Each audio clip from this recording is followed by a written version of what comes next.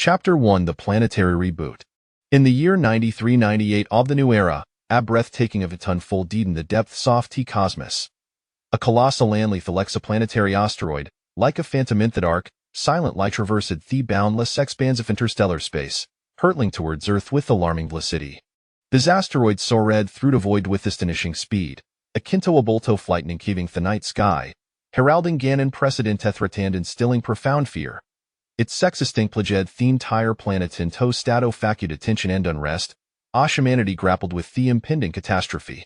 In this critical moment, the United Nations sprang into action, convening representatives from nations around the globe for an emergency meeting.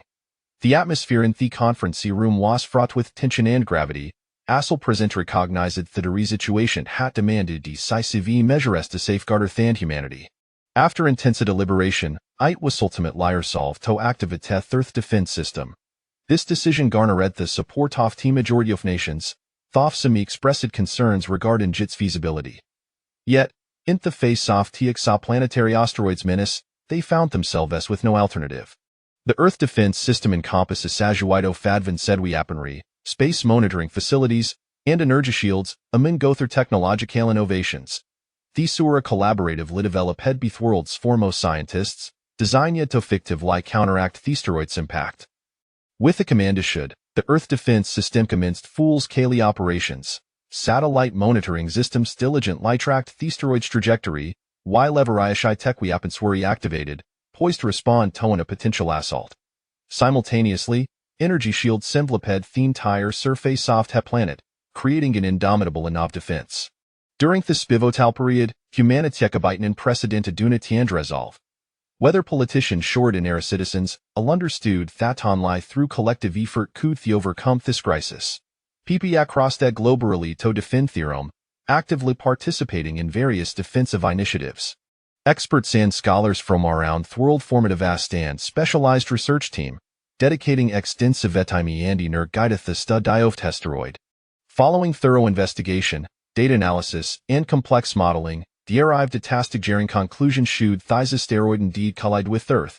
The consequences would be catastrophic, with the vast majority of life on the planet facing the brink of extinction. This revelation sent shockwaves through the global scientific community and swiftly garnered widespread attention from the international community.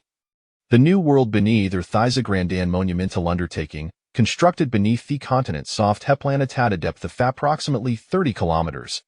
This subterranean realm is shrouded in mist and unknown, evoking curiosity and anticipation among those who dwell on the surface. These enigmatic underground world was meticulously crafted as a refuge for humanity's dissipation of potential cataclysms. Itly is concealed deep underground, to be activate online and thieving tough dire threats, such as asteroid impacts, nuclear warfare, or a third global crisis. These immense projects were spearheaded by the seven most powerful nations globally, which invested substantial resources and technological expertise to ensure this underground sanctuary could serve humanity's last bastion. Within this mysterious and uncharted subterranean realm, hundreds of super-elevators serve conduits connecting to a surface. Theme transestethes super-elevator shave undergone specialized reinforcement, exhibiting astonishing resilience, of withstanding the force of a nuclear explosion. These ensures that even in the most extreme circumstances, these elevators remain intact, allowing safe access to and from the underground world. As individuals descend via the super-elevators into the depths below, they arrive at a transfer station located 10 kilometers underground. This space service not merely as a transitional area but also vital to and monitoring surface activities. Here, weary travelers scan recuperate their strength, while advanced surveillance equipment vigilantly observes every movement on the surface, ensuring this efficient stability of New World beneath. Thedo Taylor of the seven underground world systems, akin to a mysterious kingdom buried deep below. Among them, the most expansive and captivating is China's underground world, situated beneath Eastern Asia. This astonishing subterranean city is constructed under the edges of China, a leading global power. Its underground expanse stretches infinitely, encompassing an astonishing area of approximately 1 million square kilometers, capable of comfortably accommodating around 12 billion inhabitants to thrive and procreate. Moreover, each underground world is intricate lines are connected via subterranean tunnels, forming a complex network linking the various realm. Within these tunnels, advanced supersonic high-speed trains are installed, enabling seamless travel between different worlds. This mode of transport is not online credibly swift but so and reliable, providing great convenience for the populace. Riding the supersonic high-speed train traversing a temporal tunnel, immerse in individual syntheory of technology and the future. In the face of the sudden threat posed by the asteroid, nations around the globe descended into panic. However, the Chinese government demonstrate exceptional decision-making capabilities and responsiveness. These we've formulate des contingents plan to the initiative either la the national population ein face in the underground world. This decision on lies figar depth the lives of Chinese people butyl so for a de glamour of hope for humanity at large. The actions of Chinese government attracted widespread attention and acclaim from the international community. Numerous nations sought assistance from China, hoping to secure opportunities for trying the underground world. Upholding the humanitarian spirit, the Chinese government generous allocate des certain number of slots for other nations willing to enter its underground sanctuary. This gesture exemplified China's sin, of responsibility and commitment to a major power, earning respect and gratitude from the global community. At this critical juncture, the Chinese government exhibited formidable leadership and organizational prowess. The Notonlai ensured this safer allocation of their citizens but also actively assist the citizens so foter nations in accessing the underground world. This'll flex endeavor see to benchmark for global cooperation and solidarity in the face of crisis. As time progressed, an increasing number of individuals successful immigrated to the underground world, gradually acclimatizing to their environment. Despite facing numerous challenges and hardships, people remained steadfast in their belief that through mutual support, they could overcome every and build a bright future. The performance of Chinese government during this crisis shall so been immortalized as a glorious chapter in human history, forever in memory. As the asteroid approached Earth at an alarming speed, the entire world was engulfed in a wave of panic. However, unexpectedly, in addition to the already open first underground world, the other 6 subterranean realms began to open in succession. This news rapidly spread across the globe, prompting throngs of people to flock to these mysterious underground worlds. These subterranean realms are referred to as new worlds, hidden deep within the earth, featuring ecosystems entirely distinct from those in the surface. Each new world boasts its unique characteristics teeming with peculiar flora and fauna, while others are equipped with cutting-edge facilities and resources. Humanity harbored immense curiosity and anticipation for the underground sanctuaries, yearning to discover new spaces for existence and opportunities for development. Simultaneously, animals around the world sensed the encroaching crisis. Many creatures began migrating to the underground worlds under humane guidance, seeking safe havens. This migration from the surface to subterranean was in unprecedented scale, with hundreds of millions of humans and animals embarking on this arduous journey. They've ensured for with happy for the future and dreams of no lives, brave like confronting the challenge of the unknown. Through cess, both the brilliancy and darkness of human nature were vividly revealed.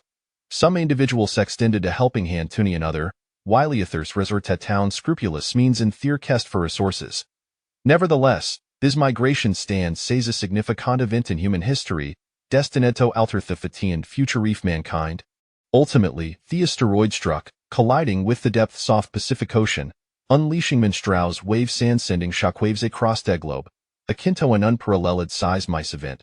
The Earth endured a cataclysm, with the surface laid to waste, inundated by floods and volcanic eruptions, the skies obscured. Thus, the planet was rebooted, and the new worlds began to emerge. Chapter 2: The New World. Xiaoyu, an ordinary young man of 20, led an unremarkable life. On 80, Ash perused various information on his phone, and news article regarding the impending asteroid caught to Satanshin.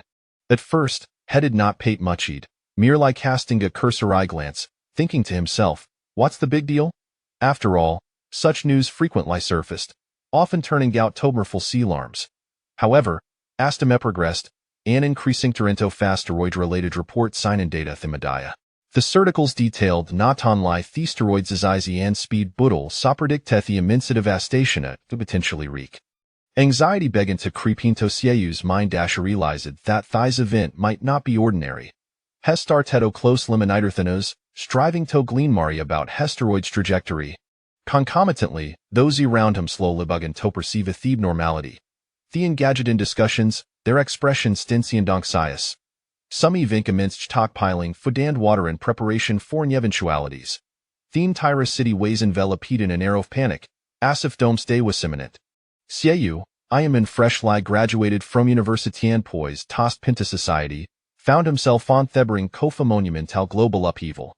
His visage was fair and unblemished, akin to a flawless BS of white with a sub scholarly emanating from his brow and eyes.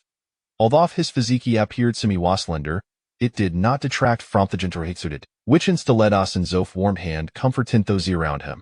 Hesto did tamiderate, neither tower nor diminutive, impartant gas and Zof perfect balance. Altogether, horizon bled the quintessential boy next door, brimming with vitality and sunshine. Yet, in the face of this apocalypse, have found himself engulfed in confusion and helplessness. Despite having packed their belonging sand being prepared to hate the government's directive esto descendant to this inner world, an undercurrent of funesy and dreadling aired within him. Each night, he would sit before a television, fixated in the screen, yearning for updates regarding the impending doom. Uncertain of what the future held, he couldn't let quiet lie pray forth of fortitude to navigate through this calamity. A swave soft humanity into red underground sanctuary, Sieu shirt began Taurus with mounting anxiety. Heinz incessantly inquired of testafasto henitude bit here turn, yet the response remained consistently vague just a little longer, or it's coming soon.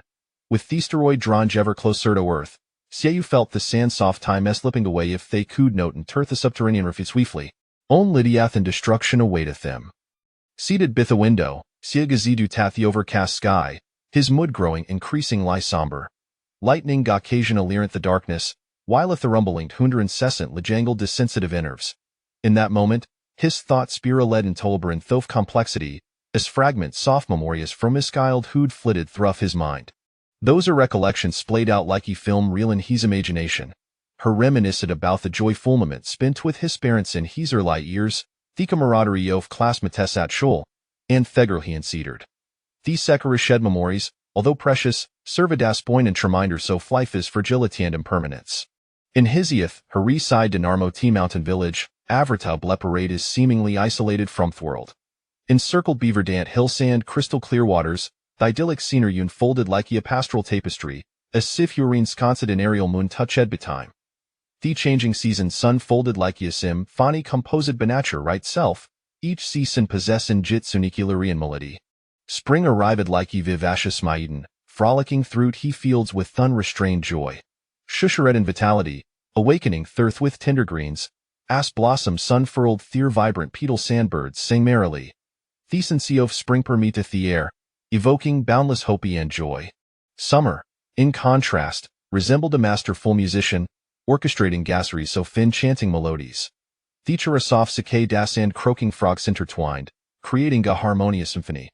By night, the stars twinkled overhead, agenal breeze caressing Theskin, bringing air freshing tranquilly. The summer sun blazed fire seely, illuminating third-hand nurturing life. Autumn, a kinto adjected artist, painted Joel Dinrai sea field sand wafting for grand soft harvest, crafting a magnificent bayou of abundance. They golden grains swayed in the breeze, while farmers busily traversed the landscape, reaping the fruits of their labor. The autumn sky stretched and clear, with clouds aswitious scotten, entrancing Galho beheld its beauty.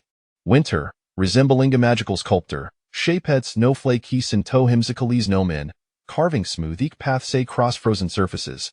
Children reveled in the snowy expanse, their laughter echoing throughout he village. The chill of winter did little to diminish the fervor for life for author. It infused the season with unequal joy and wonder. Yet, time flows inexorably, and ears is leped away in thebling cofani. Sieu Zudden liar turned to the present, realizing Hakud na longer indulge nostalgia sentimentality. Him must remain vigilant, everate until the steroids trajectory and dana potential notifications for allocation.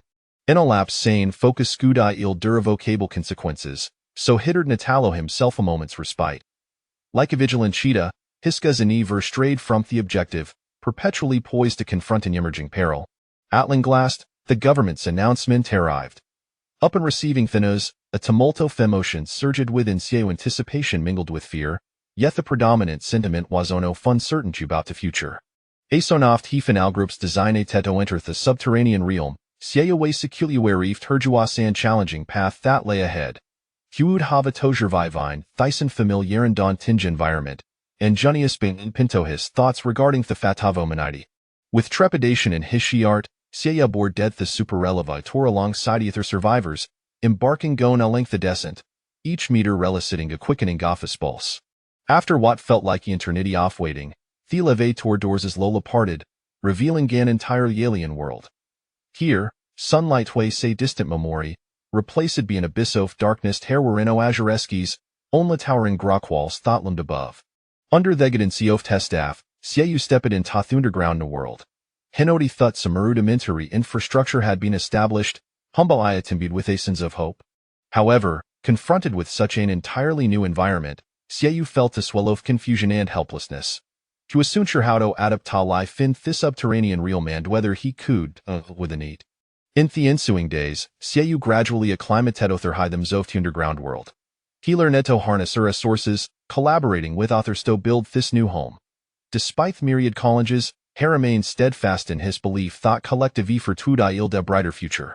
This world, entirely foreign and steep in mystery, ignited within Sue an uncontainable by excitement and anticipation.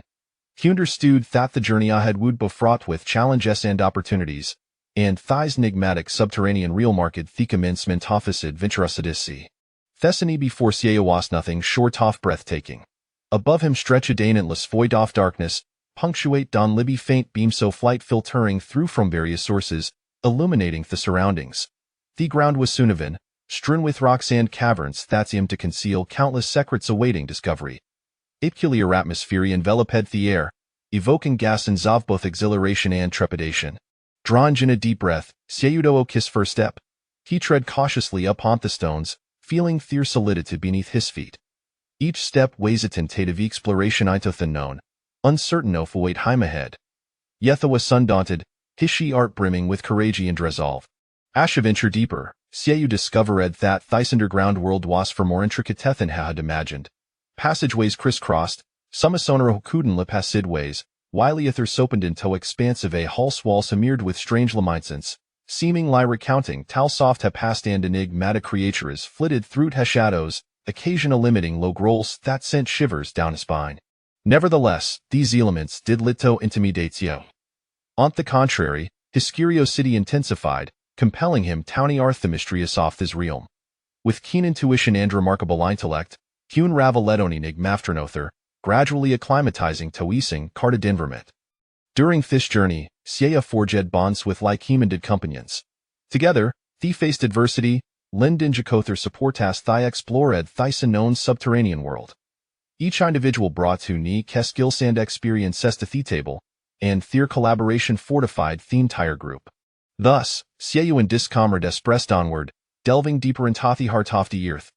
They believed that with unwavering perseverance, they could up to life in this subterranean world while so experiencing and expected surprise and personal growth. In this endeavor, they would confront various dangers and earn the virtuous of trust and unity, for on life through his principlescu the overcommunicalenge.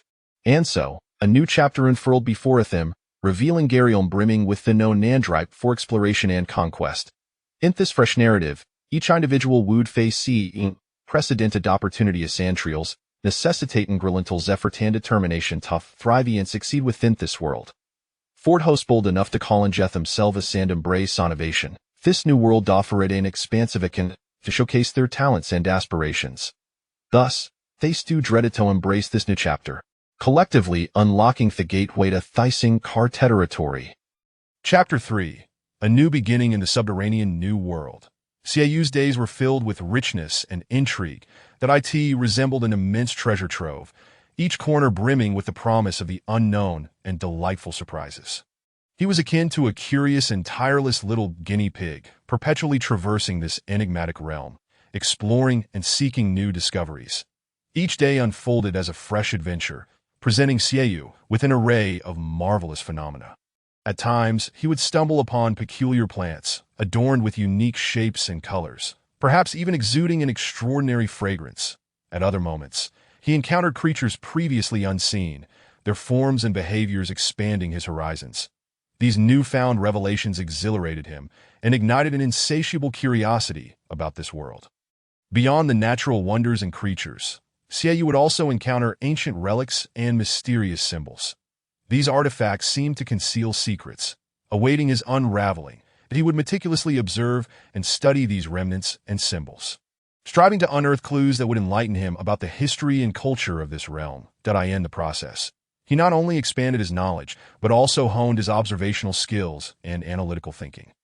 As time passed, Xiaoyu grew increasingly familiar with this new world, yet his curiosity remained unabated. Each new discovery brought forth more surprises and challenges, deepening his affection for this mystically colored subterranean domain. Throughout this journey, he gradually evolved into a brave and wise explorer, relentlessly pursuing higher aspirations and greater achievements than on a day bathed in sunshine. With a gentle breeze caressing his face, Xiaoyu strolled along the path. His spirits lifted as he passed the bulletin board.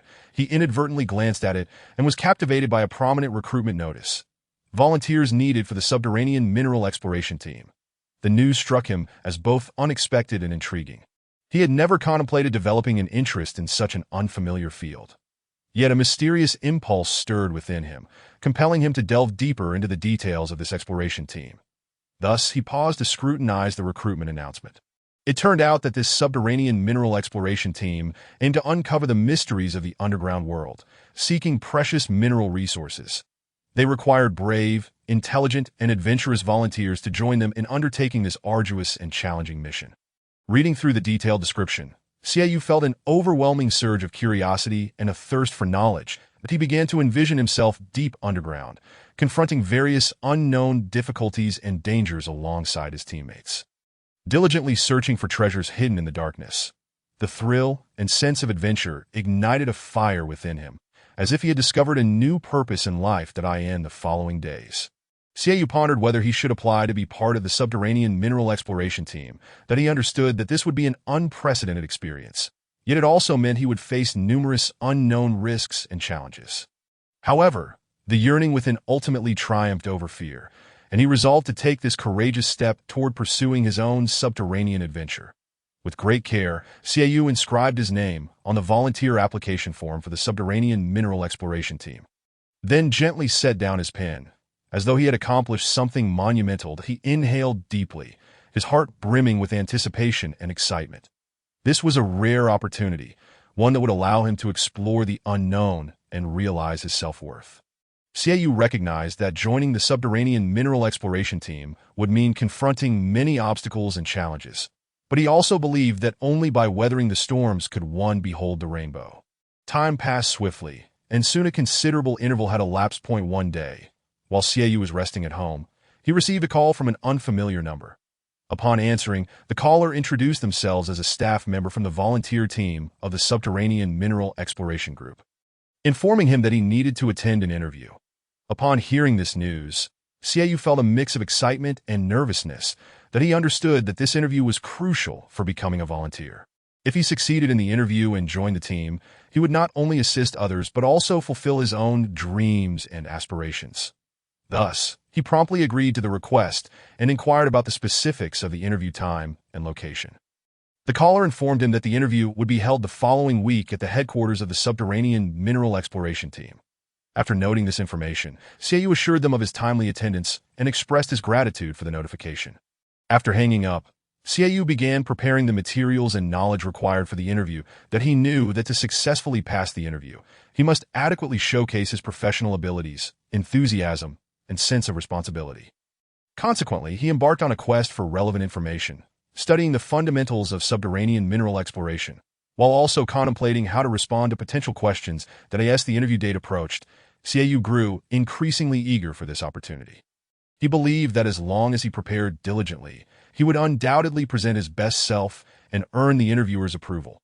Finally, the day of the interview arrived, and Xiaoyu arrived early at the headquarters of the subterranean mineral exploration team.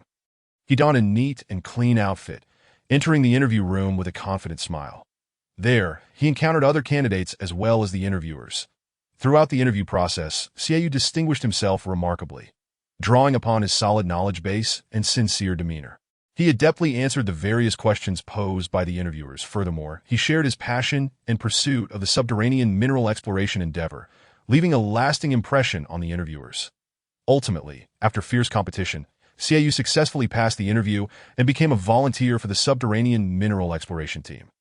A profound sense of pride and fulfillment washed over him, for it signified that he was one step closer to realizing his dreams. Following this, he would undergo rigorous training and practical experience to prepare thoroughly for future tasks.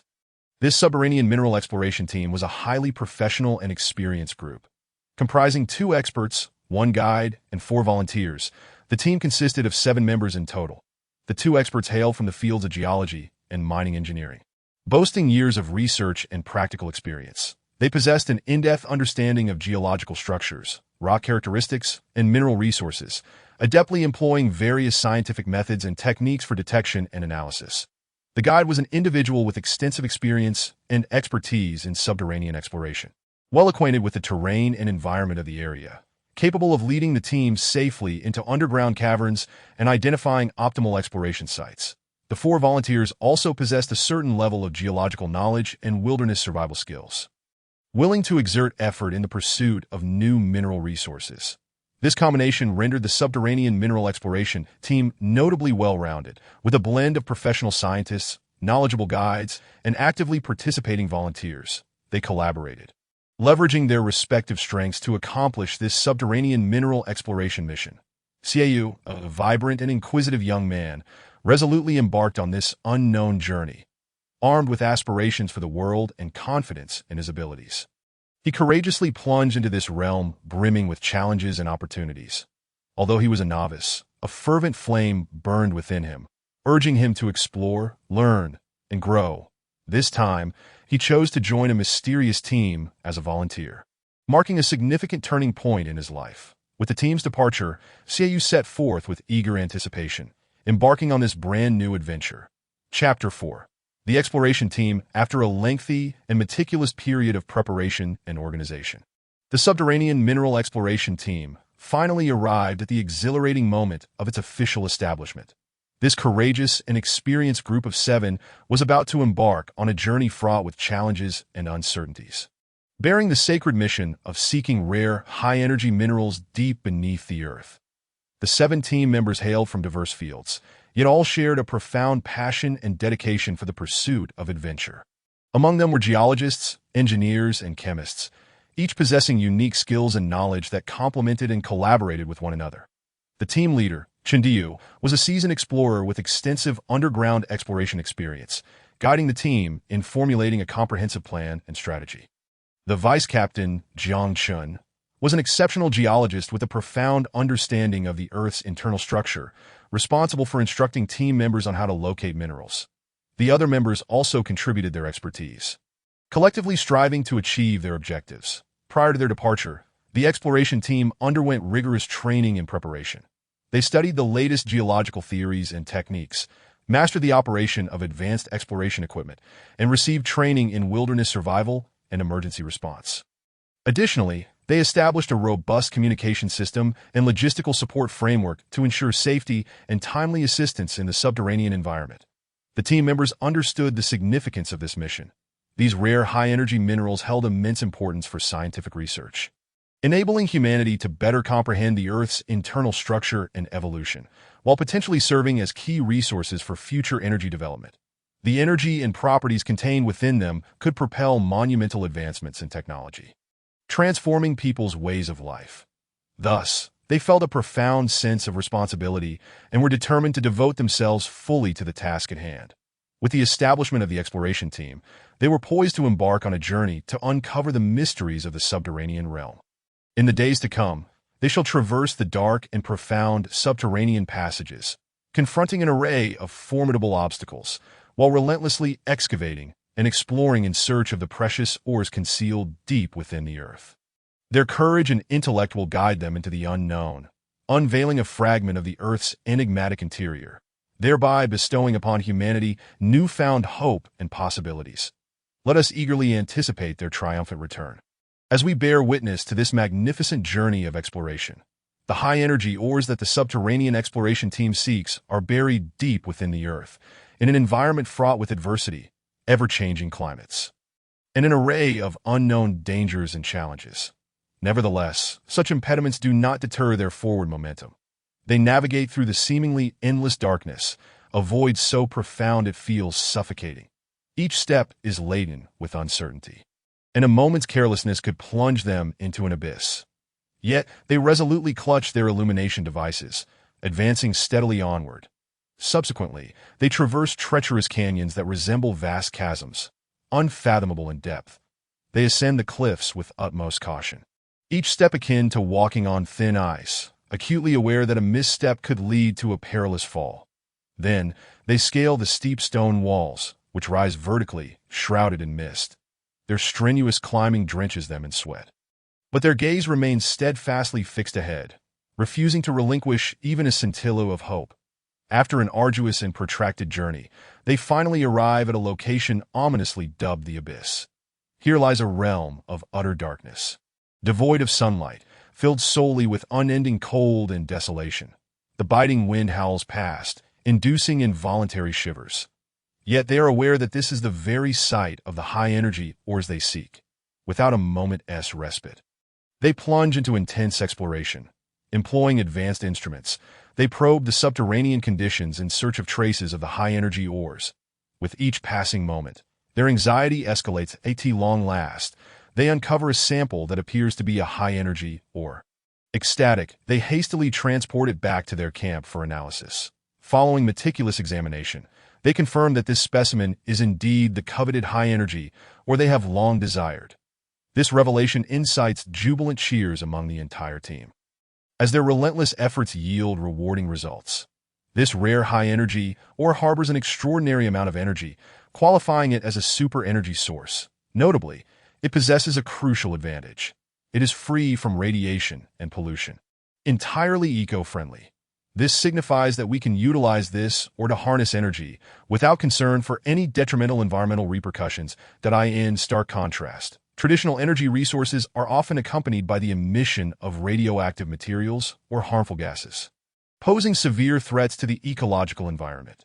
Thus, this novel ore not only holds immense economic value, but also bears profound social significance and environmental benefits. Following this exploration mission, Xiaoyu and his fellow explorers quickly formed a close-knit camaraderie, particularly with their leader, Chen Diyu and Jiang Chun, whose friendship is as unyielding as steel. Furthermore, through in-depth research and probing, they were astonished to discover that the reserves of this high-energy ore beneath the earth are exceptionally vast. This revelation sends waves of excitement throughout the team, as it implies the potential to develop an entirely new energy resource, possibly altering the global energy landscape. As further exploration ensues, they continuously unearth additional samples of high-energy ore, which, upon laboratory testing and analysis, are confirmed to possess remarkably high energy density and stability, positioning them as an efficient, clean new energy source. This news swiftly reverberates through the scientific and industrial communities, igniting widespread interest and discourse. Numerous research institutions and enterprises express their eagerness to collaborate, jointly exploring the application prospects of this high-energy ore and seeking avenues for its commercialization. The entire exploration team receives high praise and commendation from the government, with their achievements heralded as a significant breakthrough. The discovery of this high-energy ore not only carries immense scientific value, but may also profoundly influence the nation's energy strategy. The government pledges full support for subsequent research and development efforts, anticipating that this discovery will yield greater benefits and developmental opportunities for the country. This successful discovery of high-energy ore fills Xiaoyu with immense pride. He feels he has accomplished something monumental, filling him with a sense of achievement and fulfillment. That he realizes that this is not merely an ordinary discovery, but a reward for his tireless efforts. Reflecting on the past, Xiaoyu recognizes that it is his unwavering dedication to exploration and research that has culminated in today's success. He understands the significance of this discovery for human society, as it heralds monumental change and advancement. This sense of pride and responsibility fortifies his resolve to persevere. Simultaneously, he expresses gratitude for the support and cooperation of his team members. Without their collective efforts, such an illustrious achievement would not have been possible. Together, they faced challenges, encouraging one another, ultimately realizing their objective. This spirit of unity and collaboration fills Xiaoyu with contentment. Standing upon this land brimming with hope, he gazes toward the future, imbued with a profound sense of mission that he acknowledges that more challenges await them. However, he firmly believes that as long as they remain united and courageous, they can surmount any obstacle and forge a brighter tomorrow. At this moment, his heart brims with confidence and anticipation. The activities of the exploration team finally reach a temporary pause, and Xiaoyu joyfully returns to his new home in the subterranean world. In the initial days of his return, he experiences an extraordinary sense of elation, as if he were walking on air. However, as time elapses, life gradually returns to tranquility, with each day repeating the same routines. Nevertheless, Xiaoyu does not feel boredom or dissatisfaction, but on the contrary, he begins to relish this serene rhythm of life, gradually acclimatizing to his new environment that he realizes that while it lacks the clamor of bustling cities, it is imbued with tranquility and peace that in this underground realm. Xiaoyu discovers a deeper connection to nature that he delights in strolling through the gardens, savoring the fresh air and warm sunlight, that he also enjoys observing the surrounding flora and fauna, particularly the unique and beautiful plants and animals. These small pleasures enrich his life, making it more vibrant and colorful. Moreover, Xiaoyu actively engages in community activities that he interacts with neighbors, sharing stories and experiences. Through these exchanges, he not only forges new friendships, but also acquires a wealth of knowledge and skills about this new world. In summary, although life has settled into a calm routine, Xiaoyu continues to cherish and appreciate each day spent here. He believes that as long as he maintains an optimistic and proactive mindset, he can find his own happiness and fulfillment, regardless of his surroundings. Xiaoyu spends precious moments at home with his family, relishing the warmth of togetherness. Such a life fills him with unparalleled joy. As if time itself has come to a halt, he reminisces about his childhood, when laughter and joy permeated their home. Filled with parental love and the companionship of siblings, a truly wonderful time. However, as they grew older, they each embarked on their own life paths, leading to increasingly infrequent gatherings. Now, they are finally reunited, and this feeling is utterly delightful. Despite the significant changes in the world, familial bonds remain steadfast, serving as an unbreakable tether connecting them. Xiaoyu is filled with emotion, recognizing that regardless of how the world outside transforms, home will always be the warmest harbor. Observing the radiant smiles on his parents' faces, Xiaoyu is overwhelmed with gratitude that he understands that it is their unwavering efforts and perseverance that have cultivated the beautiful life they enjoy today. He is determined to continue working hard to safeguard this home, ensuring his parents remain joyful. At the same time, Xiaoyu reflects upon the days gone by, recalling the joyful moments they shared. In those days, he was young and naive, filled with dreams and expectations for the future. Now, having weathered many storms, he comprehends the essence of life. However, the current subterranean world starkly contrasts with his previous life on the surface. New environments, challenges, and opportunities await, necessitating their adaptation and confrontation. Yet, Xiaoyu firmly believes that as long as their family stands united, they can overcome any adversity and create a brighter future. Chapter 5. Renovating the house. Xiaoyu has been home for quite some time now, during which he and his family have gradually acclimatized to life in the underground world. They no longer feel lost or anxious, but are instead filled with hope and confidence that in their subterranean existence. The Xie family has encountered numerous novel experiences. They have learned to utilize underground resources, cultivating vegetables and raising animals, thus leading a self-sufficient life. Simultaneously, they have forged new friendships, assisting one another as they navigate this uncharted world. As time progresses, the Xie family decides to implement an important plan: to expand their temporary dwelling by constructing a new house. This idea stems from their aspirations for the future. They desire a more comfortable and spacious home to enhance their quality of life. In the days that follow, Xiaoyu and his family immerse themselves in the construction of their new abode.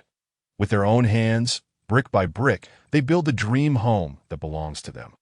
Despite encountering numerous hardships along the way, they persevered, firmly believing that with diligent effort, their aspirations would ultimately be realized. After a considerable period of toil, their new abode finally came to fruition. Nestled in a serene locale, it is enveloped by lush greenery and vibrant blossoms.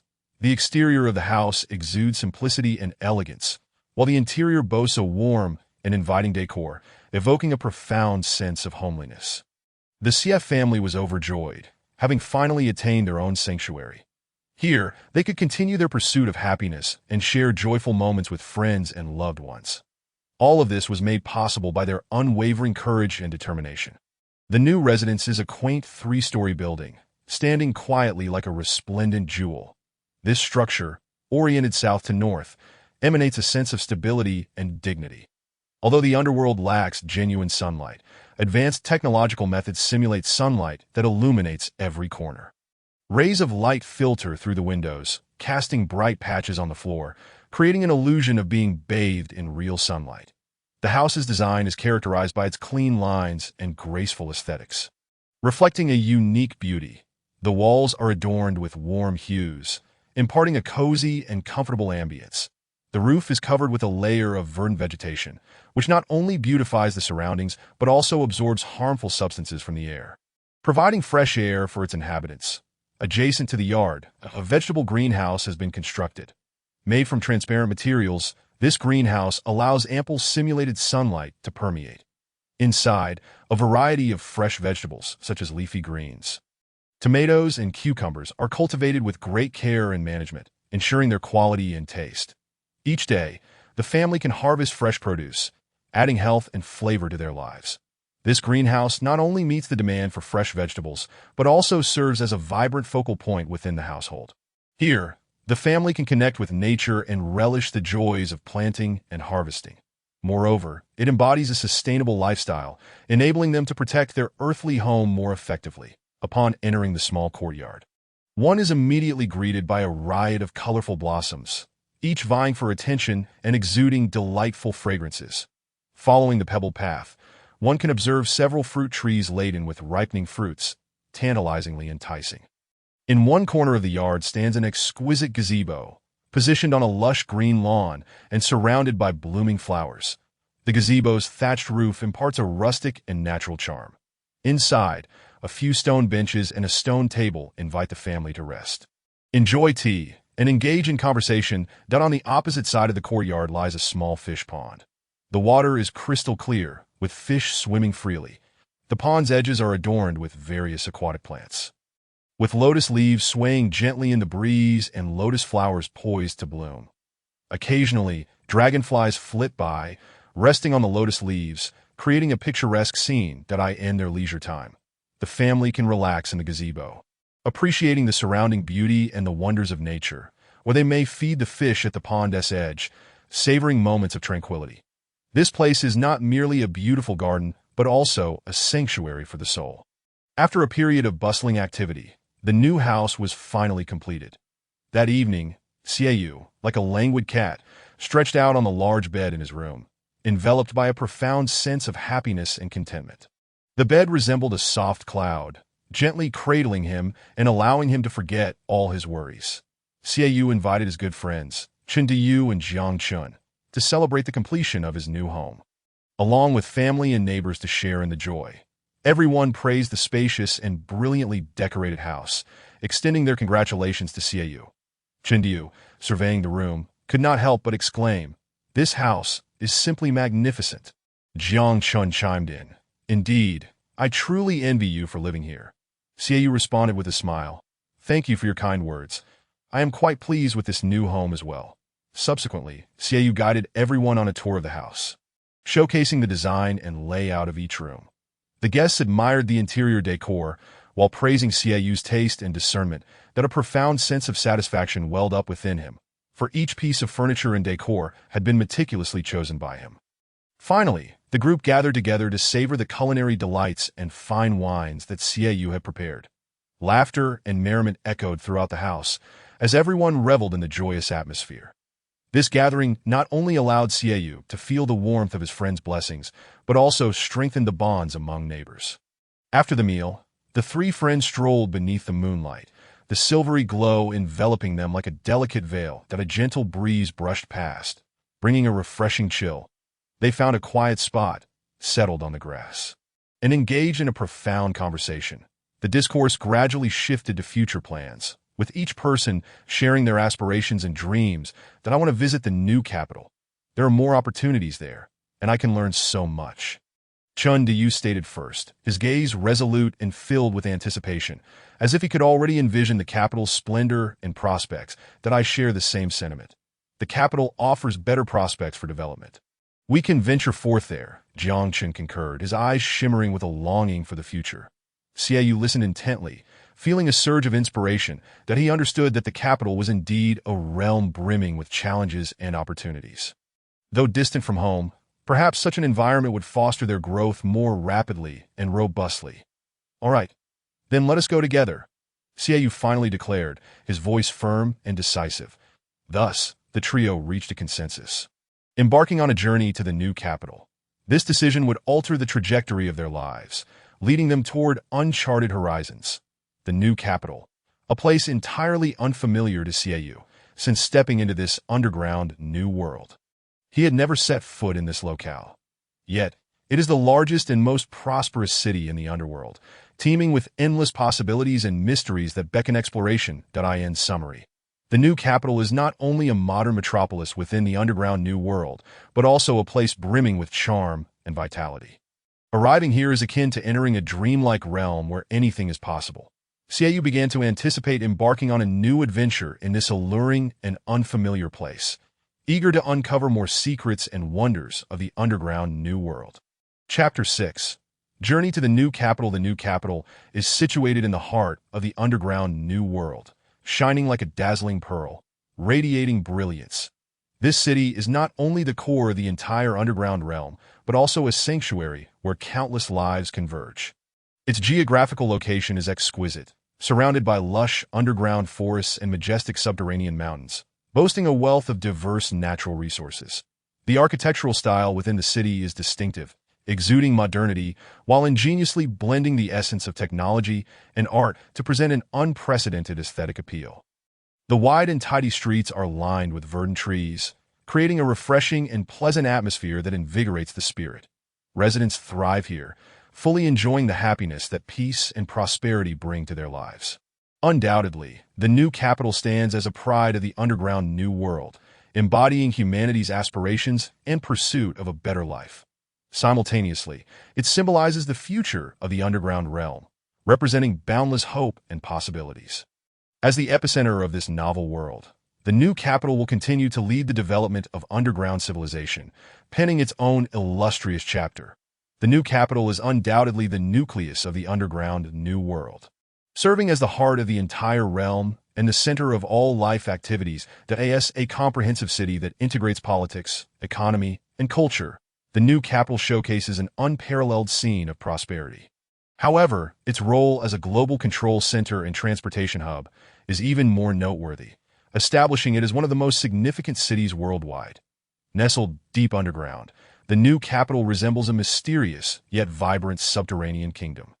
Through advanced technology and facilities, it maintains close connections with other regions of the surface world, creating a unique symbiotic relationship. The design philosophy of this underground city ensures its independence while allowing it to fully utilize surface resources. Achieving sustainable development. Upon entering the new capital, one is immediately struck by the towering edifices. These structures, crafted from the most advanced materials and techniques, boast durability and energy efficiency.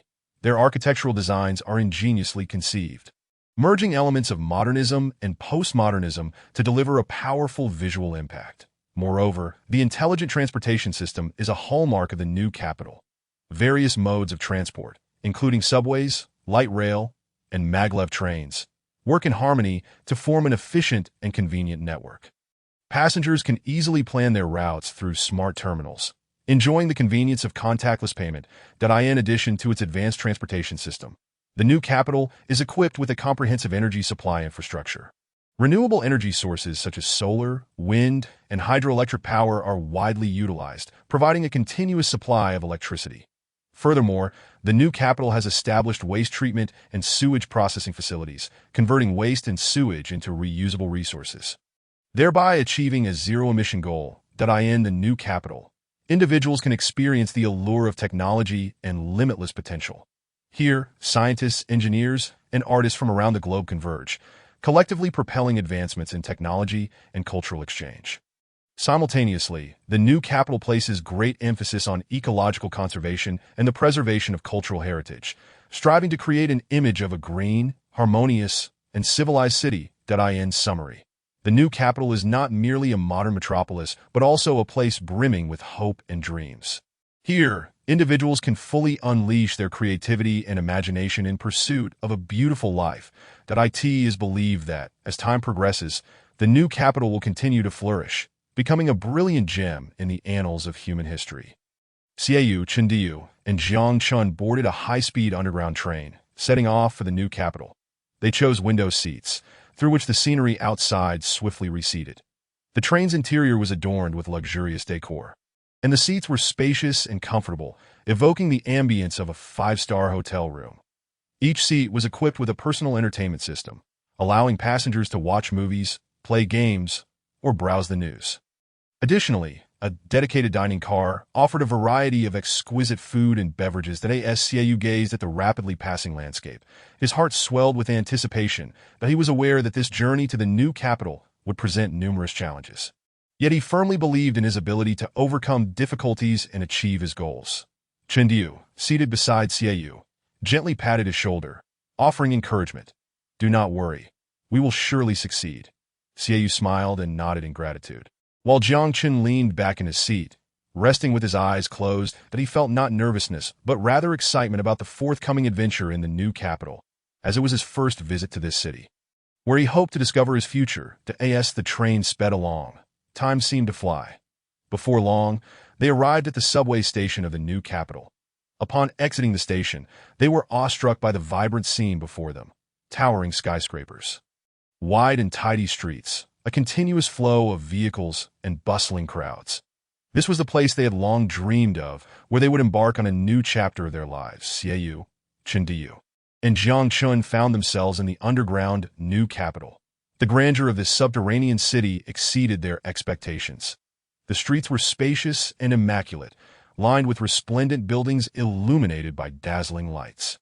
People navigated the busy thoroughfares, and a symphony of sounds intertwined to create a unique urban atmosphere. Shops displayed an array of products, while the enticing aroma of cuisine wafted from restaurants, tantalizing their senses. The technological advancements here were remarkable. Driverless vehicles glided along the roads, and intelligent robots busied themselves in every corner. Virtual projection advertisements flickered overhead, imparting a touch of futurism to the entire city. Filled with curiosity, Xiaoyu and his companions strolled through the underground new capital, experiencing its vibrancy and prosperity. They marveled at humanity's achievement in establishing such a magnificent city beneath the surface and eagerly anticipated exploring more uncharted territories. After settling into a hotel, the trio began discussing their plans for the days ahead. Following a thorough deliberation, they decided to venture out together to find a restaurant while familiarizing themselves with the city. After all, they were not well acquainted with the area, and finding a local guide would be even better. Thus, they packed their belongings and departed the hotel. Along the way, they encountered numerous unfamiliar faces and buildings, stirring a sense of excitement within them. Eventually, they discovered a promising restaurant and stepped inside. Although the eatery was bustling with patrons, they managed to find an empty table. The server warmly presented them with a menu. Inquiring about their meal preferences, Xiaoyu and his companions perused the menu. They were intrigued by the numerous local specialties it offered. In the end, they selected a few dishes they fancied and awaited the arrival of their culinary delights. After their meal, the three ordered tea and snacks, settling into a sofa as they began to deliberate on their upcoming endeavors in the new capital. That we did not come here merely for leisure. We aim to make a mark, Chendiu declared earnestly. Indeed, I share the same sentiment. However, the question remains, how should we proceed? Jiangchen inquired. Xiaoyu contemplated for a moment before responding. We could start by understanding the city's circumstances, identifying potential opportunities and challenges. Then, based on our abilities and interests, we can choose a suitable direction for development. That is a sound idea. But specifically, where should we begin? Jiangchen asked this moment. Xiaoyu recalled something. Do you remember? Our exploration team once discovered a type of high-energy mineral, which was later sent to Shindu University. Perhaps we could seek clues there. Oh, right. How could I have forgotten that? But whom should we approach? Jiangchen queried. Xiaoyu replied, "Of course, we should seek out the professors or experts at Xinda University. They may possess knowledge regarding the mineral's applications and value." Thus, they resolved to pay a visit to Professor Yu, Jiang Chen's mentor at Xinda University. Chapter 7. Xinda University is situated in the southwestern suburbs of the underground new capital, boasting a rich history and profound cultural heritage, complemented by a beautiful and pleasant natural environment. The campus is nestled amid mountains and rivers, adorned with lush trees and fresh air, creating a delightful atmosphere. The architectural style on campus is distinctive, with modern teaching buildings harmoniously juxtaposed with classical libraries, forming a striking visual landscape. The academic atmosphere at Xinda University is exceptionally vibrant, with numerous research projects underway across various fields, including artificial intelligence, biotechnology, high-energy minerals, and interstellar navigation. The university is equipped with advanced high-tech facilities, enabling students to engage in effective learning and research. IT attracts the nation's most elite scientific talents, who showcase remarkable skills and innovative spirit in their respective domains. The teaching quality at Xinda University is of the highest standard, with a team of distinguished professors and experts who possess extensive teaching experience and a genuine commitment to their students. Xinda University is not only a sanctuary of knowledge, but also a cradle of technological innovation. It has nurtured a multitude of high-caliber scientific talents for the nation, propelling societal progress and development. Xinda University has become a coveted institution for many aspiring students, drawing a significant number of outstanding candidates each year. Furthermore, the university actively engages in international exchanges and collaborations, attracting scholars from around the globe to partake in academic discussions. Students at Xinda University receive comprehensive education, acquiring not only specialized knowledge, but also fostering independent thinking and innovative capabilities. Upon graduation, they enter society equipped to contribute to national and global development. Professor Yu, the president of Xinda University, embodies a role that transcends mere administrative duties, that he is also a doctoral supervisor and the lead for the high-energy minerals project. These multifaceted responsibilities render him a venerable figure in academia. His profound scholarship and exceptional teaching abilities have earned him immense respect within his field. He has achieved remarkable accomplishments in both academic research and practical teaching. As the president, Professor Yu actively participates in the university's management, striving to promote educational reform and innovation. That he understands the paramount importance of education for students' future development and diligently works to create a conducive learning environment. Concurrently, as a doctoral supervisor, he mentors a cohort of outstanding graduate students, employing a unique approach that emphasizes the cultivation of independent thought and innovative spirit. Under his meticulous guidance, many students have emerged as leaders in their respective fields. Notably, as the head of the high-energy minerals project, Professor Yu leads a team engaged in cutting-edge research. They continually explore new scientific inquiries and conquer technological challenges, yielding a series of significant outcomes. These achievements not only hold substantial implications for the nation's economic development, but also contribute to the advancement of human society. In summary, Professor Yu, with his exceptional talents and unwavering dedication, has garnered admiration and acclaim. His endeavors inspire others to pursue excellence and strive diligently to realize their dreams. Xiaoyu, Jiangchen, and Chendayu arrived together at Xinda University. Jiangchen appeared particularly enthusiastic, introducing the institution to his companions. It turned out that Jiangchen was an alumnus of this university, and Professor Yu had been his mentor. I spent 8 years here as a geology student. Back then, many were reluctant to study in the underground New World. But I thought it was fitting to learn geology beneath the earth. Jiangchen reminisced with a relaxed smile, as if recalling a treasured chapter of his life. Wow, you must be quite familiar with this place, Xiaoyu inquired with curiosity. Jiangchen nodded. Of course. This is my alma mater. Although I have been away for quite some time, returning always evokes a sense of nostalgia. As he spoke, Jiangchen guided his friends through the campus, pointing out interesting locations and sharing fond memories along the way. Look, over there is the building where we used to attend classes, and the playground over there, we often played basketball. Jiangchen excitedly gestured to various corners, while Xiaoyu and Chendayu listened with rapt attention, almost feeling the echoes of Jiangchen's joyful experiences. At last, they arrived at the door of Professor Yu's office. Jiangchen gently knocked before pushing the door open. "Professor, are you there?" He called out. It's little Jiang, come in. came the response that a gentle voice emanated from within. Jiangchen smiled as he addressed Xiaoyu and Chendiyu, saying, "Let us proceed inside to meet the professor." The three of them entered the office and encountered Professor Yu, who was seated at his desk. He appeared amiable and welcomed them with a beaming smile. "Greetings. It is a pleasure to have you here at Xindu University," Professor Yu remarked. Xiaoyu and Chendiyu promptly responded with polite greetings. "Hello, Professor Yu." Subsequently, they engaged in a conversation with Professor Yu, discussing matters related to scientific research. The professor warmly hosted them, his face radiating joy and gratitude. "Oh, I cannot express how thankful I am to your exploration team. Thanks to your diligent efforts, we have been able to discover these precious high-energy ores. After extensive research and analysis, we have essentially grasped the properties and applications of this ore, marking a tremendous breakthrough."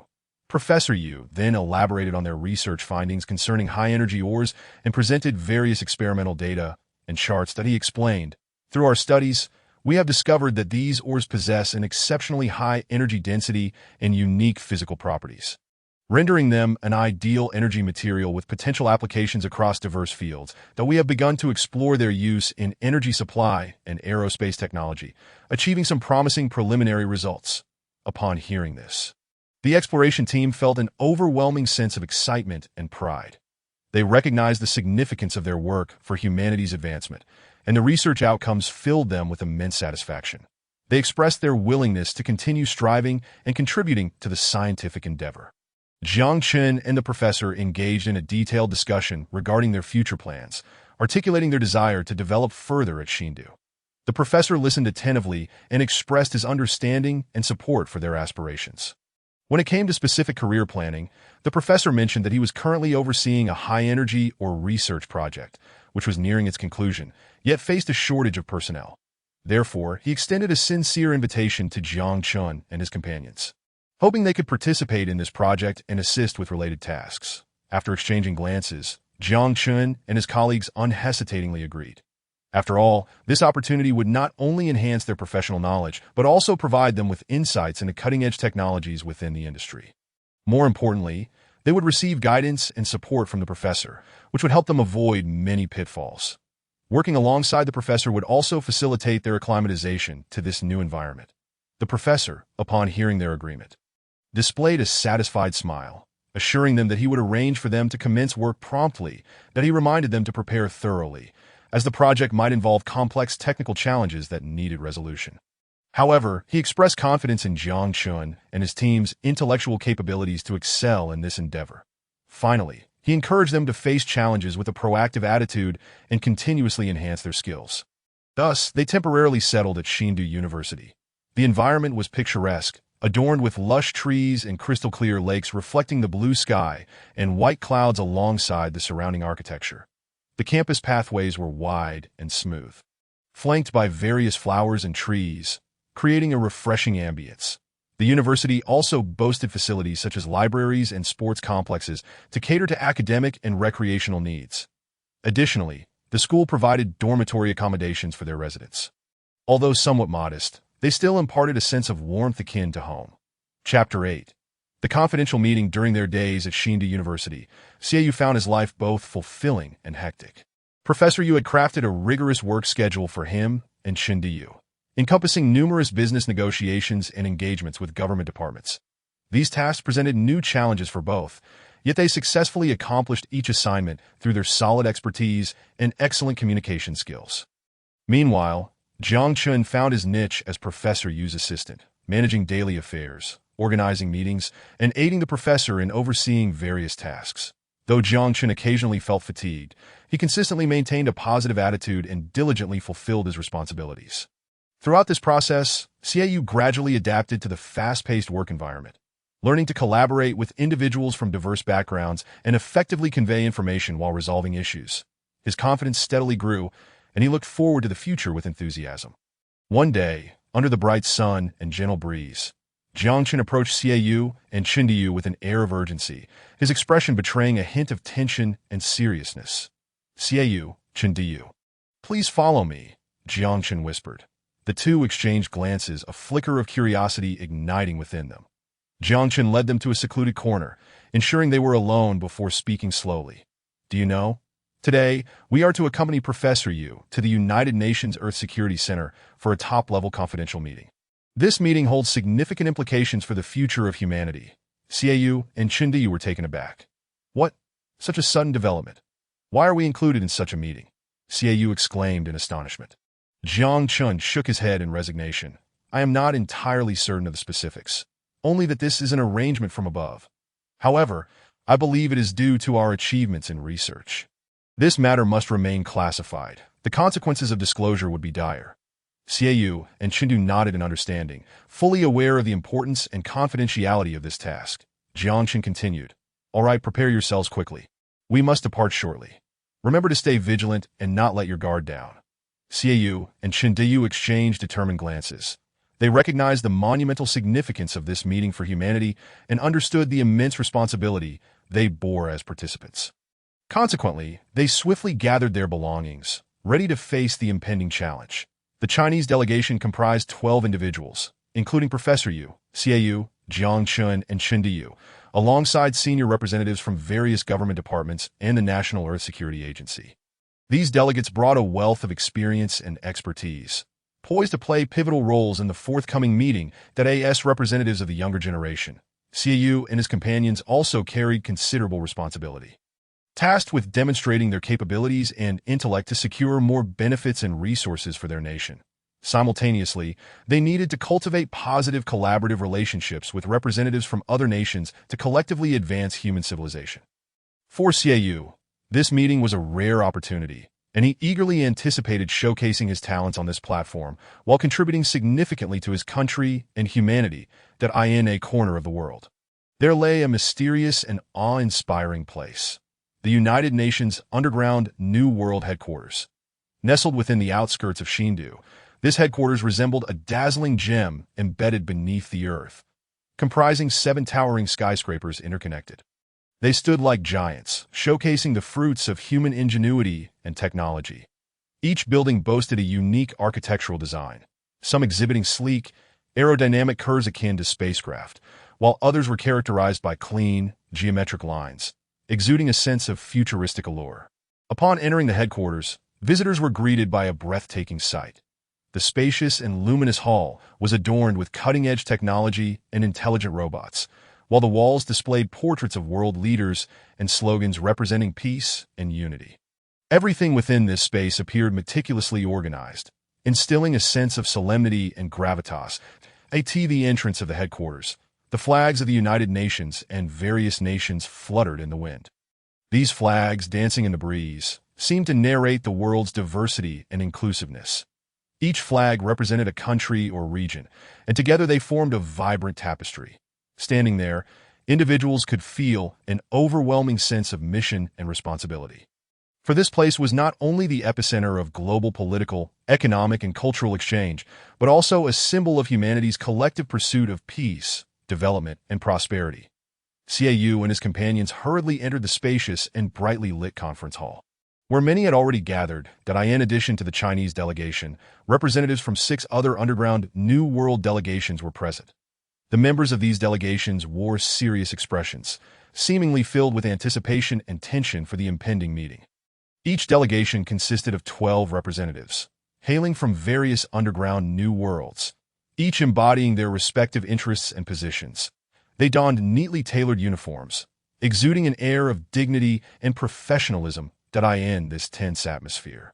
The gazes of individuals converged, as if in search of a common goal and solution. The meeting commenced with the Chinese delegation's ambassador to the United Nations, his expression grave, taking the floor. This was a clandestine assembly concerning the safety of our planet and the future of humanity, where the discussions were to remain strictly confidential, with no information to be divulged. During the meeting, Xiaoyu's demeanor was as serious as a statue, his eyes wide like brass bells, hardly able to believe the astonishing information he was receiving. Akin to a lightning bolt illuminating the night sky, brightening the entire world, high-energy minerals not only serve as efficient energy sources, but are also among the key energies for opening wormholes, acting like a key that unlocks the door to the unknown realms. According to Professor Yu's research, there exists a secret lunar base where humanity is conducting studies on wormhole traversal, and it is intricately connected to Earth's collision with an asteroid. resembling a thrilling stage play, each act filled with suspense and surprise. After the meeting concluded, Xiaoyu sat in silence, his expression solemn, like a statue, reflecting deeply on the discussions that had transpired. Suddenly, he found himself at a loss. Unsure of what the future held, akin to a small boat lost in a tempest. Upon returning to Shindu University, Jiangchen approached Professor Yu with a serious expression, inquiring about the lunar base. Professor Yu, maintaining a composed smile, reassured him, saying there was no need to rush, as they would soon understand, just as the sun undoubtedly rises from the east each day. Chapter 9. The frozen planet Xiaoyu lay on his bed, staring at the ceiling of the dormitory, his thoughts drifting back to days gone by. Memories of life on the surface flooded his mind, familiar scenes and figures flashing before him. Now, he had spent a full 2 years in this subterranean new world. At that moment, the door to the dormitory swung open, and Chindiyu entered. Seeing Xiaoyu lying on the bed, he smiled and asked, "What is wrong? What are you thinking about?" Xiaoyu snapped out of his reverie. Sitting up to respond, "Nothing much, just recalling some past events." Chindiyu moved to sit beside him, comfortingly patting his shoulder. "Don't overthink it. Aren't we doing quite well here?" Xiaoyu nodded, a faint smile gracing his lips. He understood that although they were far removed from the familiar world above, new opportunities and challenges awaited them here. Just then, Jiangchen emerged from the kitchen, carrying a steaming platter of food. Exclaiming, "Dinner's ready! Today I made your favorite braised pork." Xiaoyu and Chindiyu sprang into action, heading towards the dining table. The three gathered around, indulging in the sumptuous meal. Despite being in the depths of a new world, they could still feel the warmth of friendship and camaraderie. After dinner, Xiaoyu and Chindiyu assisted Jiangchen in clearing the dishes. Subsequently, they returned to their respective rooms to rest, preparing to embrace the new life that awaited them the next day. Throughout their 2 years in the subterranean realm, Xiaoyu, Chindiyu, and Jiangchen gradually acclimatized to their surroundings and forged many new friendships. They faced challenges together, growing in unity, striving for a brighter future. The following day, Professor Yu summoned the three to his office. Upon their arrival, they found him seated with a serious expression. Then he informed them that due to the urgent circumstances, the government had decided to dispatch a team to return to the surface via a super elevator. This mission was of utmost importance and complexity, yet Professor Yu firmly believed they were the most suitable candidates, having strongly recommended them to the government. Upon hearing this news, Chindiyu's face lit up with excitement. Exclaiming, "Fantastic! Finally, we have something to do." He seemed eager to dive into this new adventure. Xiaoyu and Jiangchen also expressed their willingness to accept the challenge, both yearning to contribute to humanity's survival. Professor Yu, observing their resolute expressions, nodded in satisfaction that he recognized the extraordinary courage and determination of these young individuals and believed they would undoubtedly accomplish this daunting task. He then elaborated on the action plan and precautions, emphasizing the need for thorough preparation to confront potential challenges and dangers. In closing, Professor Yu encouraged them to forge ahead and fight for the future of humanity. Before the operation, the trio arrived at the surface ascent base, where specialized super protective suits awaited the action team. These suits, crafted from the most advanced materials and technologies, would shield them from extreme environmental conditions, including high and low temperatures, as well as corrosive substances. Moreover, they were equipped with an efficient oxygen supply system, ensuring they could breathe fresh air under any circumstances while allowing for unrestricted movement. Xiaoyu eagerly donned the super protective suit, relishing the sense of security and comfort it provided. He understood that this mission would entail numerous unknown dangers, yet he felt no fear. Instead, an unprecedented thrill and anticipation surged within him as he prepared to return to the surface after a 2-year absence. He glanced at his fellow team members, noting the unwavering determination in their eyes, filled with fighting spirit. They were all elite warriors, rigorously trained, possessing unparalleled courage and resilience. United in purpose, they believed they could accomplish their mission and contribute to humanity as future. Taking a deep breath to steady his nerves, Xiaoyu, alongside his companions, exited the surface ascent base. Their figures gradually faded into the darkness, embarking on a journey fraught with challenges and adventures that as the super elevator ascended rapidly. A ringing in their ears accompanied the swift rise, instilling a sense of unease in Xiaoyu. His anxiety intensified as they drew nearer to the surface. The 2 years spent in the subterranean world felt interminable. And now they were finally returning. Yet, what had the surface, ravaged by an asteroid impact, become? Countless images flashed in Xiaoyu's mind. He became ensnared in deep reflection, echoing Professor Yu's earlier words. The Earth may have transformed into a cold ice planet. This thought sent a chill down his spine, flooding him with an indescribable tension and fear that he inhaled deeply, striving to quell the turmoil within. Yet that sense of unease lingered. He understood that what lay ahead would be an unprecedented challenge, one whose outcome would determine the fate of humanity. That moment, the heavy doors of the super elevator slowly opened with a low grinding sound. Stepping out, Xiaoyu and his companions were met with a scene that left them utterly astounded. Just as Professor Yu had indicated, the surface had morphed into a frozen world, a biting cold wind sweeping towards them, prompting involuntary shivers. Distant mountains lay draped in a blanket of snow, resembling giants clad in silver. Rivers had turned to ice, reflecting dazzling light like vast mirrors. The air was thick with the scent of frost, rendering it suffocating. This icy planet was no longer the home they once knew, but a strange and perilous world. The entire realm appeared to be imprisoned in ice and snow, enveloped in silence, akin to a movie devoid of sound. Snowflakes danced gracefully through the air, blanketing the ground in pristine white. Xiaoyu cautiously took a step forward, the soft crunch of snow beneath his feet leaving deep impressions. The sky was veiled by thick clouds, fog, and dust, with only faint rays of sunlight filtering through, casting the world in a subdued, mysterious hue. Were setting off.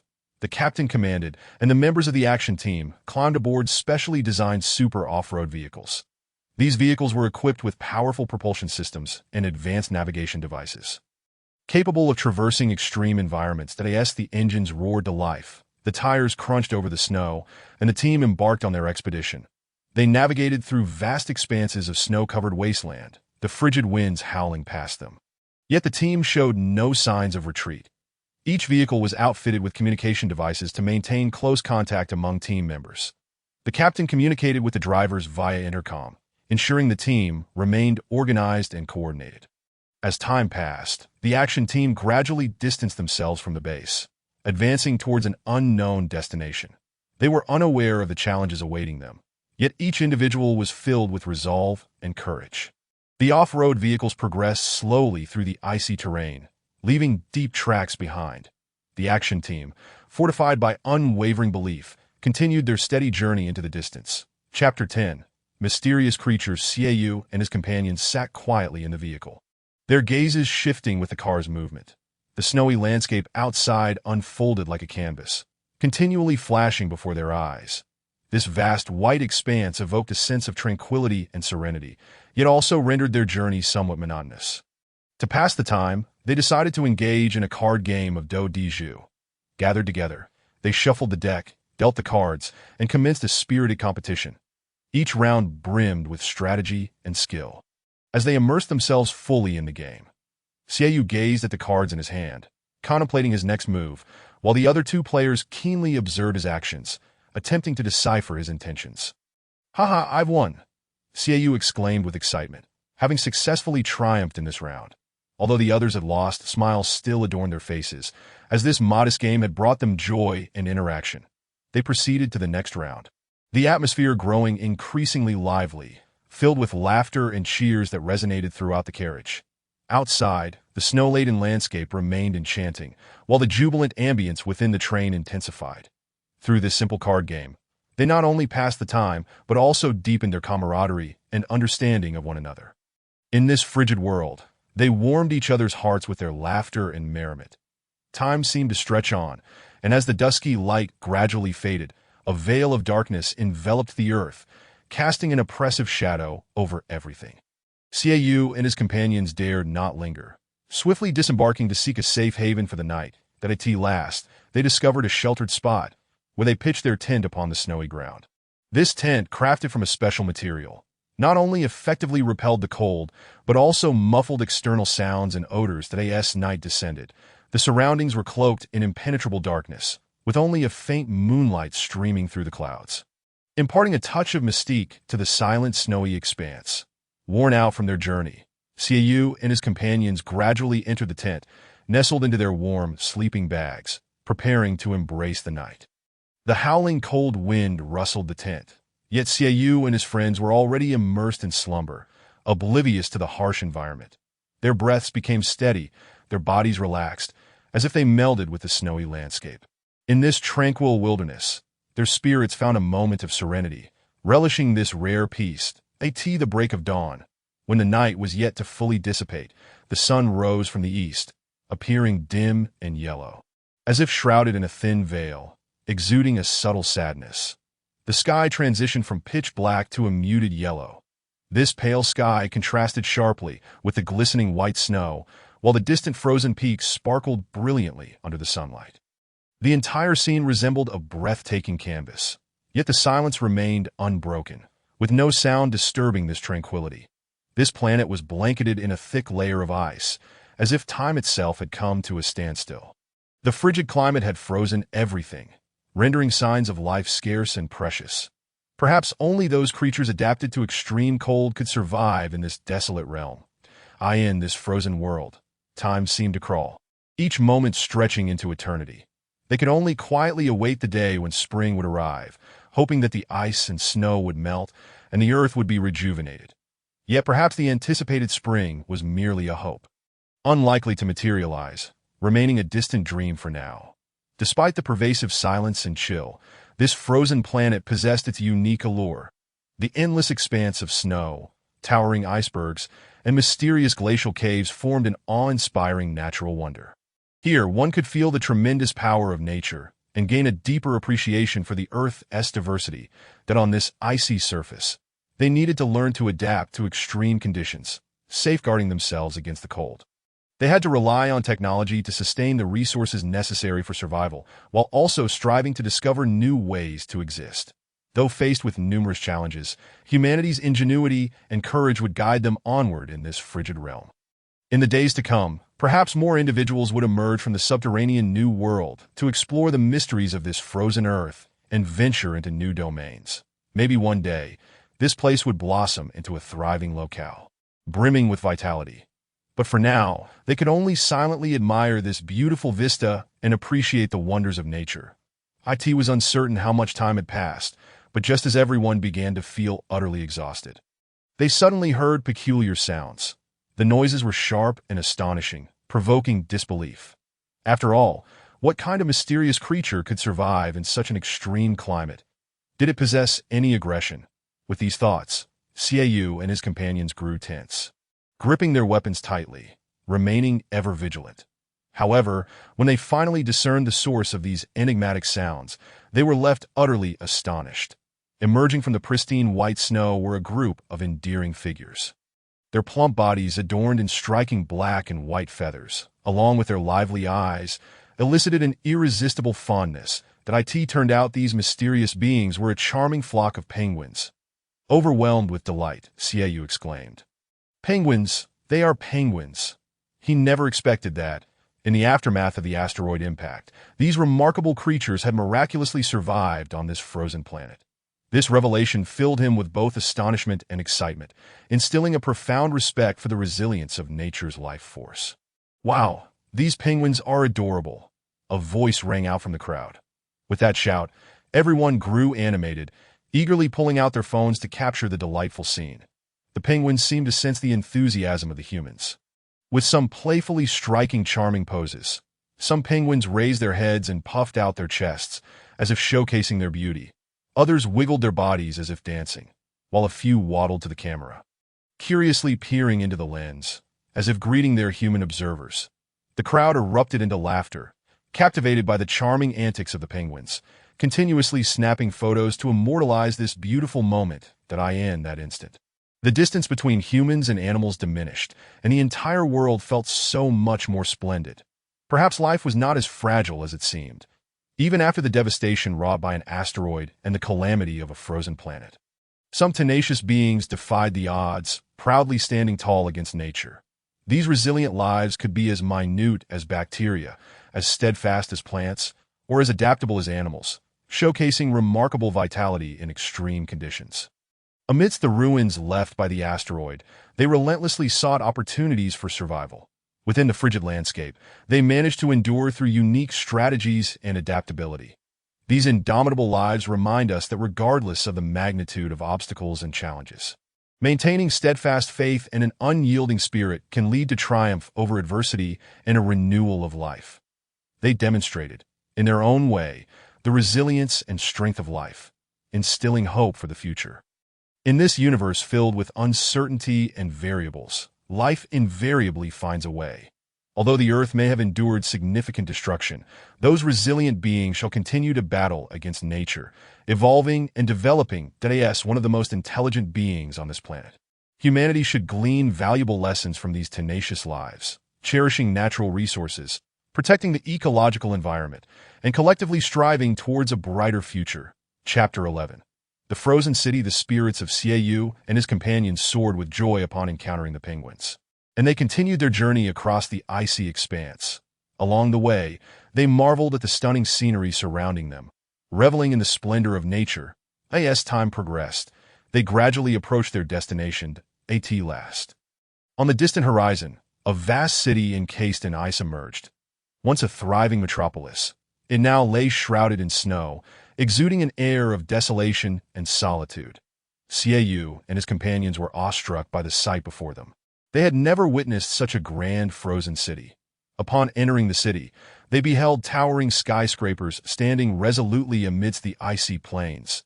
These magnificent structures, once the epitome of human ingenuity, were now enveloped in snow. Resembling exquisite works of art, the streets lay blanketed in snow, rendering vehicular passage impossible, prompting Xiaoyu and his companions to disembark and proceed on foot. The river coursing through the city had completely frozen over, forming a crystalline layer as smooth as a mirror. Standing at the riverbank, they could see remnants of ice floating on the surface, shimmering in the muted sunlight like dazzling jewels embedded within the ice, exuding an air of mystery and allure. Xiaoyu and his companions tread carefully upon the icy surface, each step taken with utmost caution. They were acutely aware of the ice's fragility. A moment's inattention could result in a slip or crack, leading to peril. Each individual maintained heightened vigilance, constantly observing their footing to avoid stepping on fissures or thin ice. The cold winds howled past, tugging at their clothing, yet this did not deter their determination to move forward. They walked silently, experiencing the winter's chill and stillness, filled with anticipation and unease for what lay ahead in this frozen realm. Everything seemed tranquil and beautiful. Yet they understood that this calm was ephemeral, concealing countless unknown challenges and dangers. However, it was precisely these adversities that ignited the courage and resilience within them, propelling them steadfastly onward. The figures of Xiaoyu and his companions gradually traversed the frozen city, as if journeying through a chilling world. They were clad in heavy winter garments, yet the biting cold still penetrated through their attire, reaching deep into their bones. This city, once bustling with life and vibrant with activity, now lay ensnared in a frozen silence. The streets were blanketed with thick layers of ice, trapping both vehicles and pedestrians in this wintry desolation. The walls and windows of the buildings had also succumbed to the frost, becoming solid blocks of ice, rendering the entire city akin to a colossal ice sculpture. To end this hushed environment, only the footsteps and breaths of Xiaoyu and his companions disrupted the stillness. They tread cautiously upon the icy surface, wary of slipping or plunging into hidden crevices.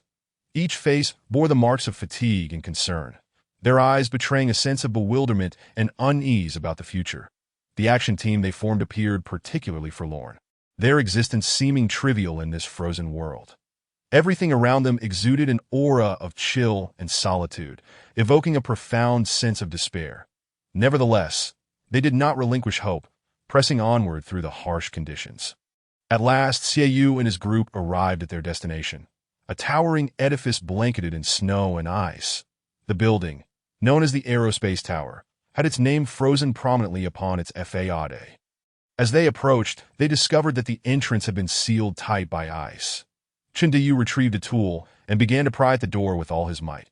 After considerable effort, a narrow gap finally yielded, and a gust of frigid wind rushed forth. Cautiously, they pushed the door open and stepped into the frigid building.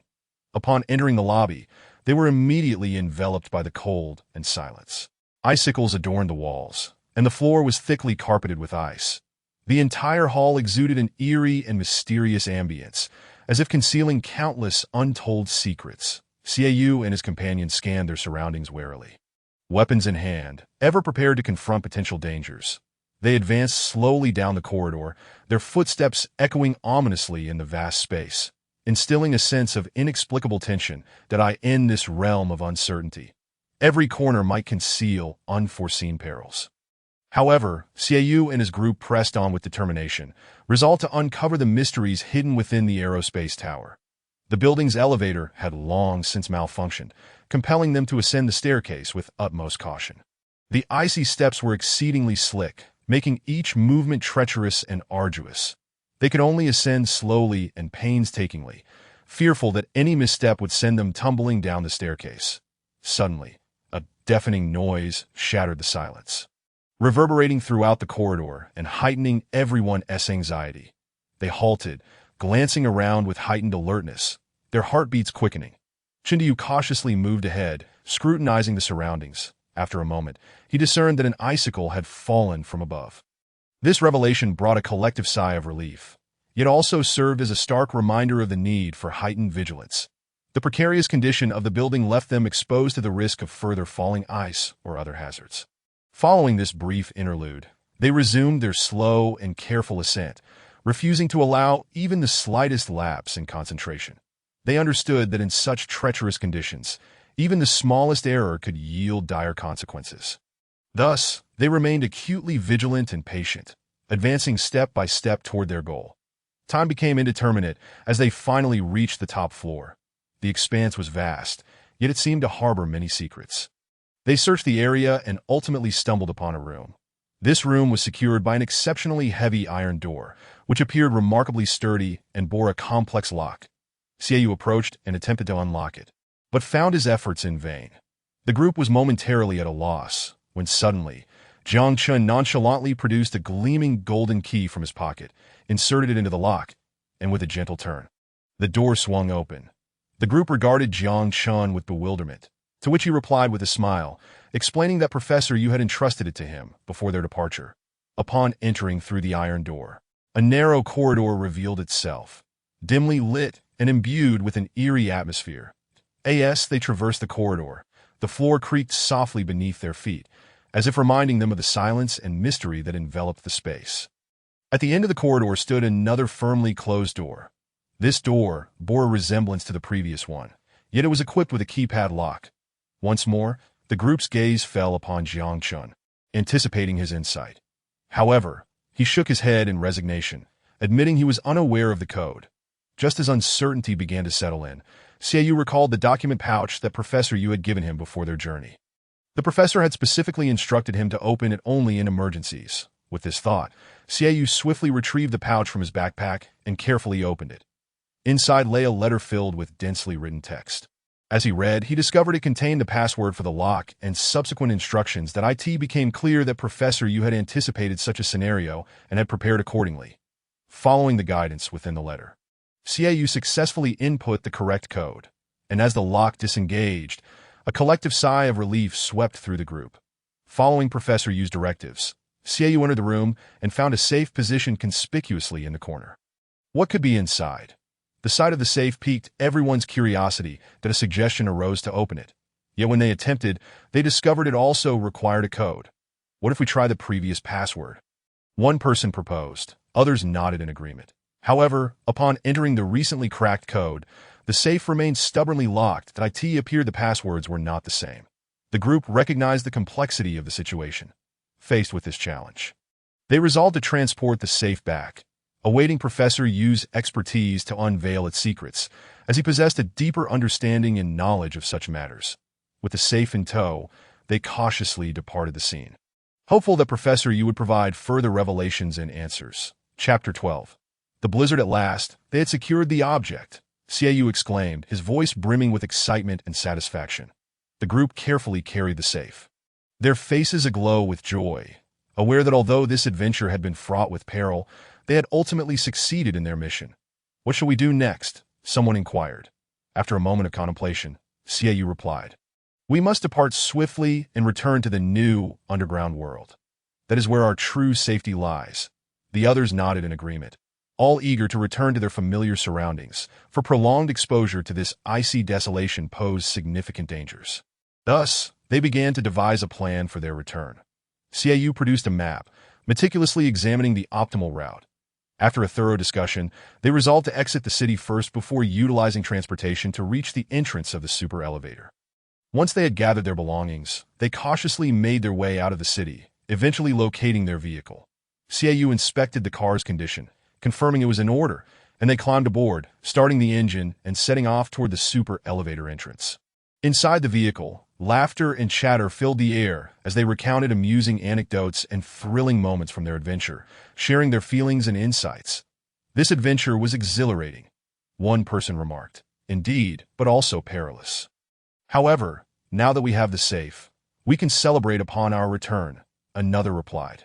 Xiaoyu, seated in the driver's seat, listened to his companions with a sense of contentment. He felt that this adventure had not only provided them with invaluable experience, but had also deepened their camaraderie and trust. As the vehicle sped along the road, the scenery outside gradually transformed. Xiaoyu focused intently on driving, eagerly anticipating their return to the new underground world. Suddenly, the weather took a dramatic turn. Fierce winds howled, and snow began to fall in torrents, catching them completely off guard. In an instant, a blizzard descended, threatening to engulf the world entirely.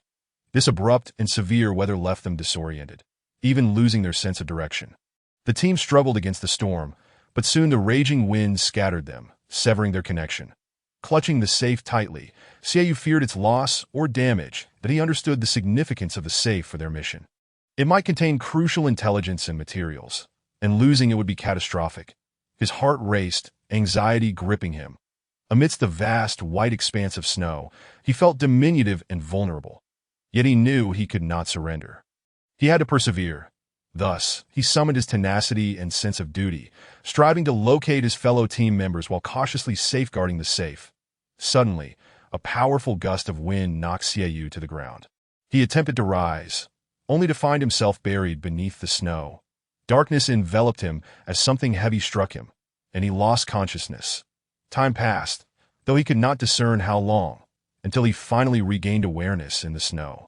His head spinning and his body aching, he surveyed his surroundings, only to find an expanse of blinding white, rendering everything else invisible. That a wave of fear washed over him as he realized he might have become separated from his teammates. If it weren't for the thick protective suit enveloping him, he would have likely succumbed to the freezing temperatures long ago. Suddenly, he noticed that the safe was missing. His heart plummeted, an overwhelming sense of urgency and panic surging within him.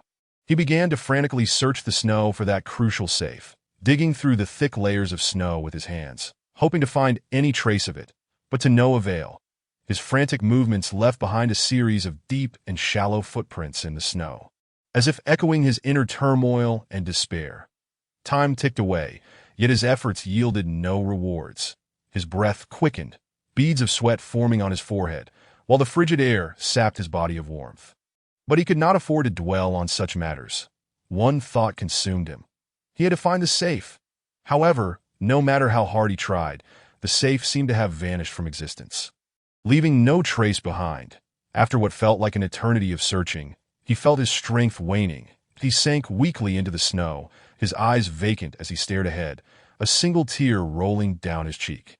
That tear, cold against his skin, jolted him back to reality, that he realized that this mission might have already failed, and unimaginable consequences awaited him. He bit his lip tightly, his heart heavy with pain and guilt. The dim light of day gave way to night, time losing its meaning as he could only gauge the passage of hours by the sun's position. He wandered aimlessly, blindly moving forward in hopes of finding food or water. His lips cracked, his complexion pale as a ghost, his body stiffening from the cold. Each step felt like an arduous struggle, yet he pressed on with sheer determination. When hunger struck, he could only nibble on the meager supply of compressed biscuits he had, the sole source of sustenance. Each bite felt like chewing on wax, yet he understood it was a glimmer of hope for survival. Thirst compelled him to drink melted snow. He scooped snow into his hands, letting it slowly dissolve in his mouth. The icy water sent shivers through him, causing his teeth to chatter. But he had no alternative. This was the only way to sustain his life. As time passed, his strength ebbed, and his steps grew heavier. His consciousness began to blur, visions dancing before his eyes. Times, he would glimpse a warm house ahead, filled with delicious food and a crackling fire. Other times, he would see a lush forest with clear springs and succulent fruits. Yet, as he drew closer, these beautiful illusions would vanish, leaving him shivering alone in the relentless cold. Nevertheless, he refused to surrender. One conviction burned bright within him: to survive. As long as he drew breath, he would continue onward. He did not know how much longer he could endure, but he believed that as long as he did not give up, a miracle would one day unfold. With each passing moment, his unease deepened, transforming into a profound sense of helplessness. This feeling was both alien and familiar, for it marked his second encounter with such despair. The first time came when an asteroid struck the Earth, plunging him into a similar panic and helplessness. However, back then, humanity had the chance to seek refuge in the underground New World. Now, it seemed there was no retreat, only the looming specter of death. His heart raced, breaths coming in gasps. Terrifying images invaded his mind. Colossal tsunamis ravaging cities, volcanic eruptions heralding the end of days, and endless darkness suffocating the earth. Each scene sent chills down his spine, as if these disasters were unfolding right before him. Was there truly no way out? He murmured, despair reflecting in his eyes. He realized he might not escape this cataclysm. Any struggle would be in vain. This awareness ignited a primal fear within him, causing his body to tremble. Suddenly, a blinding light cleaved the sky, followed by a deafening roar. Startled, he looked up, witnessing a vast rift opening in the heavens. As if the world were on the brink of collapse, his eyes widened, speech escaping him in sheer astonishment. Is this the end? He whispered, tears streaming down his cheeks, that he felt an unprecedented loneliness and despair, as though abandoned in this frigid world. Desperately, he rubbed his eyes, wishing to banish the horrifying visions from his mind. He scooped up a handful of icy snow, vigorously scrubbing his face and hair. Attempting to awaken his senses, after a struggle, he regained a modicum of clarity. Though weakness still enveloped him, he acknowledged that what he had seen was mere illusion. Reality remained brutally unforgiving. That he lifted his gaze to the surroundings. Yet, all he beheld was the same bleak, white expanse, unchanged. The frigid air sent a shiver through him, and he inhaled deeply, striving for calm. He could not fathom how much longer he would linger here, nor if he would ever find a way out. Regardless, he could not relinquish hope. He must press on. At last, exhaustion overcame him, and he collapsed once more into the snow, this time feeling as though he truly glimpsed death beckoning him. Yearning for a passage to heaven, I can't go on, he murmured, his eyes reflecting despair and helplessness. His body trembled in the snow, as if it had lost the vitality of life. His lips parted slightly, yearning to utter a final farewell, but only a feeble sound emerged. His gaze slowly closed, as if resigned to embrace the arrival of death. Chapter 13. A glimmer of hope. The frozen world of Earth was fraught with extreme environments and peril, the most lethal of which was the raging blizzard. These superstorms were ferocious as demons, unleashing unrelenting cold and destructive power, making survival exceedingly difficult for most life forms. When the blizzard struck, howling winds swept across the land, and icy snowflakes cascaded down like a torrent. Visibility plummeted, the landscape shrouded in a blinding white haze that left one feeling disoriented in a chaotic world. Temperatures plummeted, the cold biting deeply, capable of freezing all signs of life. For those unfortunate enough to be exposed to the blizzard, survival became a formidable challenge. They needed to seek shelter from the wind, or risk freezing to death or suffering frostbite. Even animals adapted to cold climates faced immense pressure, as food became scarce and water sources froze, drastically limiting their survival resources in such harsh conditions. Only a select few special creatures could adapt and endure.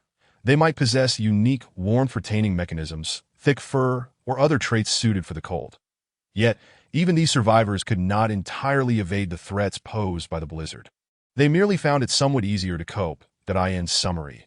The frozen world of Earth was an exceedingly brutal environment, with blizzards being one of its most dangerous elements, imposing immense survival pressures on living beings. Only those with formidable adaptability could survive this harsh trial.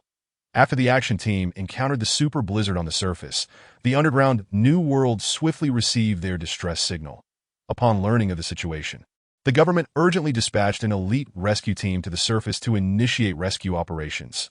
The rescue team trudged through the white expanse of snow, eventually discovering Chindiyu and Jiangchun buried beneath a snowdrift. Their bodies had become frozen, yet faint breath still escaped them. The rescue team hurriedly extricated them and transported them to a hospital for treatment. However, the whereabouts of the other members of the action team remained unknown.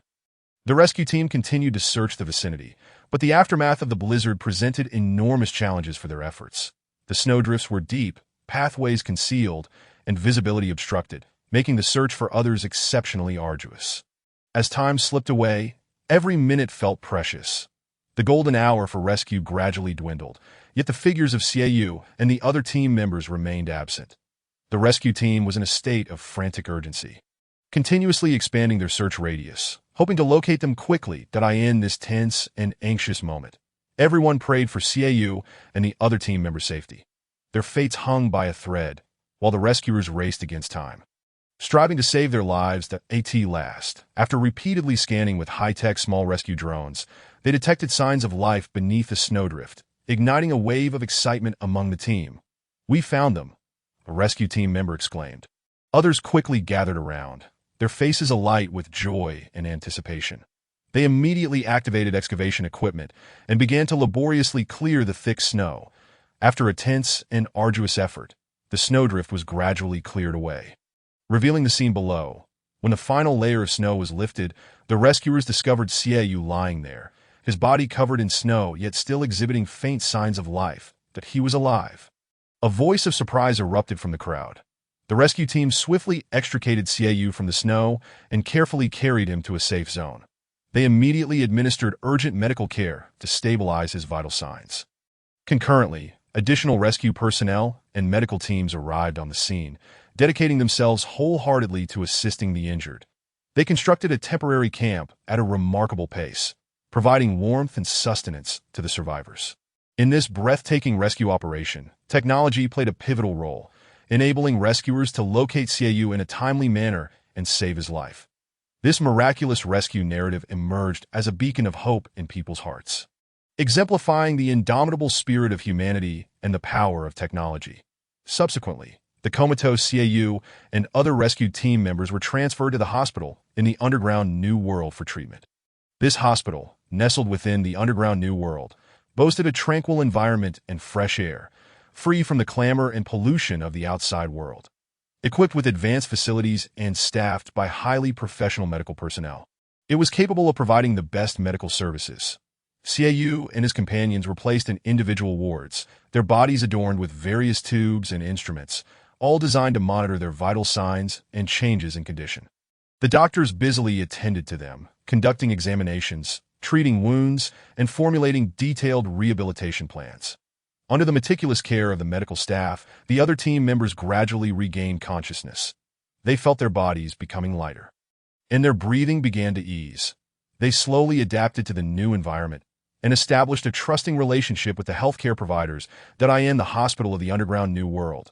The members of the action team experienced an unprecedented warmth and compassion. They understood that it was only here that they could receive the finest care and treatment. After a certain period, Chindiyu, Jiangchun, and the other team members gradually awakened, their bodies beginning to recover. However, Xiaoyu remained in a comatose state, unresponsive. His complexion was as pale as paper, his breathing faint, and his heartbeat unstable. The doctors were exerting every effort to save him, but the situation remained grim. They utilized various medical devices and medications to sustain Xiaoyu's vital signs, yet it was still uncertain whether he would pull through this ordeal. Chindiyu and Jiangchun stood outside Xiaoyu's ward, gazing silently through the glass at their comatose friend. Chindiyu's eyes were filled with concern and worry, his voice low yet resolute. "Xiaoyu, you must not die. We have endured so much together.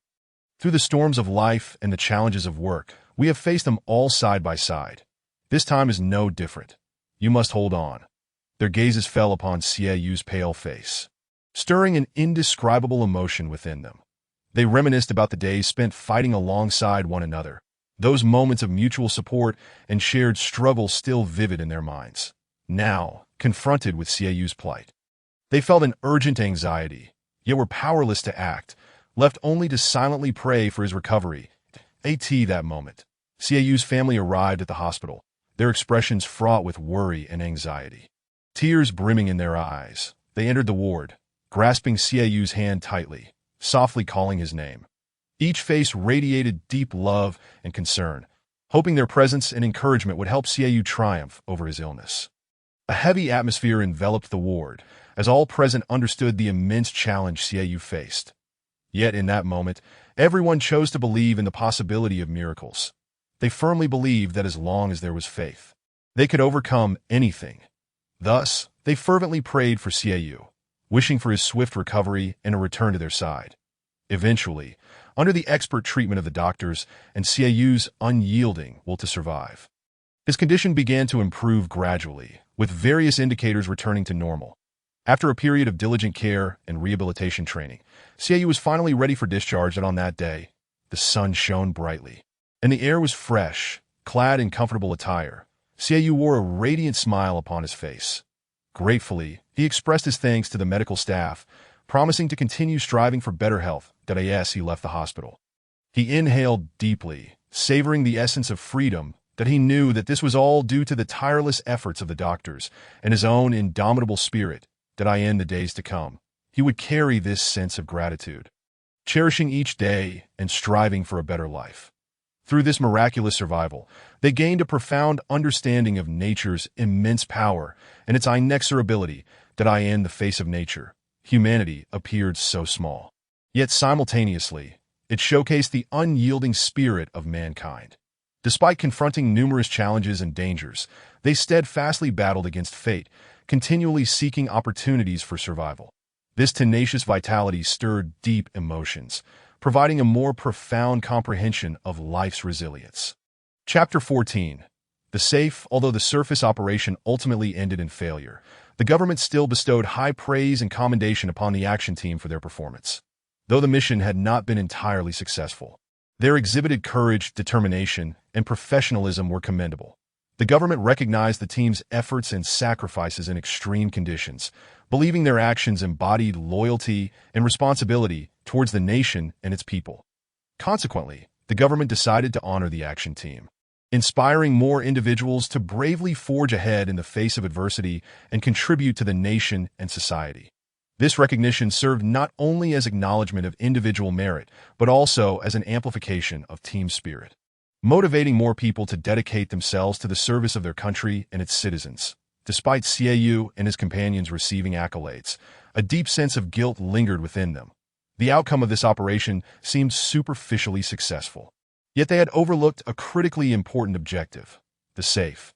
This safe possibly contained exceedingly vital information or items. Yet at this moment, it remained shrouded in mystery, its whereabouts unknown. This situation left them feeling deeply remorseful, their hearts unable to find peace. "Professor Yu, I wish to apply for another expedition to the surface to search for the missing safe," Chendiyu stated earnestly. Upon hearing his words, Xiaoyu and Jiang Qin nodded in agreement. Expressing their shared desire, Professor Yu gazed at their resolute expressions, feeling a surge of emotion. These young individuals faced challenges without flinching, courageously embracing their responsibilities. "Very well, I support your decision, but you must ensure your safety. The last mission was perilously dangerous. We cannot afford to lose anyone. Therefore, you need to rest adequately for a period, allowing your bodies to fully recover. When the time is right, I will arrange for you to venture forth again," Professor Yu advised solemnly. Chendiyu, Xiaoyu, and Jiang Qin exchanged glances, determination gleaming in their eyes. They understood that the task of locating the safe might present even greater challenges and difficulties, yet they were prepared and resolute in their commitment. Time swiftly passed, and after an extended period of rest and training, the physical condition of Xiaoyu, Chendiyu, and Jiang Qin gradually improved, their stamina restored to its former glory. Meanwhile, their plans to return to the surface in search of the safe were being meticulously prepared. One day, Professor Yu suddenly summoned the three of them to his office. Upon entering, he spoke earnestly. "Children, I have important news to share that I have recently successfully developed a drone specifically designed for searching items on the surface. With that, he gestured toward a compact device on the desk. Xiaoyu and the others approached curiously, examining the intriguing equipment. Professor Yu continued, "This drone is equipped with the most advanced sensors, capable of detecting various resources. It also possesses a formidable defense system, protecting itself from the threats of extreme cold and blizzards. You may take it with you to the surface to search for the safe that was lost last time."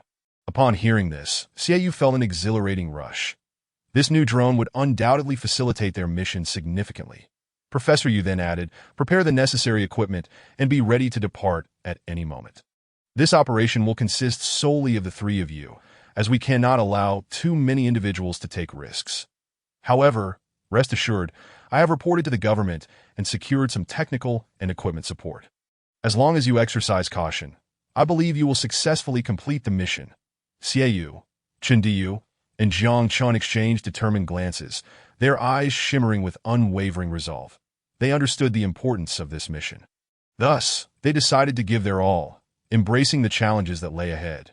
Before long, they diligently packed their gear and once again ascended to the surface via the super elevator, filled with confidence from their thorough preparations and detailed plans. Believing this time they would successfully recover the crucial safe, as the elevator doors slowly opened, a bone-chilling gust of wind struck them, causing involuntary shivers. However, unlike before, their eyes now radiated an unprecedented determination and confidence. They knew that this time, they could not afford to fail. They must give their utmost effort. Stepping out of the elevator, they once again set foot on the snow-covered expanse. Everything around them felt familiar. Yet they did not allow themselves to relax their vigilance. Conversely, they observed their surroundings with heightened caution, proceeding with utmost care. Each step they took resonated with strength and determination, as if proclaiming to this frigid world, "We shall not falter." Clad in heavy protective suits and burdened with substantial equipment upon their backs, the trio embarked upon a specially designed vehicle. Their destination was precisely the site of the previous snowstorm, where their mission's target, a safe, was concealed. They were acutely aware of the mission's significance and could not afford the slightest oversight. They were to confront not only the relentless cold, but also the lurking dangers that could arise at any moment. Yet, they did not retreat. Their eyes brimmed with unwavering resolve and determination. The scenery outside the window rushed by in a blur, but they were too preoccupied to admire it. Only a single thought occupied their minds: to locate the safe swiftly and return safely to the subterranean world. Time was of the essence. Every second counted. At last, the vehicle arrived at its destination. They swiftly disembarked and busied themselves with opening their equipment cases. Inside were an array of high-tech devices and tools, crucial for the successful completion of their task. Among them, the most vital was a drone. Capable of soaring through the air, it would utilize its high-definition camera to survey the surrounding environment. Upon discovering the target, it would automatically relay a signal to the controller. They released the agile drone into the sky, initiating its search mission. This diminutive yet remarkable machine vanished swiftly into the horizon, like a bird in flight. As time elapsed, they anxiously monitored the controller screen, hoping for a breakthrough. Every detail could potentially lead to the safe's discovery, thus they dared not relax their vigilance. Finally, a prompt echoed from the controller's screen. An anomaly detected 5 kilometers ahead. Beneath the snow, upon hearing this news, the trio immediately felt invigorated. They hastily drove to the location, their hearts filled with anticipation and trepidation. Upon reaching the site, they eagerly retrieved shovels and began to excavate carefully beneath the snow. The icy air quickened their breaths, yet they pressed on without pause. After digging to a depth of approximately 2 meters, Xiaoyu suddenly felt his shovel strike something solid. Overcome with excitement, he nearly shouted, hurriedly brushing away the surrounding snow, revealing a corner of the safe. "But we found it! We found it!" Xiaoyu exclaimed with exhilaration. The other two quickly gathered around, their eyes sparkling with joy, without a moment's hesitation. They continued to dig relentlessly until the entire safe was fully exposed above the surface. It gleamed brilliantly against the backdrop of ice and snow, resembling a buried treasure, with the safe finally uncovered. Their mission had triumphed. They could not afford to delay. They hoisted the safe and made their way back to the vehicle, driving towards the subterranean new world. Chapter 15. High Energy, or thanks to the diligent efforts and research of Professor Yu's High Energy, or project team. The initiative reached a resounding success. Through in-depth study and development, they successfully smelted high energy ore into an efficient energy source, which has been effectively applied across various sectors of the subterranean New World. This energy not only boasts a remarkably high energy density, but is also compact, safe, and free from any harmful radiation. It can be considered an impeccable energy choice, perfectly aligning with the subterranean New World's demands for sustainable development and clean energy. Furthermore, subsequent explorations revealed that the depths below contain vast reserves of high energy ore. These resources are immense, capable of satisfying energy needs for centuries to come. This discovery instills confidence in humanity's future and provides a solid foundation for sustainable development. All of this is attributable to the exceptional contributions of Professor Yu and the exploration team, that he led the team in relentless innovation, overcoming numerous challenges, ultimately achieving the widespread application of high-energy ore. His research not only transformed lifestyles but also propelled societal progress and development. Most critically, high-energy ore fuel has been successfully utilized in the propulsion systems of new spacecraft. This signifies that humanity is on the verge of reopening the chapter of space exploration. With the robust support of high-energy ore technology, the new spacecraft will be able to return to the moon and traverse cosmic expanses more efficiently, exploring distant planets and galaxies. This technological breakthrough undoubtedly injects fresh vigor into humanity's space endeavors and lays a solid groundwork for the imminent return to the lunar base. Since humanity retreated to the subterranean New World due to an asteroid collision, contact with the lunar base has been severed. Due to communication disruptions, those on Earth have been unable to ascertain the status and safety of the lunar base. However, now, with the successful development of high-energy ore fuel and the resolution of propulsion issues in spacecraft, plans to resume exploration of the lunar base can finally commence. This exploration not only pertains to scientific research and resource development, but also serves as a testament to human courage and ingenuity.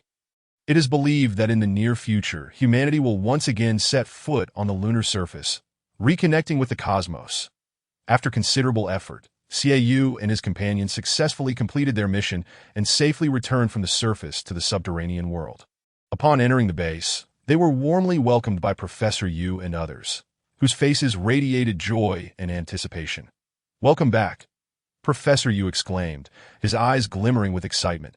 He grasped Yu's hand firmly, expressing his gratitude. Yu smiled as he introduced, "We have brought back the safe that was lost last time." With care, he handed the safe to Professor Yu. The professor received it, his eyes brimming with delight. "Wonderful. This contains crucial research data. Thank you all." At that moment, Professor Yu seemed to recall something and said to Yu, "By the way, I have good news to share with you." Curiously, Yu inquired, "What is it?"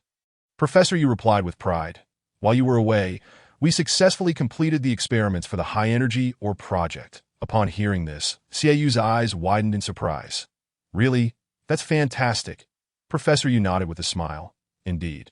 We can now begin to embark on the next phase of our plans. That's wonderful," Yu exclaimed, rubbing his hands together in anticipation of new challenges. Professor Yu patted Yu's shoulder, encouragingly stating, "Next, we will face even more difficulties together, but I believe that as long as we unite our efforts, we can overcome anything." Yu nodded confidently. "Absolutely. We are ready. Let us forge ahead," with Professor Yu's command.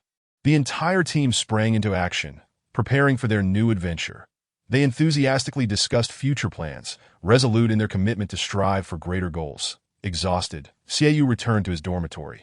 The recent days had been exceedingly taxing, prompting him to decide to rest and rejuvenate, awaiting Professor Yu's new plans. However, lying in bed, he found himself restless, plagued by questions. Why had Professor Yu not disclosed the secrets of the safe? This query lingered in his mind, fueling his curiosity. Ultimately, curiosity triumphed, and Yu rose from his bed to inquire with Chindiyu about the secrets of the safe. Chindiyu shook his head in response. "I am unsure. This is classified information.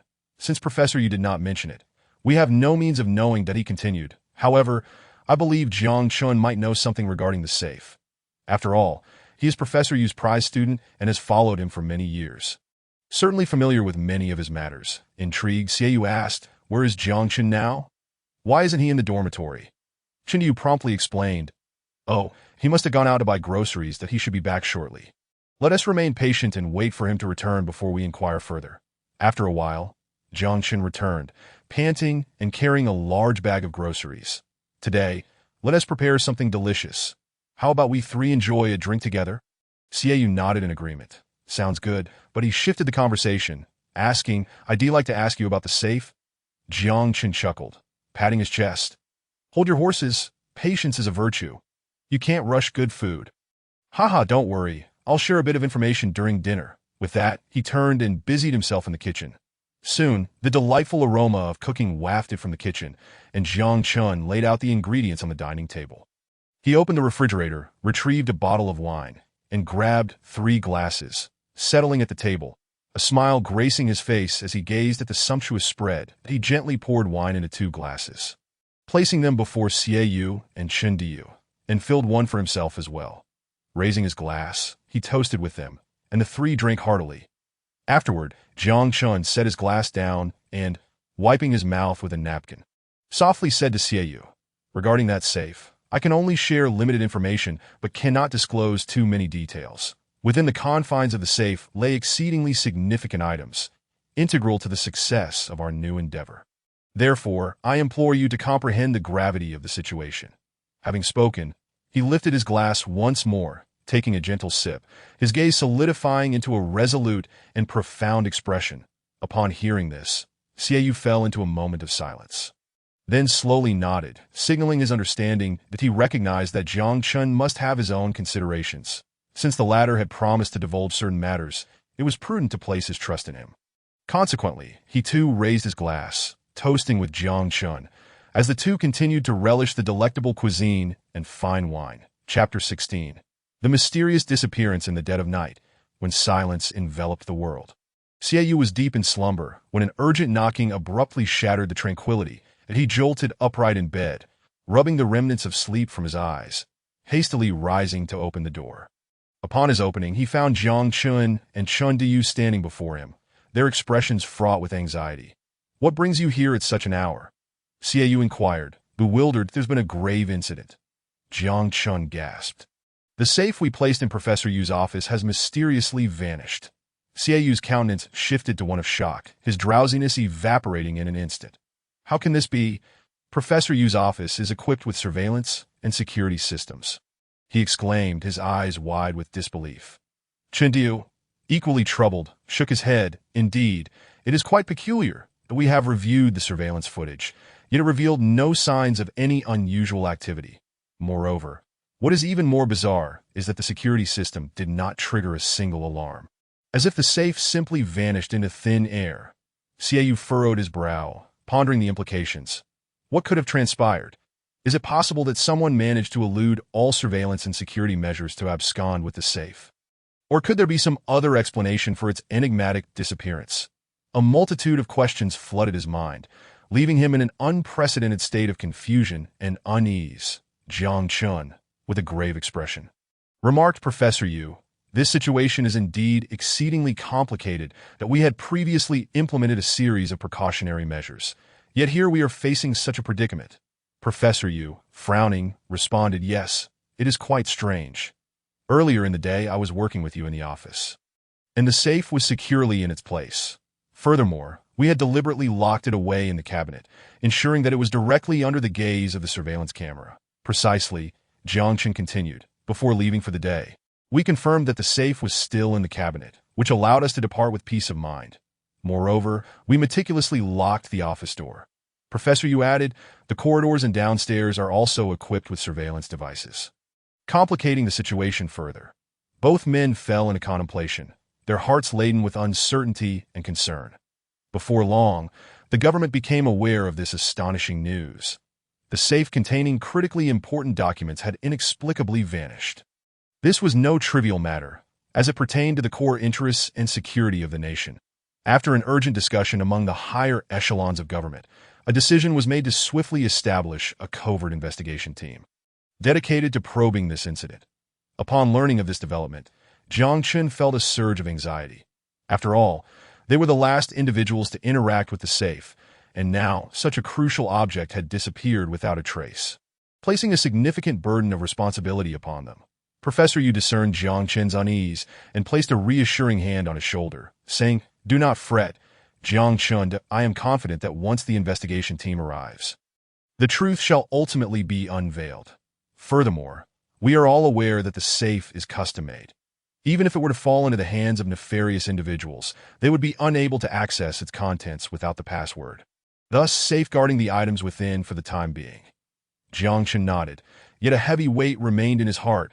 He understood the severity of the incident. If the lost safe could not be recovered promptly, the consequences would be dire. Both Xie Yu and Chen Diyu's gazes were filled with anxiety and trepidation, as they could not help but envision the potential ramifications of this occurrence. After all, the items contained within the safe held immense significance for them, and now they were faced with the peril of loss, instilling a palpable tension within them. Xie Yu clenched his fists, his palms drenched in sweat, as he endeavored to maintain composure. Yet the unrest within him only intensified. He recalled the arduous efforts that had been expended to secure this safe, the trials, tribulations, and countless perilous encounters. Now, it seemed as though all their endeavors would go to waste, leaving him with a heartache akin to a knife's edge.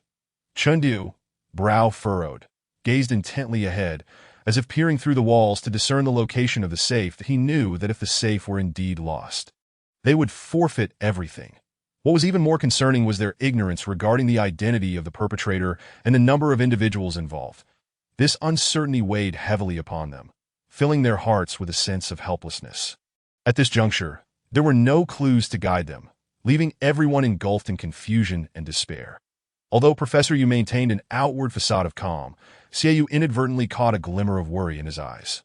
After all, once the investigation team arrived, Jiang Chen would likely be the first to face scrutiny, for he was the last person to have interacted with the safe, and the other members shared an inescapable responsibility.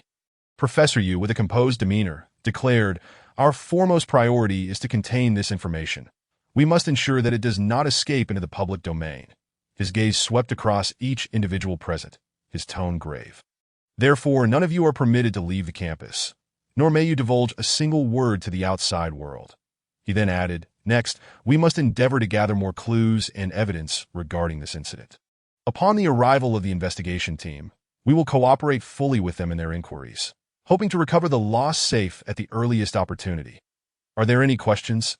The assembly nodded in unison, signaling their understanding and vowing to maintain absolute secrecy. To this moment, Professor Yu's expression relaxed slightly. The campus of Xindu University remained as tranquil as ever, albeit with heightened security measures in place. Otherwise, everything continued as usual. Xie Yu, Chen Diyu, and Jiang Chen, having garnered considerable acclaim following their successful retrieval of the safe from the surface, had become quite renowned. Their heroic exploits circulated widely, garnering high praise even from the government, which bestowed upon them substantial rewards. Furthermore, Xindu University did not hesitate to extend an olive branch, formally appointing all three as official staff members of the institution. Jiang Chen, the astute young man, was promptly appointed as the principal's assistant due to his remarkable talents, while also serving as a key researcher. Chen Diyu, known for his immense strength, was promoted to deputy captain of the campus security department, tasked with ensuring the safety of the university. As for our protagonist, Xie Yu, thanks to his exceptional intellect and leadership skills, was designated as the deputy director of the administrative office, responsible for managing various affairs. Thus, they embarked on a new chapter in their lives. Each morning, they would promptly arrive at the university from their staff dormitory, clad in neat and formal attire, invigorated and ready to engage in their work. Jiang Chen busied himself between the office and laboratory, diligently tackling academic challenges.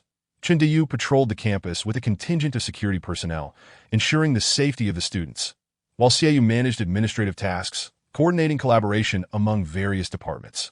Although their workloads were substantial, they found joy in their endeavors, fully aware that their efforts were directed toward making the world a better place. However, just as they had settled into their new roles, such a significant event transpired. The safe of utmost importance had vanished without a trace. This was a responsibility they could not evade. A sense of tension and unease enveloped them all. They could not help but indulge in self-reproach. Had they exercised greater caution and vigilance, perhaps this predicament could have been averted. Had they arranged for additional personnel to be on duty or implemented a more stringent surveillance system, they might have prevented this disaster. Now, they had to devise a strategy to resolve this issue and identify the individual who had stolen the safe. Otherwise, how could they justify their actions to the university and Professor Yu? They felt they had betrayed the trust bestowed upon them by the institution and disrespected the care and effort Professor Yu had invested in them. Recognizing the grave error they had committed, they understood that surrender was not an option. They had to rally, confronting the reality before them with courage. Thus, they resolved to heed Professor Yu's guidance, discreetly gathering relevant information while also cooperating with the impending investigation team to uncover the thief and retrieve the lost safe. Only in doing so could they mitigate the damage and restore the university's reputation.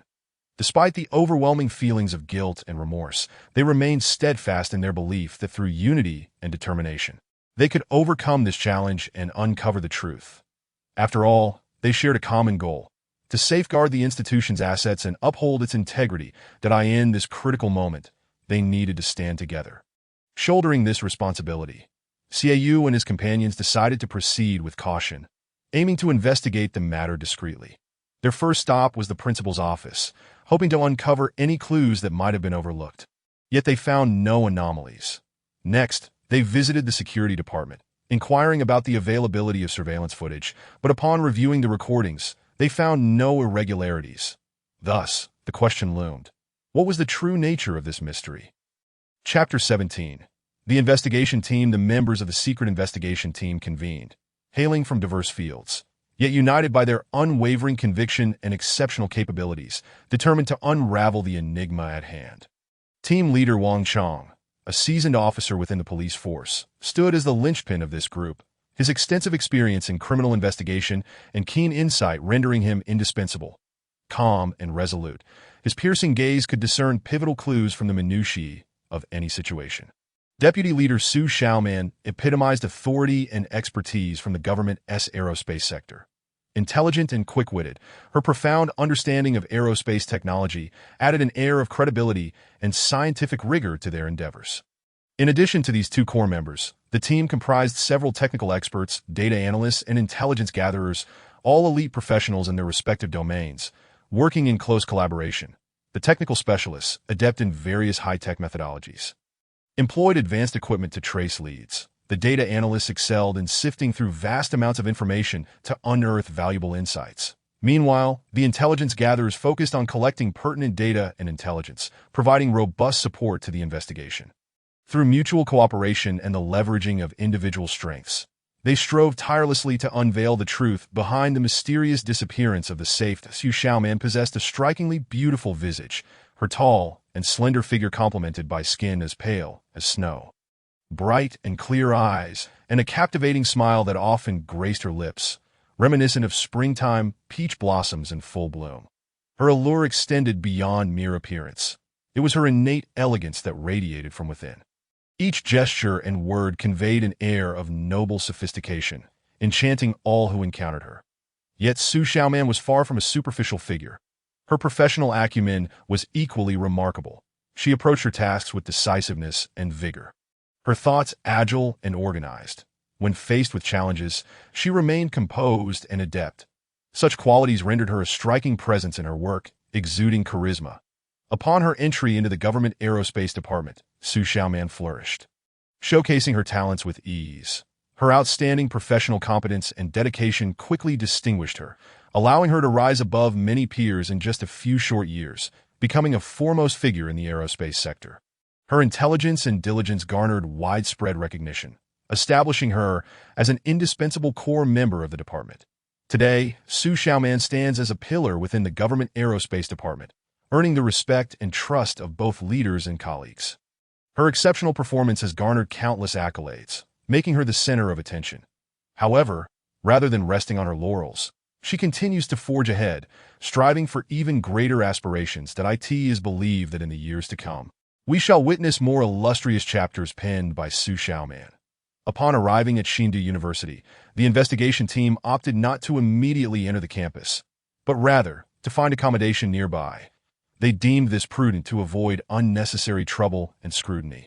As their mission was shrouded in secrecy, and their true intentions must remain undisclosed. The following day, the investigation team commenced their formal duties, dividing into several smaller groups, each tasked with specific responsibilities. Some teams ventured into the school to gather relevant materials, such as student records, faculty lists, and class schedules. Others sought clues beyond the campus, engaging with local residents, merchants, and security personnel, while additional groups remained at their lodgings, analyzing and organizing the evidence they had collected.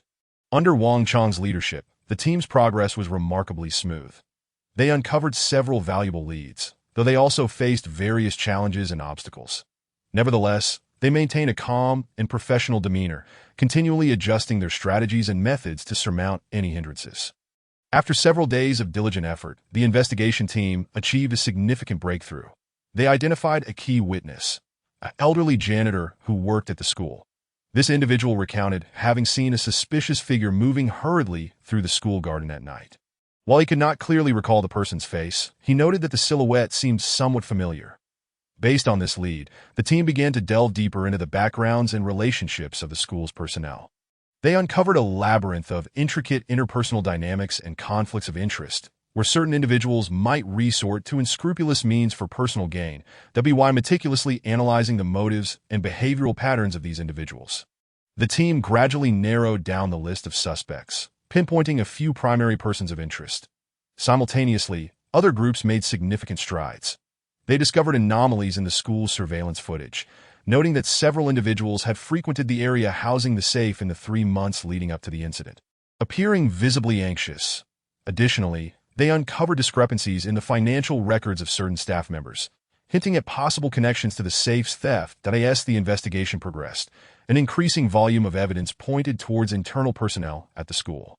The team resolved to take action, conducting further inquiries and interrogations of these individuals. However, just as they prepared to implement their plan, an unexpected event transpired. An employee from the school's logistics department suddenly approached the investigation team, confessing that he had been instructed to steal the safe and expressed a willingness to disclose the mastermind behind the scheme. The team immediately conducted a discreet interrogation, during which he presented a condition. He wished to be absolved of any punishment. The team, after persuading him, assured him that cooperation would be met with leniency, and if his testimony proved beneficial, his circumstances could be reconsidered. He then slowly revealed that the orchestrator was Jiang Chun, causing a shockwave among the investigators, as if a stone had been cast into a still lake. They all realized that this case might conceal far more significant secrets. Chen Diu, consumed with anxiety, sought out Xiaoyu, exclaiming that Jiang Chun had been taken by the investigation team.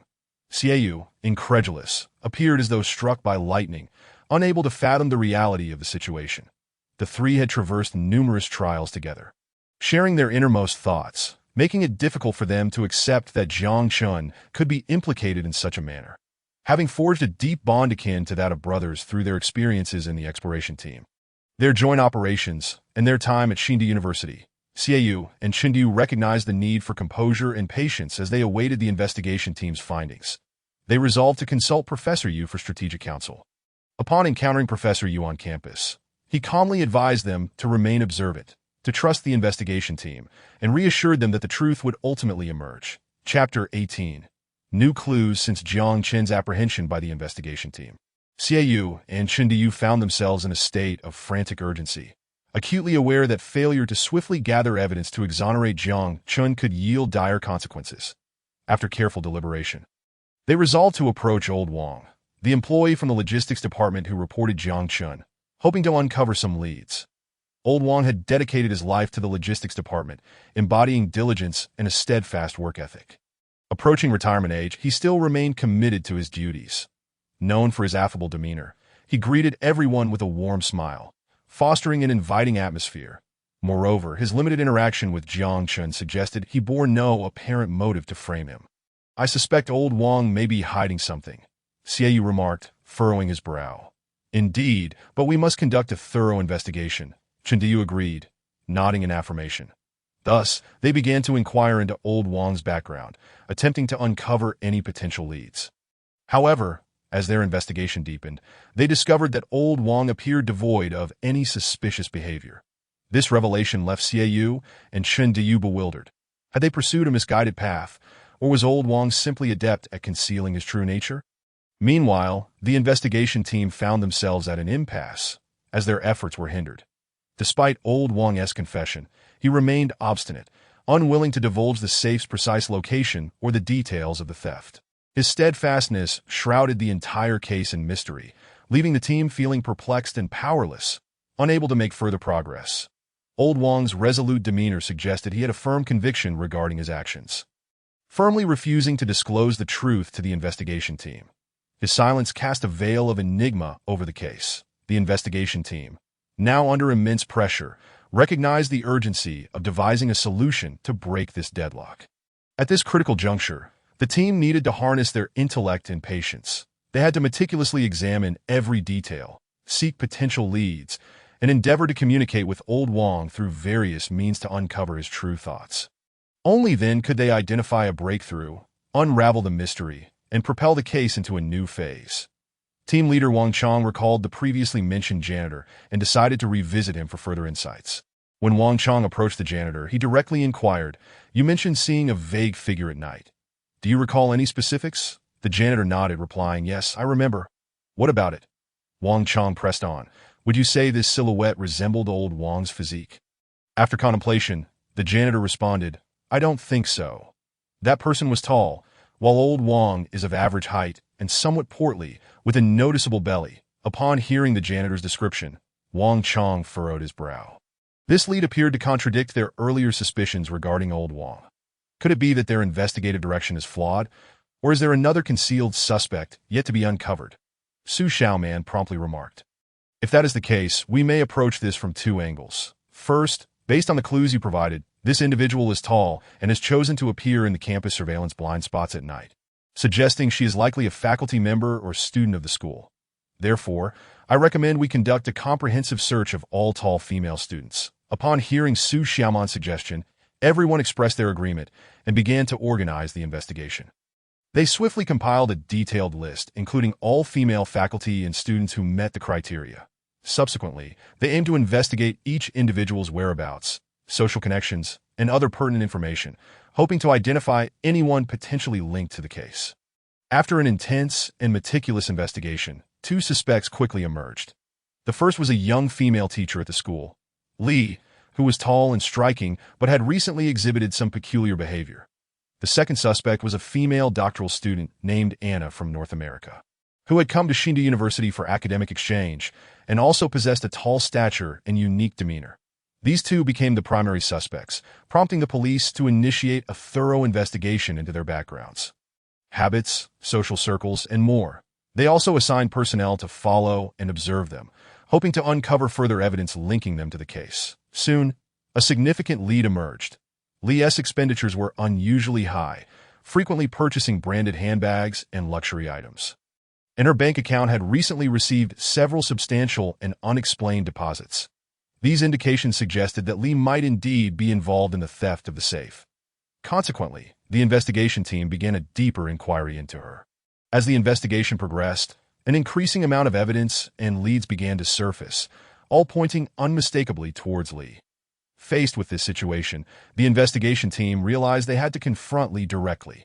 However, at this critical juncture, Li mysteriously vanished. This unexpected development left the investigation team stunned and perplexed. Just as they found themselves in a quandary, an unexpected figure appeared, the female doctoral student Anna. She approached the investigation team, revealing that she had been close friends with Li and admitted that their bond had once been incredibly close. However, she noted that recently, Li's behavior had become increasingly erratic and inscrutable. Anna further disclosed that Li had recently asked her to help inquire about obtaining a passport for travel to North America, inquiring if she could leverage personal connections to secure one to her knowledge. Li's family currently resided in North America. This sudden revelation undoubtedly added another layer of mystery to the already convoluted case. Anna's presence and the information she provided made the entire incident increasingly intricate. Meanwhile, the investigation team realized that this seemingly straightforward missing person case might be concealing unknown secrets and conspiracies. Additionally, Anna revealed that she had lent Li money on several occasions, transferring funds to Li's bank card. Su Xiaoman inquired, "How do you possess such a substantial amount of money?" Anna smiled and replied, My parents run a large enterprise in North America, so I am relatively well off. Besides, she is my dear friend, which is why I lent her the money. Now she has disappeared upon hearing about your investigation. I felt compelled to come forward and share everything I know. Su Xiaoman regarded Anna, reflecting inwardly. So this is what they call a wealthy beauty. Yet she found herself somewhat perplexed. If Anna were so affluent, why would she associate with someone like Li? Was it merely because they had been classmates? Nevertheless, such questions were secondary. The priority was to locate Li, for only then could all mysteries be unraveled. Chapter 19. The missing person with Li's mysterious disappearance. The safe theft case became even more enigmatic. How could a living person simply vanish without a trace? This question troubled everyone. Some speculated that she might have been kidnapped. Yet no ransom calls were received. Others believed she might have met with foul play, but the scene bore no evidence of blood or other obvious clues. There was also the possibility that she had left voluntarily. But why would she do so? Was it out of fear of assuming responsibility? A myriad of questions left the investigation team in a quandary. They began probing into Li's life and social circle, hoping to uncover some leads. Simultaneously, they intensified their search efforts in the surrounding areas, leaving no stone unturned. However, as days passed, Li remained missing, further deepening the mystery of the case. During this time, rumors began to circulate. Some claimed Li was a spy, stealing from the safe to complete a mission. Others suggested she had become entangled in gang disputes and was forced to flee. Some even posited that she possessed vital secrets and had been silenced by an organization. These rumors spread like wildfire, heightening the already tense atmosphere. Faced with such a situation, the investigation team felt immense pressure. They understood that failing to resolve the case promptly would severely impact public trust. Thus, they decided to adopt more aggressive measures, increasing their investigative efforts and even enlisting a professional detective team for assistance. Thus began a thrilling journey of investigation, following a thorough background check on Li. It was revealed that her real name was Li Hong, born into a well-to-do family with both parents as esteemed intellectuals, which afforded her a happy and fulfilling childhood. However, due to their demanding careers, her parents frequently traveled worldwide for work, leaving them unable to spend ample time with young Li Hong. Despite this, she did not feel lonely or deprived, knowing her parents' endeavors were aimed at creating a better life for their family. When Li began her education, her parents decided to relocate to North America to establish their careers. Although they left their homeland, they remained invested in Li Hong's growth and education, enrolling her in a prestigious bilingual boarding school in China. Hoping she would benefit from superior educational resources at the boarding school, Li encountered many exceptional classmates and teachers, enriching her knowledge and skills. She also formed bonds with like-minded friends, exploring various new experiences together. This period cultivated her spirit of independent thought and courageous experimentation. After years of diligent study, Li was accepted into a university in North America, reuniting with her parents, upon successfully obtaining her doctoral degree. She resolutely returned to China and became a teacher at Hsinchu University. There, she dedicated 2 years to the educational field, nurturing the future pillars of society. While studying in North America, Li befriended a classmate named Anna. They shared many wonderful moments together, but after graduation, Anna chose to remain at the North American University for further studies, leading them down divergent paths. However, fate seemed to delight in surprises. 6 months prior, Anna, as a representative of her North American University, visited Hsinchu University for academic exchange. This serendipitous encounter rekindled the flames of friendship between Li and Anna. From that point onward, Li and Anna frequently communicated, sharing their experiences, insights, and dreams. They discovered that despite the passage of time and changing environments, their mutual understanding and friendship remained steadfast. This rekindled bond was immensely precious to Su Xiaoman furrowed her brow. Filled with questions, she could not comprehend the depth of friendship between Li Hong and Anna. After all, given their close relationship, one would expect Anna to protect Li's secrets. Yet, when Li mysteriously disappeared, Anna had unhesitatingly stepped forward to inform the authorities. This revelation astonished Su Xiaoman, prompting her to ponder what hidden stories and secrets lay beneath the surface. Perhaps there were undisclosed past events or significant shared experiences between them. Regardless, this sudden revelation piqued Su Xiaoman's curiosity and concern regarding the nature of Li Hong and Anna's relationship. Wang Chong, with a resolute gaze, stated, "I firmly believe that a person cannot simply vanish without a trace, nor can they evaporate into thin air, regardless of whether this person is alive or deceased. There will always be some clues left behind, and if we meticulously retrace Li Hong's last known steps, scrutinizing every detail and leaving no lead unexplored, we will undoubtedly uncover something.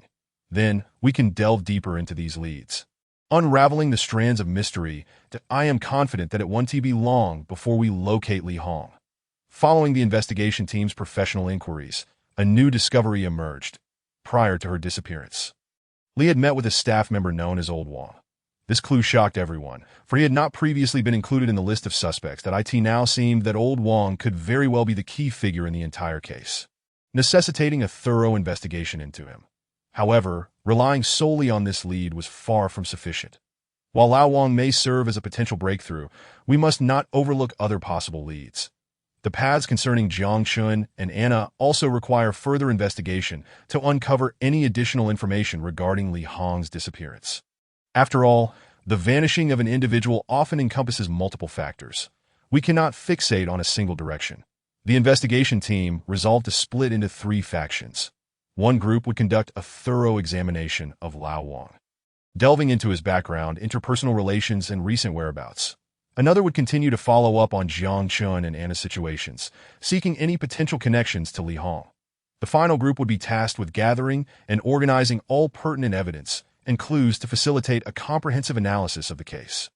In the forthcoming days, the investigation team would dedicate themselves wholeheartedly, leaving no detail overlooked, with the hope of unraveling the mystery surrounding Li Hong's disappearance.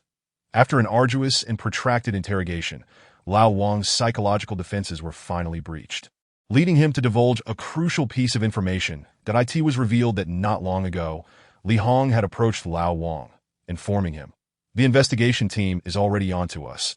You should quickly turn yourself in to divert their attention. I will find a place to hide for the time being." Chapter 20. Following the clue upon learning the significant lead from Lao Wang, the investigation team came to understand that Li Hong had indeed concealed herself. This revelation offered them a new perspective on her character. Initially, it was presumed that she had been abducted or had met with some misfortune, but it now appeared that the situation was far more complex. Li Hong evidently was not the type to be easily manipulated. She displayed remarkable intelligence. Since her disappearance, she had not once appeared in the surveillance footage from the school or its vicinity. This indicated her strong counter-surveillance capabilities, enabling her to deftly evade detection without leaving a trace.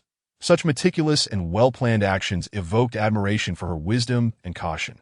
The investigation team began to reassess the character of Li Hong. They realized that locating her would not be a simple task, as she seemed to have anticipated potential tracking and had taken measures to safeguard herself. Faced with such an elusive opponent, the team required deeper investigation and analysis to find a breakthrough. Simultaneously, they pondered strategies to locate Li Hong in order to uncover the truth behind her disappearance. Lao Wang recounted the events surrounding his theft of the safe, and his life story was truly heart-rending. That in his middle age, he had lost his wife, raising 2 children alone with immense hardship. After decades of diligent service in the school's logistics department, he was deceived near retirement, losing all his savings. With an elderly mother to support and 2 children still in school, he faced tremendous financial pressure. To compound his misfortune, Lao Wang had recently been diagnosed with a terminal illness, requiring substantial funds for treatment, yet he could only endure in silence. However, during this difficult period, Li Hong appeared and offered him a sum of money, assisting him through his crisis. Yet this financial aid was not without strings attached. Lao Wang ultimately accepted the conditions, embarking on a path of crime. Taking a deep breath, he slowly confessed, "I had a premonition that you would eventually discover the wrong I have committed, that I have done a disservice to the state and to the school. I indeed orchestrated the theft of the safe, but it was all planned by Li Hong. I merely acted on her instructions." His voice was low and resolute, revealing a glimmer of resignation and fatigue in his eyes. "Then why did you heed her?" Wang Chong inquired, his gaze piercing into Lao Wang. Lao Wang lowered his head and sighed softly. "I owe her a favor, so when she made this request, I found it impossible to refuse. However, I was not fully aware of her entire plan. I merely cooperated with her execution." His tone bore traces of regret and self-reproach. Then where's Li Hong now? Wang Chong pressed further. Lao Wang shook his head. I do not know. Since completing the task, I have not seen her again. After advising me to turn myself in, she went into hiding. Perhaps she has left this city or even fled abroad to the underground world of North America. Considering her parents are there, that a hint of concern crossed his face, as if fearing that his actions might lead to significant losses for the school and the state. Wang Chong nodded, contemplating the next steps. It appeared that Lao Wang was merely an executor, while the true mastermind might be Li Hong. However, to locate Li Hong and unveil the entire truth behind the incident, further clues and investigations were imperative. Through in-depth research, Wang Chong discovered an obscure relationship between Jiang Chun and Li Hong, as staff members of the school. Li Hong and the assistant principal Jiang Chun had professional ties, yet their interactions extended beyond mere work. They occasionally communicated privately, which piqued Wang Chong's interest, and he began to suspect that these personal exchanges might conceal deeper secrets. As the investigation progressed, Wang Chong gradually unraveled a complex and enigmatic web involving power, interests, and interpersonal entanglements. This revelation led him to realize that there might be more pressing issues within the school's internal dynamics that required resolution. Wang Chong continued to interrogate Jiang Chun. Tell me, what exactly is your relationship with Li Hong? Jiang Chun hesitated for a moment before responding. I am relatively familiar with her. We often discuss work-related matters, so I suppose we can be considered good colleagues and friends. But beyond that, there truly is nothing more. His gaze reflected sincerity, yet Wang Chong did not entirely trust his words. Thus, Wang Chong enlisted Su Xiaoman to accompany him in approaching Xiaoyu and Chindiyu to gather more information regarding Jiang Chen's situation. Consequently, Su Xiaoman sought out Xiaoyu. Aware of the investigation team's inquiry into the theft of the safe, Xiaoyu felt a twinge of anxiety but endeavored to maintain his composure. Upon first laying eyes on Su Xiaoman, he was captivated by her beauty. Her features were exquisite and enchanting, her gaze clear and bright, as if capable of penetrating the depths of one's heart. Her tall, slender figure and graceful curves exuded a distinctive charm. Xiaoyu unconsciously appraised Su Xiaoman, internally marveling. She is simply stunning. This beauty transcended mere appearance. Manifesting in her poise and demeanor, she emanated a sense of confidence and elegance that irresistibly drew one closer, igniting a desire to learn more about her. However, Xiaoyu soon realized his lapse in focus and quickly averted his gaze, striving to return to the task at hand. After all, their meeting was intended to investigate Jiang Chen's situation, rather than to admire one another's allure. That a slight smile played upon Su Xiaoman's lips, her eyes radiating determination as she fixed her gaze on Xiaoyu, speaking in a serious tone. Jiang Chun is your colleague and a good friend, correct? You should know him well. She paused, a glimmer of insight flashing in her eyes before continuing. My purpose in approaching you is quite straightforward. I wish to learn more about Jiang Chen. After all, he is intricately linked to the theft of the safe. Having spoken, she awaited his response. Xiaoyu's expression grew grave, his voice earnest as he replied, I have known Jiang Chun for quite some time. We have been through many experiences together, so I have a fair understanding of him, that he is upright and diligent, and I absolutely do not believe he would be involved in the theft of the safe. After all, the safe was something we endured great hardships to retrieve from a perilous situation, so I trust his character. He would never betray our trust. Wang Chong received a similar response from Chindiyu, who also affirmed that Jiang Chun was a man of integrity and professionalism. Additionally, it was revealed that Jiang Chun and Li Hong's relationship was indeed limited to that of ordinary colleagues and friends, with minimal private interaction. Furthermore, in recent times, Jiang Chun had been exceptionally busy, having had little to no contact with Li Hong. Chapter 21. The truth emerges following an extensive investigation. The team confirmed that there was no connection between Li Hong and Jiang Chun, thus ruling out any possibility of Jiang Chen's involvement. However, just as they attempted to uncover clues regarding Li Hong's whereabouts, they encountered an obstacle. In the midst of their predicament, the investigation team suddenly received a mysterious anonymous letter. This letter contained vital information regarding a potential hiding place for Li Hong. This unexpected lead reignited hope within the team, prompting immediate action. Based on the hints provided in the letter, the investigation team swiftly pinpointed a location suspected to be where Li Hong had once concealed herself. However, upon their arrival, they discovered that Li Hong had vanished without a trace. The team meticulously scoured the surrounding area, but found no valuable clues. The items within the room were arranged neatly, suggesting that Li Hong had left in a hurried yet cautious manner. How could she have known we were coming for her? Did someone tip her off? A member of the investigation team furrowed his brow and inquired. Perhaps, but now is not the time to dwell on that we must promptly find her trail, the team leader calmly assessed. Although this operation did not yield Li Hong's immediate capture, the investigation team was convinced that the anonymous letter originated from someone familiar with the circumstances. They resolved to pursue this lead relentlessly, leaving no stone unturned. Simultaneously, they intensified their surveillance and inspections of the surrounding areas, hoping to apprehend Li Hong at the earliest opportunity. Although Li Hong managed to evade capture once again, they remained undeterred. After an exhaustive search, they finally uncovered some valuable clues. Items left behind by Li Hong in the room. These artifacts seemed to suggest that she had previously established contact with her parents, who resided in the underground world of North America. Through the analysis of these items, they concluded that Li Hong's next move was likely to escape to the North American underground. This revelation heightened the tension among the team, as it indicated that the pursuit would become increasingly arduous. However, Wang Chong was not intimidated. He swiftly made decisions and began to implement a series of measures to address the situation. That he first reinforced the monitoring of the border regions and notified relevant departments to closely observe any suspicious entries and exits. Concurrently, he collaborated with Interpol to seek global assistance. Furthermore, Wang Chong assembled an elite team specifically tasked with investigating Li Hong's family background and social connections in North America, hoping to extract more information regarding her whereabouts. Ultimately, he issued a nationwide wanted notice, urging police departments across the country to cooperate fully in capturing Li Hong. The entire nation fell into a state of heightened vigilance as a comprehensive net was quietly woven. As the extensive manhunt progressed, exhilarating news emerged. In a secluded corner along the border of the underground world, a potential sighting of Li Hong had been reported. This crucial lead served as a beacon of hope, illuminating the path of the investigation. Upon receiving this information, the investigative team promptly sprang into action. They swiftly organized a task force to delve deeper into the investigation at the specified location. The remoteness and complexity of the environment posed certain challenges, yet the team remained resolute, dedicating themselves wholeheartedly to the task. Upon arriving at the destination, they conducted a thorough search and examination of the surrounding area. They meticulously sought any possible traces or clues related to Li Hong, leaving no detail overlooked. Simultaneously, they engaged with local residents to ascertain whether any unusual occurrences had transpired.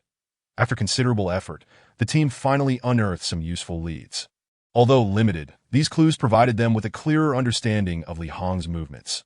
Based on this information, the team devised a more precise action plan to continue tracking Li Hong's whereabouts. Throughout this process, the team maintained a heightened state of alertness, prepared to confront any potential developments. They understood the gravity of the mission and the necessity to locate Li Hong swiftly to unravel the truth behind the situation. Ultimately, diligence bore fruit.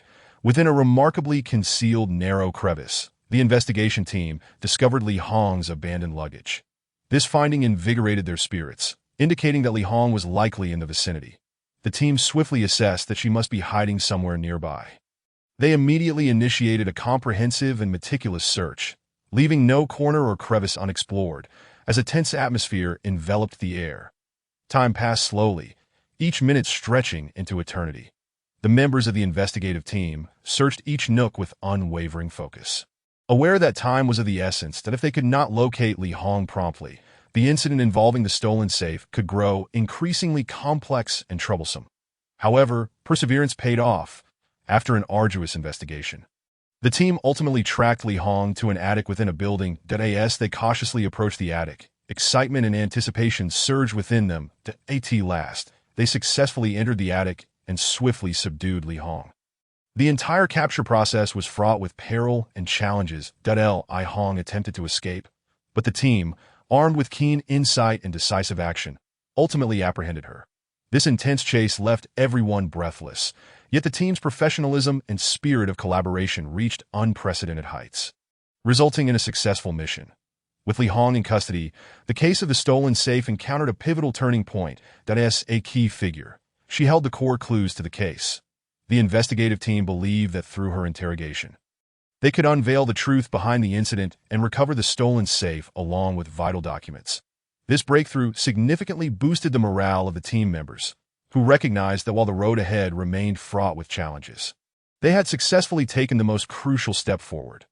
Now, they would spare no effort in delving into Li Hong's background and the evidence related to her, aiming to retrieve the critically important safe as soon as possible. Each member of the investigative team understood that this task was both challenging and of great responsibility. They had to maintain a high level of vigilance and professionalism, leaving no detail unchecked. As the investigation deepened, more hidden secrets might surface. Yet, regardless of the obstacles encountered, they would remain steadfast in their resolve, pressing onward, for they bore the hopes of many and the mission of restoring justice and order. For those lurking in the shadows, the actions of the investigative team loomed like a sword poised to strike, bringing immense pressure upon them. Nevertheless, the team would not be swayed by external distractions. They would relentlessly pursue the truth with unwavering determination and fearless spirit. That I end this fierce contest.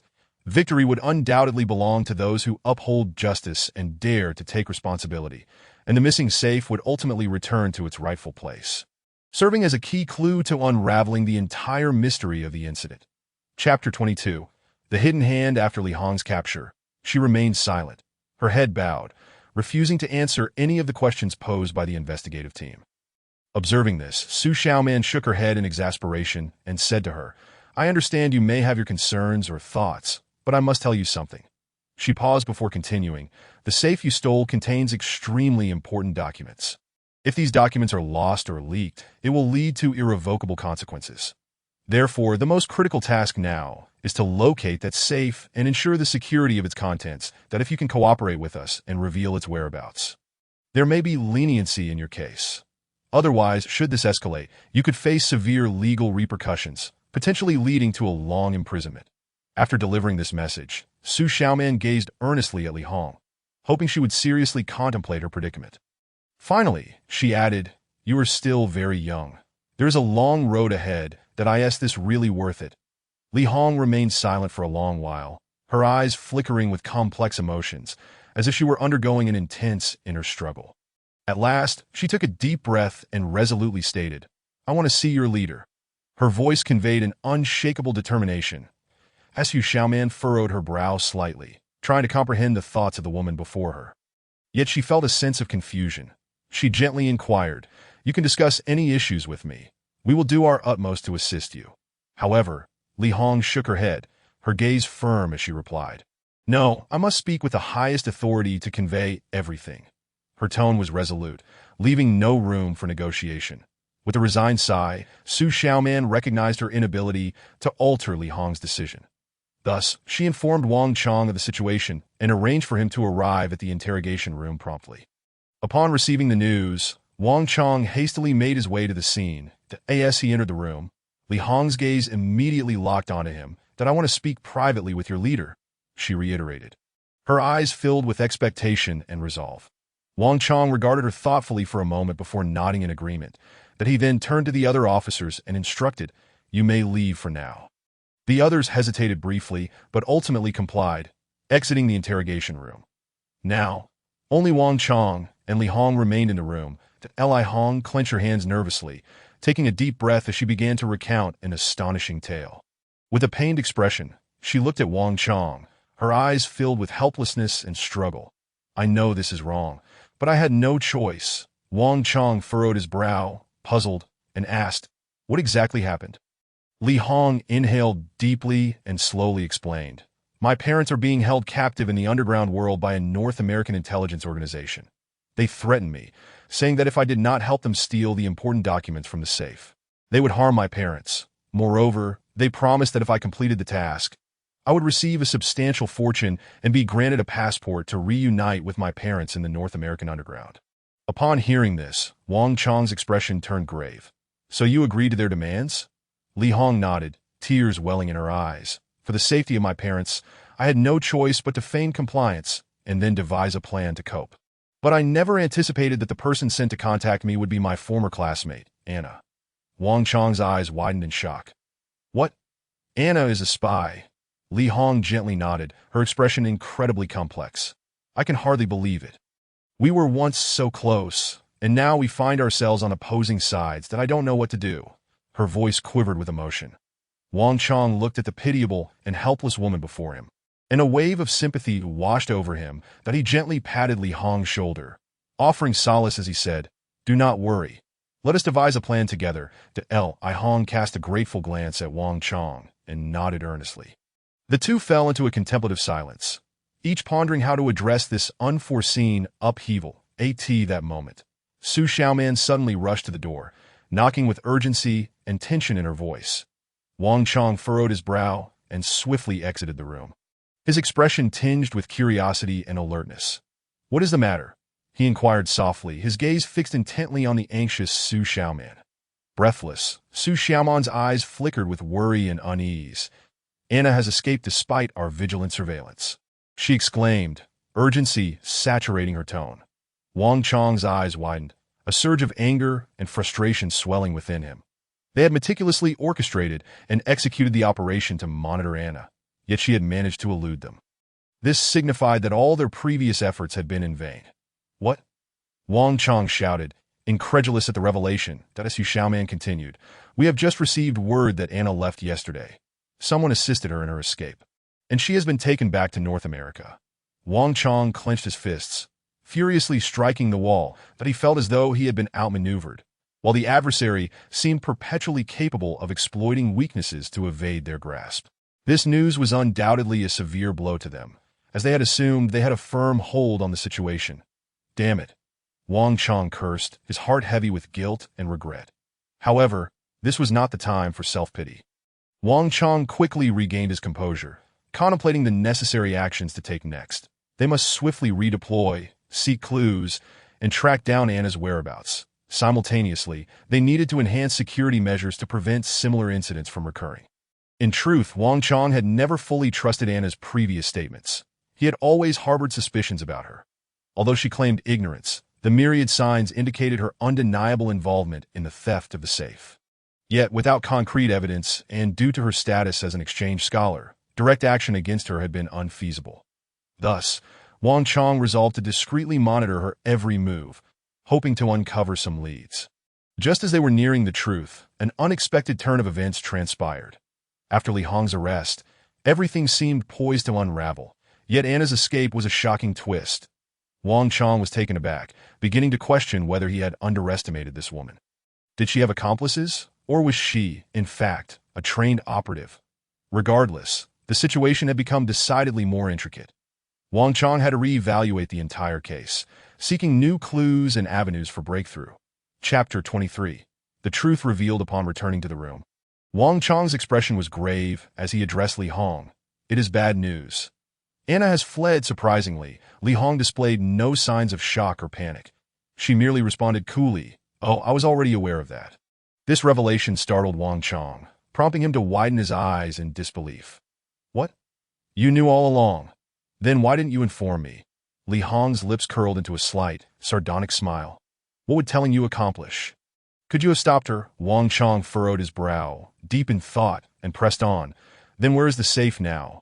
Li Hong replied, "In truth, I currently possess the safe. Initially, I pretended to agree to collaborate with Anna in stealing it, intending to infiltrate the spy organization." She paused before continuing. "I discovered that they had devised an exceedingly meticulous plan to steal the safe, practically flawless. The plan required Anna and me to work in tandem, while they had also bribed Lao Wang. Li Hong, furrowing her brow in recollection, added, "After that, I gradually realized the contents of the safe were of paramount importance. Thus, I secretly crafted a perfect replica of the original safe for contingencies." She sighed before elaborating. "They utilized high-tech means to disable the video surveillance system, while Anna orchestrated the entire operation from the periphery. Lao Wang was responsible for infiltrating and stealing the safe. Once he secured it, I swiftly executed a switch, replacing the real safe with the counterfeit to avoid arousing Anna's suspicion. I persuaded Lao Wang to turn himself in, diverting her attention, that I then seized the opportunity to hide and securely stash the genuine safe, ultimately handing over the false safe to Anna and her team." Wang Chong frowned, inquiring, "So, Anna took the fake safe. Where's the real one now?" Li Hong hesitated before responding. Yes, Anna took the counterfeit, for safety's sake. I have hidden the real safe in a location known to no one. However, before that, I would like you to agree to one condition. Wang Chong regarded her with curiosity. What condition? Taking a deep breath. Li Hong stated, we were compelled to partake in the plan regarding the safe that I seek to retrieve it, hoping you can assist us in securing immunity from punishment for both myself and Lao Wang. Can you do that?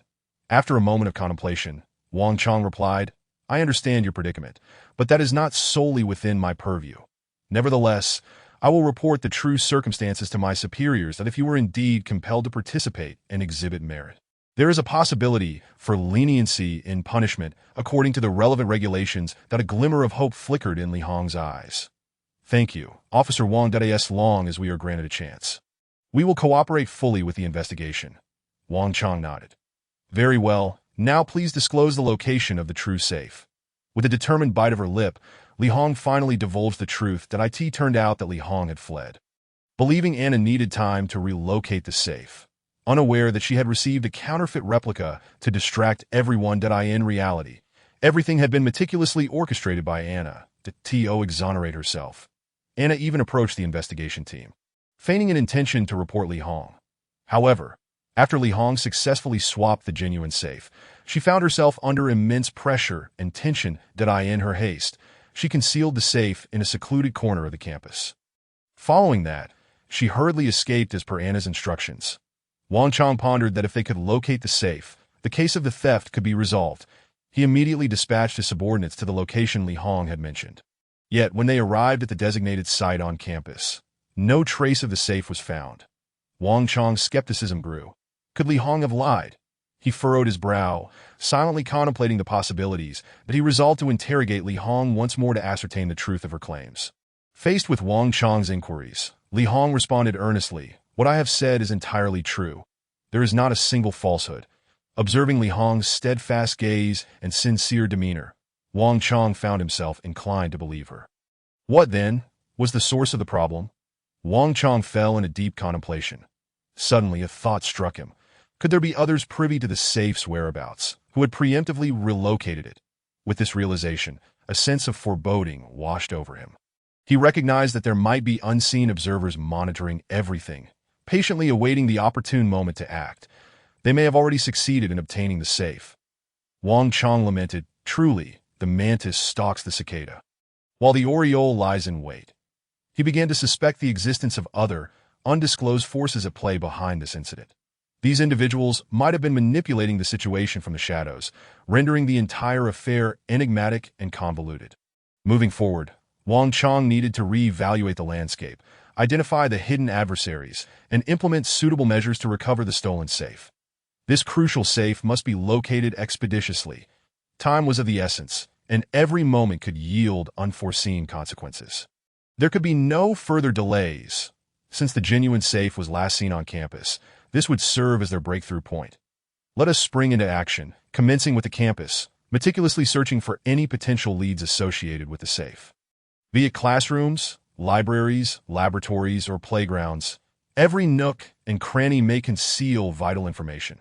Perhaps someone has glimpsed the safe or events of significance transpired prior to its disappearance that we must mobilize all resources and intellect, leaving no detail overlooked. The safe may be hidden in a clandestine location or have been taken away. But with relentless pursuit, we shall undoubtedly uncover its whereabouts, for this safe harbors significant secrets and interests. Locating it will unravel the mystery and avert a monumental disaster. Therefore, let us unite in close collaboration, exerting our utmost efforts, trusting in our capabilities, confident that we will locate the safe and safeguard its critically important documents. Consequently, the investigative team commenced their vigorous search across the campus. They meticulously scoured every conceivable location where the safe might be concealed, including teaching buildings, libraries, and laboratories.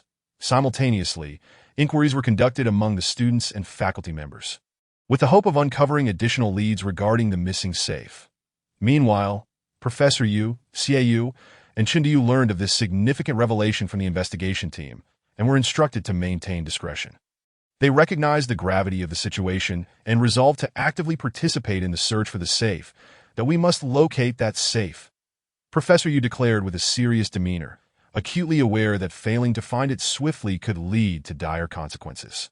Xiaoyu nodded in agreement, stating, "Indeed, we must expedite our efforts. However, we must proceed with caution to avoid alarming the perpetrator." Chindiyu added, "I will keep a vigilant eye on any suspicious activities within the campus."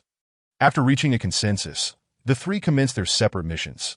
Professor Yu would liaise with the investigation team to ascertain the latest developments. Xiaoyu would delve into the student community to gather pertinent information, and Chindiyu would oversee campus patrols to ensure safety.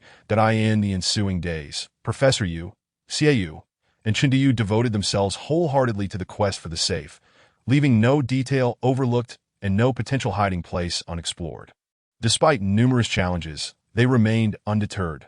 Finally, their relentless efforts bore fruit, and the whereabouts of the safe began to surface. Chapter 24.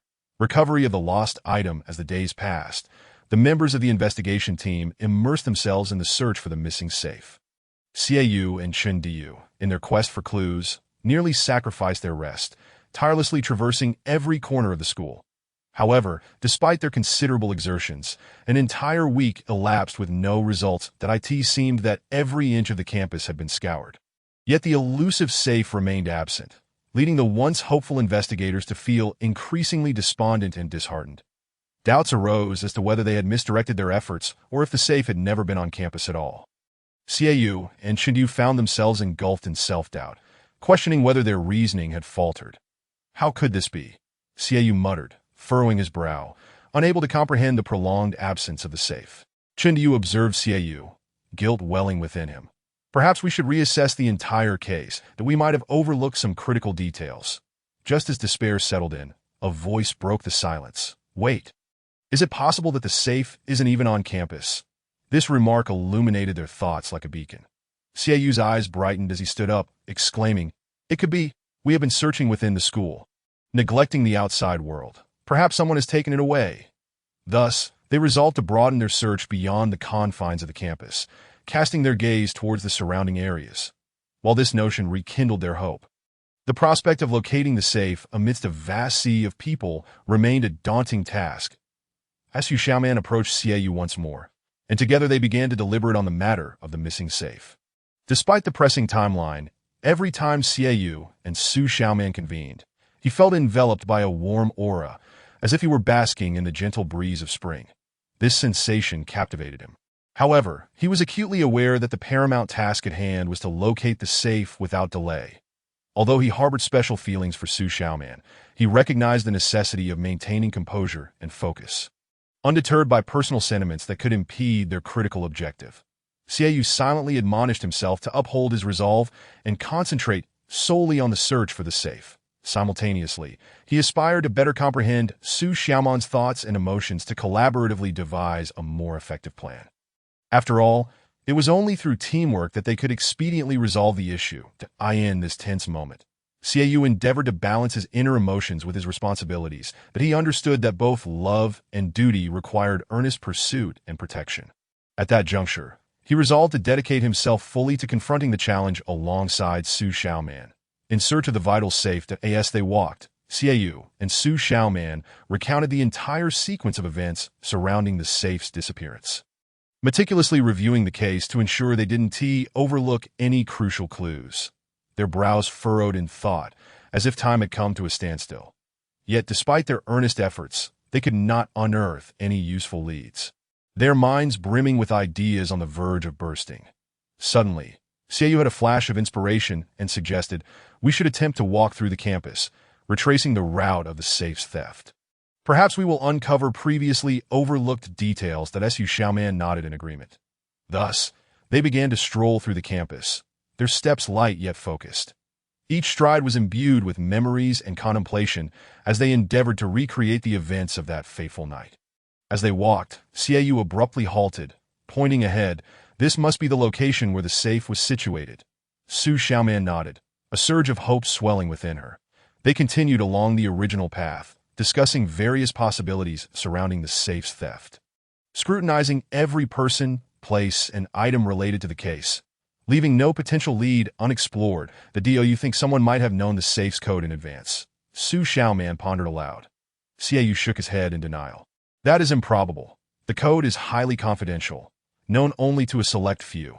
Moreover, even if someone obtained the safe, they would still need the correct code to open it. Su Xiaoman furrowed her brow. Deep in thought, if that is the case, then it must have been obtained through some other means. But who would have such an opportunity? Suddenly, an idea struck Su Xiaoman. Could it be an insider job? After all, only a select few would be aware of the safe's theft.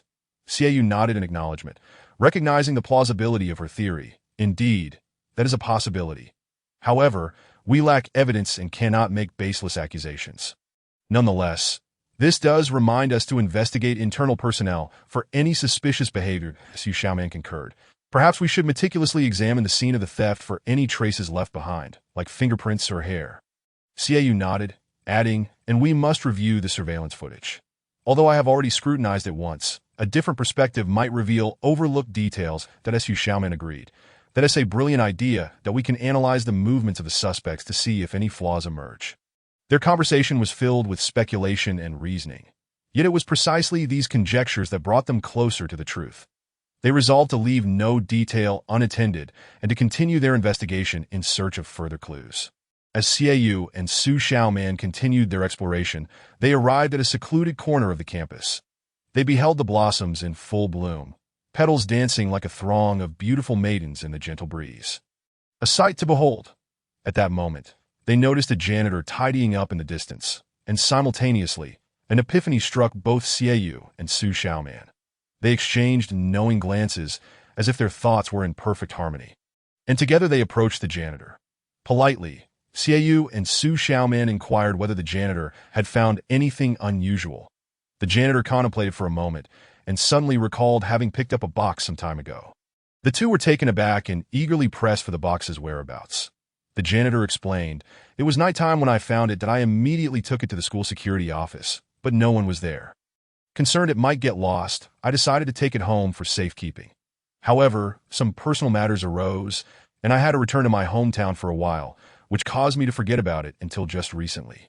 Xiaoyu and Su Xiaoman exchanged glances, their hearts brimming with anticipation, and promptly requested to accompany the janitor back to his home to retrieve the safe. At long last, they discovered the crucial safe in the janitor's storage room. This safe, which had previously vanished without a trace, now unexpectedly reappeared here, as if fate had intervened. The sight of the safe filled them with unparalleled exhilaration. Chapter 25. A painful farewell with the recovery of the safe. This incident finally reached a temporary conclusion. However, the investigation into the entire affair did not cease. The investigation team conducted a thorough and meticulous inquiry into the matter, submitting a comprehensive report to the government. This report detailed the circumstances surrounding the theft of the safe, the identities of the suspects, and the relationships between them, while also highlighting the underlying issues that led to the incident. The government placed great importance on this report, mandating relevant departments to implement measures to bolster security precautions. Ultimately, Jiang Qin was released due to his non-involvement in the theft of the safe. Although he had interacted with Li Hong and Lao Wang, there was no evidence implicating him in the criminal activities. Conversely, Li Hong and Lao Wang faced legal repercussions. Despite their involvement in the theft, taking into account their confessions and cooperative behaviors, the court ultimately sentenced them to 2 years and 1 year of imprisonment, respectively, with a suspended sentence. This meant they would not have to serve time immediately in prison, but could reintegrate into society under supervision and rehabilitation during the probationary period. Yet, the matter was far from resolved. Behind the incident of the stolen safe lies the shadow of a vast and enigmatic foreign espionage organization, which meticulously orchestrated and executed the heist with the aim of acquiring those crucial documents and materials. Although the investigative team has unraveled the case, certain criminals remain at large, including the principal offender, Anna, who has successfully evaded capture by fleeing to the underground realms of North America. With the conclusion of the investigation, the team has disbanded, and everyone is preparing to return to their original posts to continue their work. Throughout this period of inquiry, they have shared numerous experiences, fostering profound bonds among one another. In particular, the relationship between Xiaoyu and Su Xiaoman has grown increasingly intimate. However, now that the investigation has come to a close, their impending separation fills Xiaoyu with an overwhelming sense of sorrow. As Xiaoyu gazes at Su Xiaoman, his heart swells with a profound sense of loss that he understands that following this parting, they may never have the opportunity to meet again, that he attempts to persuade himself to accept this reality. Yet the mere thought of parting from Su Xiaoman feels like a dagger piercing his heart. For Su Xiaoman, her feelings for Xiaoyu are equally deep. However, she is acutely aware of their differing backgrounds and life trajectories. Nevertheless, she cannot help but reminisce about the cherished moments spent with Xiaoyu, those delightful memories that linger in her heart. At last, the moment of farewell arrives. Xiaoyu and Su Xiaoman shake hands. Tears glistening in their eyes, that he yearns to confess his feelings for her, yet finds himself at a loss for words. As Su Xiaoman gazes silently at Xiaoyu, sensing the anguish and helplessness within him. Ultimately, she gently withdraws her hand from his grasp and turns to leave. Xiaoyu stands there dazed as he watches Su Xiaoman fade into the distance. His heart feels unbearably heavy, as if the entire world has lost its color. He realizes that he must learn to confront reality and reclaim his life. Yet, regardless of what lies ahead, he will forever treasure the moments spent with Su Xiaoman, as they will remain a precious memory in the tapestry of his life. In the days following Su Xiaoman's departure, Xiaoyu feels an emptiness within him, struggling to muster the energy to engage in any activity, as if his spirit has been lost. One day, as usual, he sits alone at his desk, staring blankly into space. That moment, Chindiyu and Jiang Chen notice Xiaoyu's demeanor, exchanging knowing glances before approaching him. "Brother, we can see that you've been somewhat out of sorts these past few days. We know you must have something on your mind.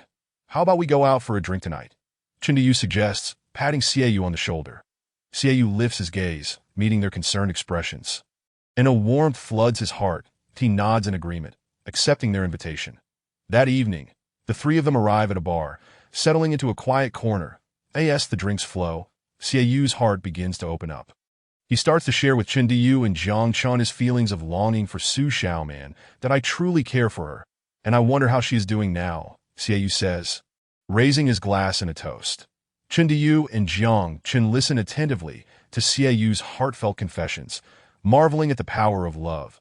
They encourage him to find strength, assuring him that time will gradually heal his wounds. "Brother, don't be too disheartened. That if you genuinely care for her, you must bravely confront reality. Perhaps, when the time is right, you may have another chance to meet," Jiang Chen encourages. Xiaoyu nods gratefully, recognizing the wisdom in his friend's words. Although his heart remains heavy, he resolves to set aside his past troubles and regain his spirit. After all, life must go on, and there are many beautiful experiences yet to unfold. The trio lingers in the bar, reveling in the relaxation and joy that alcohol brings. Time slips away, and before they realize it, the night has deepened, yet their spirits remain high, showing no inclination to leave. Under the influence of the drinks, they feel invigorated, eager to savor the night. Thus, they decide to step outside and embrace the tranquility and mystery of the late hour. Strolling down the streets, they admire the scenery around them, relishing this rare moment of leisure.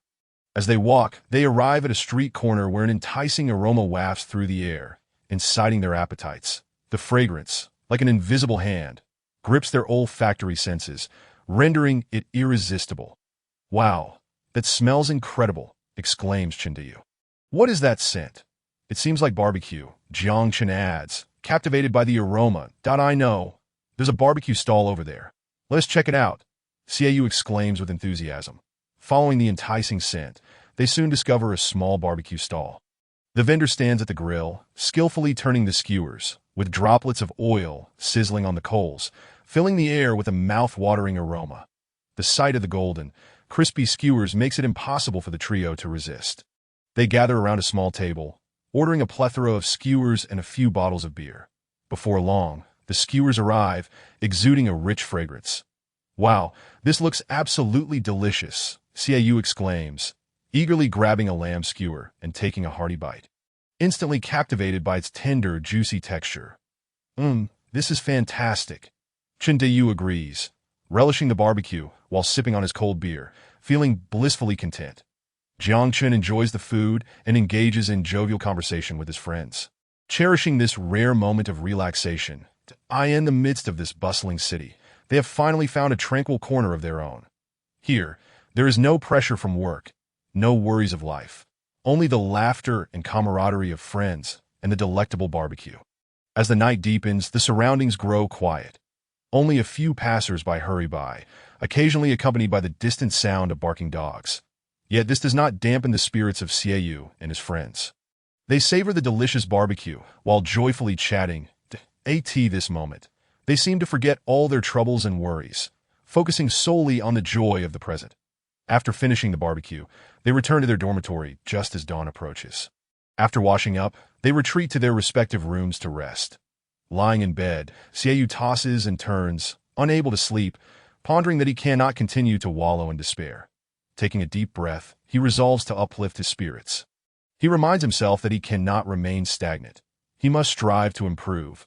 Acknowledging Su Xiaoman's excellence, he recognizes that he cannot afford to fall behind, so he resolves to work diligently and continually better himself.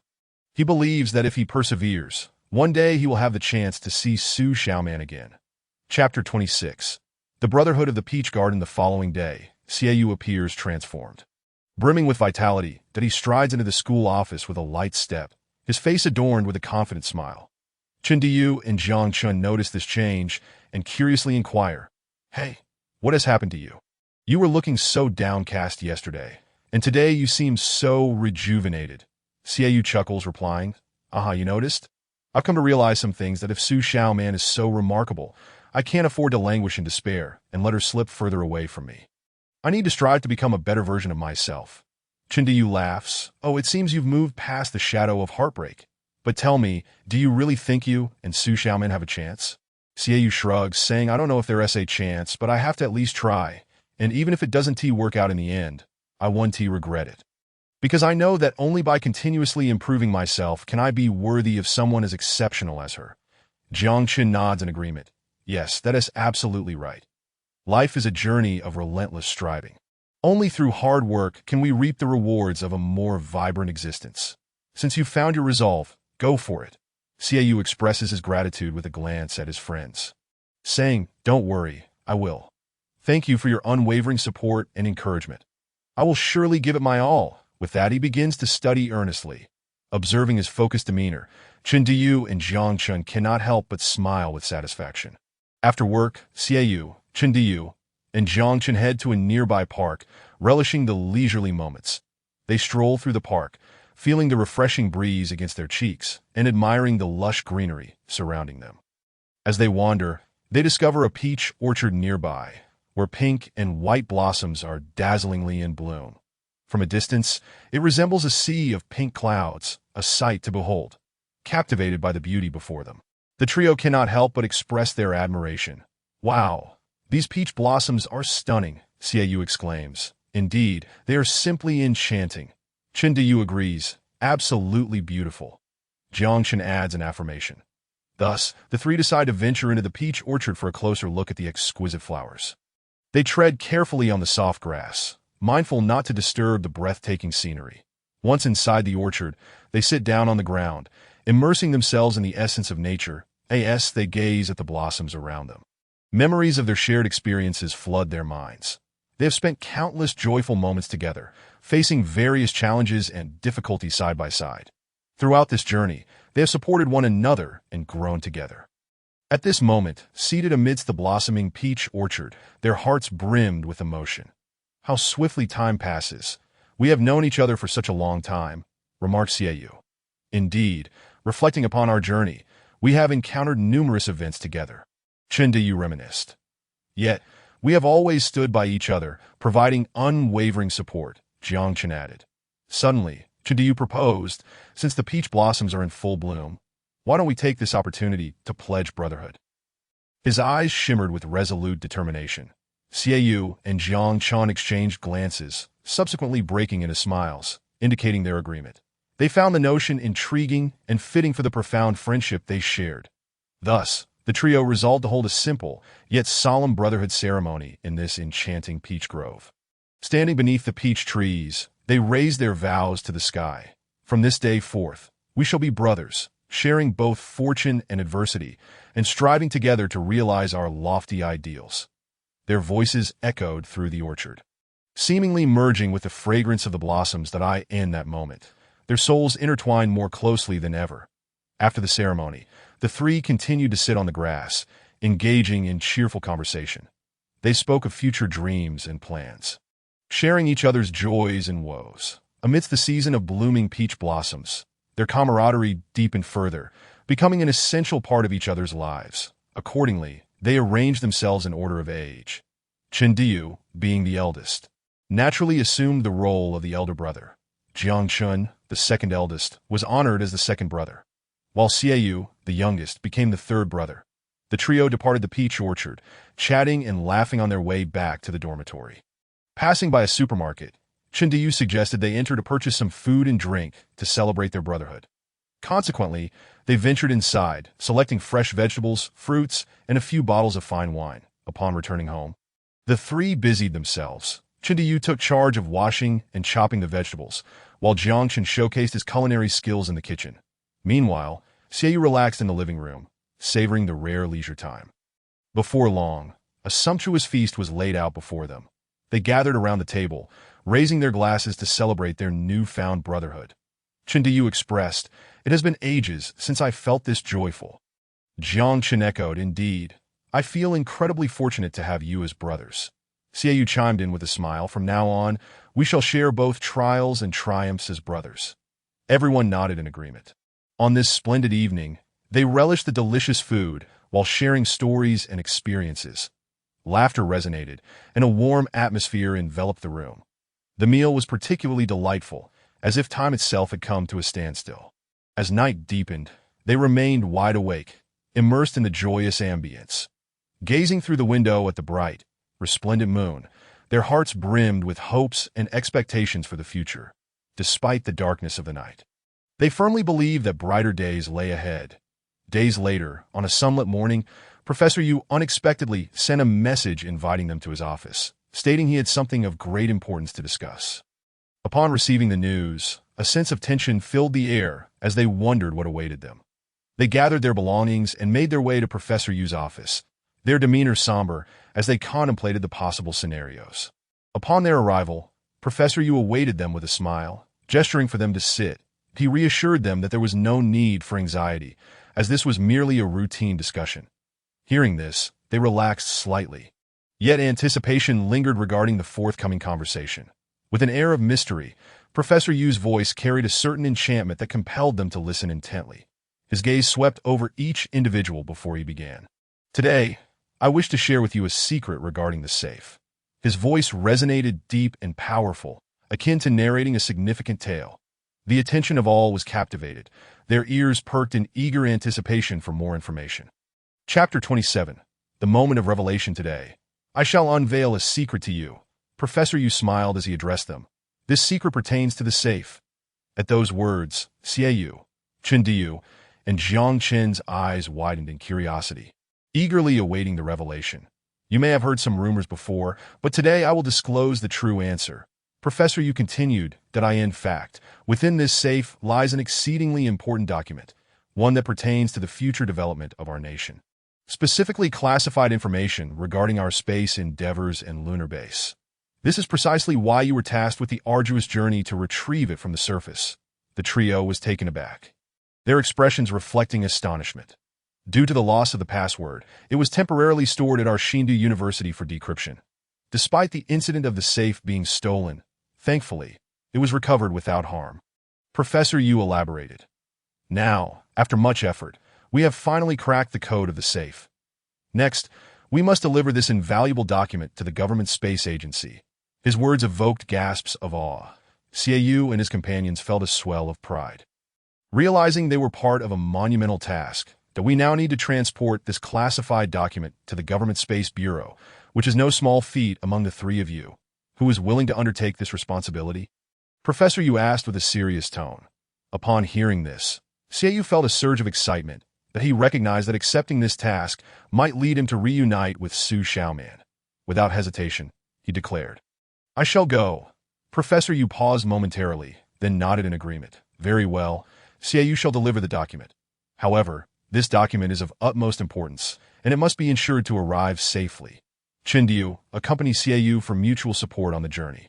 Xiaoyu and Chindiyu exchanged a glance, each seeing the determination reflected in the other's eyes.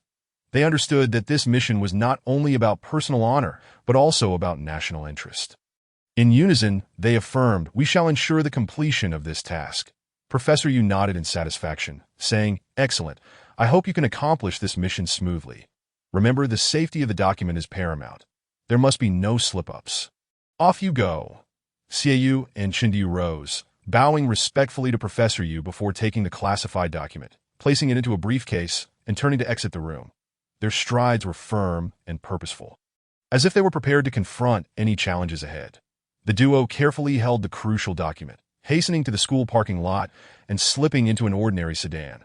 They were acutely aware of the urgency of time and the necessity to deliver the confidential document to the Space Bureau swiftly. As the vehicle started and gradually exited the campus, they traveled along a broad road connecting the urban center of Shindu with the suburban satellite city, the location of the Space Bureau's headquarters. Along the way, their expressions were grave, silence enveloping them as they were consumed by a sense of duty. As they distanced themselves from the city's hustle and bustle, the surroundings grew increasingly serene. With only the sound of tires against the pavement filling the air, the landscape transitioned from bustling skyscrapers to vast fields and sparse villages. "How much longer until we arrive?" One of them broke the silence, inquiring. The other glanced at the GPS and replied, "According to the navigation, we are still about 100 kilometers from our destination." This figure intensified the atmosphere within the car, as they comprehended the challenges that lay ahead, yet also the weight of their important mission. They hoped only to reach the Space Bureau safely and promptly to fulfill their task. Silently, they drove, their gaze fixed ahead, determined not to let their guard down for even a moment. Their only thought was to expedite the delivery of the classified document to the Space Bureau and complete the entrusted assignment. Suddenly, Xiaoyu's expression sharpened. He noticed, through the rearview mirror, a suspicious vehicle closely tailing them. It maintained a consistent distance, never straying from their line of sight. Instantly alert, both Xiaoyu and his companion recognized the potential danger. The vehicle behind seemed to realize they had been detected and began to accelerate. Attempting to close the gap between them, Xiaoyu took a deep breath, gripping the steering wheel tightly, his heart racing as tension coursed through him. The pursuing vehicle's speed increased, overtaking them at that moment. Xiaoyu spotted a hand emerging from the window of the trailing vehicle, brandishing a gun aimed directly at them. His eyes widened in fear and unease.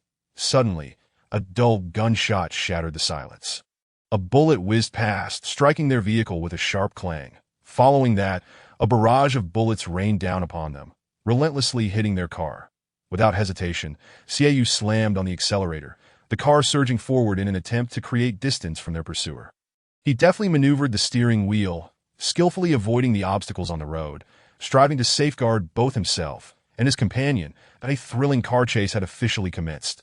The vehicles of both parties raced down the highway, their speeds relentlessly escalating.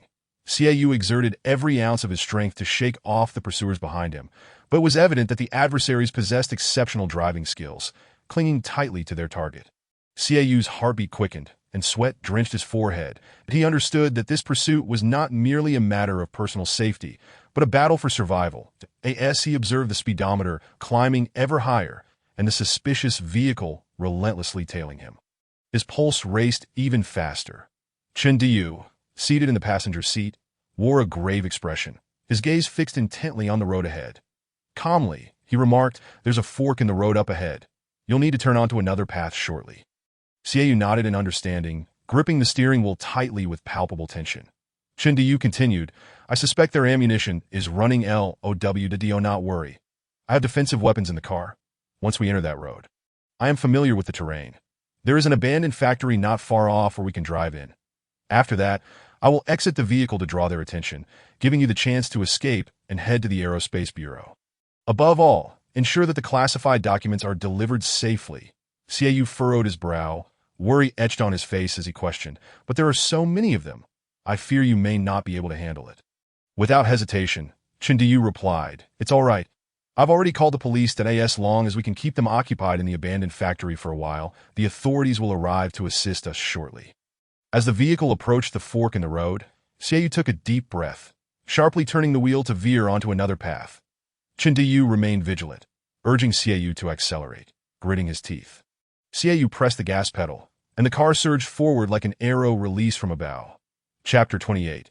The abandoned factory. The two cars raced down the highway like untamed stallions, neither willing to yield. Xiaoyu gripped the steering wheel firmly, his eyes focused ahead as he adeptly maneuvered the vehicle, attempting to evade the impacts from the pursuing car. Each evasive maneuver felt akin to a perilous acrobatic performance, where a moment's lapse could spell disaster. However, thanks to his exceptional driving skills and remarkable reflexes, Xiaoyu repeatedly turned danger into safety. Seated in the passenger seat, Chindayu observed the scene anxiously, his hand clutching the door handle tightly as beads of sweat formed on his forehead. Finally, Chindayu resolved to take action. He retrieved a metal object from the car and hurled it backward with all his might.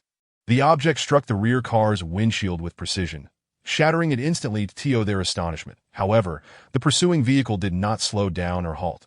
Instead, it accelerated, seemingly undeterred by the attack. At that moment, Xiaoyu noticed an abandoned factory ahead.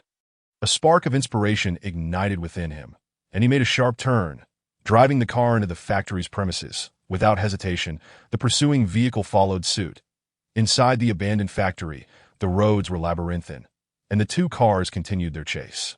Xiaoyu weaved through the factory's various corners, attempting to shake off his relentless pursuers, while Chindayu seized the opportunity to scout the surroundings for useful objects. They entered a narrow alley, and with swift reflexes, Chindayu grabbed some debris and hurled it toward the pursuing vehicle, successfully obstructing their path. Quickly, he armed himself with a defensive weapon, exiting the car and positioning himself to confront the oncoming threat. The pursuing vehicle came to a halt, and two burly, muscular men emerged, their expressions fierce and menacing as they advanced toward Chindayu. Standing in the alley of the abandoned factory, Chindayu's gaze was resolute and icy. Embodying the essence of a warrior, that he gripped his weapon tightly, exuding an aura of unassailable authority and dominance, that he looked at Xiaoyu, his eyes glimmering with determination and resolve, aware that this confrontation could be arduous. He was nonetheless prepared. He nodded at Xiaoyu, signaling him to flee the perilous vicinity. Xiaoyu cast a glance at Chindayu, his heart brimming with admiration and gratitude. He realized that had it not been for Chandayu's bravery, their escape might have been impossible, and they would have failed the mission entrusted to them by Professor Yu. Without hesitation, he pressed the gas pedal, driving away from the scene with urgency. As the car sped away, Chindayu faced the two imposing men alone. That he took a deep breath, steadying himself for the impending confrontation. That he understood that this would be a fight for survival, and he needed to give his all to emerge victorious. His eyes locked onto the two men, unwavering in their intensity. Leaning slightly forward, he gripped his weapon tightly, preparing for the imminent clash. "Who are you? Why are you attacking me?" Chindayu questioned, his demeanor alert and watchful as he assessed the two muscular figures before him. "We are merely carrying out orders to retrieve that classified document. That do not obstruct us. Hand over the documents, and perhaps you will be spared," one of the burly men replied in a low growl. They simultaneously raised their knives, preparing to launch an assault on Chindayu. A rush of adrenaline surged through him, but he remained unfazed. Swiftly, he drew a self-defense baton from his waist, adopting a defensive stance. "Come on, show me what you're capable of," Chindayu shouted defiantly. The two burly men exchanged glances, then charged at Chindayu in unison, swinging their knives with ferocity. Chindayu skillfully sidestepped one attack, then blocked another with his baton. With a powerful swing, he pushed one of the assailants back several paces. The second assailant, witnessing this, immediately lunged to strike Chindayu again. Yet, Chindayu reacted with agility, adeptly parrying the attack with his baton and pushing the man back. Understanding the need to seize the initiative, he launched an offensive, targeting one of the assailants directly, with a sharp strike to the leg. He disrupted the man's balance, seizing the moment. He swung his baton at the other man's head, momentarily dazing him. Suddenly, a loud crash echoed as both men's weapons shattered simultaneously, shards scattering in all directions. The two assailants paused, casting aside their broken blades, and resumed their attack. One unleashed a series of punches, while the other delivered powerful palm strikes, forcing Chindayu to retreat repeatedly, though his brow furrowed in concentration. Chindayu remained composed, inhaling deeply as he executed a complex series of baton techniques. His weapon danced in the air, each strike infused with immense power and finesse, engaging in a fierce combat with his foes. The two burly men, undeterred, showcased remarkable skill and synchronization. They darted between Chen Deyu's attacks, alternating between close-quarters combat and ranged strikes, forcing him into a grueling struggle. The battle raged on, both sides exchanging blows in a relentless clash. The sound of impact resonating ominously, eliciting concern from onlookers that as the fight continued, Chen Deyu gradually felt the weight of fatigue. After all, facing two opponents of considerable strength was no easy feat, yet he refused to surrender, stubbornly resisting their relentless onslaught. With a fierce shout, "Ha!" Chen Deyu unleashed a vigorous assault on one of the burly men. Caught off guard, the assailant staggered back after receiving a solid blow to the chest. Seizing this opportunity, Chen Deyu swiftly turned to attack the other man. However, that assailant reacted swiftly, evading Chen Deyu's punch and retaliating with a powerful kick to his side. Pain jolted through Chen Deyu, but he gritted his teeth, refusing to yield. Just then, the second burly man charged forward, igniting a new round of combat. Despite his exhaustion, Chen Deyu persevered, unwilling to concede defeat. Just when he felt on the verge of collapse, the distant sound of police sirens reached his ears. This auditory signal revitalized him, as though it bestowed upon him newfound strength. The police had arrived, and the two assailants surely heard the approaching sirens. Seizing the moment, Chen Deyu resolved to launch a final counterattack. With all his might, he grasped the baton and struck forcefully at one of the burly men. The sudden assault caught the man off guard, and he collapsed to the ground, groaning in pain. The second assailant, witnessing his companion fall, was startled but did not retreat. Instead, he launched a punch toward Chen Deyu. Chen Deyu sidestepped the blow and retaliated, landing a strike to the opponent's abdomen. Realizing their position was precarious and the sirens were drawing nearer, the two men recognized the imminent danger. They hastily turned and fled, diving back into their vehicle, starting the engine and speeding away from the scene. Breathing heavily, Chen Deyu watched as the vehicle disappeared from sight, letting out a sigh of relief that he understood that had it not been for the sirens, this confrontation could have escalated into a far more perilous ordeal. Shortly thereafter, police cars arrived at the scene.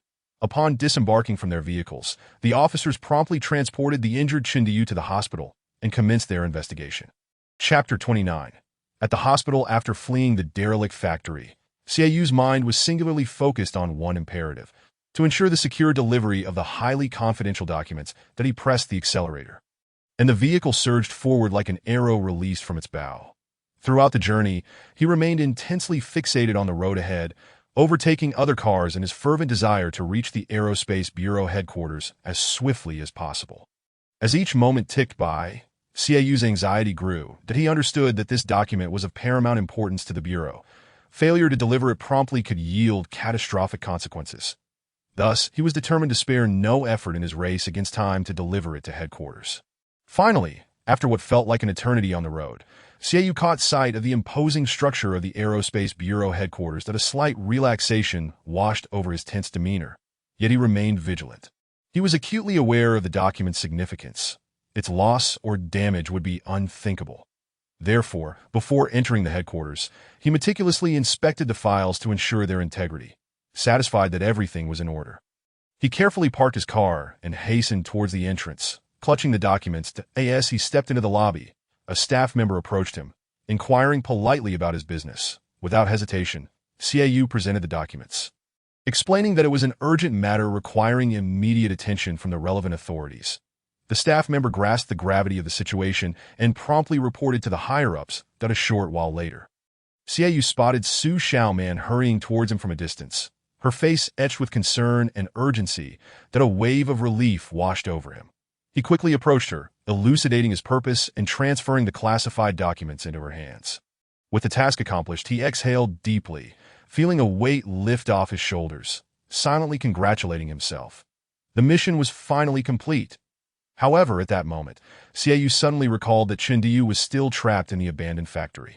Uncertain of his fate, that a profound sense of responsibility surged within him. He realized he could afford no further delays.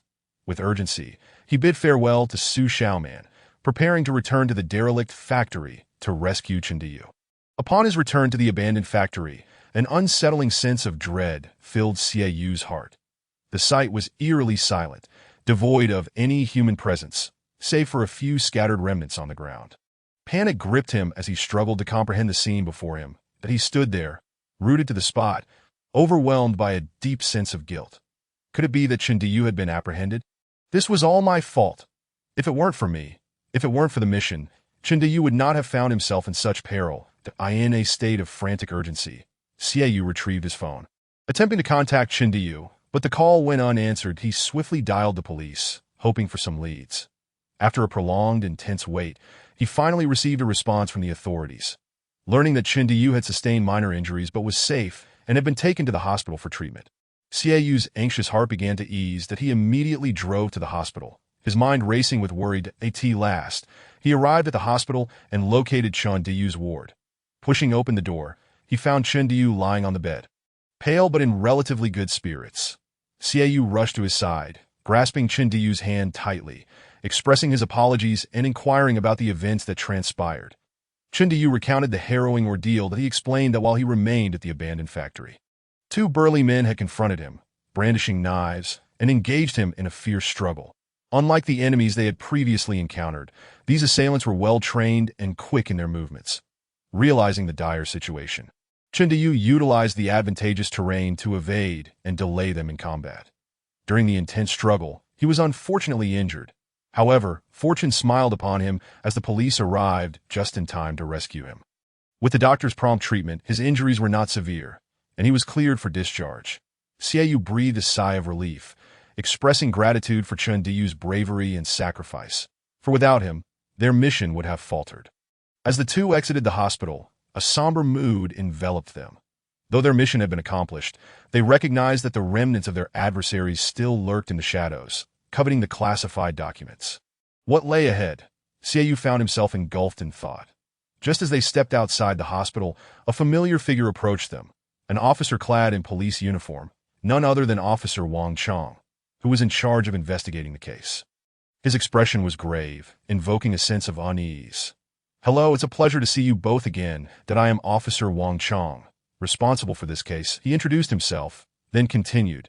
"Following our thorough investigation, we have determined that this incident is not merely a random attack, but rather closely linked to the recent safe deposit box theft case, that we suspect that a more substantial conspiracy lies in the shadows." Upon hearing this, both men exchanged glances, a sense of foreboding creeping into their hearts. The previous theft had plunged them into a significant crisis, and if these two incidents were indeed connected, the consequences would be dire. "What? How can this be?" they exclaimed in unison, their faces reflecting astonishment and confusion.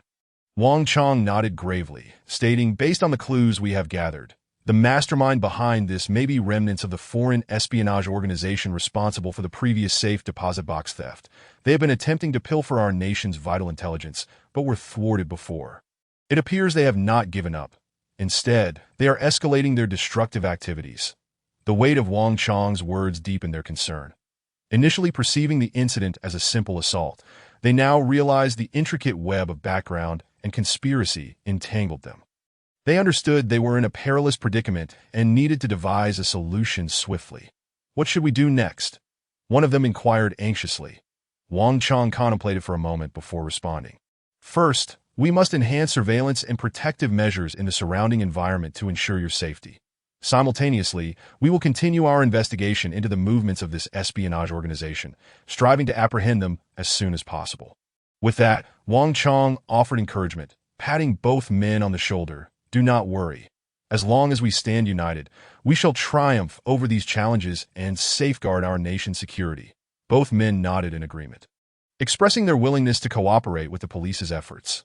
They knew that facing such an enemy required collective strength to secure victory. The battle had only just begun. After parting ways with Officer Wang Chong, Xiaoyu and Chindiyu drove back to Xindu University, preparing to report the situation to Professor Yu. Throughout the journey, both remained silent, lost in their thoughts. Xiaoyu reflected on the formidable nature of the enemy revealed through this case. While Chindiyu contemplated strategies for confronting this threat, they slowly entered the campus. They parked in front of the teaching building. Xiaoyu and Chindiyu alighted from the vehicle and approached Professor Yu's office. They gently knocked on the door, and a low voice from within beckoned them. Come in. Upon entering, they found Professor Yu seated at his desk, his expression serious as he regarded them. How did your mission go? He inquired calmly. Xiaoyu shook his head, responding heavily. The mission was successfully completed, but we encountered unforeseen complications along the way. Enemies attempted to seize the classified documents, but fortunately, with Chun Diyu's assistance and the police's intervention, we escaped unharmed. Currently, we have not apprehended the perpetrator, and we only uncovered some leads, which may be connected to the espionage organization involved in the previous safe deposit box theft, but we lack sufficient evidence to ascertain the identity of the culprit. Professor Yu's countenance grew grave as he expressed concern. Thank you for your hard work. Please take some time to rest. We will discuss the next steps later. Chun Diyu interjected, Professor, thank you for your concern. Please don't worry. I only sustained minor injuries and am fine.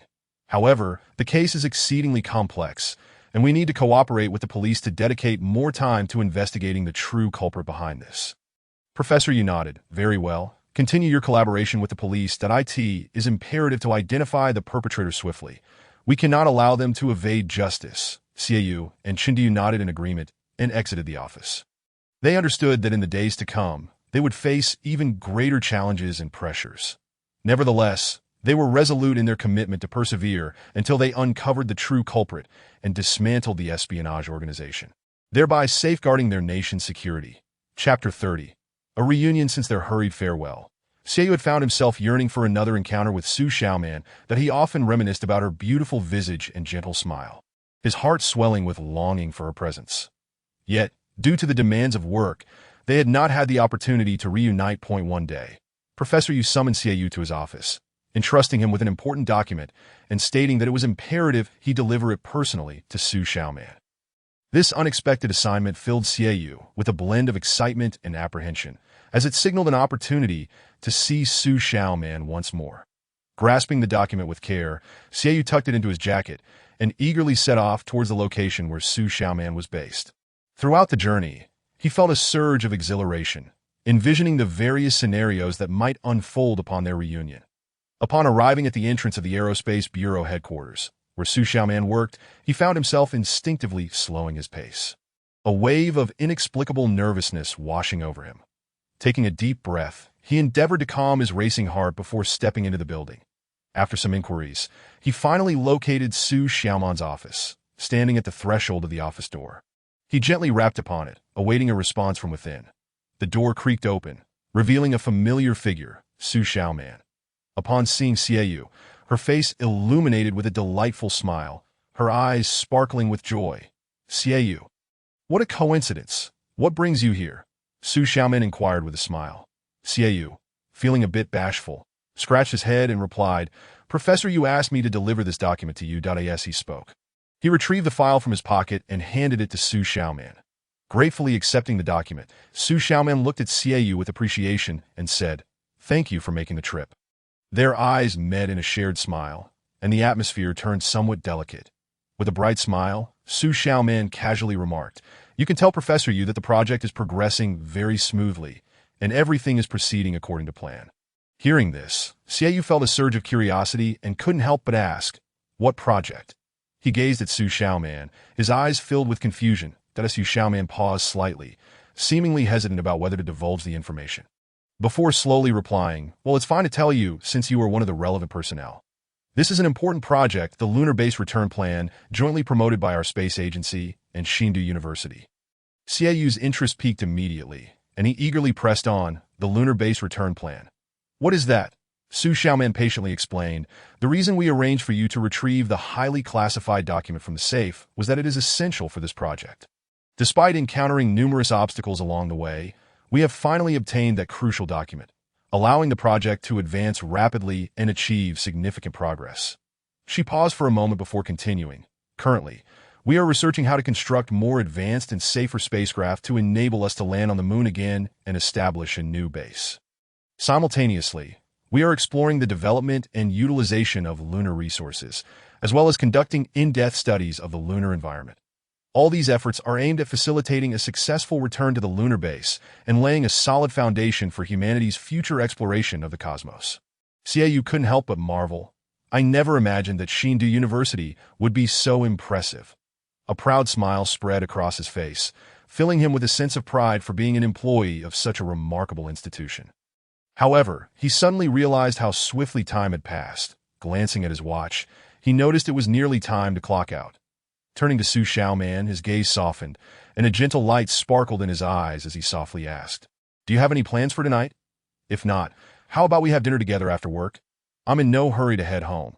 His voice was soft and deep, like a gentle breeze whispering through the air, instilling an inexplicable sense of comfort.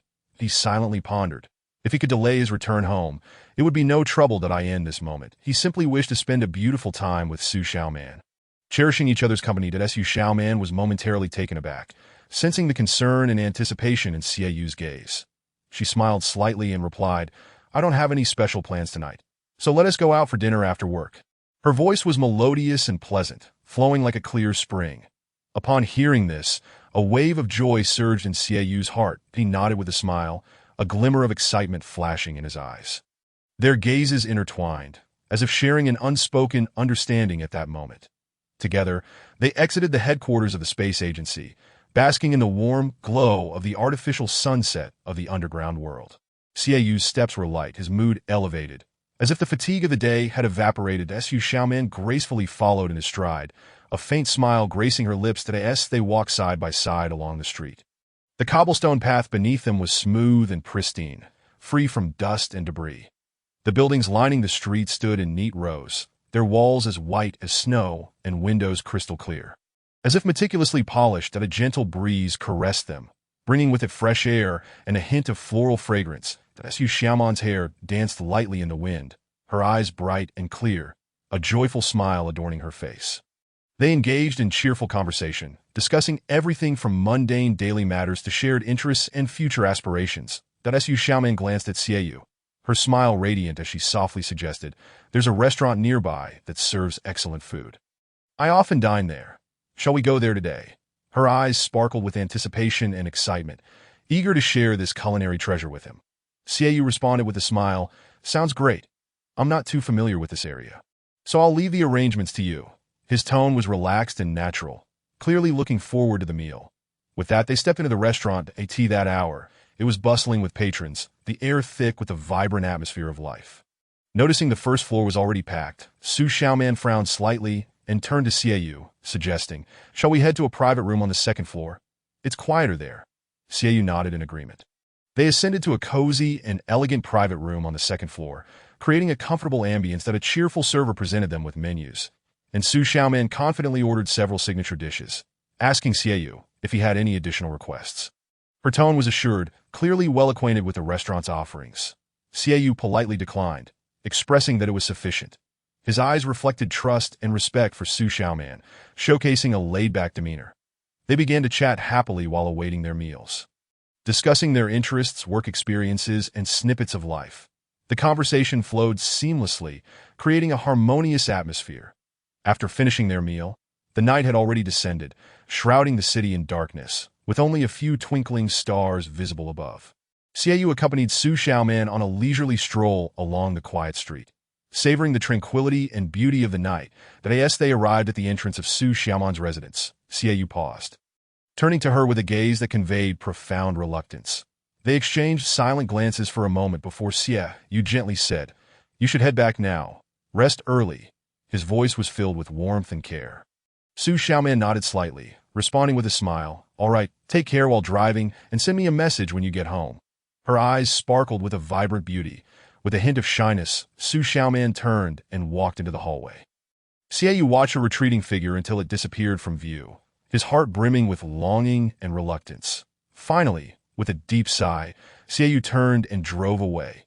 His emotions were heavy and complex, yet filled with anticipation that he looked forward to the next meeting, hoping to once again bask in the warmth of Su Xiaoman's smile and her kind concern. As the car grew distant, Xieyu's heart remained anchored in that cozy evening, knowing that this night would etch itself as a cherished memory in the depths of his heart.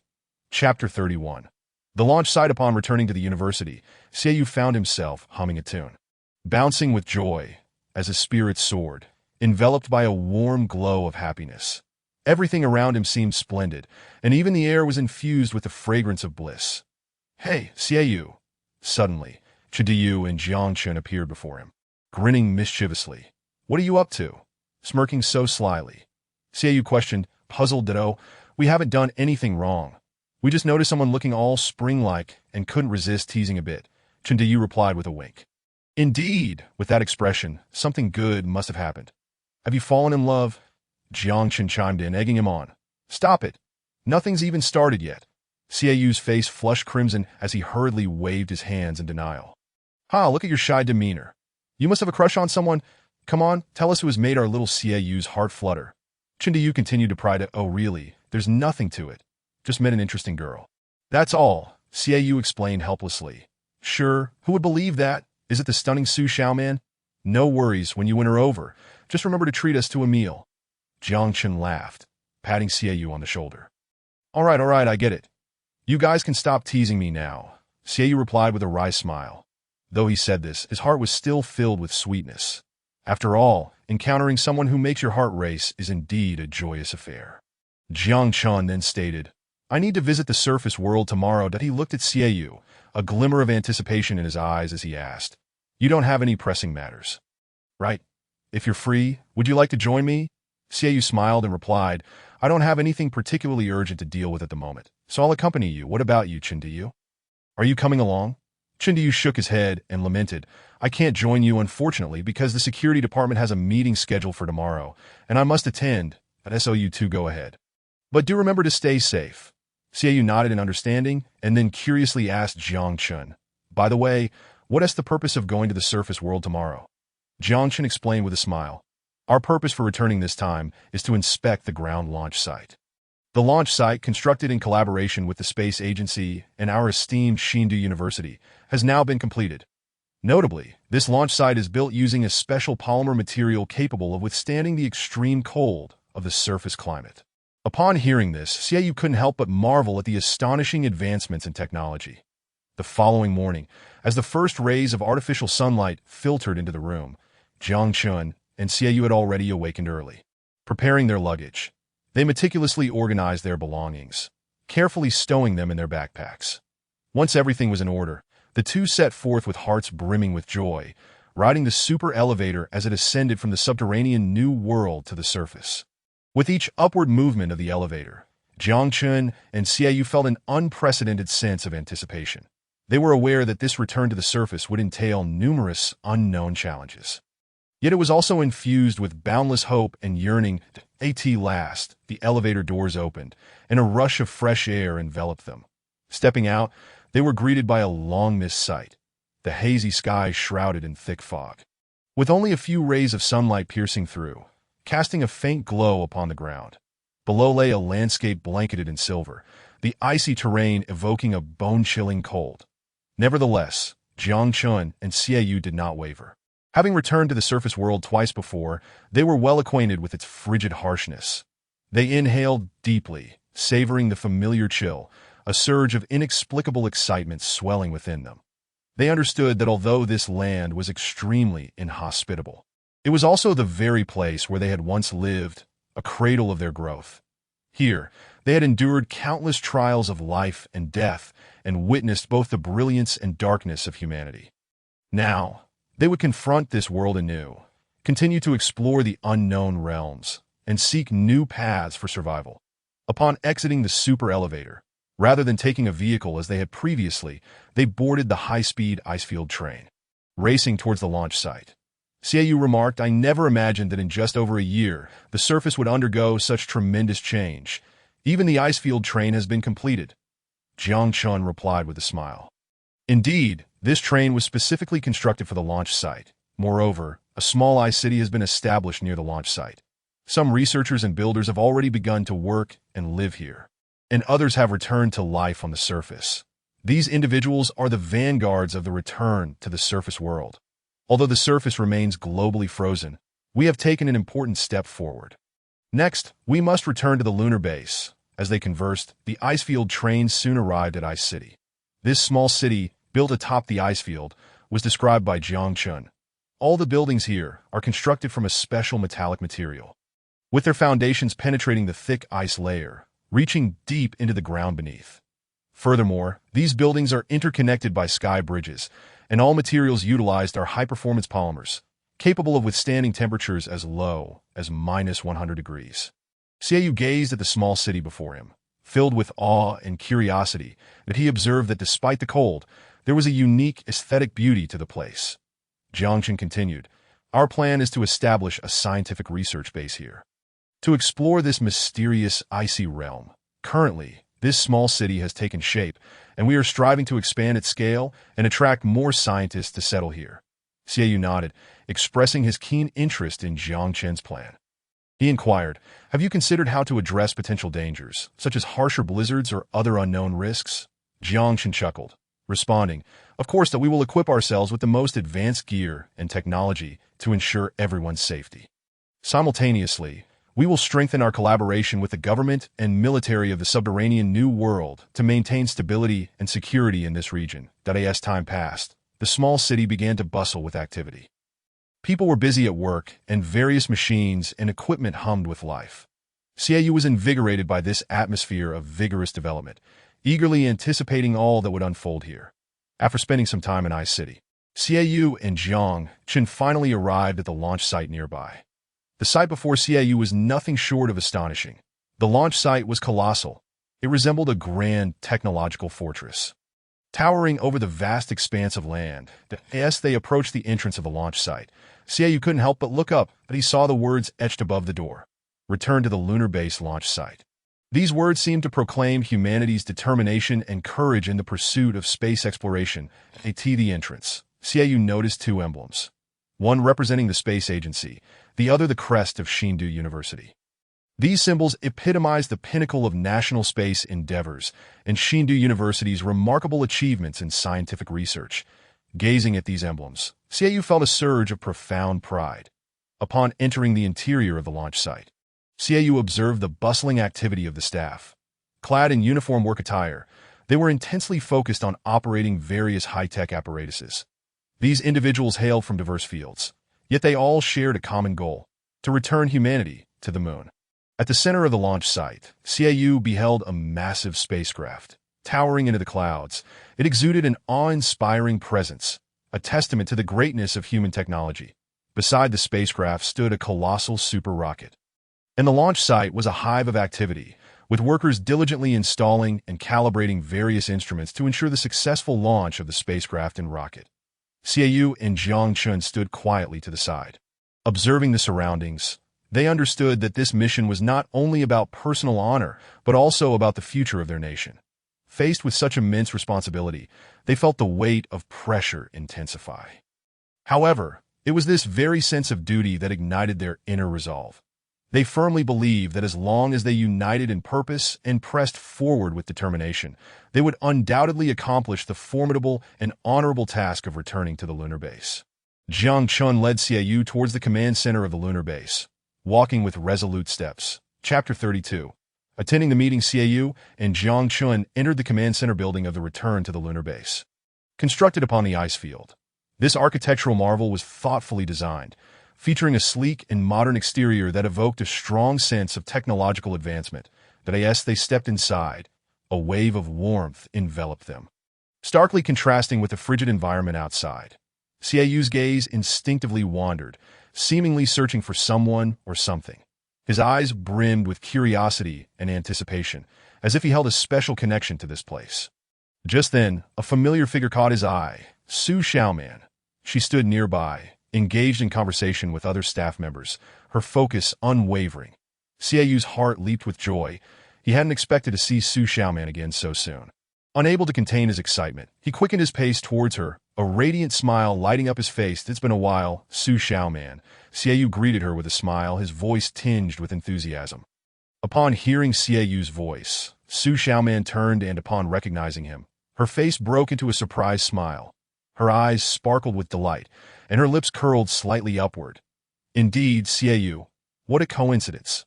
The two shared a moment of silent understanding, their eyes reflecting a familiar warmth. It was a connection that transcended words, as if their souls had long been in harmony. Despite the passage of time and their prolonged separation, this reunion felt utterly natural and intimate.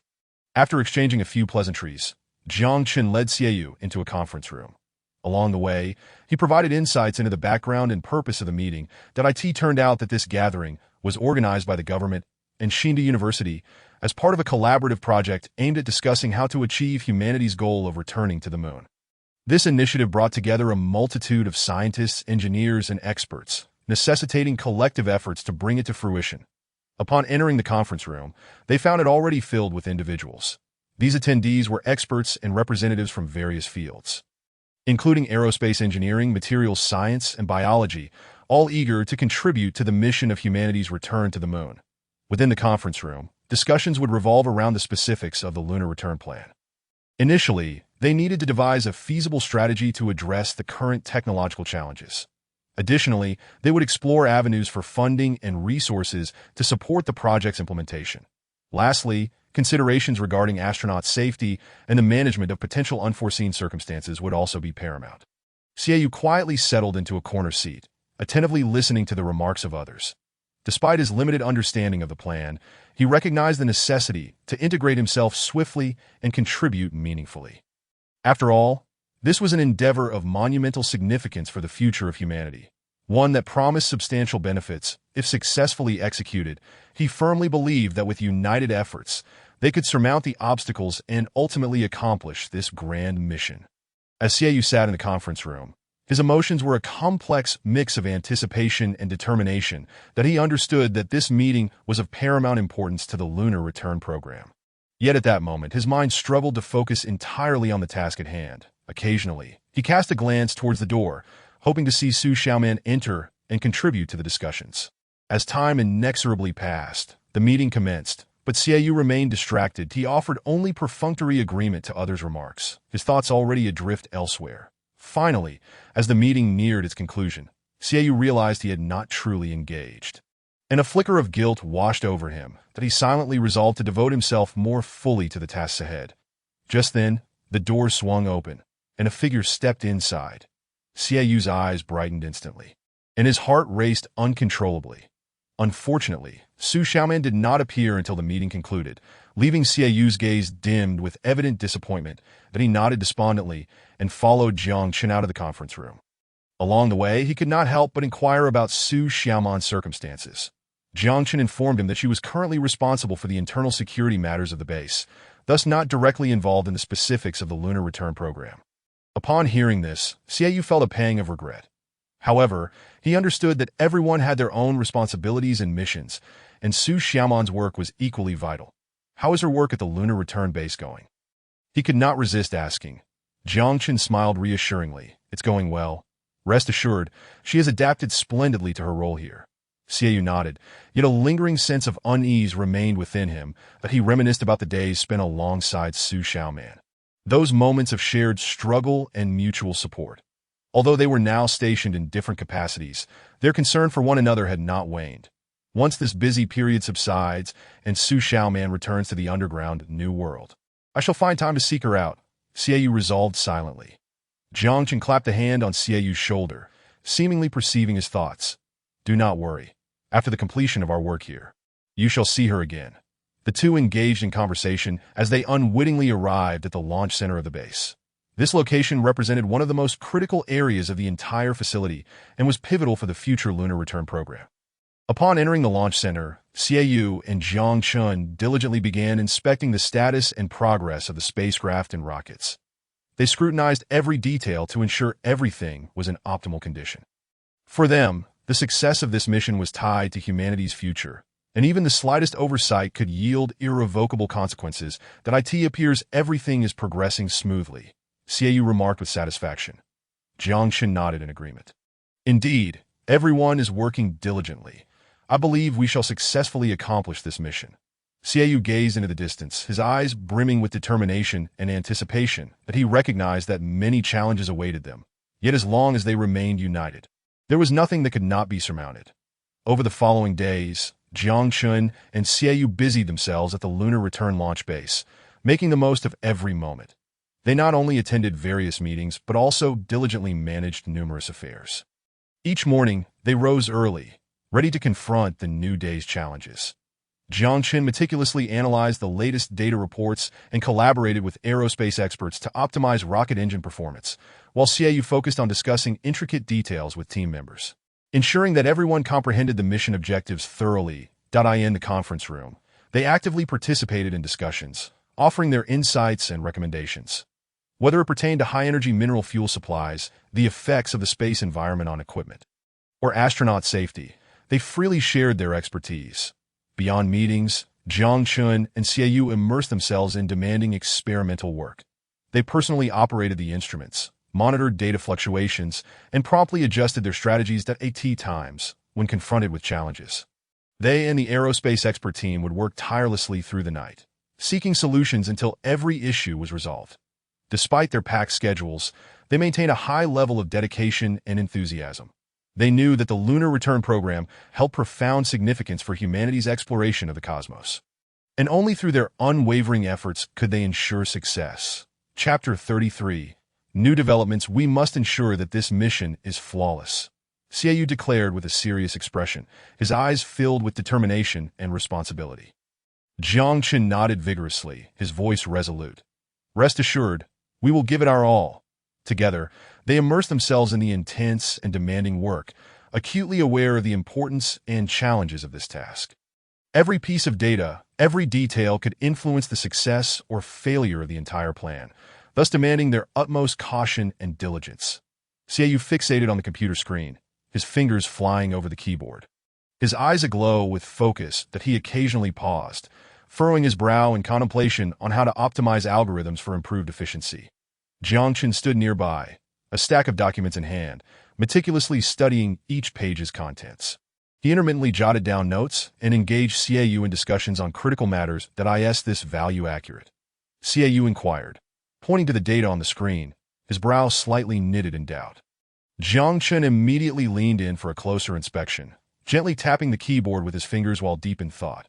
After a moment, he looked up and affirmed, I will double-check, but this value is indeed correct.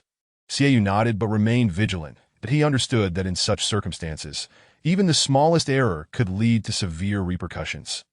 Thus, he rechecked the code to ensure no other potential issues lurked beneath the surface. Time passed inexorably as the two remained wholly engrossed in their work, unwilling to let their guard down for even a moment. They understood that only by striving for perfection could they guarantee the successful completion of their mission. At long last, after several hours of effort, they completed all preparations. Xiaoyu exhaled deeply, a satisfied smile gracing his face. All right, everything is ready. Let's hope for a smooth operation tomorrow, he stated. Jiang Chun smiled back, his eyes reflecting confidence in the future. They believed that as long as they worked in unison, they could overcome any obstacles and achieve victory. Upon hearing Jiang Chun's response, Xiaoyu felt a wave of relief wash over him, a hint of contentment illuminating his features. However, they did not lower their guard. Rather, they remained focused on checking additional data and details that as days turned into weeks. Xiaoyu and Jiang Chun found themselves as busy as ants on a hot pan, scarcely finding a moment's respite. They devoted themselves entirely to their work, often neglecting meals and rest. Yet, despite their physical exhaustion, their hearts brimmed with joy and fulfillment, for they knew they were partaking in a grand endeavor to help humanity return to the lunar base. This goal shone like a brilliant star before them, allowing them to forget all hardships and difficulties. Each effort brought them closer to their dream, and every sacrifice would yield future hope and brilliance. Xiaoyu's life was invariably hectic. Yet the moment he most eagerly anticipated each day was his visit to the base cafeteria to savor delectable dishes. For him, it was not merely a meal, but a rare indulgence.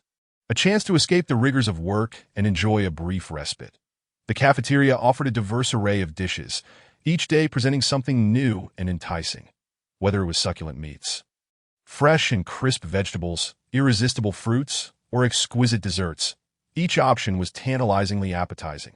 Each time he entered the cafeteria, Xiaoyu would carefully select his favorite foods before seeking a tranquil corner to sit quietly and relish the joy and satisfaction that accompanied the culinary delights. In the midst of a demanding work schedule, being able to enjoy a favorite meal while gazing out at the beautiful scenery from the cafeteria was undoubtedly one of the most delightful experiences of Xiaoyu's life. In that moment, all stress and fatigue seemed to dissipate, leaving only a profound sense of tranquility and contentment within. Jiang Chun approached with a tray in hand, settling down across from Xiaoyu. He took a spoonful of food, savoring it slowly, before smiling and saying, Xiaoyu looked up, curiosity piqued. Jiangchen swallowed his mouthful and continued, "The vegetables and fruits in this cafeteria are the result of advanced indoor cultivation technology." Xiaoyu exclaimed in astonishment, "Really?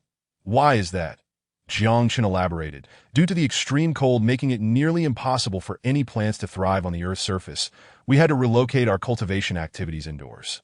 By precisely controlling light intensity and duration, carefully supplying water, scientifically managing oxygen levels, and accurately balancing essential nutrients like nitrogen, phosphorus, and potassium, we successfully enabled these vegetables and fruits to flourish and taste delightful."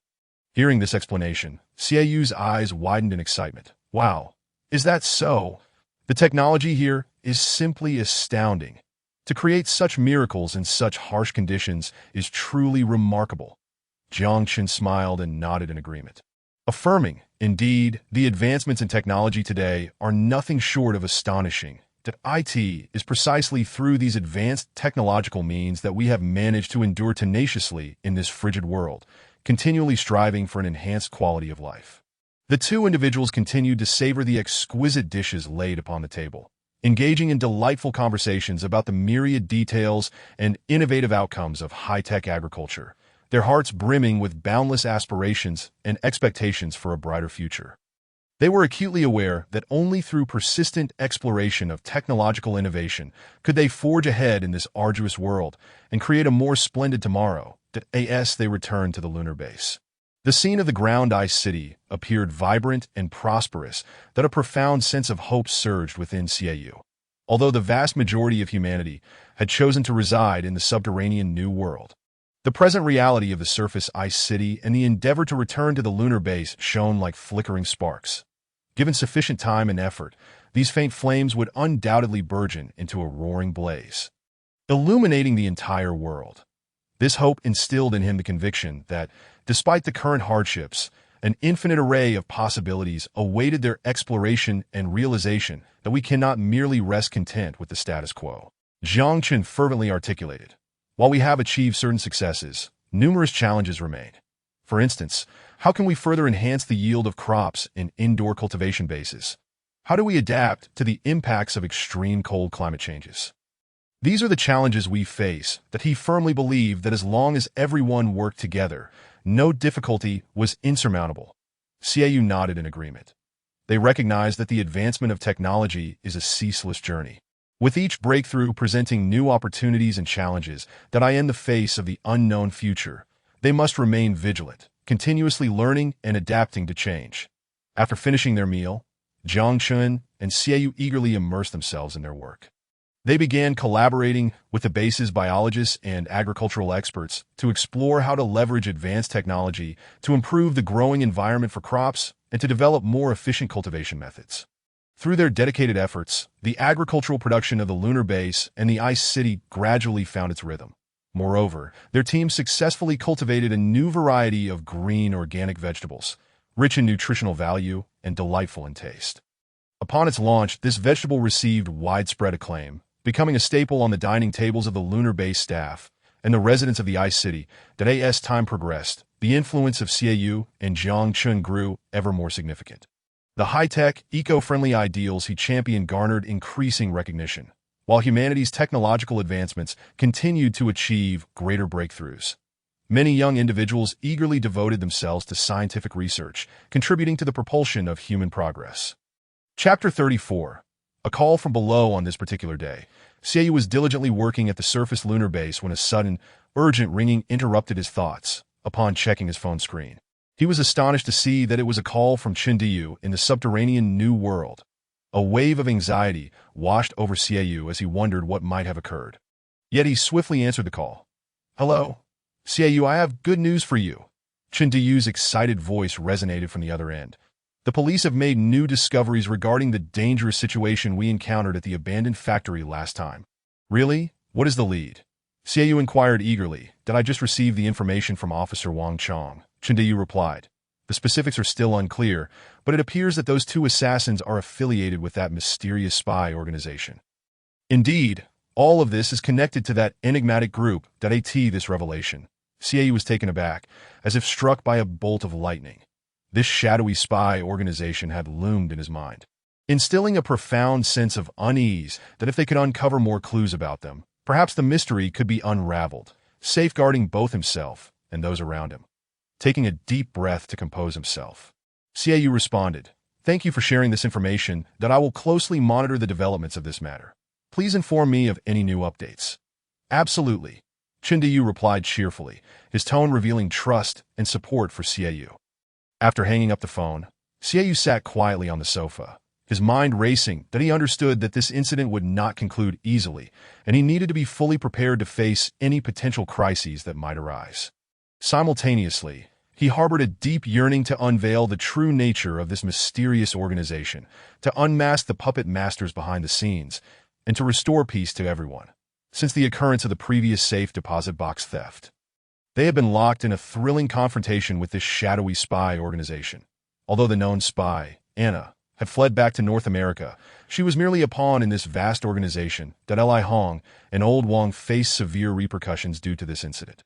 However, these were merely the tip of the iceberg revealed by the spy organization that a plethora of conspiracies and schemes lay hidden in the shadows, eluding comprehension. The power and cunning of this organization exceeded all imagination.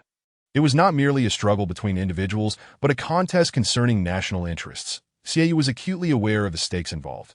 He understood that the spy organization had its eyes set on China's lunar return project, intent on stealing core lunar landing technologies and sabotaging their grand plan.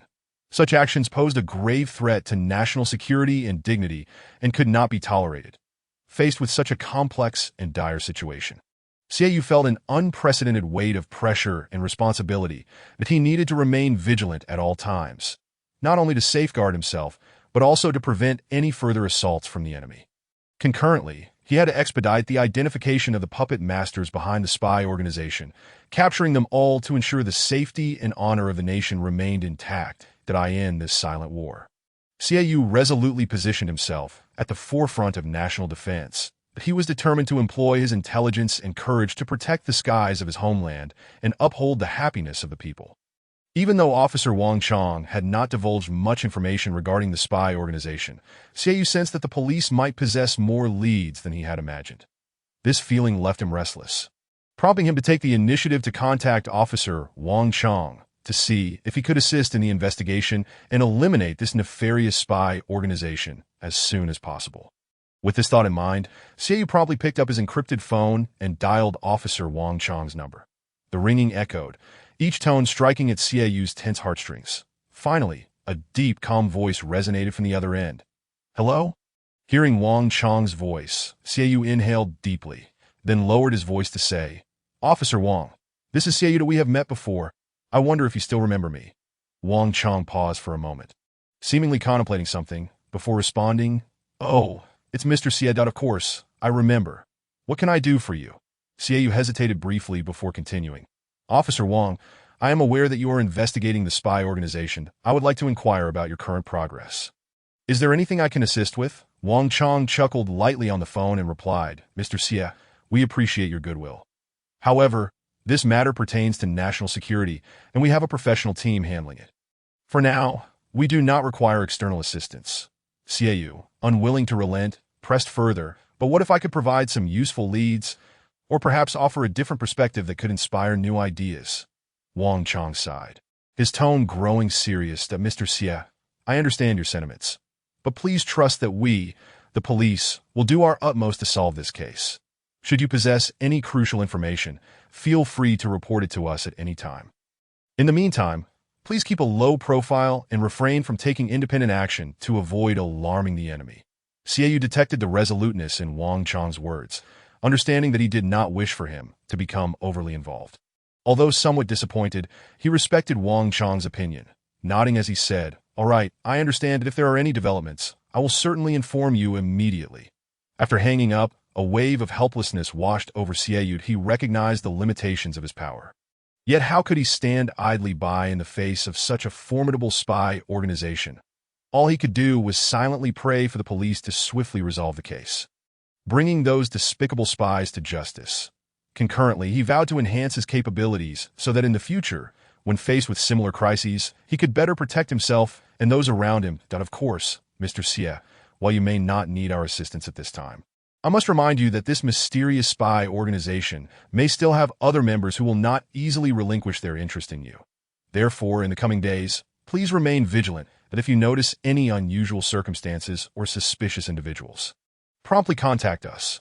Rest assured, Officer Wong, I will remain cautious. Xiaoyu nodded, indicating his understanding. Additionally, I would like to inform you that although you do not currently require our assistance in the investigation, we will maintain regular contact with you. Should there be any new developments in the subsequent cases, or if you require my help, we will notify you immediately. Moreover, we will keep you updated on the latest progress of the case. I hope you can comprehend our workflow and cooperate with our actions. No problem. Officer Wong, I fully understand your work requirements as long as I can assist in the resolution of the case. I will certainly do my utmost to cooperate. Xiaoyu once again expressed his willingness to collaborate. Thank you very much for your support and understanding, Mr. Xie, that we believe that through our joint efforts, we will surely unveil the true nature of this mysterious spy organization soon, thus safeguarding the security of our nation and its people. Well, let's hope so. Xiaoyu let out a gentle sigh, silently praying that this ordeal would come to an end swiftly. Chapter 35. The fugitive. Just a moment ago, a significant event occurred. Li Hong, who had previously been sentenced to probation for the theft of a safe, has surprisingly escaped. This news has left everyone in shock. Even more unexpectedly, she fled to the subterranean New World of North America. Since the theft incident, Li Hong has been a figure of great interest. But this escape has raised even more questions and concerns about her. It has been reported that she successfully evaded border checks by using a false passport and boarded the subterranean super high-speed train to North America, ultimately reaching that mysterious underground realm. As soon as this news broke, it caused an uproar. People began to speculate on her motives for fleeing and whether she harbored any unspeakable secrets at the same time. There were concerns that this incident might trigger a series of repercussions affecting social stability and security. The police have launched a comprehensive investigation, striving to uncover the reasons behind Li Hong's escape and the truth lurking beneath. They are collaborating with Interpol to trace her whereabouts. Meanwhile, the government has stated it will intensify border controls to prevent similar incidents from occurring in the future. For the public, this incident has undoubtedly sounded the alarm. We must remain vigilant at all times and work together to uphold social order and the dignity of the law.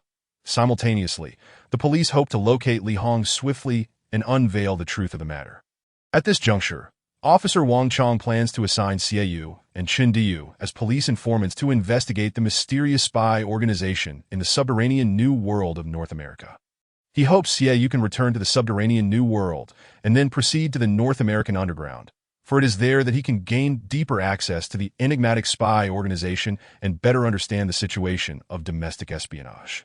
This decision had already been discussed with Professor Yu from Shindu University.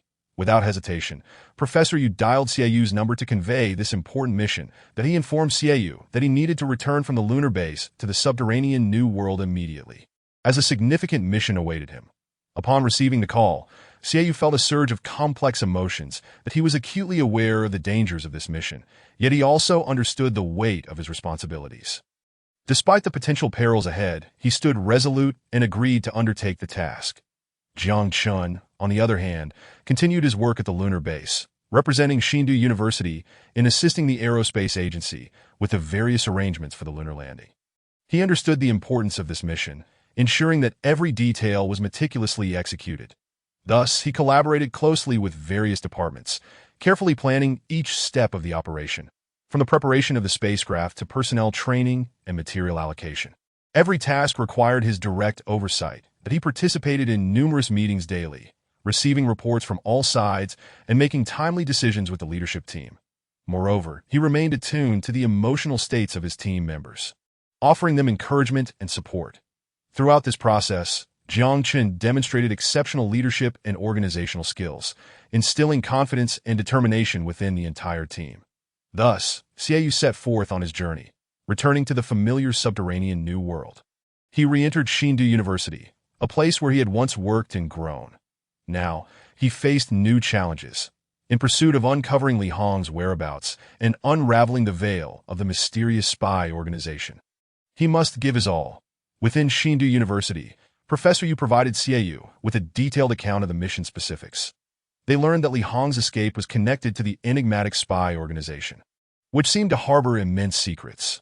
Xiaoyu and Chindayu were selected to venture into the subterranean New World of North America as informants assisting the police in their investigation. Faced with such a daunting task, Xiaoyu felt an increase in pressure. Yet he did not falter.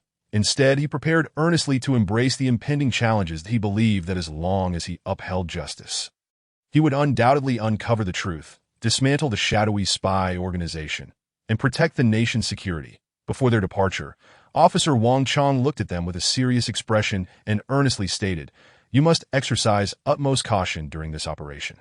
The adversaries we face are exceedingly dangerous and cunning. Any misstep could lead to dire consequences." That he then proceeded to elaborate on the specifics of the mission and disclose some astonishing details regarding the spy organization. It turned out that the spy organization concealed an astonishing truth behind it. It was not merely a typical criminal gang, but rather an audacious conspiracy orchestrated by the North American government's intelligence agency. The North American Intelligence Agency, NIA. They had invested substantial manpower, material resources, and finances, meticulously operating within the subterranean New World of China for years, weaving an intricate and expansive web of espionage. The core leadership of this spy organization comprised high-ranking officials led by the director of the North American Intelligence Agency, with a deputy director and 3 division heads overseeing various aspects of operations. These senior agents formed tightly knit teams, collaborating while performing their designated roles. Each division consisted of 10 agents, further supported by countless small leaders and members. The entire organizational structure was rigorous and hierarchical, resembling a finely tuned machine. Members of this spy organization not only possessed exceptional espionage skills and capabilities, but also utilized advanced equipment and technological means, rendering their operations exceedingly covert and challenging to detect. Their mission spanned a wide array of activities, from stealing state secrets to undermining national security and disrupting social order. That IT was precisely due to their presence that our country faced unprecedented security threats. Through thorough investigation, the police discovered that this spy organization's influence extended far and wide, infiltrating various sectors of our nation and colluding with certain criminal elements, thereby forming a formidable counterforce. These spies employed various tactics to gather intelligence, including utilizing high-tech devices for eavesdropping, covert photography, and code breaking, while enticing individuals with money, allure, and power to become their insiders or informants, thus gaining access to more information and resources. Furthermore, they continuously dispatched new operatives to strengthen their surveillance and infiltration within our country. Recently, the activity level of this spy organization has escalated, and their focus has shifted significantly. Credible intelligence reports indicate that they are actively engaged in intelligence-gathering operations targeting our aerospace endeavors, particularly showing keen interest in our planned lunar return project, seeking to steal critical information and vital materials. This project holds immense significance for our technological advancement and international standing. Should these core technologies and data fall into enemy hands, it would result in incalculable losses for the nation. Therefore, we must swiftly adopt effective measures to thwart the enemy's schemes. After careful deliberation, the police ultimately made a momentous decision. They would utilize Li Hong's escape as a breakthrough point, dispatching Xiaoyu and Chindayu into the subterranean New World of North America to act as informants for the police. This decision undoubtedly carried risks, but was also a crucial step toward resolving the issue. This plan was not to be executed hastily. It required meticulous planning and preparation. The police needed to ensure that Xiaoyu and Chindayu could safely enter the mysterious and perilous world while maintaining communication with the outside. Additionally, they had to devise a comprehensive action plan to address potential contingencies. For Xiaoyu, this was not merely an adventure. It was a resolute pursuit of justice, but he was acutely aware of the dangers involved in this mission. Yet he understood that if successful, it could potentially unveil the truth behind the conspiracy, thwart the enemy's machinations, and dismantle the network of the spy organization they had established. Chindayu appeared more composed, relying on his years of experience and wisdom, becoming a reliable partner for Xiaoyu. However, despite their determination and courage, the fear of the unknown challenges loomed in their hearts. Yet, it was this very fear that made them more cautious and motivated them to overcome obstacles. Prior to their departure, Xiaoyu and Chindayu underwent rigorous training, learning how to adapt to new environments, protect themselves, and gather intelligence. They honed their skills, enhancing their capabilities in preparation for the challenges that lay ahead. Finally, when all preparations were complete, Xiaoyu and Chendiyu embarked on this journey filled with uncertainty. They ventured into that dark world with a sense of mission and responsibility, seeking to uncover the secrets hidden within. And thus, this adventure was just beginning. Chapter 36. To North America, Xiaoyu and Chendiyu had made thorough preparations. With the assistance and arrangements made by the police, they successfully completed their passport processing and effectively concealed their true identities. Their hearts brimmed with exhilaration and anticipation as they embarked on this journey fraught with uncertainty and adventure. Assuming the roles of police informants, with their sights set on the enigmatic subterranean world of North America. To ensure the utmost success of their mission, the duo underwent a rigorous regimen of training, encompassing firearms proficiency, close-quarters combat, and various emergency response techniques, fully aware of the significance and perils of their undertaking. They resolved to give their all, leaving no room for negligence. Prior to their departure, the police equipped them with cutting-edge communication devices and high-tech gear to safeguard their safety during the operation. Additionally, a dedicated officer was assigned to maintain contact with them, ready to provide support and guidance at a moment's notice. At last, the day of departure arrived, and Xiaoyu and Chendiyu, brimming with excitement, boarded the vehicle arranged by the authorities. During their journey, they meticulously reviewed information pertaining to the new subterranean world of North America, including local geography and customs. Simultaneously, they delved deeply into the nefarious intelligence organization, the North American Intelligence Agency, NIA, which they were poised to confront. In order to better prepare for any potential threats, as the vehicle drew closer to the border, the tension in their hearts escalated. They understood that ahead lay an exhilarating adventure, yet they had adequately prepared to face any challenge that awaited them. After a long and arduous journey, they finally reached their destination. However, this was merely the beginning. They still needed to pass through border inspection. Thanks to their meticulous preparations, they smoothly navigated the national entry and exit checks under police supervision. Subsequently, they boarded a subterranean super high-speed train, the sole conduit connecting the two new subterranean worlds. Ready to traverse the profound and lengthy underground tunnel en route to the fabled subterranean realm of North America. The super high-speed train surged to life. Its velocity was astonishing, akin to a bolt of lightning slicing through the dark underground. The passengers marveled at this unprecedented experience, while the high-tech screens by the windows displayed a virtual panorama of blue skies, white clouds, and verdant hills, as if they were soaring above ground. These virtual vistas not only allowed passengers to revel in the splendor of nature, but also alleviated the visual fatigue that accompanied lengthy travel. Furthermore, the train boasted state-of-the-art zero-gravity ergonomic seating, ensuring a smooth ride devoid of any jarring sensations. This seating design conformed perfectly to the human form, delivering an unparalleled comfort experience in such an environment. Passengers could fully relax and savor the journey.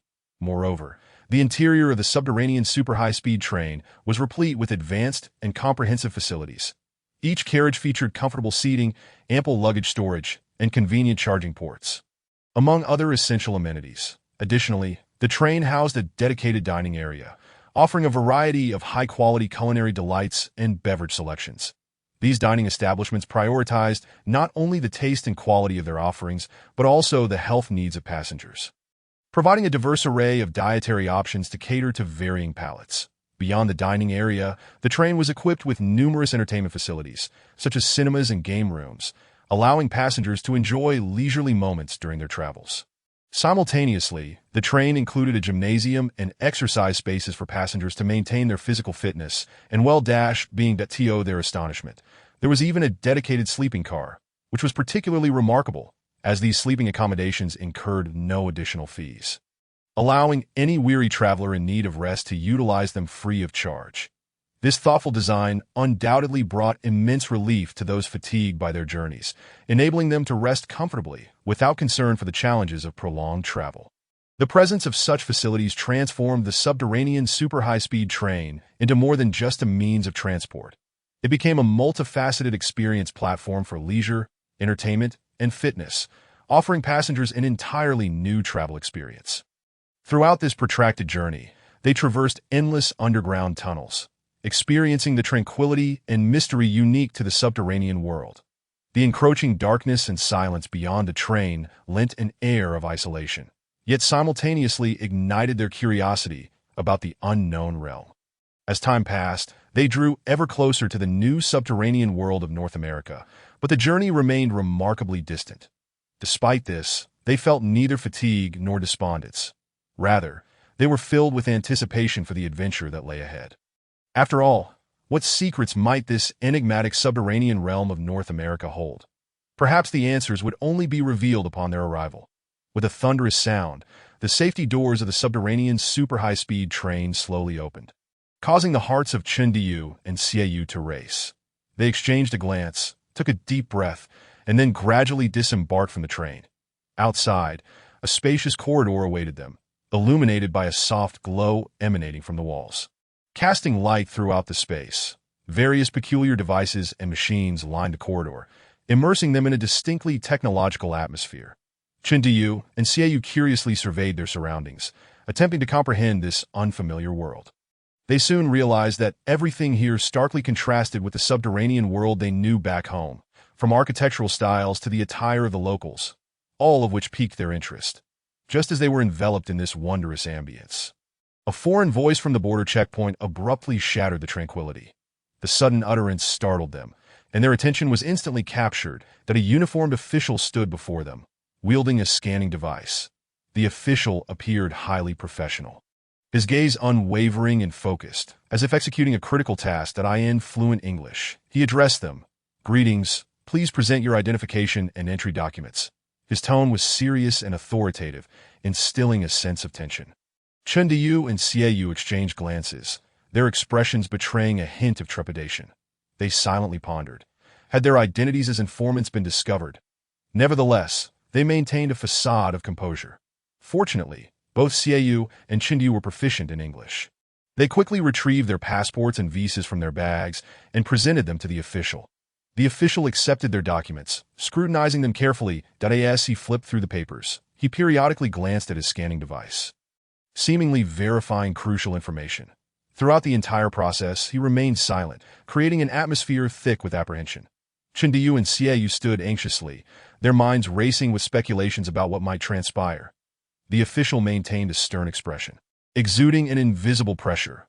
After a while, the official lifted his gaze, nodded at them, indicating that everything was in order, and he then returned their passports and visas, gesturing for them to proceed. Chendiyu and Xiaoyu exhaled in relief, politely thanking the official in English before promptly turning to exit. Having expressed their gratitude, they continued onward from the border checkpoint, their hearts brimming with excitement, uncertain of the challenges and opportunities that awaited them in this unfamiliar and mysterious subterranean world of North America. As informants, could they successfully complete the police's mission, locate the fugitive Li Hong, and delve into the workings of the North American Intelligence Agency, NIA, to aid the authorities in dismantling domestic espionage networks? Chapter 37. A new arrival. Xiaoyu and Chendiyu found themselves in the North American subterranean New World, where they beheld a realm entirely distinct from their homeland's underground domain. This vibrant and diverse locale ignited their enthusiasm and curiosity. They boarded a vehicle to traverse the passageways of the North American subterranean New World, which appeared to be naturally occurring yet were, in fact, meticulously designed and constructed by humans. As they sped through the tunnels, the scenery outside the window shifted continuously. At times, they glimpsed vast underground lakes with crystalline waters. At others, they passed through dense forests with towering trees. And occasionally, they traversed mysterious caverns aglow with strange luminescence. Ultimately, they arrived at the capital of the North American subterranean New World, Meijia City, a grand metropolis. This city was nestled within a colossal artificial underground cavern, surrounded by soaring subterranean peaks and deep river canyons. The architectural style of the city was unique, blending elements of modern technology with ancient civilization, evoking feelings of both novelty and awe. They disembarked at a bus station near the center of the city and commenced their exploration of this mysterious and intriguing locale. The bustling crowds, lively markets, ancient temples, and modern skyscrapers all contributed to an atmosphere brimming with vitality. As they wandered the streets, they absorbed the city's distinctive ambience. They encountered a myriad of individuals, some clad in traditional attire while others donned contemporary fashions. showcasing the rich tapestry of diverse cultures and eras. They also visited notable attractions such as the city's museum, art galleries, and historical sites, which offered insights into the history and culture of the North American subterranean New World, deepening their understanding of this enigmatic realm. Finally, they reached the city's outskirts, standing atop a subterranean peak and gazing out over the sprawling metropolis below. From this vantage point, one can behold the entire cityscape, encompassing the towering edifices, bustling thoroughfares, and exquisite gardens. They could not help but exclaim, "What a truly awe-inspiring place this is." The inhabitants converse in American English, which serves as the lingua franca here, though a few also communicate in other tongues.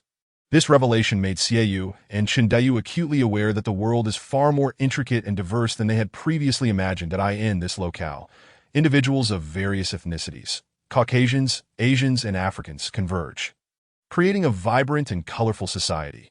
They traverse the lively streets, marveling at the eclectic architectural styles. Some structures soar high, composed of glass and steel, exuding a sense of modern technological prowess. Others retain an ancient charm, built from stone and wood, evoking a palpable sense of history. Meanwhile, the air is rich with the aromas of diverse culinary delights from various subterranean realms, with numerous food stalls and restaurants tantalizing their taste buds. Xiaoyu and Chindayu mused. Indeed, each subterranean New World is remarkably distinct and vast, with each locale boasting its unique culture and character. They began to anticipate the adventures that lay ahead, eager to delve deeper into this enigmatic and enchanting North American subterranean realm. However, despite the exhilarating experiences brought forth by their arrival in the North American subterranean New World, they did not lose sight of their true objective: to engage as informants for the police and clandestinely investigate the North American Intelligence Agency, NI. This daunting and perilous mission aims to dismantle the network of espionage organizations operating within the domestic subterranean world. The task requires them to infiltrate enemy lines, gather intelligence, and procure evidence to expose the existence and activities of these espionage entities. Xiaoyu and Chindayu understood the significance of this mission and the inherent risks it entails. Nevertheless, they were filled with confidence in their abilities and were willing to take risks to fulfill this duty. They recognized that, if successful, their efforts would contribute to safeguarding national security and interests while also seeking justice for those harmed by espionage groups. Throughout the execution of their mission, Xiaoyu and Chindayu would encounter various challenges and obstacles. They must remain vigilant and carefully navigate any potential dangers that may arise. Additionally, they would need to collaborate with other agents to accomplish their goals. Regardless of the circumstances, Xiaoyu and Chindayu were well prepared to face the impending challenges. They believed that through their diligence and intellect, they could successfully complete the mission and make a meaningful contribution to their country. They personally ventured into the North American subterranean New World. They gradually discerned that the majority of its inhabitants harbored goodwill. Yet, regrettably, a small faction led by certain politicians and the NI harbored ulterior motives, seeking to disrupt the internal affairs of other nations and interfere with their technological advancements. Although few in number, their actions pose significant threats and instabilities to all subterranean New Worlds. After enduring a long and arduous journey, Xiaoyu and Chindayu felt utterly exhausted, both physically and mentally. Necessitating a respite to regain their energy, they decided to first indulge in a meal to replenish their strength. They entered a restaurant and ordered some simple yet delectable dishes. The two of them devoured their food voraciously, relishing the rare culinary experience. Once their meal concluded, they began searching for a comfortable place to rest. Strolling through the streets, they sought an appropriate inn. Ultimately, they discovered a clean and tidy establishment and decided to spend the night there. Upon entering the inn, they completed the check-in process and received their room key. Xiaoyu trudged toward his room, and as soon as he entered, he collapsed onto the bed, savoring the softness and warmth of the mattress. He closed his eyes, relaxed his body and mind, and swiftly drifted into slumber. In his dreams, Xiaoyu experienced a long and vivid reverie that he found himself back at Shindu University, a place brimming with memories and youthful exuberance. Every blade of grass and every tree on campus appeared vividly, as if he were truly immersed in that environment. He strolled along the campus pathways, feeling the gentle warmth of the breeze.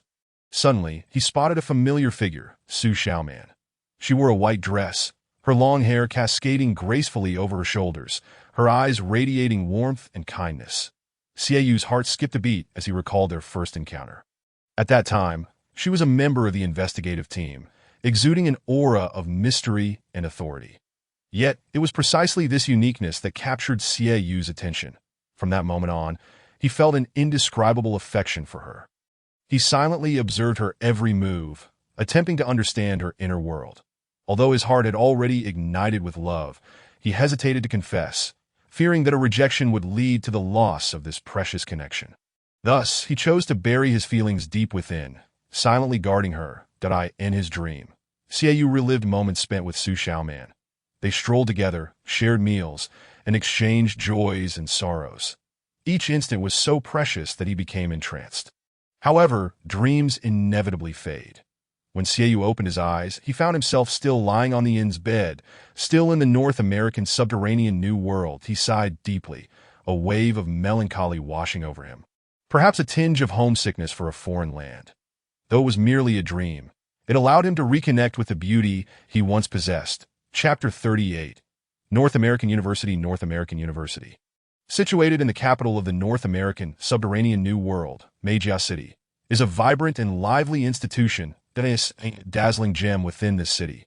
North American University attracts students from around the globe with its exceptional educational quality and unique academic atmosphere. Entering the campus of North American University, one is greeted by a lush and verdant landscape. The campus is adorned with shade-providing trees, flourishing flowers, and crystal-clear lakes, resembling a beautiful painting. Here, students can fully embrace nature's bounties, relax their minds, and immerse themselves in study and research. The architectural styles on campus are distinctive, fusing modern and classical elements, exuding a captivating charm. Facilities such as lecture halls, libraries, and laboratories abound, providing students with excellent conditions for learning and research. Furthermore, various recreational venues, including gyms and art galleries, allow students to cultivate their interests during their leisure time. North American University emphasizes the cultivation of students' innovative and practical abilities, offering a diverse array of courses. Students can choose classes that align with their interests and majors, while also participating in various research projects and community service activities. This educational model not only enhances students' overall qualities, but also lays a solid foundation for their future careers. At North American University, students from all corners of the globe converge, resulting in a vibrant exchange of different cultural backgrounds. There is no racial discrimination here, only an atmosphere of equality and harmonious coexistence. Students respect one another and progress together, forming a dynamic family. In summary, North American University is a highly coveted institution of higher learning that boasts a beautiful campus and a rich academic atmosphere. But more importantly, it provides every student with ample opportunities for growth and development. For those yearning for knowledge and eager to challenge themselves, North American University is the ideal place to realize their dreams. As the morning sun bathed the campus of North American University, it imparted a serene and solemn ambience to the entire institution. Xieyou and Chindeyu arrived early, filled with anticipation and curiosity. Embarking on their exploration journey, their first stop was the university library, an impressive edifice housing countless precious books and documents. Xieyou and Chindeyu strolled among the shelves, inhaling the scent of knowledge as if they were immersed in an endless treasury of wisdom. Next, they visited the university's laboratories and research centers. Here, top scientists and scholars from around the world convened, engaged in cutting-edge scientific research. Xieyou and Chindeyu were awestruck by the state-of-the-art experimental equipment and innovative research outcomes, deeply impressed by the power of technology. However, their purpose for being here extended beyond mere admiration of the school's beauty and academic achievements. They harbored a crucial objective: to uncover clues related to Dr. Li Hong. Li Hong is a pivotal figure who fled from the domestic subterranean New World, and her whereabouts remain shrouded in mystery. Having once studied at North American University, this institution may conceal the key to unraveling the enigma. Additionally, the spy organization Anna also graduated from North American University. This fact led Xieyou and Chindeyu to realize that this academic institution might be intricately linked to a series of complex events. They hoped that by gaining deeper insights into North American University, they could unveil more secrets surrounding Li Hong and Anna. While on campus, Xiaoyu and Chindayu encountered several enthusiastic and friendly students and professors. They exchanged perspectives and ideas, sharing their pursuits in academia and life. These interactions allowed Xiaoyu and Chindayu to experience the open and inclusive academic atmosphere of North American University, as well as its rich cultural heritage. Although they had yet to discover direct clues related to D or de Li Hong, Xiaoyu and Chindayu remained undeterred. They believed that with perseverance and careful observation, they might uncover a breakthrough in an unexpected corner. After all, every detail could potentially hold the key to solving the case. As time passed and night gradually descended, Xiaoyu and Chindayu concluded their day of exploration. Although physically exhausted, their hearts brimmed with hope and determination. They resolved to relentlessly pursue the truth, leaving no stone unturned. Once they exited the campus of North American University, Xiaoyu and Chindayu checked into a hotel located nearby. The hotel boasted a picturesque environment, with clean and tidy rooms, as well as comprehensive facilities. They opted for adjacent rooms to facilitate the exchange of information at any moment. They decided to extend their stay here, as it would allow them to keep a close watch on the whereabouts of Li Hong and Anna, while also enabling them to better understand the surroundings of the university in the days that followed. Xiaoyu and Chindayu diligently searched for clues both on and off campus, remaining vigilant to every movement around them. They also took advantage of the various amenities offered by the hotel, such as the gym and restaurant, to maintain their well-being.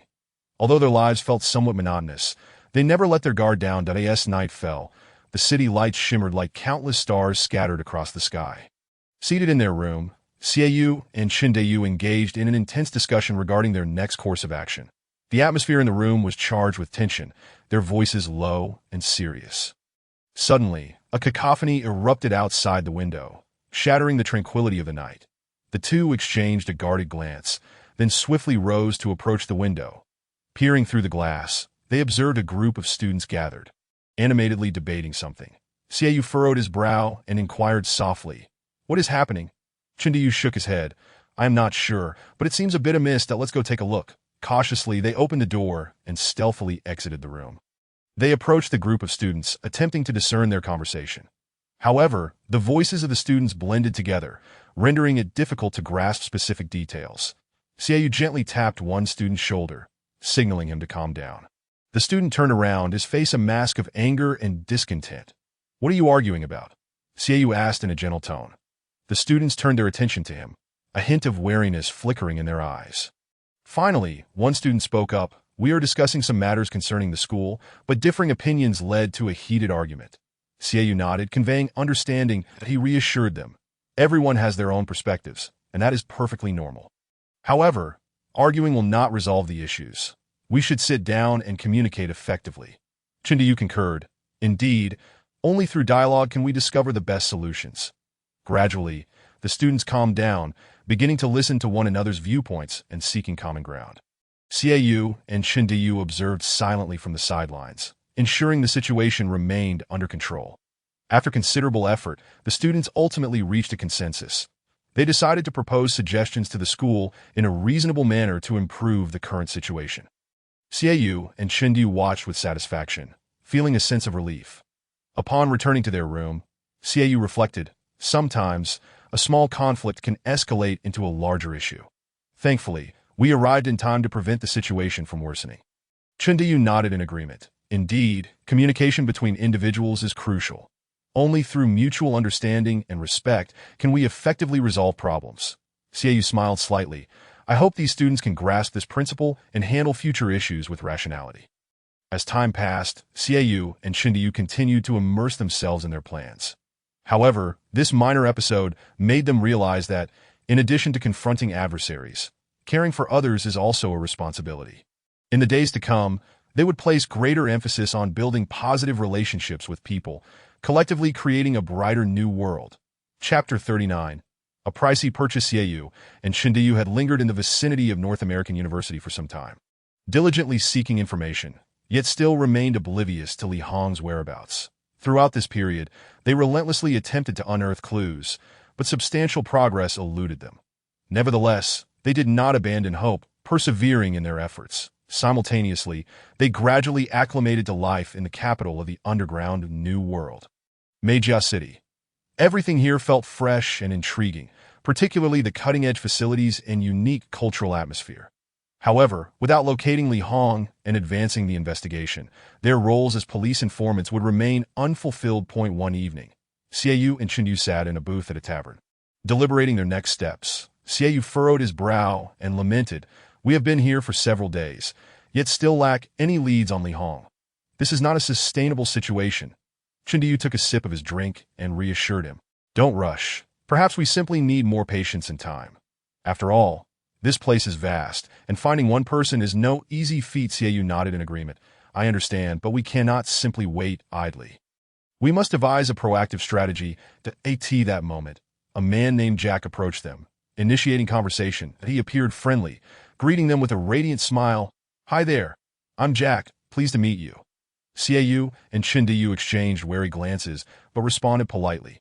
"Hello, Jack. We have just arrived in this city and are still unfamiliar with the surroundings." Jack replied with a smile. "Oh, I see. That's wonderful. I have lived here for quite some time and know this city exceptionally well.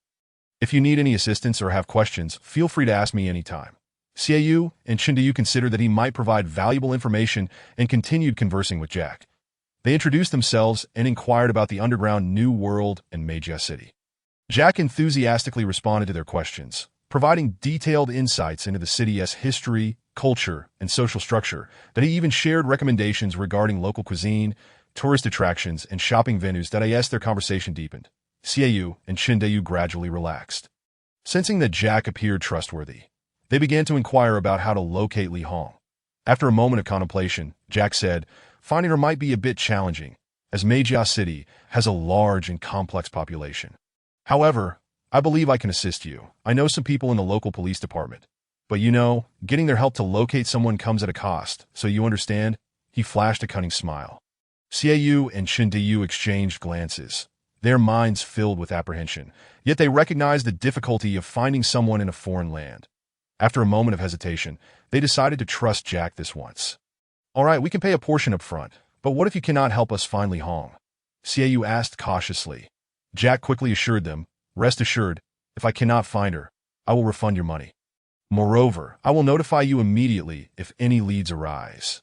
Xiaoyu furrowed his brow, contemplating for a moment before extracting a stack of cash from his wallet and firmly stating, "This is a deposit. I hope you can swiftly uncover any news regarding Li Hong." Jack eagerly accepted the money, a glint of greed flashing in his eyes as he swiftly tucked it into his pocket. He then produced a business card, beaming as he handed it to Chindu, reassuring him, "Don't worry, brother. This is my contact information. If there are any developments, I will inform you right away. Await my good news." With that, he nonchalantly turned and departed. As they watched Jack's receding figure, an inexplicable sense of unease surged within Xiaoyu and Chindu. Yet at that moment, they had no alternative but to place their hopes on Jack's words, yearning for him to genuinely uncover Li Hong's whereabouts. Time flew by like a fleeting shadow. Days passed without any news from Jack. This left Xiaoyu and Chindu in a state of anxious anticipation, unable to remain still. Finally, unable to contain themselves, they dialed Jack's number. The phone rang several times before being answered, Jack's voice laced with arrogance. "Hey, don't be impatient. My brothers and I have put in considerable effort through my connections at the police department and finally managed to procure some information regarding Li Hong. However, the amount you paid previously is insufficient. To access this valuable information, you will need to pay more." He then quoted an exorbitant sum that left Xiaoyu and Chindu aghast. Their eyes widened in disbelief as they exchanged looks, unable to fathom Jack's audacity. Yet, the fear of losing any leads on Li Hong loomed over them. Thus, they fell into a silence, unsure of how to respond. Noticing their lack of response, Jack continued, "Don't worry. As long as you give me the money, I promise to divulge all the information I have about Li Hong. Furthermore, I can help you locate her. What do you think? Give it some thought." With that, he hung up the phone. Xiaoyu and Chindu stared at each other, their faces reflecting their dilemma. They understood that without paying, they might never find Li Hong, but if they did pay, they feared being swindled out of their hard-earned money. In that moment, they found themselves caught in a quandary. "What should we do?" Chindu inquired softly of Xiaoyu, his eyes filled with concern. Xiaoyu furrowed his brow, pondering for a moment before responding, "Perhaps we could negotiate the price with him. However, when they approached Jack again to discuss a price reduction, he indicated that he could lower the price slightly. Yet it would still amount to a significant sum. With no other options, Xiaoyu and Chindiyu gritted their teeth and agreed. Very well, we consent to pay, but you must guarantee the authenticity and reliability of the information provided. Xiaoyu asserted resolutely, suppressing his dissatisfaction. Rest assured, I have always upheld my reputation. Upon receipt of cash, I will immediately furnish you with all the documents, Jack replied with an air of smugness. Xiaoyu and Chindiyu exchanged glances. Despite lingering worries, they found themselves devoid of better alternatives. They began to produce a substantial sum of cash for Jack. Once he confirmed receipt, he delivered a set of documents as promised. Eagerly, Xiaoyu and Chindiyu opened the files, which contained basic information about Li Hong, including her family background and educational history. However, this information lacked significant value, and the more crucial clues lay ahead. Just as they were about to inquire about the remaining information from Jack, he proactively contacted them, revealing that there was more vital data available. Yet this time his asking price was even higher. What? You want so much more money? Chindiyu exclaimed in disbelief. Indeed, the materials I have collected required considerable time and effort. They are undoubtedly worth the price, Jack responded confidently. Enraged, Xiaoyu and Chindiyu clenched their jaws, but in their quest to find Li Hong, they had no choice but to continue negotiating with Jack, striving to lower the price. After much haggling, Jack finally agreed to sell them the remaining information at a slightly reduced price. Well then, I hope this yields some results, Xiaoyu sighed wearily. With the transaction concluded, Jack sent them the remaining data, which meticulously documented Li Hong's recent activities and her relationships with relevant individuals. Oh, this is it. It seems we are getting closer to the truth, Chindiyu exclaimed with excitement. However, at that moment, they discovered the information was incomplete. Jack explained that a crucial portion of the information required an additional payment.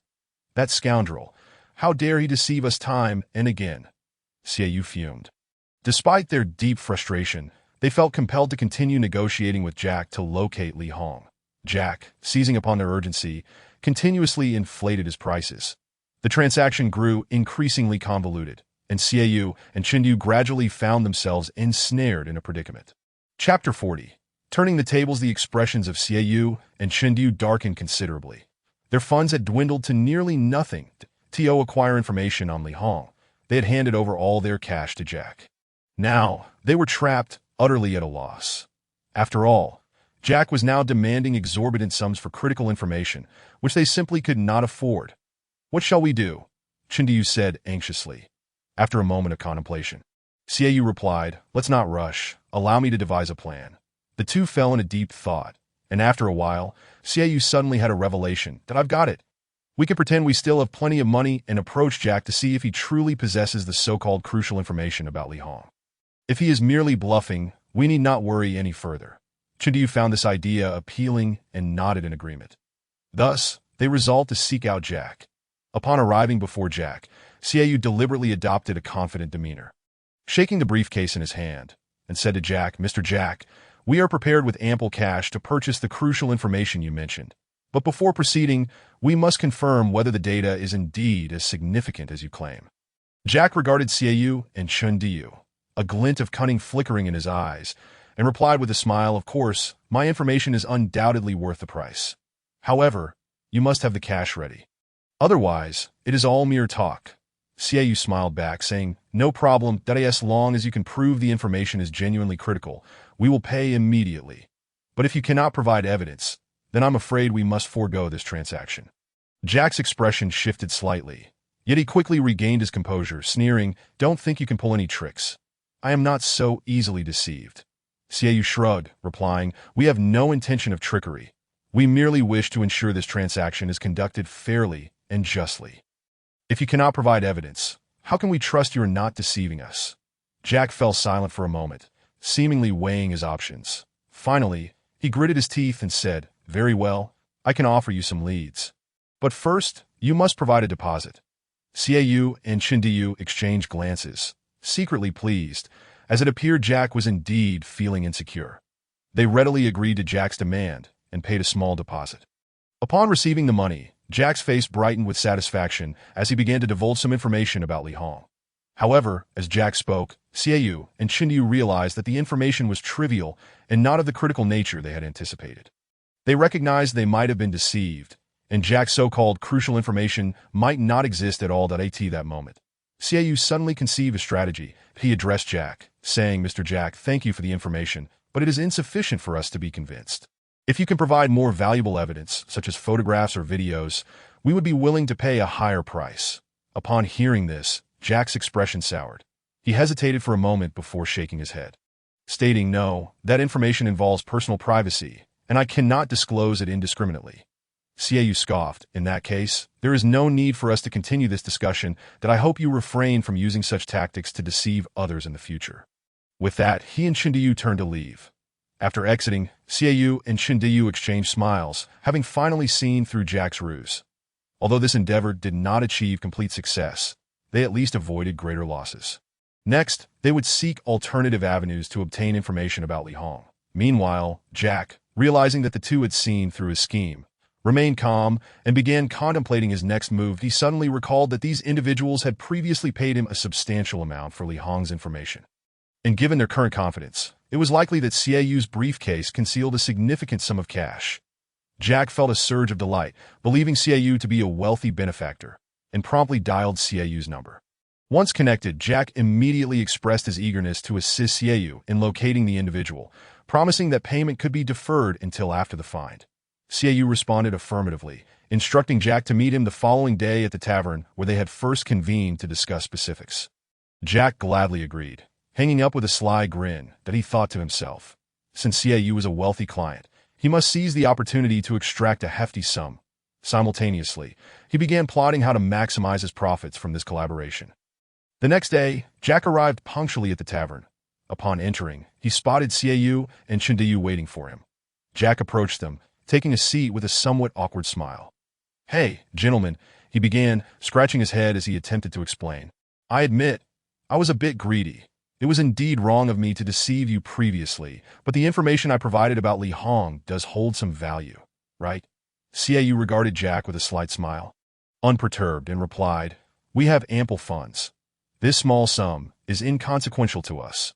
While your information possesses some value, your deception of us, who were initially inexperienced, is the crux of the matter." A flicker of guilt crossed Jack's face as he lowered his head and softly said, "I acknowledge my mistake. I am truly sorry. What should we do now?"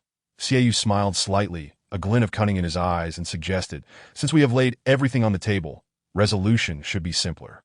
How about this? You refund us half of our money, and the remaining half will serve as payment for your information. Then, you shall continue to assist us in locating Li Hong. What do you say?" Jack lifted his head, gazing at Xiaoyu. After a moment of hesitation, he nodded in agreement, relieved that the other party did not pursue the matter further and had afforded him an opportunity. Consequently, he promptly retrieved half of the money from his pocket and placed it on the table, pushing it towards Xiaoyu. Xiaoyu counted the money and nodded in satisfaction before handing Jack the other half. Smiling, "Then it is settled. I hope this collaboration goes smoothly." Jack accepted the money, a smile gracing his face as he hastily assured, "Rest assured, I will do my utmost to help you find Li Hong." Thus, the tumultuous episode came to a temporary close. Xiaoyu and Chindiyu re-established their agreement with Jack, who promised to continue assisting them in their search for Li Hong in the days to come. The trio embarked on a new journey, collectively confronting the unknown challenges that lay ahead. Chapter 41. The Dark Corner. With his astute intellect, Xiaoyu successfully unraveled and diffused the intricately crafted scheme. Subsequently, he adroitly forged a temporary alliance with Jack, united in their quest to uncover the whereabouts of Li Hong.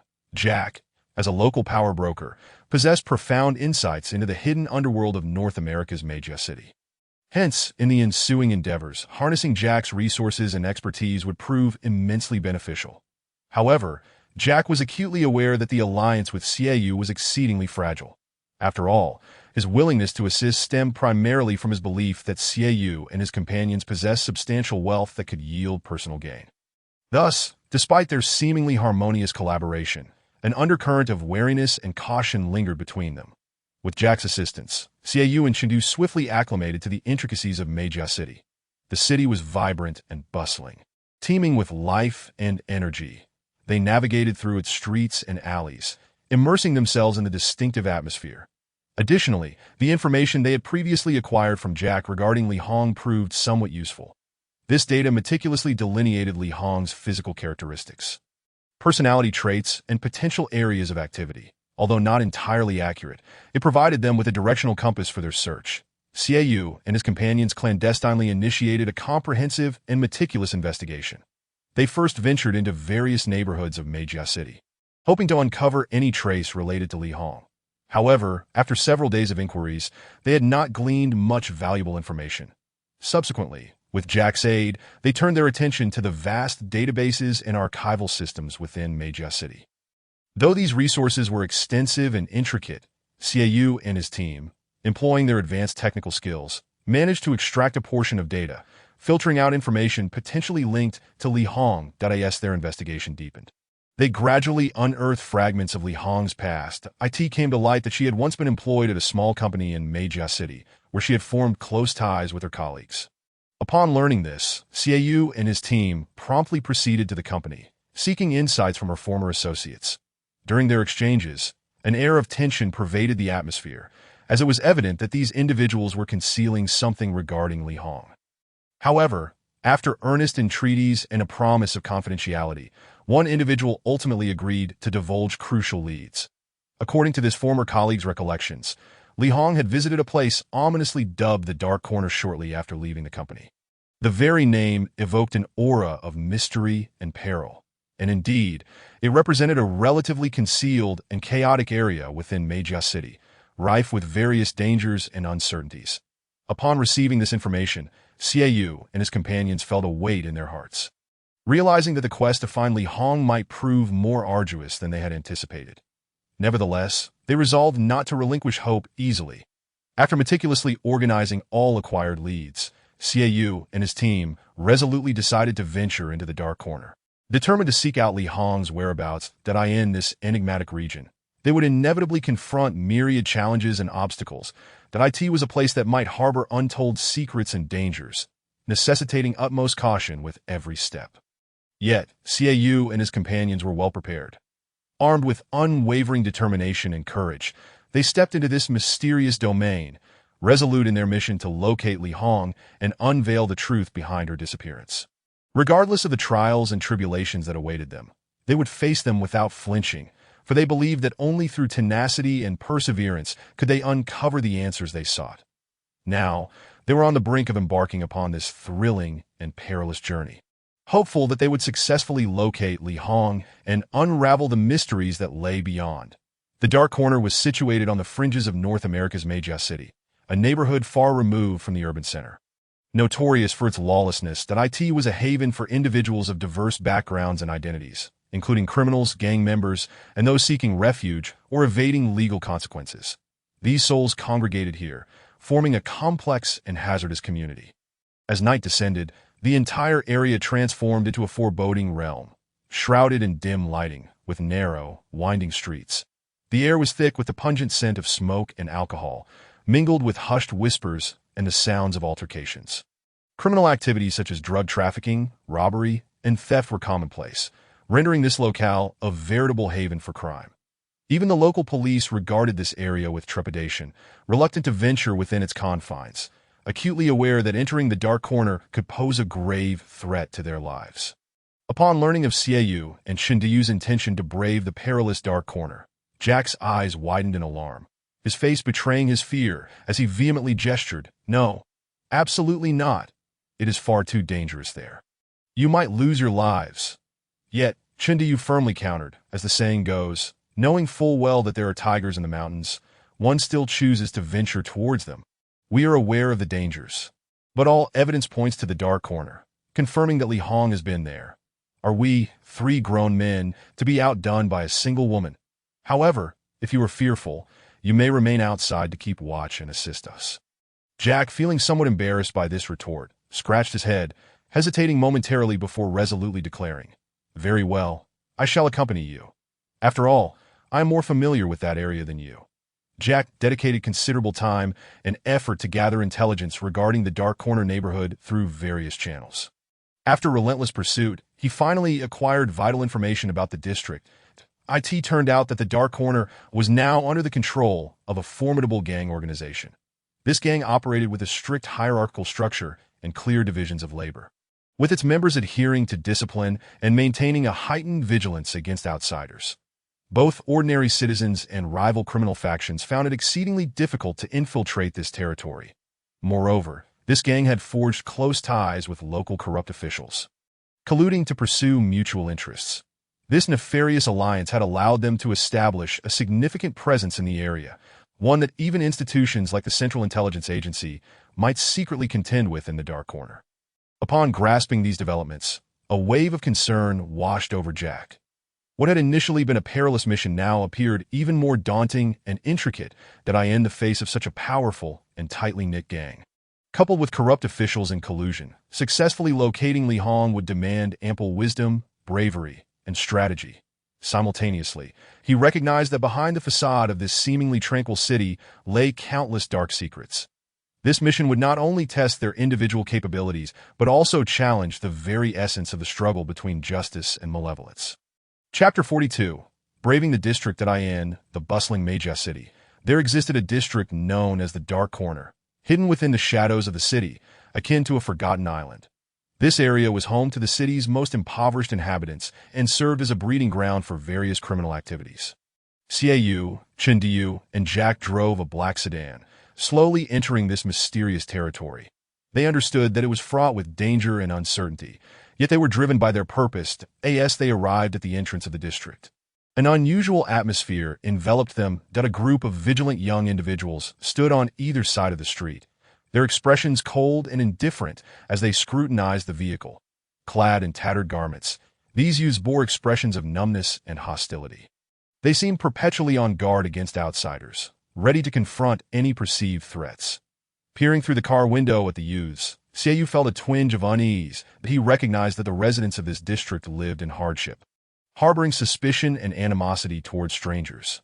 Nevertheless, he understood that to uncover clues here, they would have to confront such challenges head-on. The streets of the Dark Corner were narrow and congested, with most buildings being short and dilapidated. Graffiti adorned the walls, some faded and indistinct, while others retained vibrant hues. These murals mirrored the anger and discontent simmering within the district's residents, becoming a distinctive feature of the area. Xiaoyu noted that the majority of the buildings were constructed of wood, now weathered and precarious. The roofs were covered with worn tiles, some of which had fallen away, revealing the underlying wooden structures. The glass in the windows was shattered, with some panes replaced by wooden boards. These edifices imparted a suffocating aura, as if the entire district were steeped in despair.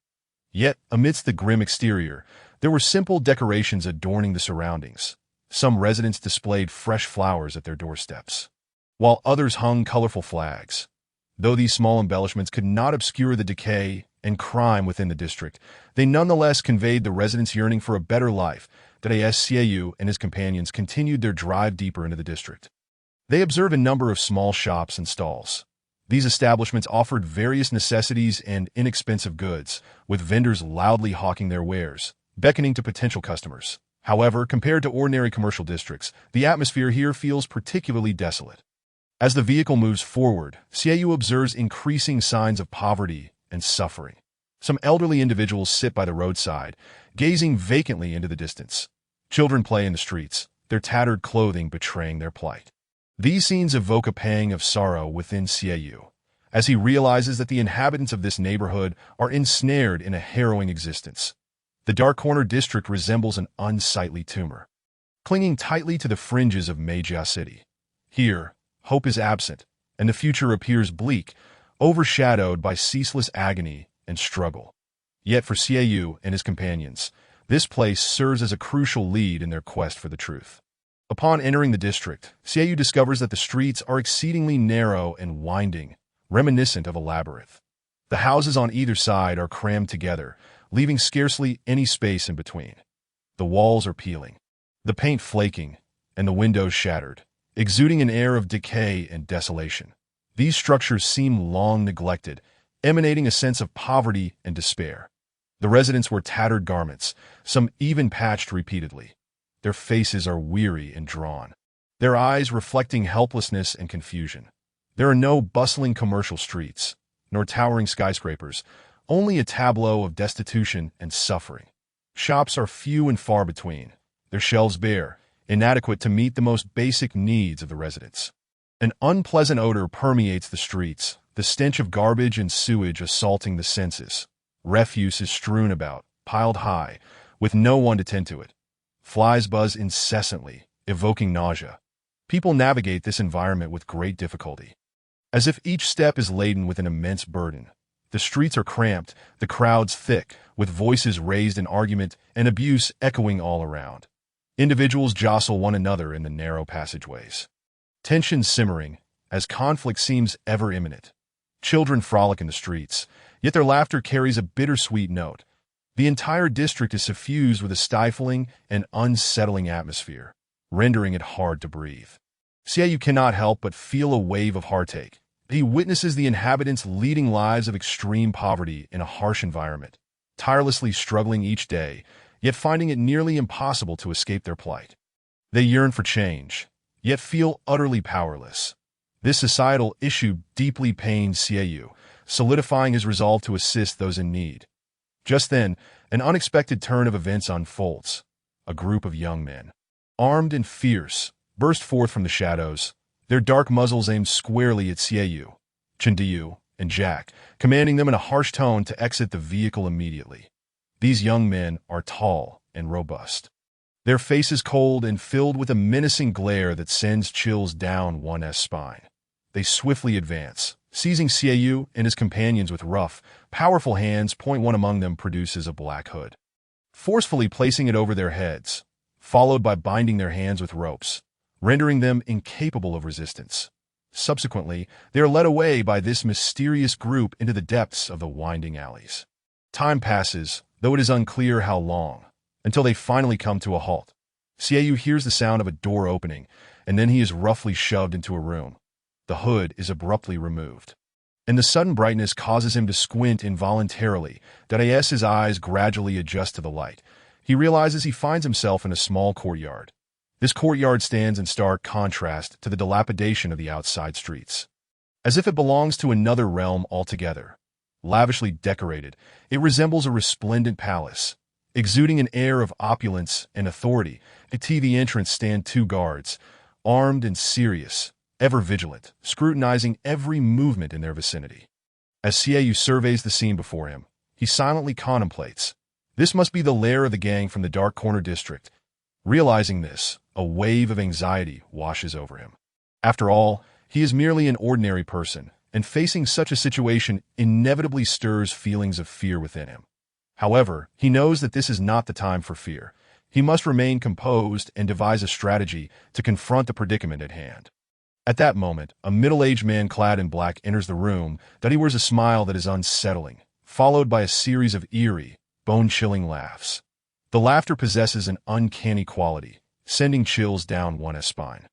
He sports a pronounced belly and speaks fluent American English to his subordinates, instructing them to untie the three guests, reiterating that they must act like civilized individuals. Upon seeing this man, Xiaoyu instinctively realizes that he is likely no good.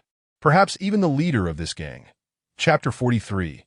In peril. Xiaoyu, Chendiyu, and Jack find their bindings released, as the man in black gestures for them to take a seat.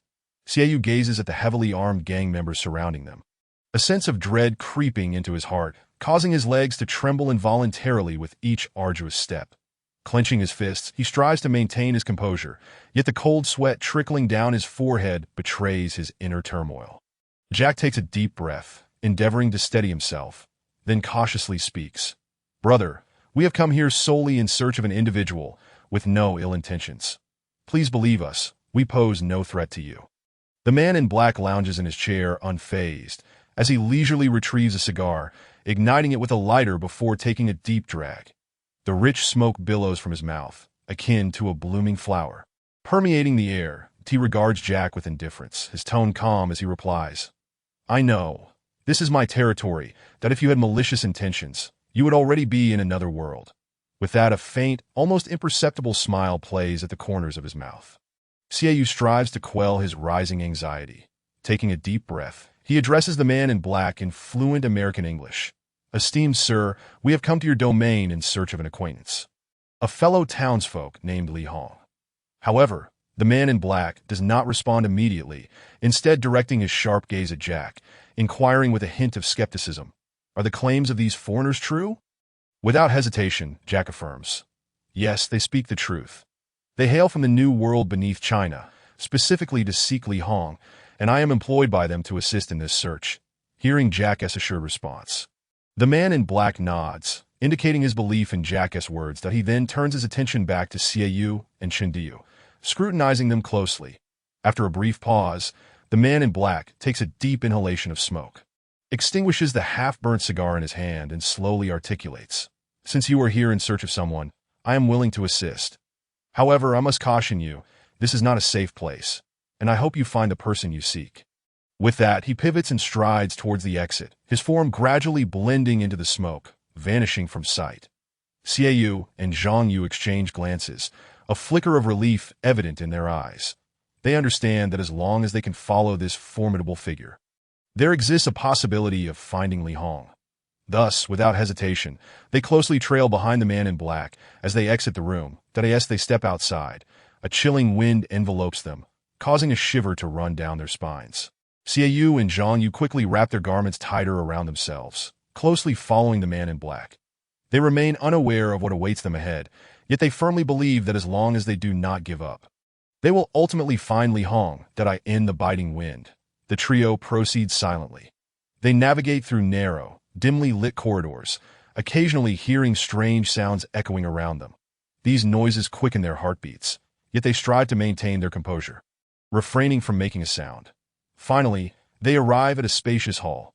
The area is vast, with a high ceiling and sturdy walls, imparting an oppressive ambience. However, the most striking feature is the dense smoke that fills the air, enveloping the entire hall in a heavy veil, obscuring the surrounding environment. The man in black halts, turning to face Xiaoyu and Chindiyu. His gaze reveals a blend of coldness and vigilance. As if he is assessing them, he then speaks slowly. "This is our conference hall. Please wait here for a moment while I see if I can locate the person you seek." With that, he turns and departs, his silhouette gradually dissolving into the smoke, becoming unseen. Xiaoyu and Chindiyu stand quietly, anxiously scanning their surroundings, that a sense of unease fills them, uncertain of whether this place is safe or trustworthy. Yet at this moment, they have no alternative but to place their faith in the enigmatic man in black. As time ticks away, their anxiety mounts as they hope for news regarding Li Hong. Suddenly, the silence is shattered by the sound of footsteps. The same gang members reappear, their expressions fierce, ropes in hand. Before Xiaoyu and his companions could react, the gang members swiftly approached, tightly binding them and blindfolding their eyes. After being deprived of their sight, Xiaoyu, Chindiyu, and Jack felt as if they had become blind men stripped of light, their hearts brimming with fear and unease. They could only rely on their hearing to perceive the world around them. But all they could discern were the sounds of footsteps and low, labored breaths, which heightened their tension. They were pushed forward, each step laden with uncertainty and peril. As time wore on, their steps grew increasingly heavy, as if they bore the weight of the world upon their shoulders. They had no inkling of their destination or what awaited them next. This uncertainty about the future filled them with profound anxiety and dread. At last, after what felt like an interminable journey, they came to a halt. When the blindfolds were removed, they found themselves in a dark, damp place, permeated by a foul stench. As their eyes gradually adjusted to the light, they began to survey their surroundings. The location resembled a private prison of a gang, exuding an eerie and terrifying atmosphere. The cell was almost devoid of ventilation, with only a small door allowing a faint glimmer of light, which added to the oppressive and suffocating ambience. Upon entering, they discovered that the walls of the cell were cold and unyielding, and the floor was damp, emanating a strong musty odor, as if it had been long abandoned. Xiaoyu and Chindiyu exchanged silent glances, their eyes reflecting deep despair and helplessness. They were acutely aware that they had fallen into a dire predicament, one that might be even worse than they had imagined. In that dark cell, they could only wait in silence for fate's decree, hoping for a flicker of life amidst the desolation. Yet confronted with the current predicament, they felt their power was utterly insignificant. Incapable of altering their grim reality, Xiaoyu, Chindiyu, and Jack found themselves confined in the gang's underground private prison, a place that was ominous and damp, suffused with a putrid odor. "Let me out. Let me out," Jack shouted incessantly, but all he received in return was the echo of his own voice. Xiaoyu sat quietly in a corner, his brow furrowed in thought, pondering the sequence of events that had led them here. Initially, the man in black had promised to assist them in locating Li Hong, so why had he so swiftly imprisoned them? What had prompted such a sudden shift in his demeanor? The more Xiaoyu contemplated, the more he sensed that the situation was far from simple. He speculated that there might be some connection between Li Hong and this enigmatic figure. This connection could very well be the key to their entrapment. Determined to uncover the truth, Xiaoyu began to meticulously observe their surroundings, seeking an opportunity for escape while silently strategizing for the potential scenarios that may unfold. Chapter 44. Turning danger into safety, this was a fearsome and grim underground chamber. The air thick with a damp, rotten stench that rendered breathing a challenge. The walls were peeling, and the floor was soaked, as if they had stumbled into a forgotten realm that I end this dark, damp space. Xiaoyu, Chindiyu, and Jack were imprisoned, their lives hanging by a thread. The cell was cramped and rudimentary, furnished with only a rickety bed and a toilet. They were confined together, so closely that they could feel each other's breaths. Their eyes were filled with despair and terror, uncertain if they would ever leave this place alive. Xiaoyu sat quietly by the bed, his complexion pale and his body frail. His wounds had yet to heal completely, and each breath brought him pain.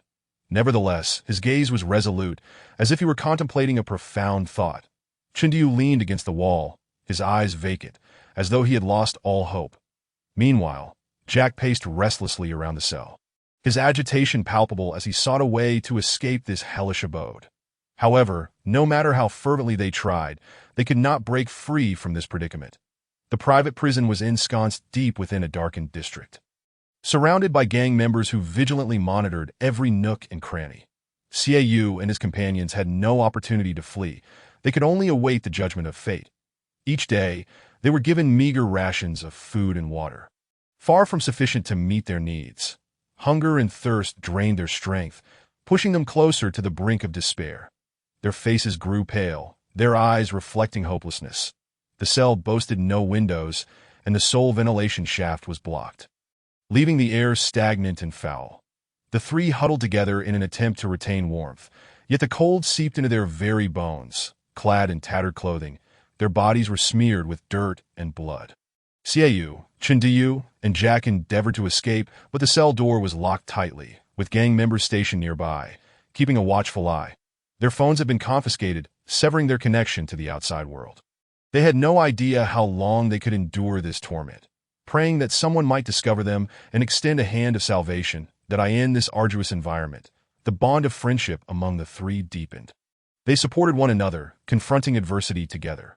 Yet as the days turned into weeks, their physical strength waned, and their lives edged closer to extinction. Approximately a month passed when the man in black and Li Hong entered the underground private prison.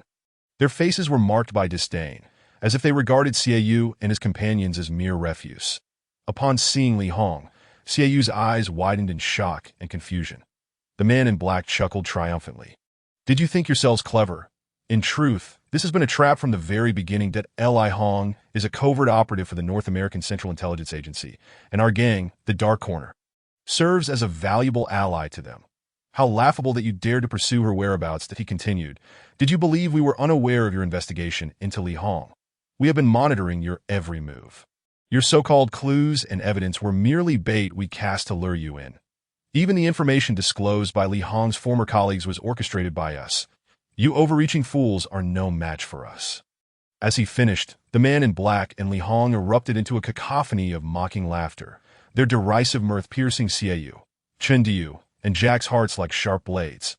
Their laughter seemed a scathing indictment of the trio's foolishness and ineptitude, leaving them engulfed in humiliation and rage. The faces of Xiaoyu and his companions drained of color, their eyes wide with disbelief as they absorbed the unfolding reality.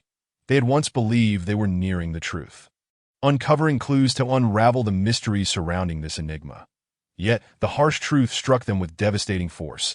awakening them to the fact that they had been mere pawns in another's game all along. Their hearts swelled with despair and fury, a whirlwind of frustration and impotence taking hold. They had once pursued the truth with hope, only to find themselves manipulated by forces far beyond their comprehension. In that moment, they truly understood the magnitude of the adversaries they faced, formidable and cunning. Now, they found themselves ensnared, devoid of any means to resist. They were uncertain of what would transpire next, standing silently. Awaiting the hand of fate, as time ticked away, the air thickened with tension, suffocating them. Their hearts were heavy with fear and unease, uncertain of the fate that awaited them. Days turned into weeks, and despair slowly crept in, for they realized that if they did not escape soon, they would perish in this wretched place. But escaping was no simple feat. The fortress was heavily guarded, and their injuries rendered them weak. Xiaoyu knew they had to devise a plan, or they would face a dead, and he began to scrutinize their surroundings meticulously, searching for an opportunity to flee. After several days of observation, he noticed a pattern in the two guards who watched over them. They often indulged in secret drinking sessions at night. This could be their chance. With a bold heart, Xiaoyu decided to take a risk. He approached the two gang guards, attempting to ingratiate himself with them. Feigning acceptance of his fate and a cessation of resistance, he presented all his valuables, expressing a desire to offer them as gifts in exchange for some food and drink. He remarked that since he was destined to die, these items were of no use to him, and he merely hoped they would bring something delectable for him and his companions to enjoy before their end. The guards, finding Xiaoyu's approach agreeable, readily accepted his offer. That evening, the guards returned with fine wine and sumptuous food, even sharing a bit with Xiaoyu and his companions. They soon became engrossed in their revelry, dropping their guard entirely. Sensing the moment was ripe, Xiaoyu subtly signaled to Chindiyu and Jack to prepare for action. Time steadily passed, and at long last, when the guards were thoroughly intoxicated and their awareness dulled, Xiaoyu suddenly called them over, claiming he had some even more precious items he wished to bestow upon them. Hearing this, the guards approached without a hint of suspicion, swaying as they did so. In that instant, Chindiyu, who had been waiting for the right moment, sprang into action without hesitation, delivering a swift and powerful elbow strike to one of the guards' head, rendering him unconscious and collapsing to the ground. Another guard, witnessing his companion being struck down, attempted to resist, but Xiaoyu and Jack swiftly charged forward, firmly seizing his arms and forcefully bringing him to the ground. Through this clever stratagem and audacious action, the three of them successfully wrested the keys to the prison door from the clutches of the gang's guards. They promptly unlocked the door and cautiously emerged from the gang's underground prison. Tension and vigilance coursed through them as they advanced along the corridor, striving to avoid making any noise. Along the way, they encountered several sentinels, yet they fortuitously evaded their notice. Ultimately, they arrived before a closed door that led to the outside street. Chindu gently pushed the door open, surveyed the surroundings, and signaled to the others that it was safe to depart. Xiaoyu and Jack followed closely behind, and together, the three of them stepped out and ran towards the street beyond. Their strides were light and resolute, hearts brimming with a longing for freedom. Despite having just endured a harrowing escape, they did not pause but continued forward, eager to leave this perilous and shadowy corner of the city under the cover of night. Chapter 45. Hiding in the countryside, having finally escaped the clutches of the gang, Xiaoyu and his companions inhaled the fresh air deeply, feeling as if they had just emerged from the depths of hell. They dared not linger, hastily slipping away from the dark corner of the city under the cloak of night.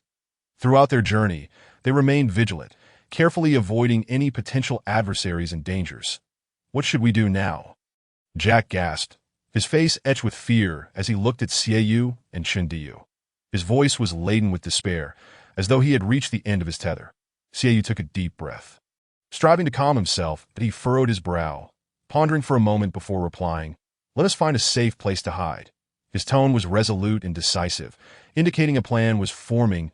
Jack's eyes widened, filled with confusion as he inquired, "Where might that safe place be?" His voice trembled slightly, revealing his trepidation about the future. After a moment of contemplation, Xiaoyu suddenly recalled a location that he turned to Jack, his gaze shimmering with hope. "That I know of a place that should be relatively safe. We can go to your family's old home in the countryside. You mentioned it was quite remote, so we should not be discovered there."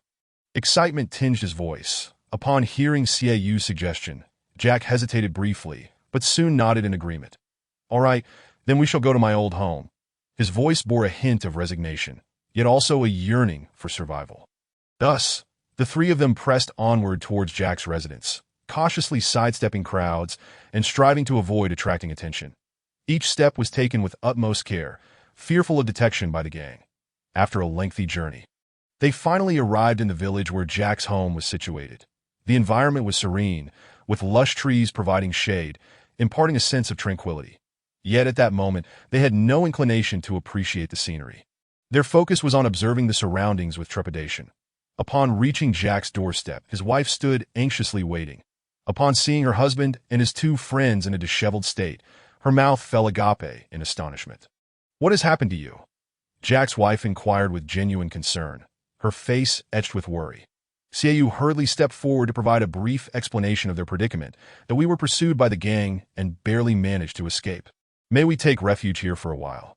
His voice was filled with earnest entreaty. Without hesitation, Jack's wife nodded in agreement that, of course. "Come inside," she exclaimed, opening the door to welcome them in. The three of them exhaled a sigh of relief as they entered Jack's home. Collapsing wearily onto the sofa, hearts heavy with apprehension about the future. How would they confront the gang's relentless pursuit? The uncertainty loomed over them. Jack and his wife typically resided in the city, only occasionally retreating to their countryside home for a brief respite. This time, when Jack embarked on the quest to finally home with Siayu, his wife had returned to their rural abode alone. Little did they anticipate that upon their reunion, Jack would find his friends in such a pitiful and harried state. After enduring a prolonged ordeal filled with strife, the trio was utterly exhausted. Collapsing on the floor as they gasped for breath, as if they had just emerged from a life-and-death struggle. After a considerable interval, they gradually regained their composure and struggled to rise. They decided to first cleanse themselves in the bathroom, washing away the grime and fatigue. After their refreshing baths, Jack fetched some of his clothes for Siayu and Chindiyu to change into. Although the garments were somewhat oversized for Siayu, they were far superior to the tattered, foul-smelling rags they had been wearing. Their original attire had been shredded beyond recognition, stained with blood and dirt, exuding an unpleasant odor. Once dressed, Jack's wife emerged from the kitchen with a spread of food, freshly baked bread, steaming milk, and delicious beef. For the famished trio, these provisions were undoubtedly the best form of solace. They devoured the meal with fervor, relishing this rare moment of culinary delight.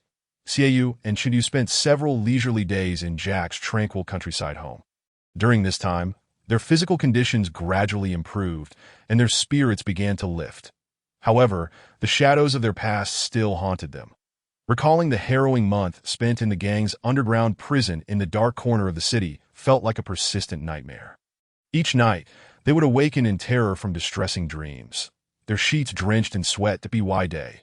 Siayu remained vigilant, monitoring news from Meijia City, striving to stay informed of any developments. Concurrently, Jack utilized his connections to gather intelligence on the gang's activities in the dark corner of the city. Yet he found little valuable information. As time passed, they gradually understood that even in hiding in the countryside, they could not escape danger indefinitely. After careful deliberation, Siayu and Chindiyu resolved to take action. They believed they could no longer allow Jack and his wife to be endangered because of them. Therefore, they decided to leave Jack a letter and depart quietly, without a word. The letter expressed profound gratitude towards Jack and conveyed their wishes for the safety and happiness of his family. Despite the sorrow in their hearts, they recognized that this was the only way to safeguard Jack and his wife's well-being. Ultimately, they vowed to press on, regardless of the challenges that lay ahead. Even if it meant confronting perilous situations. As night fell, Siayu and Chindiyu silently departed from Jack's home, embarking on their journey back to Meijia City. Their steps were resolute and determined, filled with hope and courage for the future. Though the path ahead was uncertain, they firmly believed that perseverance would eventually lead them to the dawn of victory. Jack gazed at the letter left by Siayu, tears streaming down his face. It dawned upon him that Siayu and Chindiyu chose to leave without a word to protect him and his wife from danger. "Thank you so much." Jack's heart overflowed with gratitude. Nonetheless, despite his appreciation, Jack was immensely concerned for Siayu and Chindiyu's safety. After all, they were now in the perilous Meijia City, and he could offer them no assistance. However, after much contemplation, Jack ultimately decided to heed Xiaoyu's counsel and remain in the countryside for the time being. While it lacked the vibrancy of the city, it could at least ensure the safety of him and his wife. Moreover, he trusted that Xiaoyu and Chindiyu possessed the capability to confront any adversities. Should Xiaoyu require help, he would not hesitate to extend his hand. Thus, Jack resolved to closely monitor developments in Meijia City, ensuring he remained informed about Xiaoyu and Chindiyu's circumstances and ready to provide assistance if needed. Finally, Jack cast one last glance at the letter in his hand, silently praying, "May God bless you and keep you safe." He then carefully tucked the letter away, preparing to embark on a new chapter of his life. Chapter 46. The anonymous letter. Upon returning to Meijia City, Xiaoyu and Chindiyu were acutely aware of the formidable dangers that loomed before them. To evade the relentless pursuit of the Dark Corner gang, they resolved to seek a concealed location as their sanctuary. After an extensive search, they discovered a seemingly secure corner, far removed from the clamor. With surroundings that offered a semblance of seclusion, though modest, this place sufficed to meet their immediate needs. The room contained only 2 rickety beds and a few basic essentials, yet it was adequate for their current circumstances. Xiaoyu and Chindiyu meticulously arranged their little refuge, striving to render it inconspicuous. Here, they could momentarily rest and recuperate while contemplating their next course of action. However, they knew that time was of the essence. They had to devise a solution swiftly. After all, the Dark Corner gang would not relent easily and could come knocking at any moment. Each day was fraught with anxiety as they remained ever vigilant. At the slightest rustle, they would tense up, fearing detection. Nevertheless, they steadfastly believed that perseverance would eventually yield a breakthrough that in this hidden little abode, Xiaoyu and Chindiyu supported each other, navigating through a challenging period together. They eagerly anticipate the day when they can extricate themselves from their predicaments and resume a semblance of normalcy. However, before they can occur, they must first conquer the adversaries that stand before them and safeguard themselves and their loved ones. Although they have recently uncovered significant clues regarding the situation, specifically that Li Hong is hiding in a particular location within the Dark Corner district, Xiaoyu and Chindiyu dare not venture there recklessly. The reason is simple. They had previously endured a harrowing ordeal of imprisonment and torment at the hands of a gang in that very place for over a month.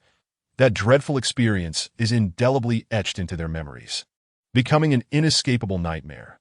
Each time they reflect upon those sunless days, fear grips them, as if they were plunged once more into that dark, oppressive, and despair-laden environment. Now, even with the knowledge of Li Hong's whereabouts, they must proceed with utmost caution to avoid falling into a similar plight. After all, that locale is rife with innumerable dangers and unknown variables. A moment's inattention could plunge them into an abyss from which there is no return. Just when Xiaoyu and Chindiyu felt utterly helpless, they receive an anonymous letter that piqued their curiosity, given that their current hiding place had not even been disclosed to Jack. How could anyone possibly know of their refuge and discreetly deliver an anonymous letter to their mailbox? Who possessed such formidable capabilities, and was this individual a friend or foe? Panic washed over them as they anxiously opened the envelope. "I know your predicament, and I can assist you." These words shone like a glimmer of hope amidst the darkness, rekindling a sense of optimism in Xiaoyu and Chindiyu. However, the brevity of the letter left them confounded. Revealing no information about the sender or the specifics of the proposed assistance, Xiaoyu furrowed his brow, gazing at Chindiyu with confusion. "What does this mean? Who would come to our aid?" His voice was tinged with palpable uncertainty and anxiety. After a moment of contemplation, Chindiyu replied, "I do not know, but since this person is aware of our presence here, perhaps they truly can help us." His tone conveyed a flicker of trust in the mysterious correspondent. The two began to speculate about the identity and intentions of the letter's author, conjuring various possibilities in their minds, from allies to adversaries, from genuine assistance to ulterior motives. These questions swirled in their minds, leaving them uneasy. "Regardless, we cannot remain passive, but we should perhaps attempt to reach out to this individual," Xiaoyu proposed, his eyes glinting with determination. Chindiyu nodded in agreement, fully aware of the perilous nature of their situation. If someone was willing to extend a helping hand, it could be a rare opportunity. Nonetheless, he cautioned, "We must proceed with caution and not place our trust too easily in anyone." After deliberation, they decided to respond to the contact information provided in the letter, eager to uncover the identity of their mysterious benefactor and ascertain whether genuine assistance awaited them. Their hearts brimmed with anticipation. Yet they remained on high alert, hoping that this enigmatic correspondent could prove to be the key to their liberation. After a period of anxious waiting, a new development finally emerged. One day, Xiaoyu and Chindiyu received yet another cryptic anonymous letter. Unlike the previous correspondence, this one did not merely pose questions or threats. It offered specific instructions for action. The letter clearly outlined an address not far from their location and instructed them to arrive there by dawn the next day. Assuring them that help would be available, Xiaoyu and Chindiyu exchanged glances, a mixture of excitement and skepticism reflected in their eyes. Could this be yet another trap? Chindiyu inquired, his brow furrowed. Xiaoyu pondered for a moment before responding. We have no other options to escape our current predicament. We must take the risk. However, we must be thoroughly prepared for any eventuality. Chindiyu nodded in agreement. Thus, they began to devise a detailed plan, encompassing their approach to the designated location and strategies for confronting potential dangers. At dawn, as darkness still enveloped the sky, Xiaoyu and Chindiyu stealthily departed from their safe house.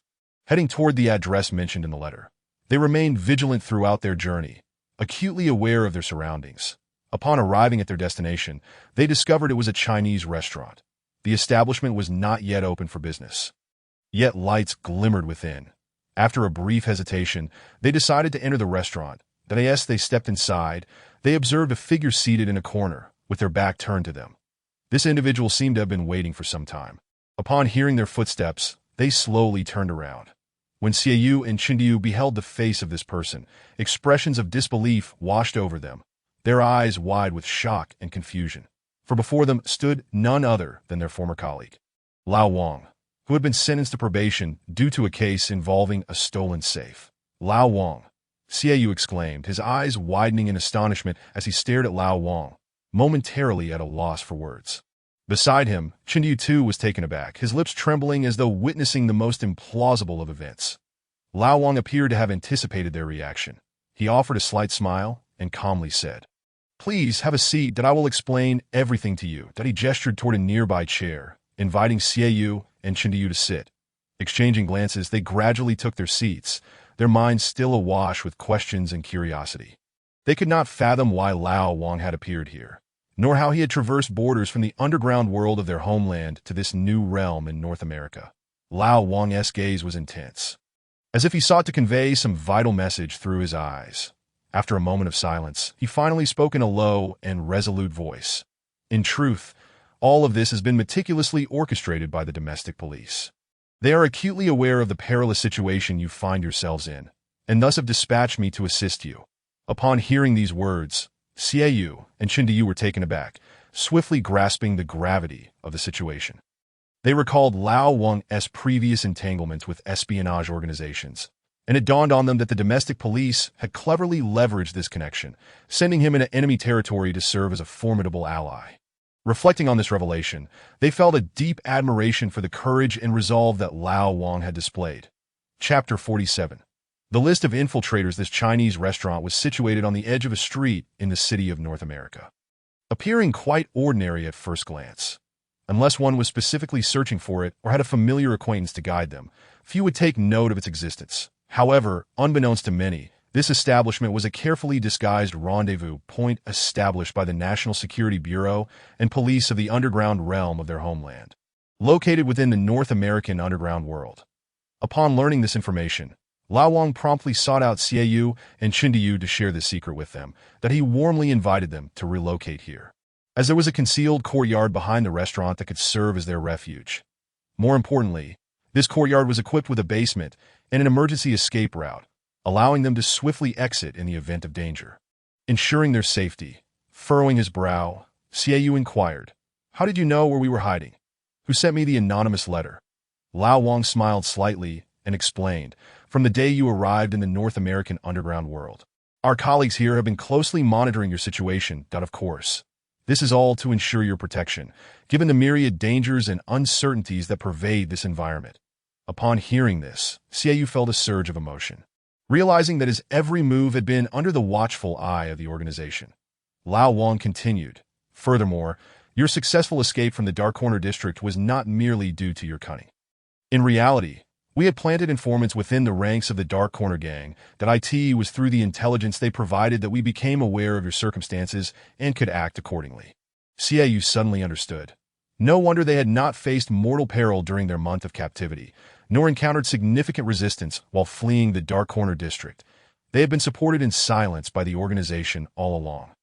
This realization filled him with warmth that he looked gratefully at Lao Wang and the others, confident that with such an organization backing them, they could indeed fulfill their mission, but he also resolved not to disappoint the organization's expectations and to face the forthcoming challenges with unwavering determination. Lao Wang paused to sip his tea before continuing. The owner of this restaurant, while appearing to be merely a chef, actually possesses another identity. He's an informant for our country's National Security Bureau, tasked with gathering intelligence within the North American underground world. Xiaoyu's eyes widened in astonishment at this revelation, but he had initially assumed this restaurant was just an ordinary establishment, only to discover it concealed such significant secrets within its walls. Observing Xiaoyu's shocked expression, Lao Wang chuckled reassuringly. Do not be so surprised. This is part of our work. At times, we must utilize various channels to procure information, and these informants are essential to that endeavor. They had lived abroad for many years and were well acquainted with the local circumstances, capable of providing us with a wealth of invaluable intelligence. Xiaoyu nodded in understanding, realizing that this proprietor was not merely a chef, but also a guardian of national security. His work, though modest, bore significant responsibilities and a profound mission. Contemplating this, Xiaoyu felt a deep sense of respect for the owner, recognizing that every seemingly ordinary individual might possess an undisclosed facet. And it was the silent contributions of such individuals that ensured the safety of the nation. Old Wang then remarked, "The reason for bringing you both here is to facilitate your acquaintance with him. Should you encounter any troubles in the future, do not hesitate to seek his assistance. However, always prioritize your safety." Xiaoyu comprehended this implicit concern, well aware of the precarious nature of their profession, where a moment's carelessness could lead to dire consequences, and thus, it was imperative to never reveal the true identity of their informants. Nonetheless, the knowledge of having a trustworthy contact in this location alleviated his worries considerably. At that moment, the proprietor approached, carrying steaming dishes, and with a warm smile, inquired if the flavors suited Xiaoyu's palate. In unison, Xiaoyu and Chenyu gave a thumbs up, exclaiming, "Delicious!" Subsequently, they indulged in a sumptuous feast while sharing tales of the mysteries of the underworld in North America. Despite being in a foreign land, Xiaoyu felt an overwhelming sense of familiarity in this cozy atmosphere, perhaps a unique emotional bond shared among compatriots. The restaurant owner, with a grave expression, addressed Xiaoyu and Chenyu, stating, "The task assigned to you by the organization is of paramount importance. To obtain the list of spies infiltrating the domestic underworld, as reported by the North American Bureau of Investigation." His voice was low and resolute, as if burdened with an immense sense of duty and responsibility. The significance of this covert list was self-evident, as it pertained to the potential eradication of the spy network causing havoc within the country. The restaurant owner emphasized the recent theft of the safe was a meticulously orchestrated operation by the spy organization. Though they may currently be lying low, this does not imply the threat has dissipated. On the contrary, they remain vigilant, posing a severe risk to our national security, that he continued. These spy organizations are covetous of our nation's lunar return data and intelligence in the aerospace sector. They will resort to any means to pilfer these confidential details, endangering not only national security, but also potentially obstructing the progress of our space endeavors. Therefore, to safeguard national security and ensure the smooth advancement of our aerospace initiatives, we must thoroughly eradicate this spy organization hidden in the domestic underworld. Xiaoyu and Chenyu exchanged a glance, fully grasping the urgency and gravity of this mission. The restaurant owner gazed at them, his eyes glimmering with unwavering determination. "This is a battle concerning national interests. We must not exhibit the slightest laxity, that I hope you will approach this task with steadfast conviction and fearless courage, safeguarding the security and honor of our homeland." Xiaoyu and Chenyu nodded in agreement, pledging to exert their utmost efforts. They were acutely aware of the weight of their mission, resolved not to betray the trust and expectations of their organization, and to fiercely defend their nation's safety and dignity. However, obtaining this covert list would not be an easy feat. It resided within the grasp of the North American Central Intelligence Agency, akin to an impregnable fortress housing countless secrets and treasures. Securing access to it would prove to be an arduous endeavor, nearly insurmountable. After all, this spy list was a crucial secret of the North American Bureau of Investigation, akin to their very heartbeat. Possessing this list equated to wielding one of the lifelines of the entire Central Intelligence Agency. Naturally, the CIA would implement the most stringent protective measures to keep this information deeply buried within the organization. Even internal personnel, lacking the requisite clearance, would find it exceedingly difficult to access this list. That IT was akin to navigating a vast labyrinth, where only those possessing specific keys could unlock the tightly shut doors leading to the core secrets. These keys were tightly held by the CIA, not easily revealed.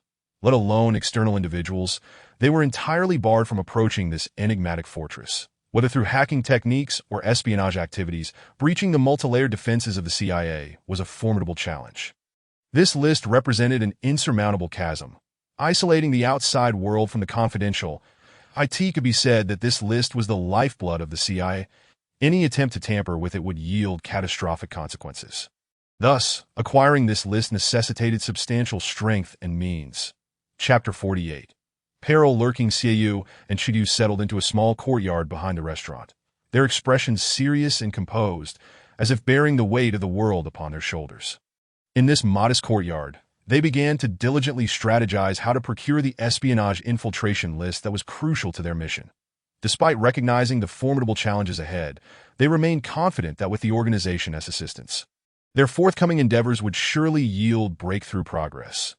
Old Wang's demeanor was grave as he divulged, "The organization is currently exerting all efforts to identify a breakthrough. However, the North American Central Intelligence Agency, being our formidable adversary, will not relinquish the infiltration list easily. To compound matters, the CIA not only possesses formidable strength, but also boasts a plethora of informants and undercover agents, with even the gang in the Dark Corner district being one of their pawns." Xiaoyu furrowed his brow, acutely aware of the daunting obstacles ahead. Yet he resolutely inquired, "Is there any method by which we might acquire this list?" Old Wang shook his head in resignation, his tone heavy as he replied, "At present, we have no leads, no clues, nor methods. We can only patiently await the opportune moment." That at this juncture, Chindayu suddenly recalled an incident, speaking up, "By the way, during our captivity in the Dark Corner district, we encountered Li Hong."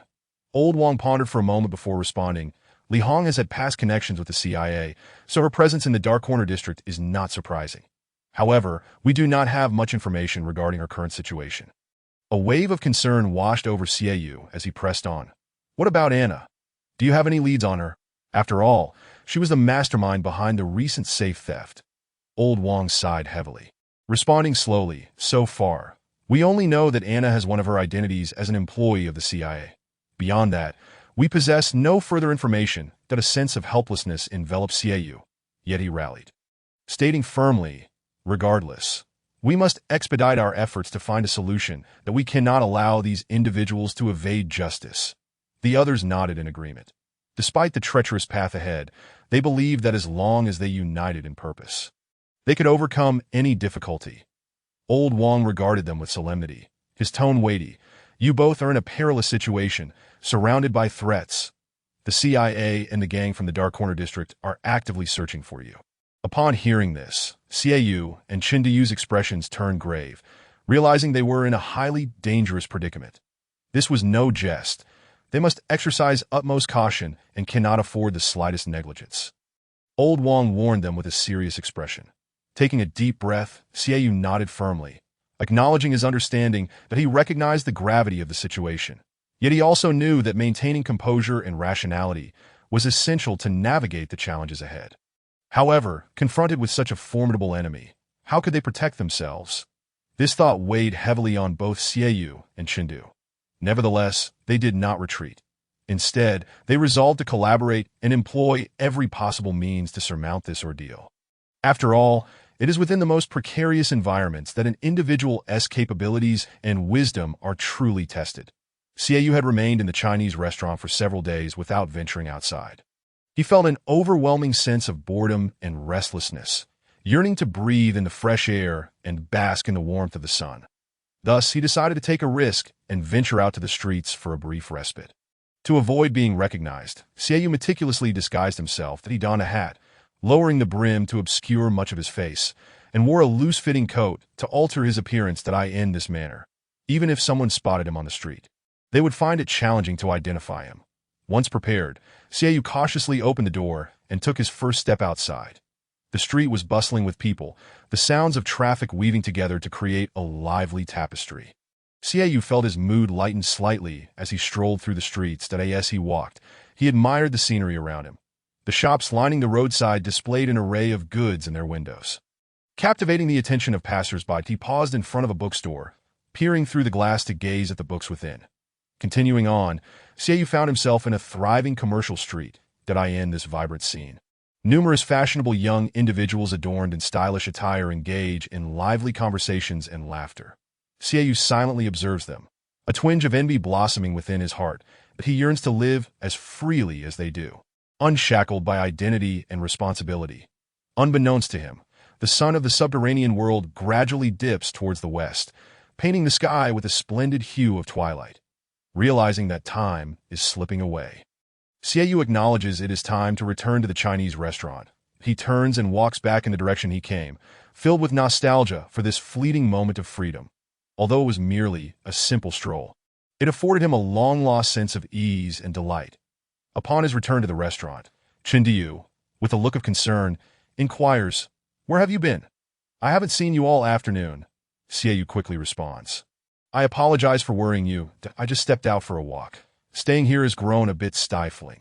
Chindiyu furrows his brow and replies anxiously, "Do you realize how dangerous it is outside? There are people everywhere hunting for us, and the threats are ever present. You must not act so recklessly in the future. Your safety is paramount." Xiaoyu nods, replying earnestly, "Rest assured, I will exercise caution. However, my outing was not without merit. I have made some new discoveries." Chindiyu asks curiously, "Oh, what discoveries? Do share with me." Xiaoyu speaks slowly. "For now, the situation isn't too dire, although the North American Bureau of Investigation and the gangsters are searching for us. Fortunately, we have not yet been officially wanted by the police of the North American underworld." He pauses briefly before continuing. "In other words, while the Central Intelligence Agency and the gangsters of the Dark Corner District are covertly hunting for us, they cannot act overtly, as long as we can cleverly disguise ourselves when we venture out and proceed with caution. We still have a chance to move relatively freely in the cities of America and Canada." Indeed, Chindiyu nods in agreement, stating, "This is a stroke of fortune amidst misfortune, that if we were truly wanted by the North American underworld's police, our subsequent actions would be severely restricted." He pauses again, then adds, "However, even if we are not on the wanted list, the dangers outside remain ever present. The CIA and the Dark Corner District will not easily relent.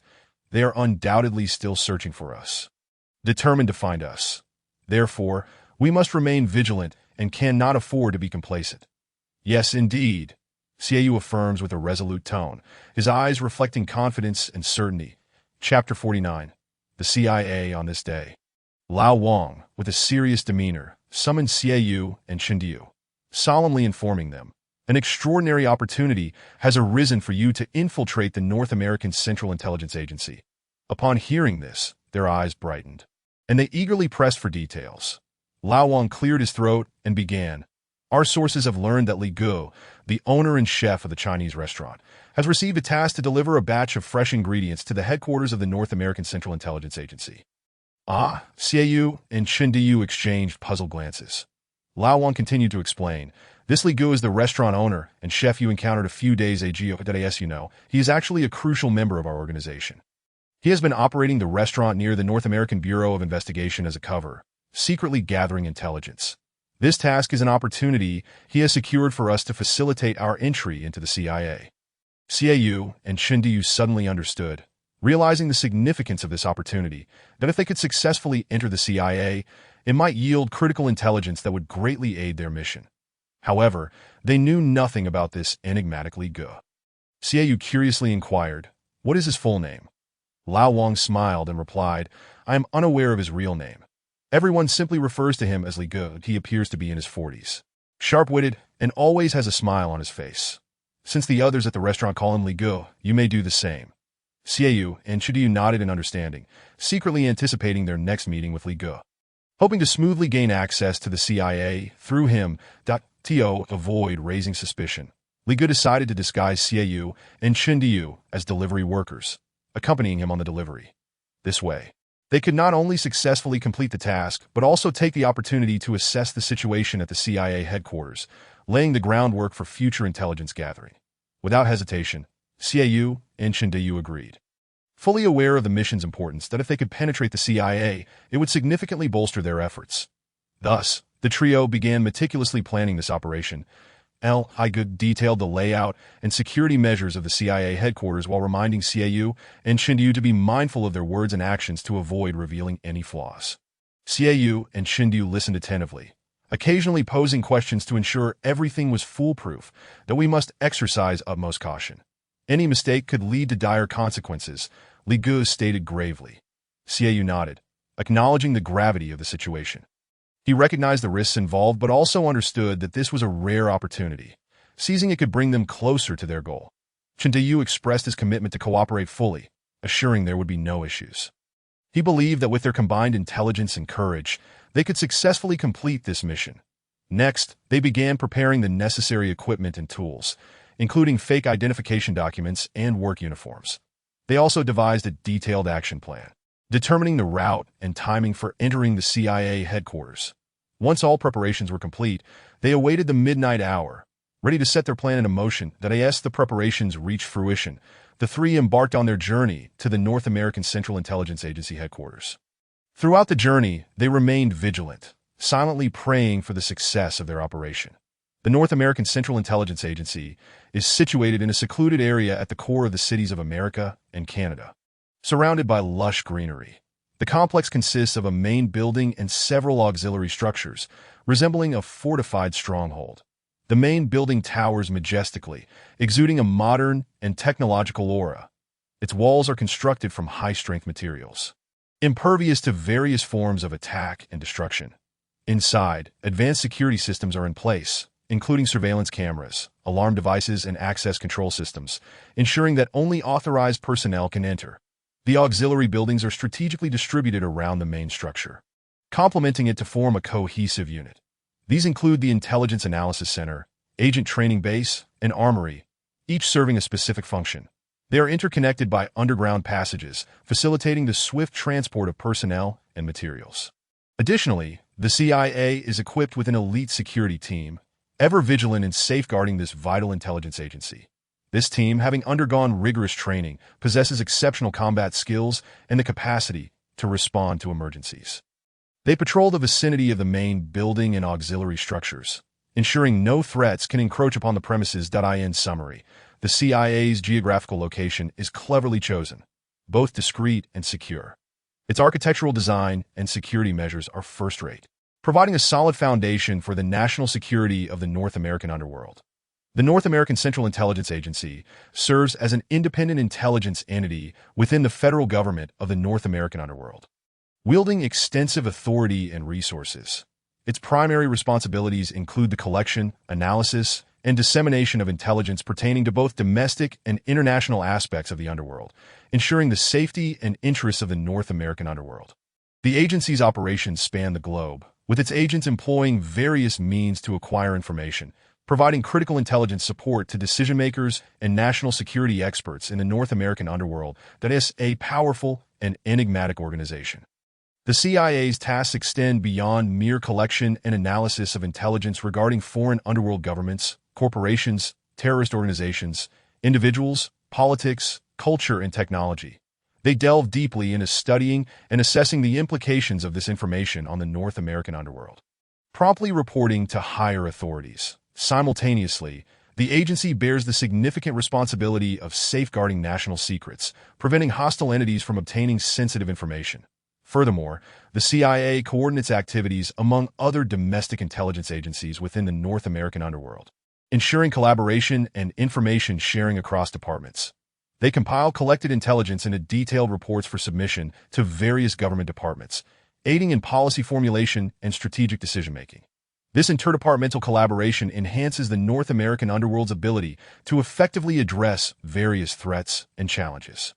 However, the CIA's activities are not limited to intelligence collection and analysis.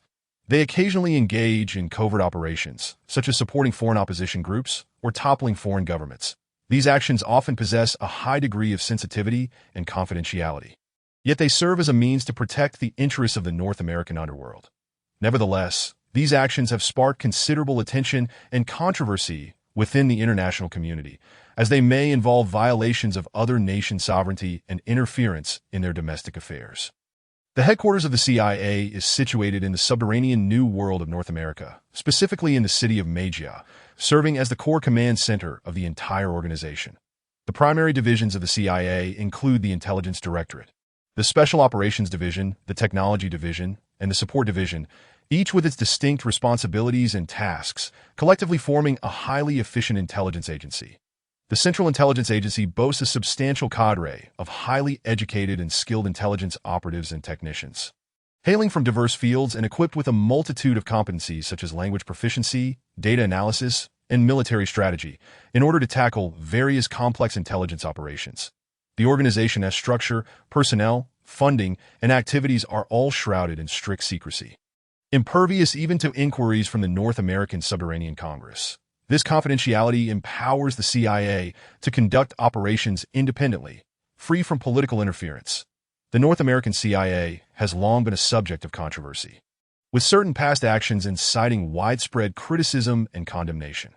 Among the most conspicuous of these is their support for coups in foreign subterranean nations, a conduct that egregiously contravenes international law and the norms of international relations. Additionally, they have been accused of engaging in illegal surveillance and wiretapping activities, infringing upon the privacy and freedoms of citizens. Such actions have garnered heightened scrutiny from the international community and met with vehement denunciation. Consequently, the reputation of the North American CIA has plummeted, rendering it a target of widespread scrutiny. People have begun to question its legitimacy, impartiality, and ethical standards. Chapter 50. In the Lion's Den in the Deep of Night. Xiaoyu and Chendiu, accompanied by Brotherly from the Chinese restaurant, drove a truck laden with fresh ingredients toward the CIA headquarters building. It was midnight, and the streets were almost devoid of vehicles, allowing for an unobstructed journey. The truck sped along the desolate highway and soon arrived at its destination. The vehicle gradually came to a stop at the back entrance of the CIA headquarters, where security personnel and guards maintained a vigilant watch, creating a rather solemn atmosphere. After disembarking, Xiaoyu, Chendiu, and Brotherly proceeded directly to the guard booth. The security personnel and guards conducted a thorough inspection, permitting them to enter only after confirming there were no issues. The truck slowly drove into the rear courtyard of the CIA headquarters, its wheels emitting a faint sound as they pressed against the ground. The vehicle ultimately halted before a spacious warehouse door, quivering slightly before settling into silence. One by one, Xiaoyu, Chendiu, and Brotherly descended from the truck, swiftly moving to the back of the vehicle, adeptly opening the cargo doors to prepare for the unloading of the delivered ingredients. Just as they busied themselves, a man clad in a black suit approached. He walked with purpose, his expression grave. Yet a faint smile lingered at the corners of his mouth. "Greetings. I'm the head of the logistics division at the CIA, and I welcome you to deliver your goods." His voice was deep and resonant, carrying an air of authority. "Hello, these are the ingredients we have brought for you. Please inspect them," Brotherly replied with a smile, his demeanor eager to please. The man nodded, moving to the side of the truck to begin a meticulous examination of the towering piles of ingredients. His gaze was as sharp as an eagle's, scrutinizing every vegetable and piece of meat, as if searching for any potential flaw. Xiaoyu and Chendiu stood anxiously nearby, their hearts silently praying for the successful approval of the ingredients. After a thorough inspection, the man finally nodded in satisfaction. "These ingredients appear to be in good order. There are no issues. They can be accepted." His tone conveyed a sense of approval for the shipment. Upon hearing this, Xiaoyu and Chendiu exhaled in relief, their faces lighting up with expressions of gratitude. "We greatly appreciate your cooperation. These ingredients will be used in our employee cafeteria. Please proceed with the unloading. And should there be any further needs, we will contact you again," the man said with a smile. Xiaoyu and Chendiu quickly nodded in appreciation and swiftly engaged in the unloading task. They diligently moved box after box of fresh ingredients from the truck and neatly arranged them in the warehouse. Throughout the process, they maintained a high level of focus and seriousness, daring not to relax for a moment. "No problem. Should you have any requests, feel free to give me a call." Brotherly replied that Siayu and Chindiyu began transporting the ingredients into the warehouse. They couldn't help but marvel at the vast scale of the CIA. The facility not only featured spacious and well-lit offices, but also boasted advanced equipment and a comprehensive security system. The entire compound was lush with greenery, and the waters of the nearby lake were crystal clear, creating an atmosphere reminiscent of nature. Such a working environment was uplifting, further intensifying CAU's intrigue regarding this enigmatic organization.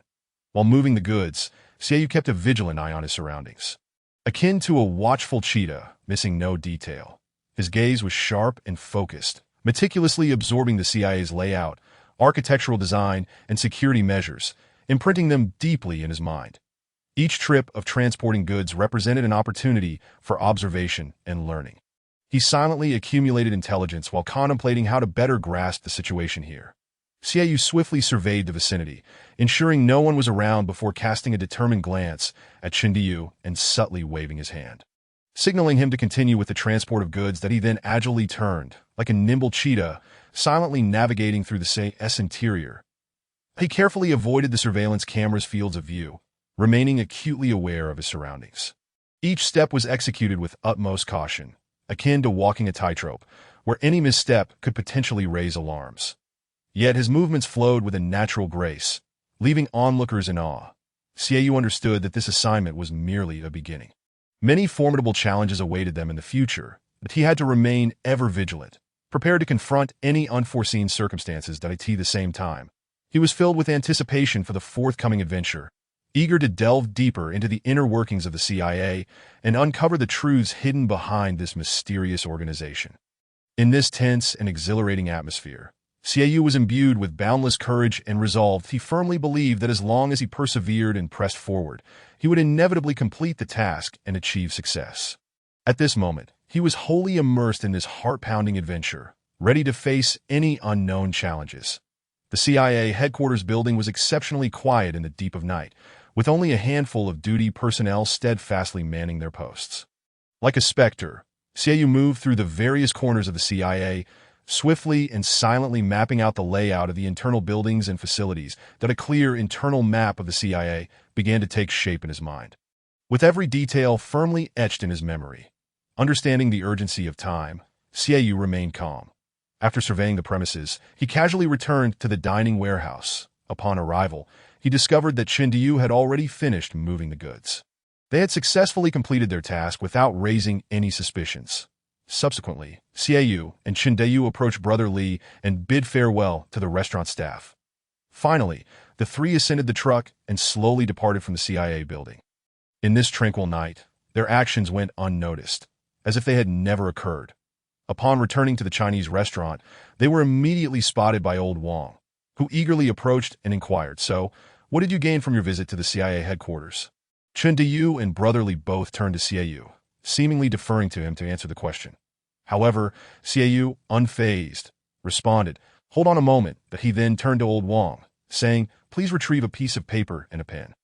Although the three were somewhat puzzled, they complied. Old Wang turned back to the room and quickly returned with the paper and pen, handing them to Xiaoyu. Xiaoyu placed them on the table, seated himself, and began drawing. While recalling his experiences within the CIA headquarters, he meticulously illustrated the map that had formed in his mind. Before long, a detailed map emerged on the paper. This map clearly marked the route from the entrance to the core areas of the CIA headquarters, along with various security facilities and the locations of office buildings, even indicating the number and distribution of surveillance cameras with precision. Gazing at this map, Old Wang, Chindiyu, and Brother Li could not suppress their exclamations of astonishment. They recognized that this map would serve as an invaluable resource, significantly aiding their future tasks by helping them avoid surveillance and security systems. The ability to create such an accurate map attested to Xiaoyu's remarkable memory and exceptional observational skills. This map became a treasured asset for the trio, not only providing robust support for forthcoming missions, but also showcasing Xiaoyu's extraordinary talent and unique charm in the days to come.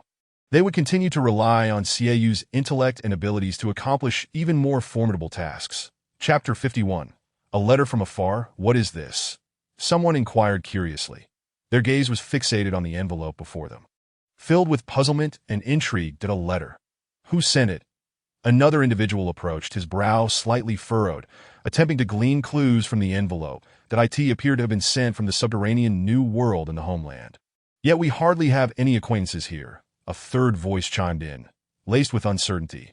Inside the Chinese restaurant, a group had gathered, their gazes riveted upon the enigmatic letter, their minds awash with curiosity that in this modern era, where technology flourishes, people tend to favor the convenience of phones, text messages, or social media for communication. The antiquated practice of letter writing seems to have gradually faded into obscurity, becoming increasingly rare. Yet before them lay a tangible letter, evoking both strangeness and intrigue. Could it be that someone had mistakenly sent it to the wrong address? One speculated. Unlikely, another countered, the address is quite clear. Perhaps it is from a distant friend or relative. Wishing to surprise us, someone else offered their opinion. The group buzzed with chatter, various conjectures surfacing. However, the arrival of this letter undeniably stirred a sense of perplexity among them. Should we open it and take a look? Someone finally proposed. The others nodded in agreement, acknowledging that only by opening the letter could they unravel this mystery. The handwriting on the envelope was distinctly legible, yet it emanated an aura of antiquity. Eagerly, they leaned closer to the letter, yearning for revelation. Xieyou took the letter, scrutinizing the address and recipient on the envelope, his brow creasing. Is this addressed to me? But who would reach out to me in this manner? He felt a profound sense of confusion. Chundiu also shook his head, indicating that he too was unaware of the sender's identity. The two exchanged a glance, deciding to unveil the contents within. Xieyou carefully tore open the envelope and unfolded the letter. Upon seeing the familiar handwriting, a look of astonishment spread across his face. This is, he murmured, his gaze fixed intently on the paper. Chundiu, noticing Xieyu's reaction, hurried over to discern the letter's contents. Xieyou passed the letter to Chundiu, his eyes reflecting a complex array of emotions. Chundiu took the letter and began to read. As the words gradually came into focus, his expression grew increasingly grave. The contents of the letter seemed to plunge them into deep contemplation, while those around them curiously inquired about what was transpiring. Yet, Xieyou and Chundiu remained silent, as if enveloped by an invisible force. After a considerable pause, Xieyou finally spoke. This letter is from a friend in the subterranean New World back home.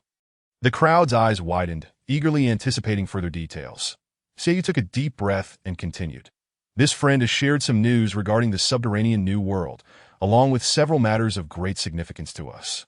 Chundiu added, this information may influence our future plans.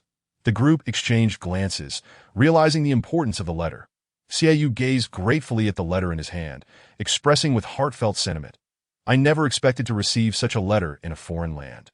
It is both surprising and touching. Chundiu nodded in agreement. Everyone expressed their desire to learn more about the letter's contents, and Xieyou and Chundiu promised to share the details soon. The atmosphere became charged with tension as the entire team eagerly awaited the revelation of the letter's story. Observing the puzzled expressions on everyone's faces, Xieyou smiled and explained, do not be anxious. Everyone, this letter is from our good brother Jiang Chun, sent from back home. Upon saying this, he handed the envelope to Chundiu, gesturing for him to read. Chundiu took the letter, read it carefully, and began to recite, Dear Xieyou and Chundiu, how are you faring in the North American subterranean New World? I wanted to reach out and inquire about your well-being. Additionally, I wish to share some updates from our end. We have been diligently pushing forward with the return to the Moon Initiative, and we have made new progress. Due to the nature of the details, I cannot elaborate in this letter, but I believe you will understand. I hope we can reunite soon to witness this monumental moment together.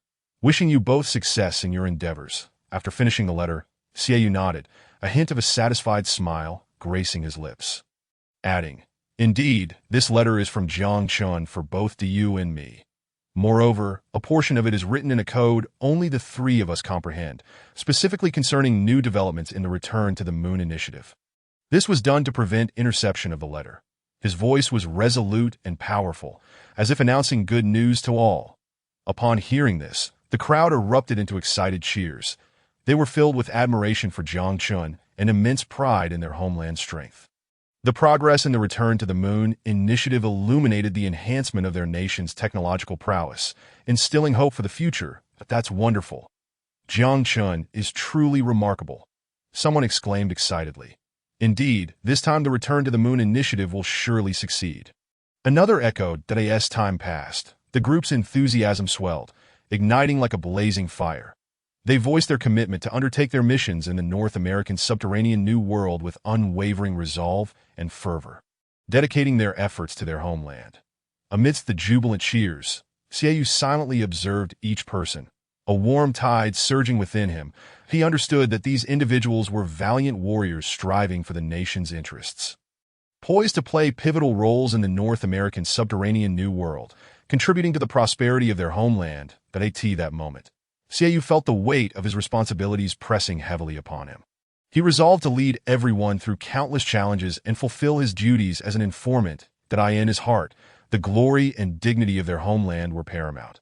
They could not betray the trust placed in them and must enhance their nation's development. Xiaoyu clapped his hands, urging everyone to quiet down.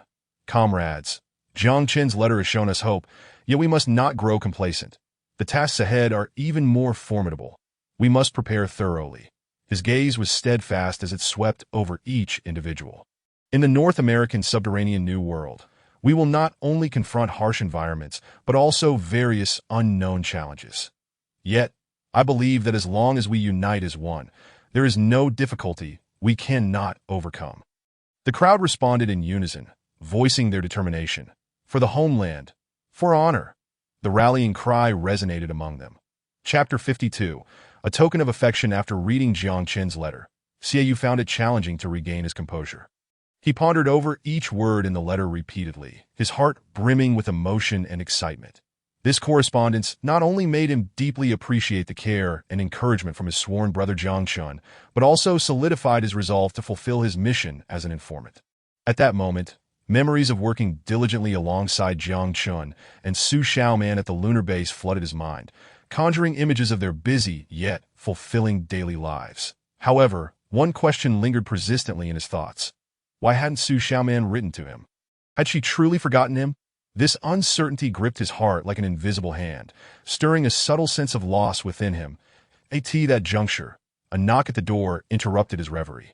Xiaoyu lifted his head, gazing at the entrance. The door creaked open, and Chindiyu stepped inside. Chindiyu immediately noticed Xiaoyu's despondent expression, a smirk involuntarily forming at the corners of his mouth, that he strode over to Xiaoyu's side, grinning as he inquired, "What's the matter, brother? Are you troubled by something?" Xiaoyu, startled by the sudden voice, quickly regained his composure. He shook his head, forcing a smile as he replied, "It's nothing, big brother. Just a bit tired." However, a hint of unspoken worry flickered in his eyes.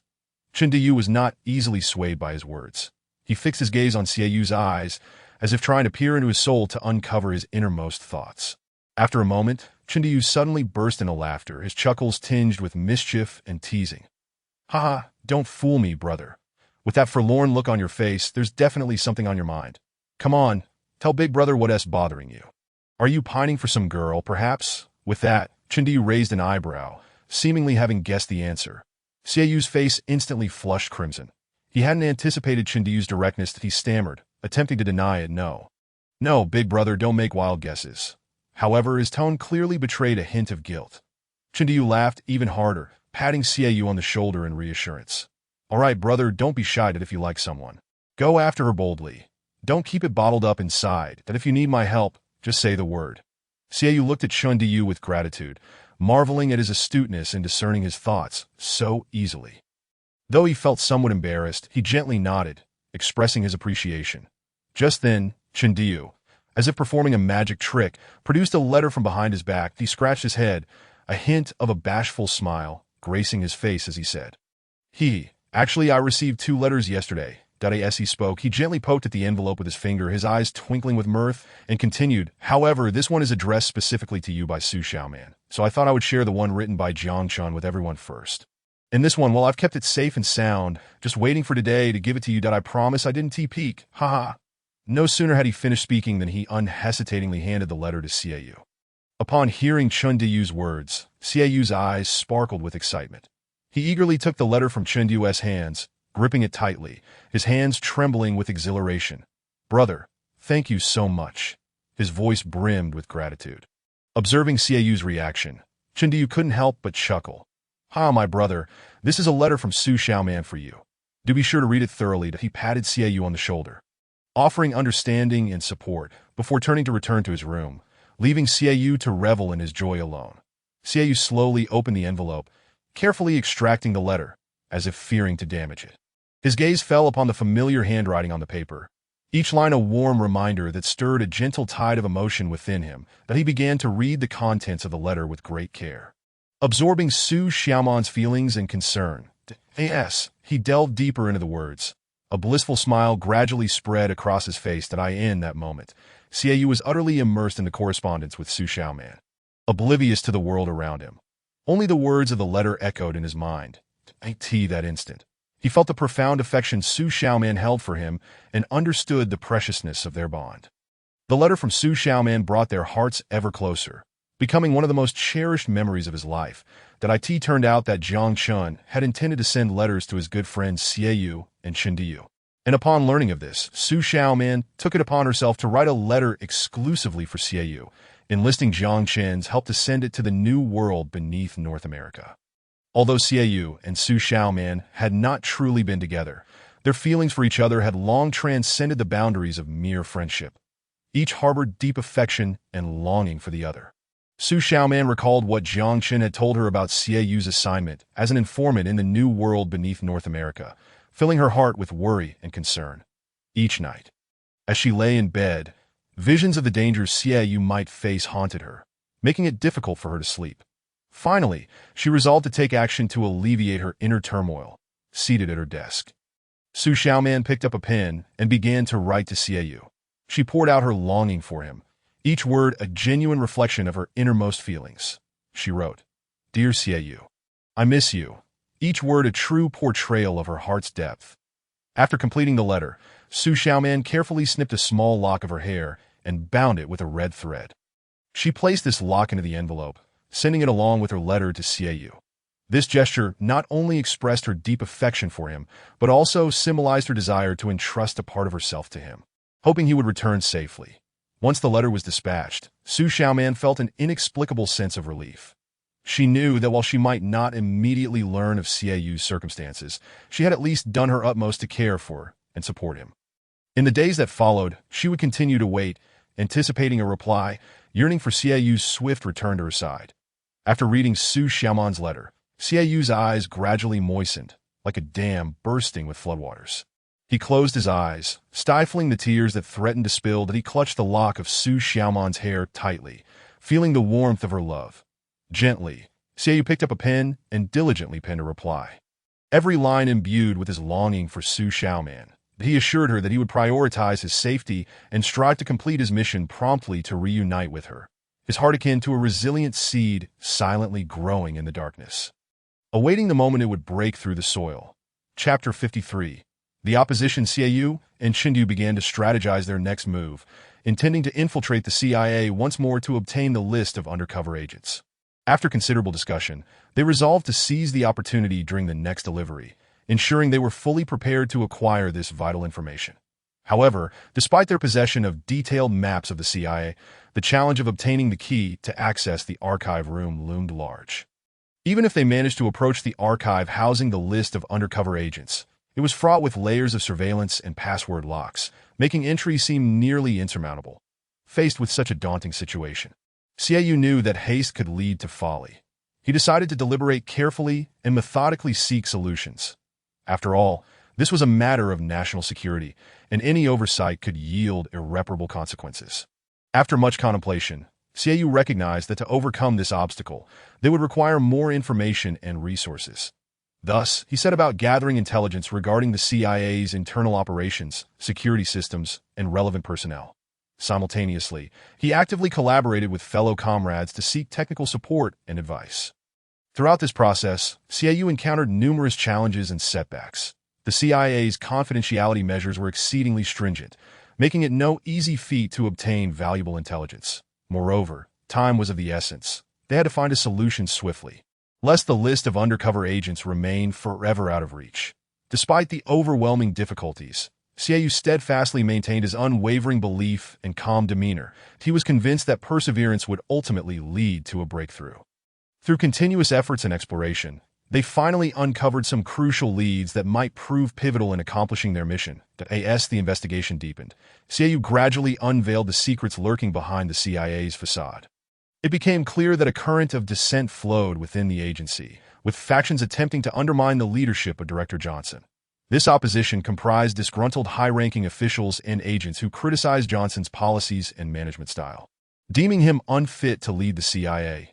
These dissenters orchestrated a series of covert actions, such as leaking classified information, creating chaos, and disrupting normal operations, all aimed at eroding Johnson's authority and either forcing his resignation or compelling a shift in policy direction. Ironically, these opposing forces represented a key opportunity for Xiaoyu and his team to exploit in their quest to obtain the list of undercover agents. Upon learning this truth, Xiaoyu felt a weighty resolve settle upon him. He understood that the internal power struggles within the CIA could severely impact intelligence operations in the new world beneath North America. As an informant, he was determined to harness the strength of these dissenters to acquire the archived list of undercover agents. Thus, Xiaoyu led his team in relentless pursuit, meticulously analyzing leads and closely tracking the movements of CIA personnel and agents, gradually amassing more evidence and insights regarding the opposition's plans. Concurrently, they began to devise strategies, preparing to strike decisively at the opportune moment to incapacitate these dissenters and seize the list of undercover agents in the tense and precarious working environment. Xiaoyu and his team endured immense pressure and risk, yet they remained resolute, undeterred. They knew that only by successfully completing their informant mission could they safeguard national security and maintain peace and stability in the domestic New World. For this reason, they persevered, eagerly anticipating the moment they would secure the list of undercover agents, thereby eliminating the threat and contributing to the well-being of their country and people. Xiaoyu summoned Chen Diyu, who, with a puzzled expression, inquired, "Xiaoyu, why have you brought me here?" Xiaoyu smiled slightly, feigning mystery as he replied, "Patience, my friend. You will soon find out." With that, he drove Chen Diyu away from the Chinese restaurant. The car journeyed through the bustling streets of the city, then onto the serene and picturesque suburban roads. As he gazed out the window at the ever-changing scenery, Chen Diyu's curiosity grew, prompting him to ask once more, "Xiaoyu, where exactly are we headed? You're making me all confused." Yet Xiaoyu remained unhurried, driving with a smile as he replied, "Haha, don't rush. You'll naturally understand when we arrive." Finally, as the car gradually turned onto a small road on the outskirts of Meijia City, Chen Diyu suddenly had an epiphany. He exclaimed in surprise, "Oh, I get it now. We're going to see Jack." Xiaoyu nodded with a smile, confirming, "Exactly, we're going to see Jack." At that moment, they had arrived outside Jack's quaint little yard. After parking the car, Xiaoyu and Chen Diyu stepped out and walked toward the entrance of the yard. Upon hearing the commotion, Jack and his wife promptly emerged from the house to greet their two good friends. Seeing Xiaoyu and Chen Diyu, Jack and his wife beamed with joy.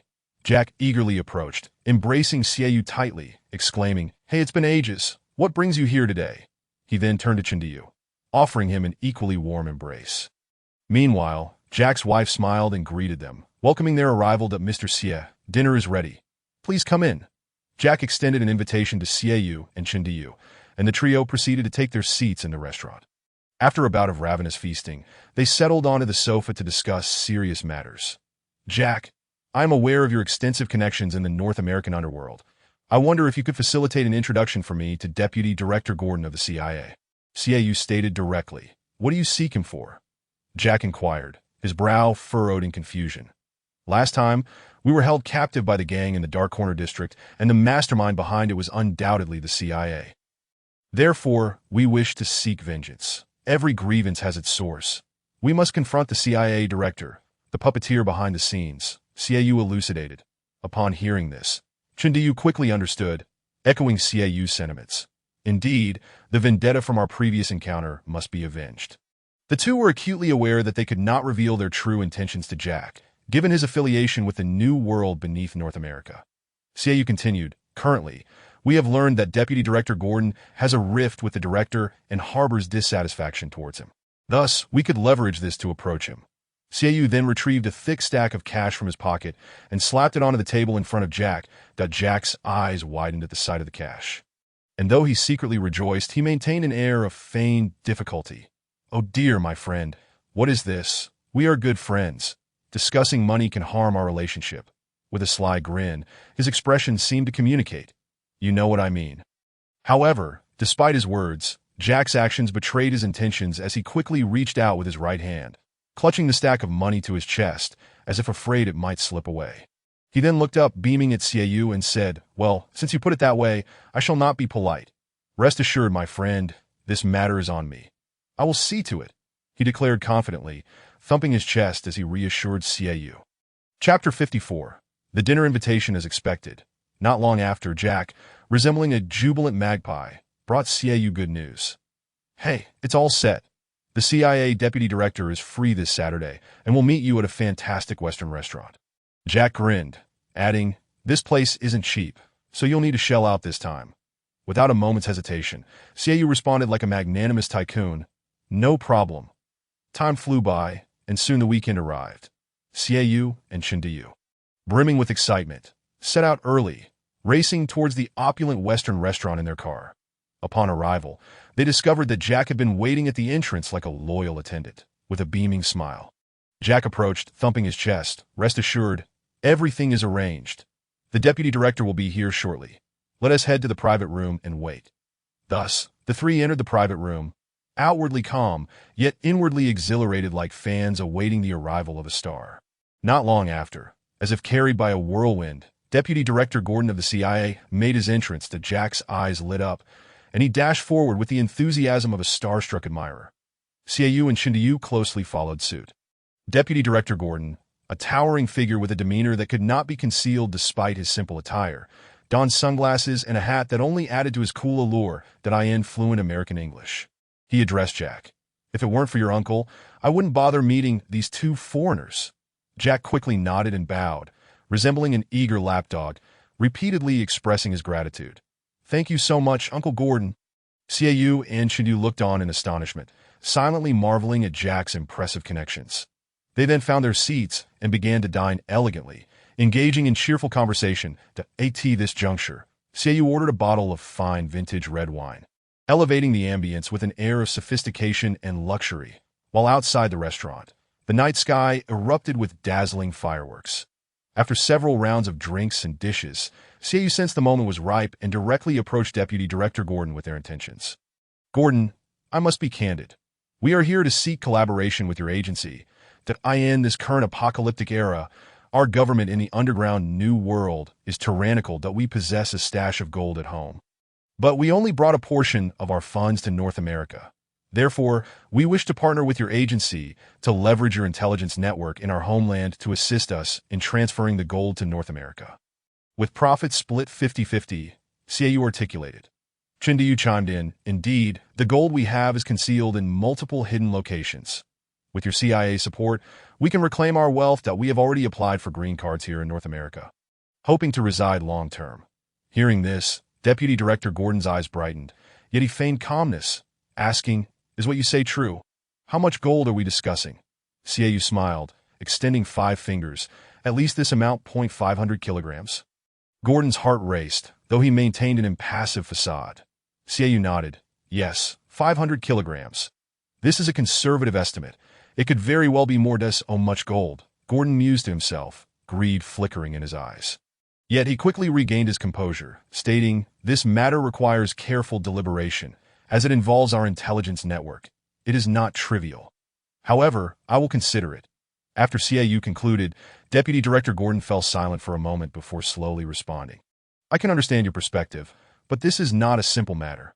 However, he shifted his tone. "If I find a need in the future, I may consider you." Xiaoyu and Chindayu exchanged glances, secretly elated. Although Gordon did not provide an immediate affirmation, there was hope, a result they had anticipated. "Thank you, Director Gordon. We will not disappoint you," Xiaoyu declared resolutely. Xiaoyu and Chindayu shared a knowing look, aware that they had piqued Gordon's interest, and now they only awaited his response. They then discussed various other topics, and after finishing their meal and exchanging pleasantries, Gordon stood to take his leave. After bidding farewell, Jack accompanied him back. After settling the bill, Xiaoyu reflected on the steep prices at the restaurant. Rather than returning directly to their accommodation, he and Chindiyu strolled leisurely down the street. "What do you think? Do you believe our meeting with Gordon will bear fruit?" Chindiyu inquired. Xiaoyu chuckled. "It went relatively smoothly. At least Deputy Director Gordon showed interest in our proposal. Now, it all hinges on his decision." Chindiyu nodded. "True, but we must prepare for both outcomes, that if Deputy Director Gordon does not take the bait, we will need alternative plans." Xiaoyu agreed. "Indeed, we cannot place all our eggs in one basket. However, for now, Deputy Director Gordon remains our best option." As they conversed, they entered a CAF, finding a window side table. They ordered 2 cups of coffee and continued discussing their future plans. "Even if Deputy Director Gordon does not bite, we can explore other avenues to obtain the list of infiltrators, perhaps by hiring private operatives or leveraging underground organizations," Chindiyu suggested. Xiaoyu furrowed his brow. "Such actions carry significant risks and could easily expose our targets.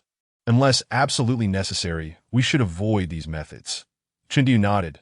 "I understand, but we cannot rely entirely on the CIA that if Gordon declines to cooperate, we must have a backup plan." Xiaoyu took a sip of coffee, pondering for a moment before responding. "All right, let us brainstorm other options. But before that, let us gauge Deputy Director Gordon's stance." The two lingered in the CAF until nightfall, at which point they departed. Upon returning to their hotel, they each retired for the evening.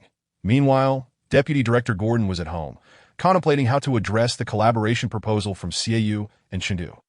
Gordon recognized the immense value of the gold.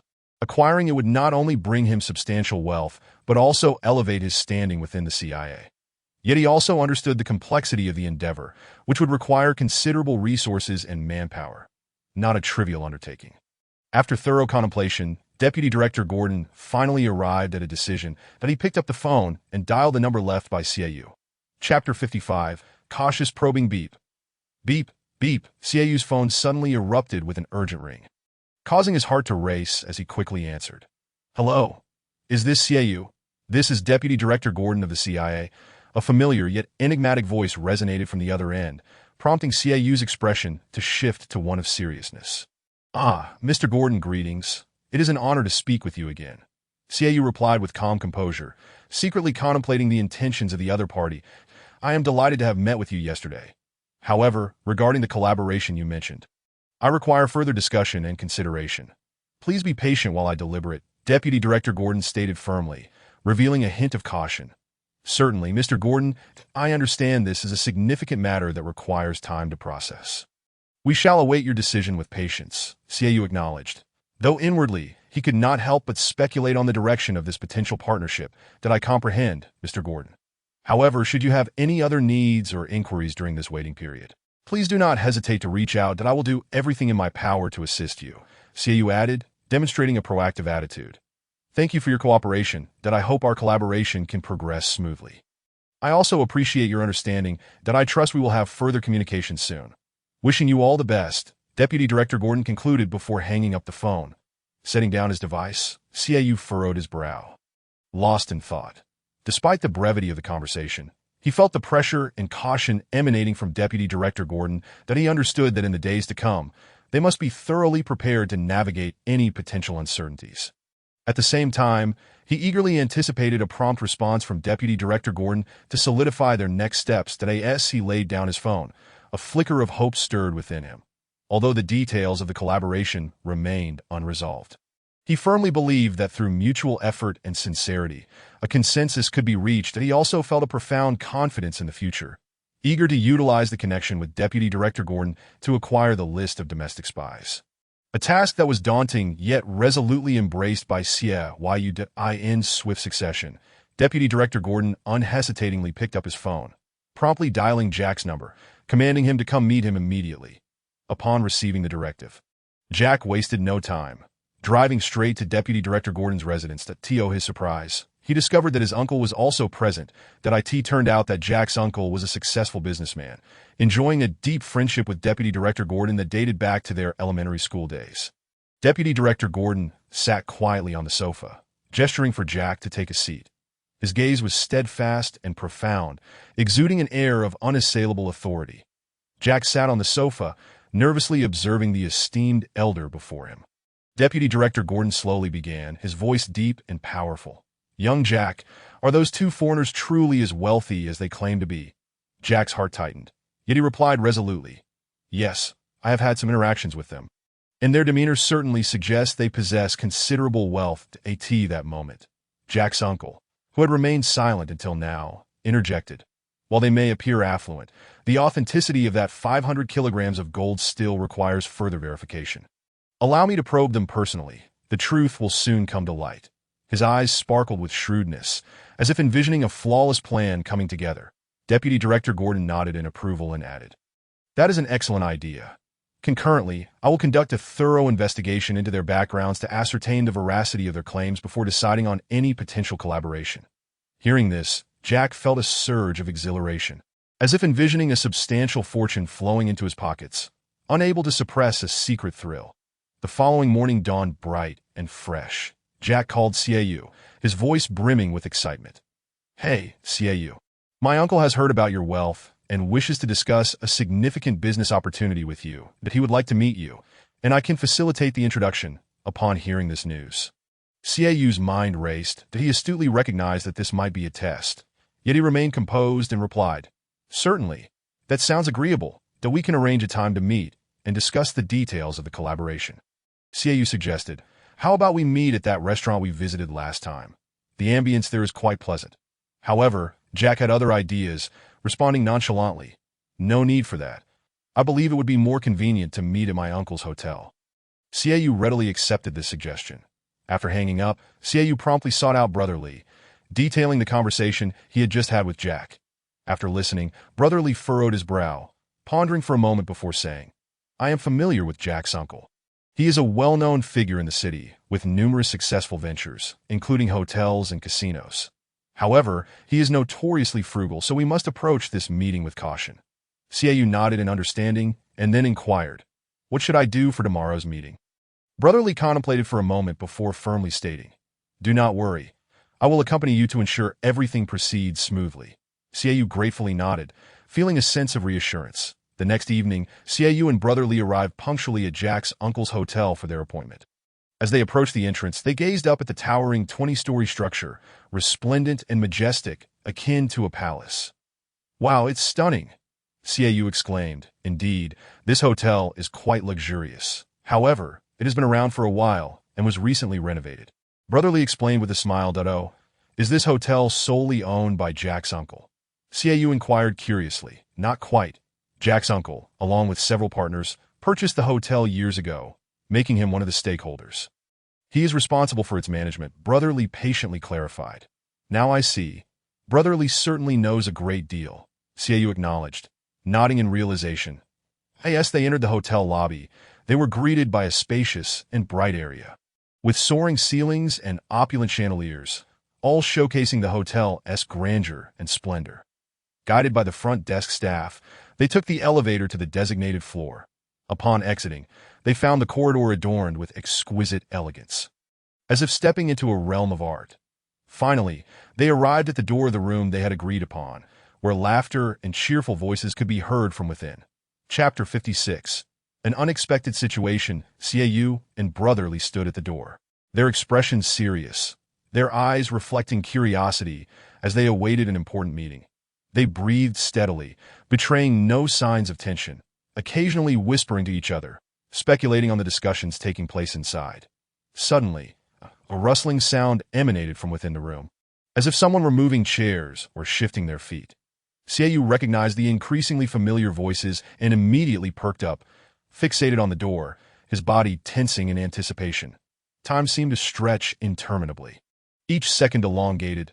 At last, footsteps and conversations drew nearer, eliciting memories of two familiar individuals.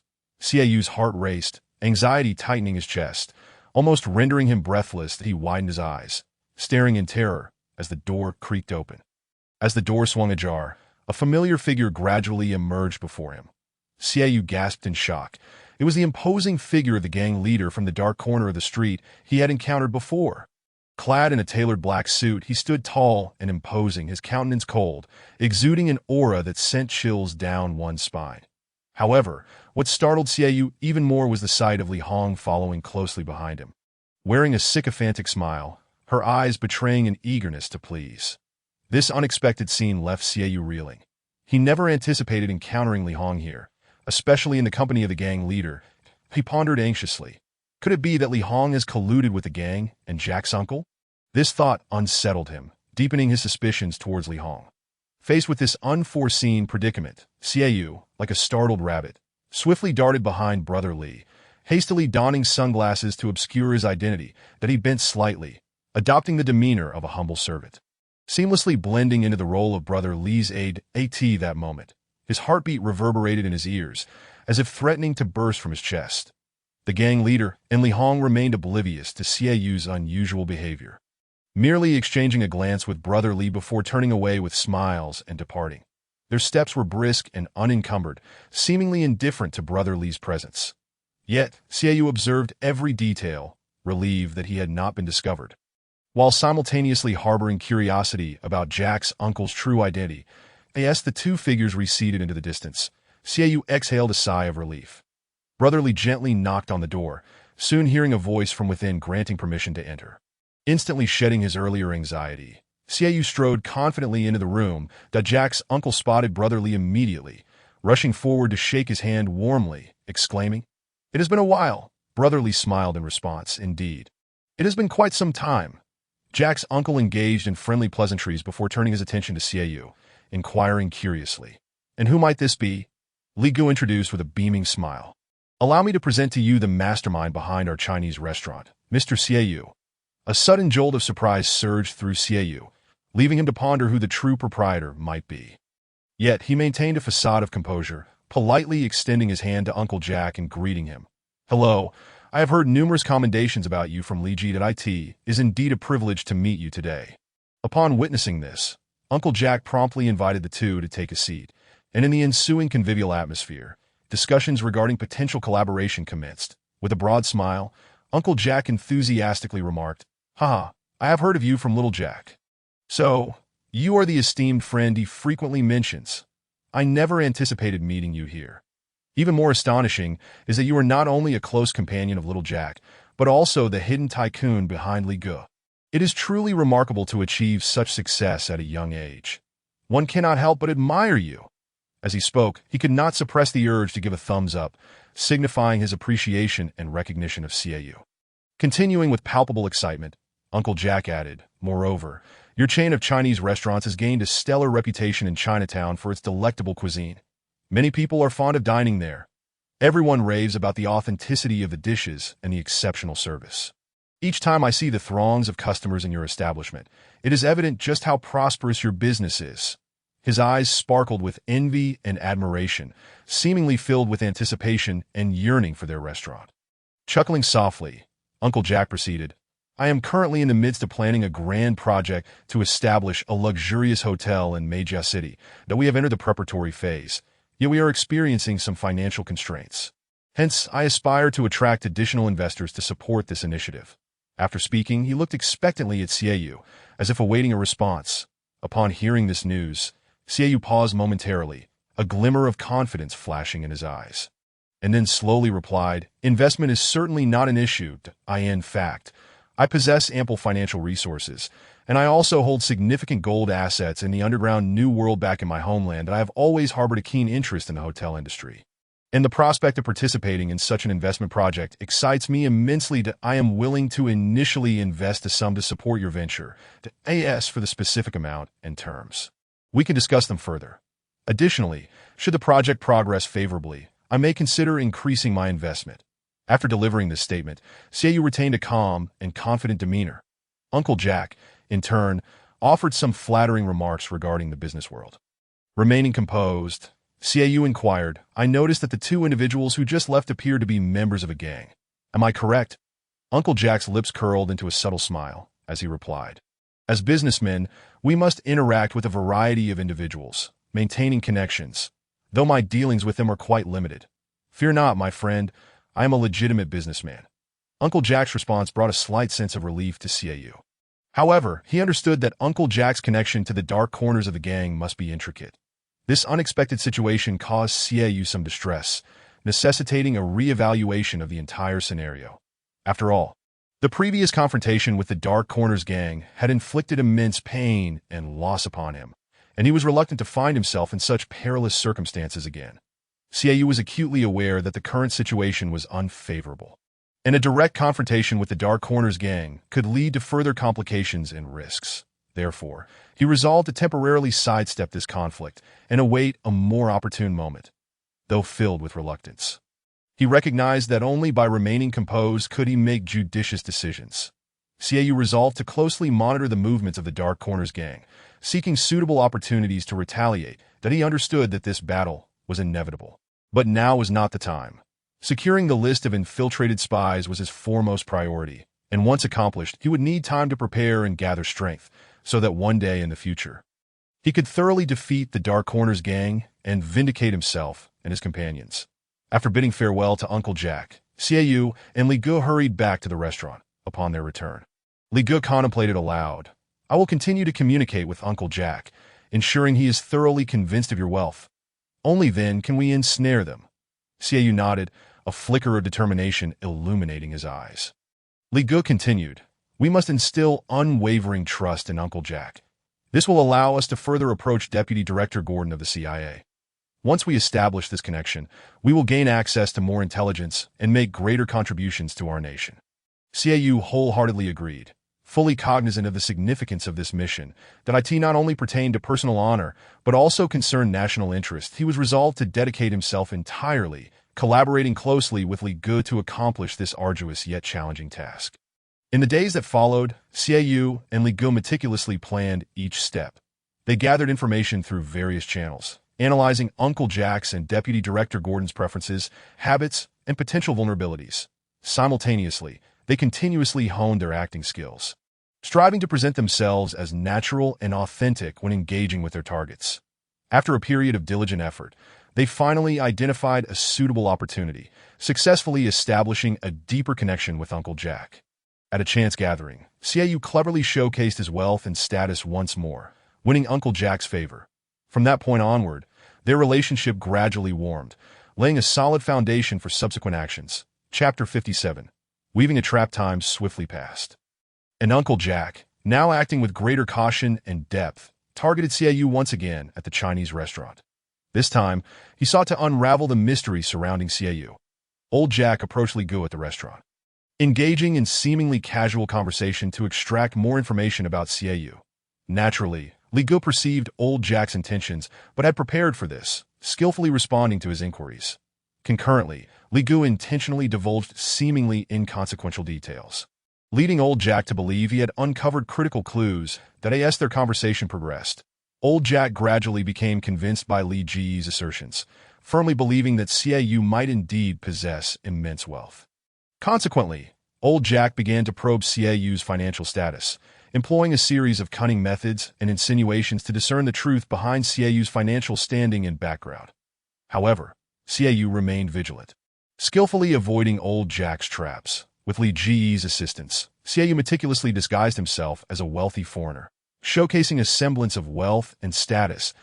He deftly navigated Old Jack's tests, gradually convincing Old Jack of the veracity of his claims.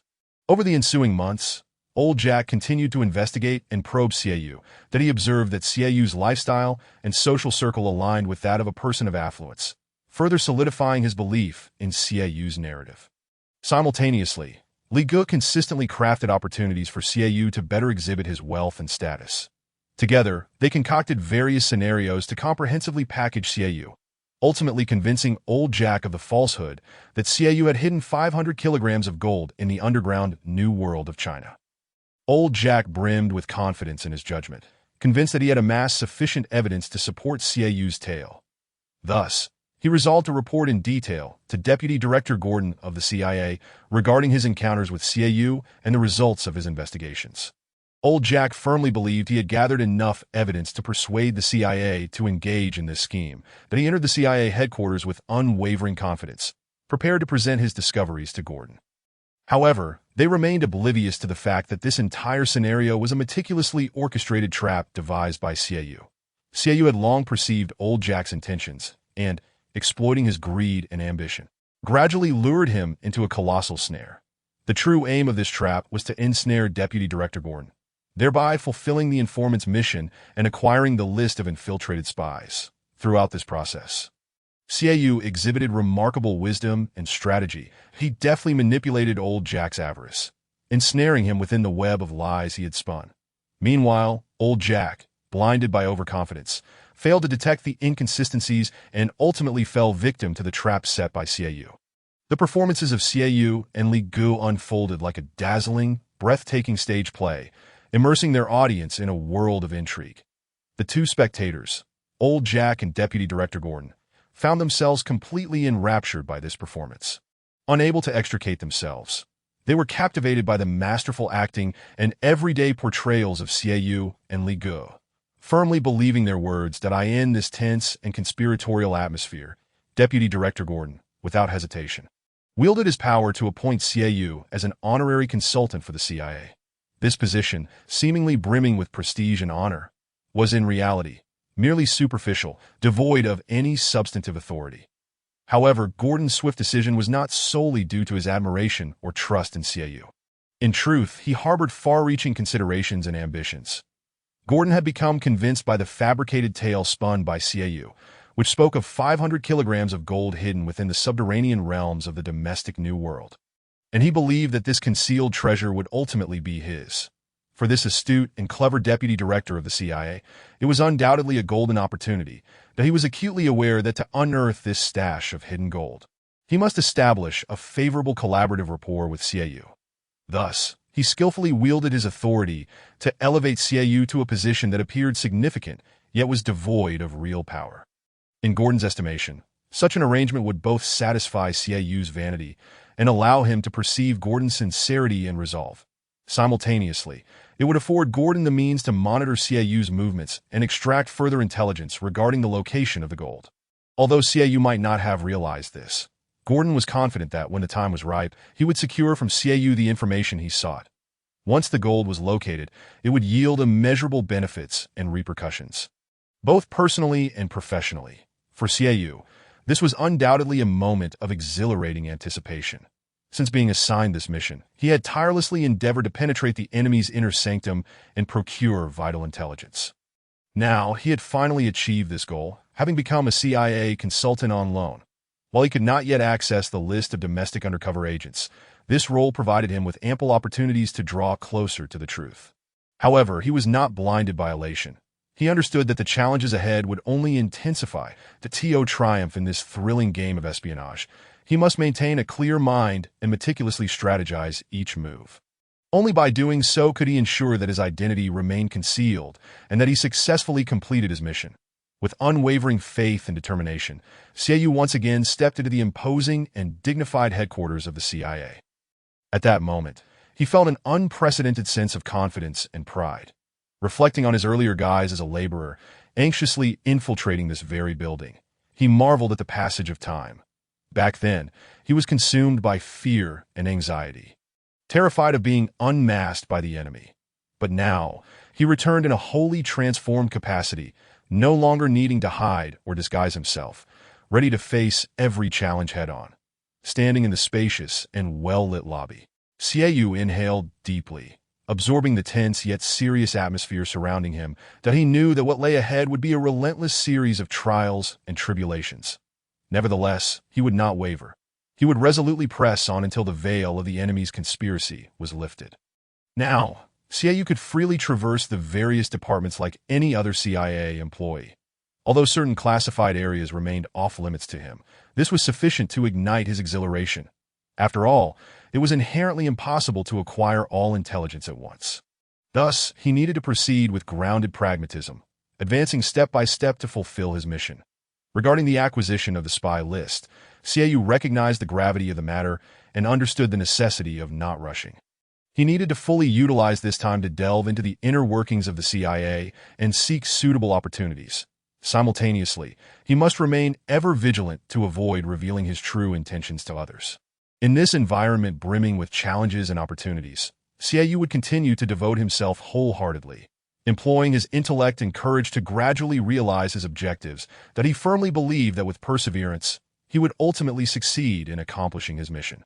Chapter 58. A reunion dressed in a neat and stylish high-end suit, holding the credentials of a CIA consultant.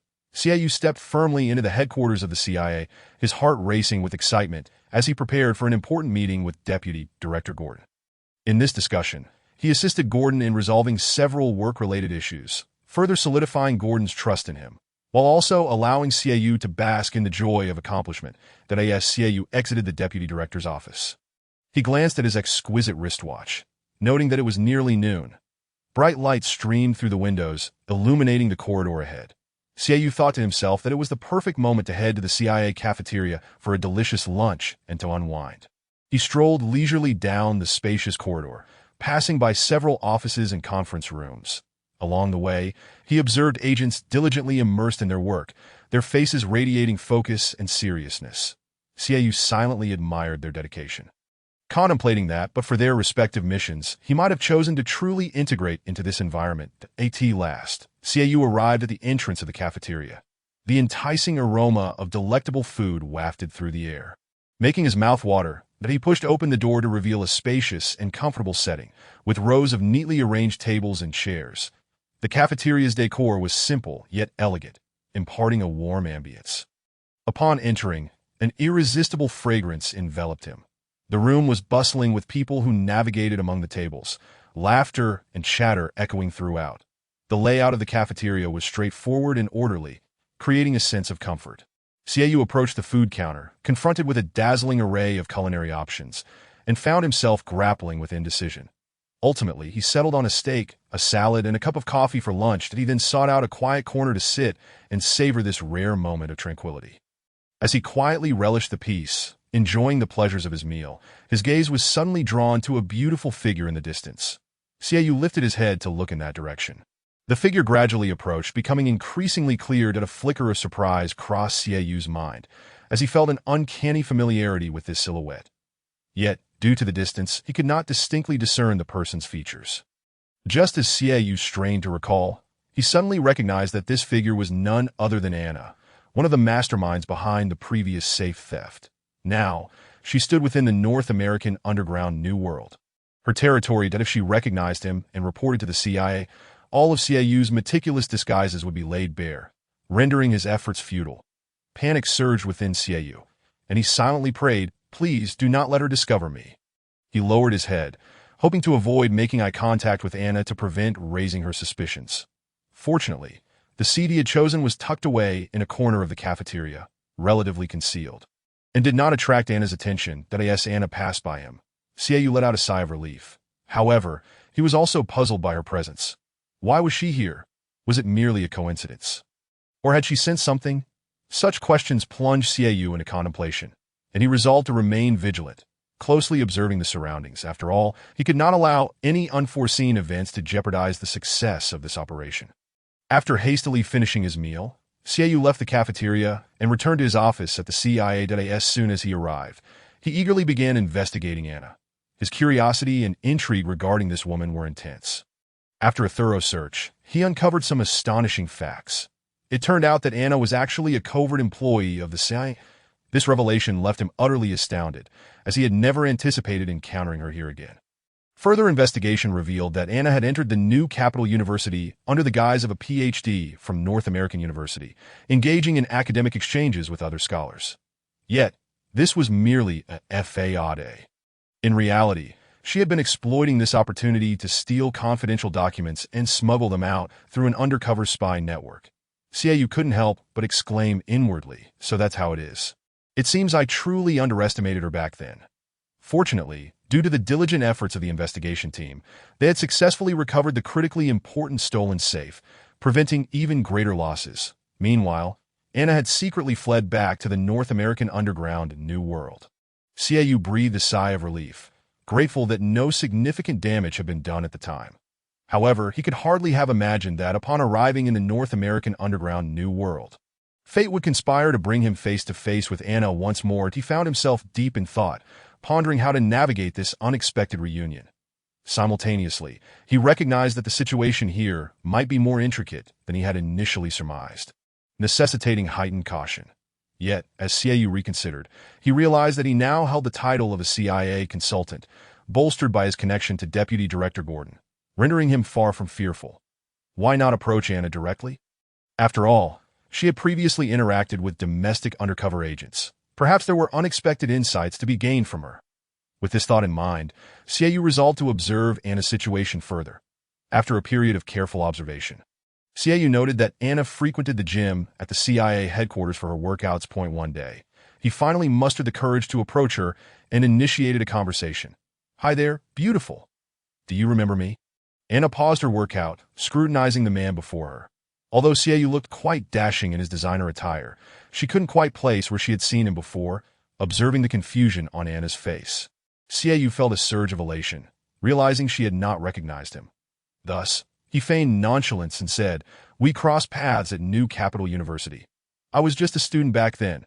However, I have now immigrated to the subterranean New World of North America and have even become an advisor to the CIA." Anna regarded Xiaoyu's badge with a mix of skepticism and surprise. It indeed indicated his position as a CIA advisor. In that moment, a realization dawned upon her, recalling a brief encounter at Shinda University where this man, dressed stylishly and possessing a certain charm, had crossed her path. Little did she expect that within such a short span, he would transform into a CIA advisor.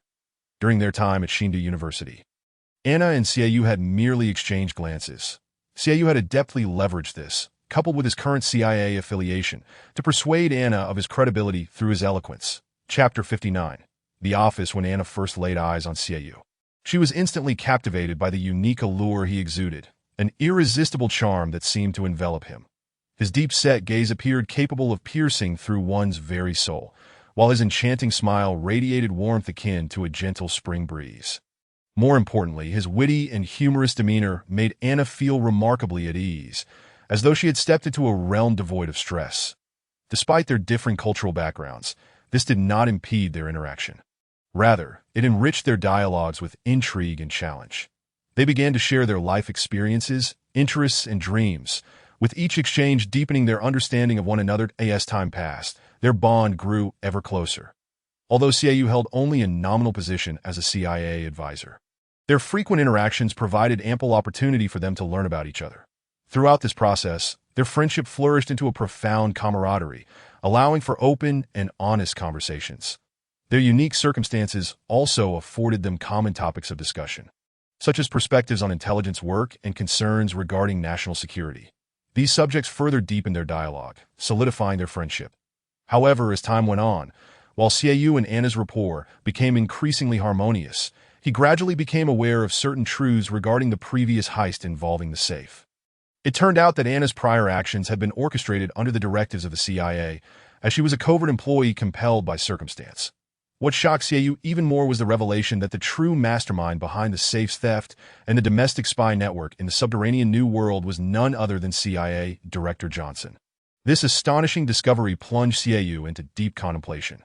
Determined, Xiaoyu resolved to approach Director Johnson. He recognized that this was the only way to gain a better understanding of the organization and uncover its vulnerabilities.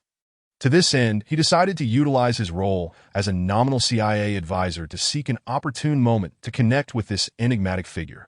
After a period of observation and anticipation, Xiaoyu finally encountered a prime opportunity that he learned that Johnson would be convening a meeting at CIA headquarters, specifically in the conference room located on the top floor. Consequently, Xiaoyu reached out to Deputy Director Gordon, hoping to sit in on this meeting. Gordon, considering the meeting non-confidential, consented to allow Xiaoyu's attendance. That morning, Xiaoyu arrived early at the CIA building, utilizing a special access route to ascend directly to the top floor. This level housed the agency's highest-ranking offices and was the most secure area. Accessing this floor required stringent identity verification. Without the direct permission of Director Johnson himself, no one could enter. Johnson's office was also situated on the top floor. When Xiaoyu arrived at the top floor via the elevator, he was taken aback by the scene before him. The entire floor seemed enveloped by an invisible barrier, with stringent security measures that created an oppressive atmosphere. Every door was firmly shut, requiring specific passwords or fingerprint scans for entry. Moreover, the corridors were laden with surveillance cameras, vigilantly monitoring every corner. Even more astonishing, armed guards stood at intervals, scanning their surroundings with vigilant eyes. Nonetheless, Xiaoyu was undeterred by the intimidating security that as an informant. He was acutely aware of the significant mission he bore. Equipped with a special badge and identification as a CIA advisor, he possessed sufficient authority to navigate through these checkpoints. Despite this, he proceeded cautiously, striving to avoid any unnecessary complications at last. Xiaoyu arrived before Director Johnson's office door and he paused, taking a deep breath to steady his nerves. Gently, he knocked on the door, only to find it slightly ajar and the office empty. Holding the documents Gordon had entrusted to him for Director Johnson, Xiaoyu stepped into the spacious, opulently furnished office. The air within the expansive office was imbued with a subtle scent of wood, reminiscent of the passage of time. The decor was minimalist yet dignified, with every detail reflecting the authority and power of its occupant. Before the grand floor-to-ceiling windows, heavy curtains were slightly drawn, unveiling the bustling cityscape below. Light filtered through the glass, casting dappled shadows upon the floor, akin to dancing musical notes that infused the space with a lively essence. Adorning the walls were several exquisite pieces of art, quietly showcasing the occupant's refined taste. These artworks did not overtly flaunt wealth or status. Rather, they conveyed a love for art and a pursuit of beauty in a subdued manner, in this seemingly austere office. The artworks served as warm rays of sunlight, revealing the occupant's inner softness and sensitivity. That on the desk lay meticulously arranged documents and office supplies, each item positioned with precision, devoid of any disarray. This demonstrated the occupant's rigorous work ethic and an unwavering commitment to order. In a world rife with challenges and opportunities, maintaining acute focus and organization was essential to navigate through complex situations. Xiaoyu's gaze swept across every corner of the office, his eyes revealing a calm determination as he endeavored to capture every detail, piecing together a comprehensive portrait of Johnson. He pondered deeply about this enigmatic figure. What manner of person was Johnson? What was his connection to the CIA? A barrage of questions flooded his mind, heightening his curiosity. Yet he was acutely aware of the mission at hand and understood the necessity of remaining vigilant, ensuring personal emotions did not overshadow his professional responsibilities. Taking a deep breath, Xiaoyu filled his lungs with fresh air before slowly exhaling. In this rhythmic inhalation and exhalation, he gradually quelled his inner tension. He lifted his head, his gaze resolute and composed, glimmering with confidence and determination. He reminded himself that no matter the obstacles faced, retreat was not an option. He must confront challenges with courage. With that, he took purposeful strides toward the grand, antiquated desk, each step resonating with steadiness and resolve, as if the very ground beneath him acknowledged his determination. In his heart, he silently affirmed, "I am ready." As Xiaoyu approached the imposing desk, his steps came to a sudden halt. He stood tall, akin to a steadfast pillar, his eyes locked forward like two gleaming swords, radiating unwavering resolve. In that moment, he resembled a warrior poised for battle, quietly awaiting the forthcoming encounter. His demeanor was solemn and dignified, exuding an unshakable determination. Every subtle expression reflected his deep-seated commitment and focus. It was a loyalty to his mission and a love for his country that inspired him to devote everything he had. In that instant, he was fully prepared, unreserved in his readiness. He understood that the task ahead was no ordinary challenge. It bore the weight of national security and the fate of his nation. He carried immense responsibility, yet he pressed on without hesitation, resolutely advancing. In his heart, the interests of his homeland surpassed all else. This heavy burden was both a source of pressure and motivation. He would exhaust every effort, employing his intellect and courage to safeguard the tranquility of this land. He firmly believed that with unwavering conviction, no obstacle was insurmountable. That moment, Xiaoyu's figure appeared monumental, his gaze imbued with strength. As if it could penetrate any barrier, he stood there, representing countless individuals who selflessly contributed, willing to pay any price for the prosperity and strength of their nation. Chapter 60. The mastermind Xiaoyu gently placed the documents handed to him by Gordon upon Director Johnson's desk, then quietly turned to depart without a sound. That moment, The partially opened door swung open, and Johnson entered the room. He appeared to be in his early 50s, slightly overweight, yet emanating an unmistakable vigor. Dressed in casual attire, he exuded an air of nonchalance while maintaining an aura of solemnity and authority. His facial features were sharply defined, and his keen eyes, sharp as an eagle's, radiated an undeniable dominance. Upon noticing Xiaoyu, Johnson halted, a subtle smile gracing his lips as he inquired, "You must be the advisor Gordon mentioned. Am I correct?" His voice was deep and resonant. Xiaoyu's heart raced. He quickly responded, "Yes, sir. I am Xiaoyu. It is a pleasure to meet you." That he endeavored to remain composed, concealing the tension roiling within. Yet internally, he mused that this was indeed the fabled CIA Director Johnson, the very mastermind who instilled fear in the hearts of many. He inhaled deeply, striving to calm his tumultuous emotions.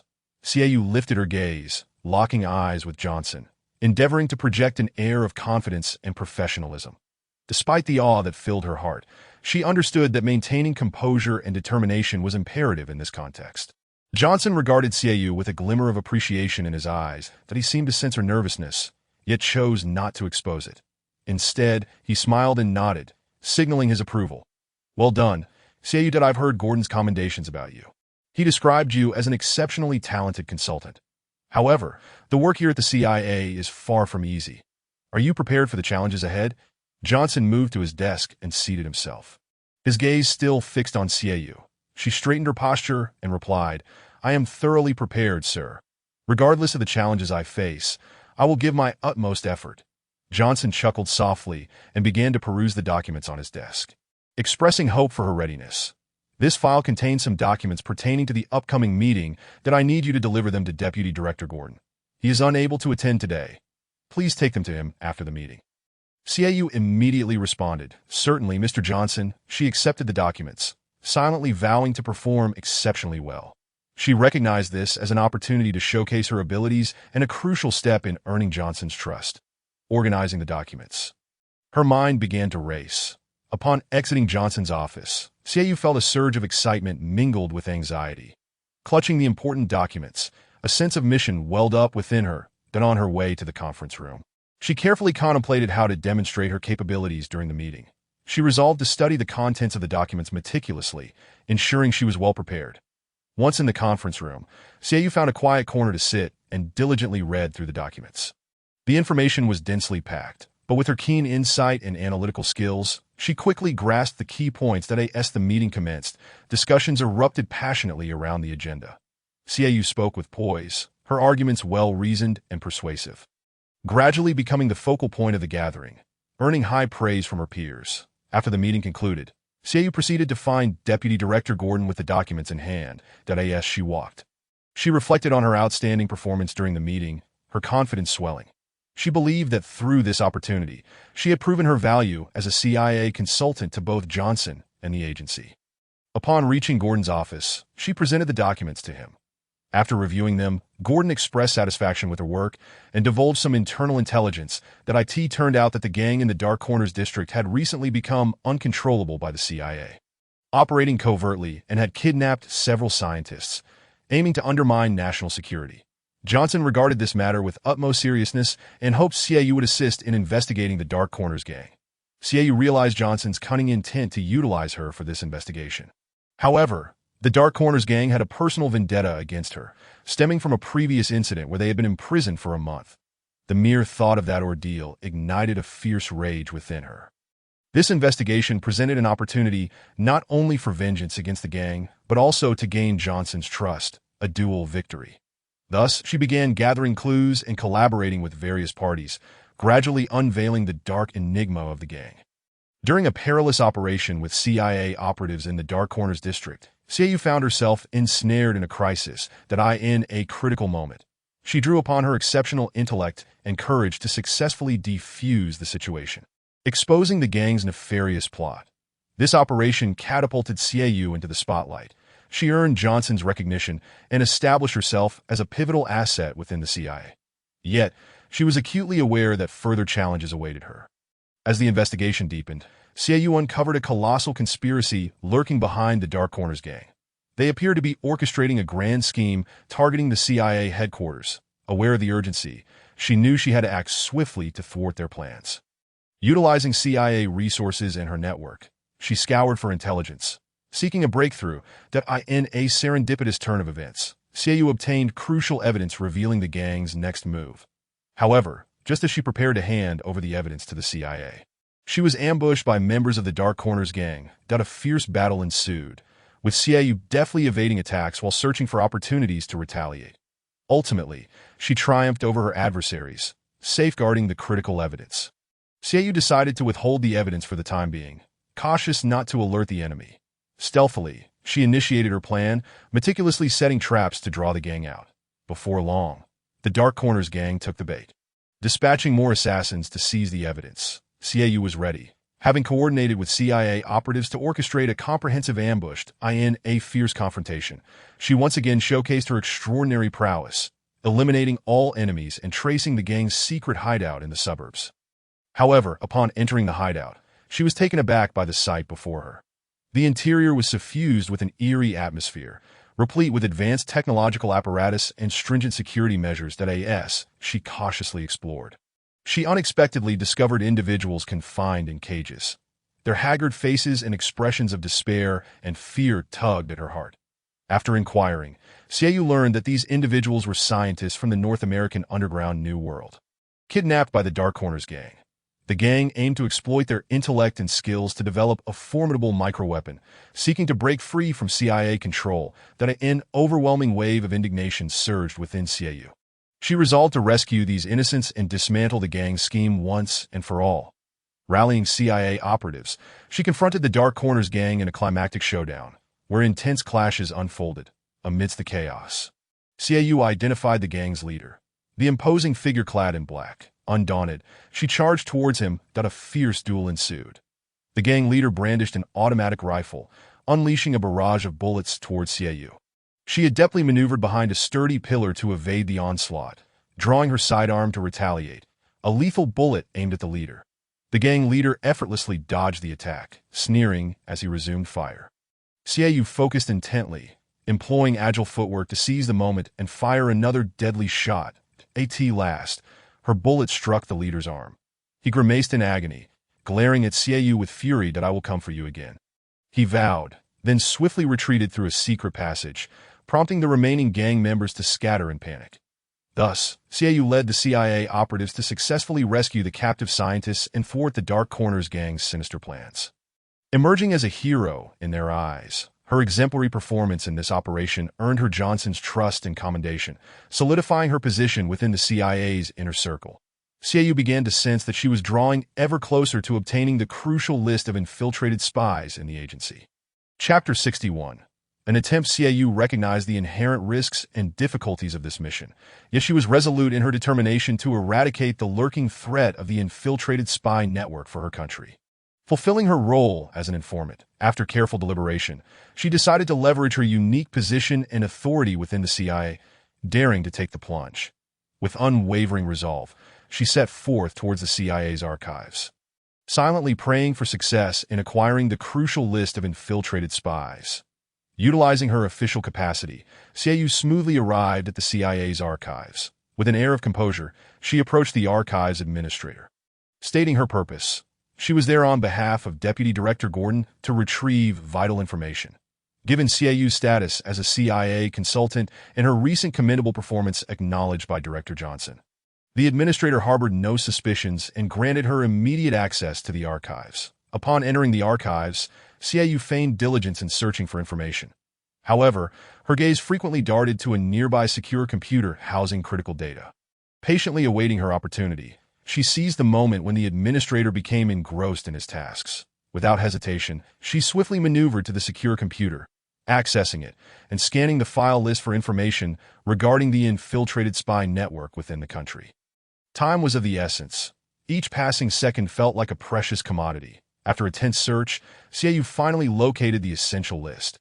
However, it was classified as top secret, requiring a password and specific permissions for access. Faced with this challenge, Xiaoyu did not falter. Instead, she calmly contemplated and recalled similar situations she had encountered, searching for a solution. Without a moment's hesitation, Xiaoyu produced a compact and sophisticated high-tech device from her pocket. This device, no larger than a USB drive, harbored immense technological prowess that IT not only allowed her to browse without leaving a trace, but also automatically erased all related records, ensuring her actions remained undetected. This was the secret weapon he had meticulously prepared to tackle various situations.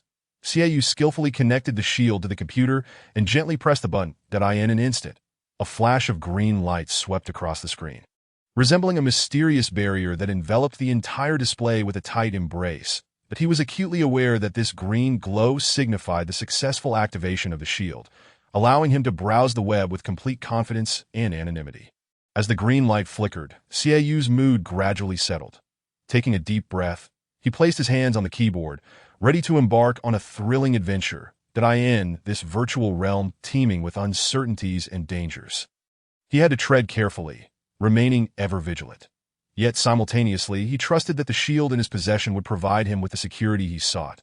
Xiaoyu inhaled deeply, his fingers flying over the keyboard as he entered the URL of the CIA's classified website he had previously acquired. With the press of the enter key, a login interface promptly appeared on the screen. Without hesitation, he inputted the work account and password he had obtained in advance, and after clicking login, the page began to load. However, when the page fully materialized, Xiaoyu was astonished to find that no matter how he clicked, he could not access the critically important file pertaining to the covert spy network. The screen persistently displayed an unrecognizable prompt, indicating the file had been encrypted with formidable security. Furrowing his brow, a flicker of doubt crept into Xiaoyu's mind. Could it be that the account credentials he entered were incorrect? Or perhaps the file had been transferred or deleted? Unwilling to concede defeat, he resolved to try once more. After meticulously verifying the account details and confirming their accuracy, he clicked the login button again.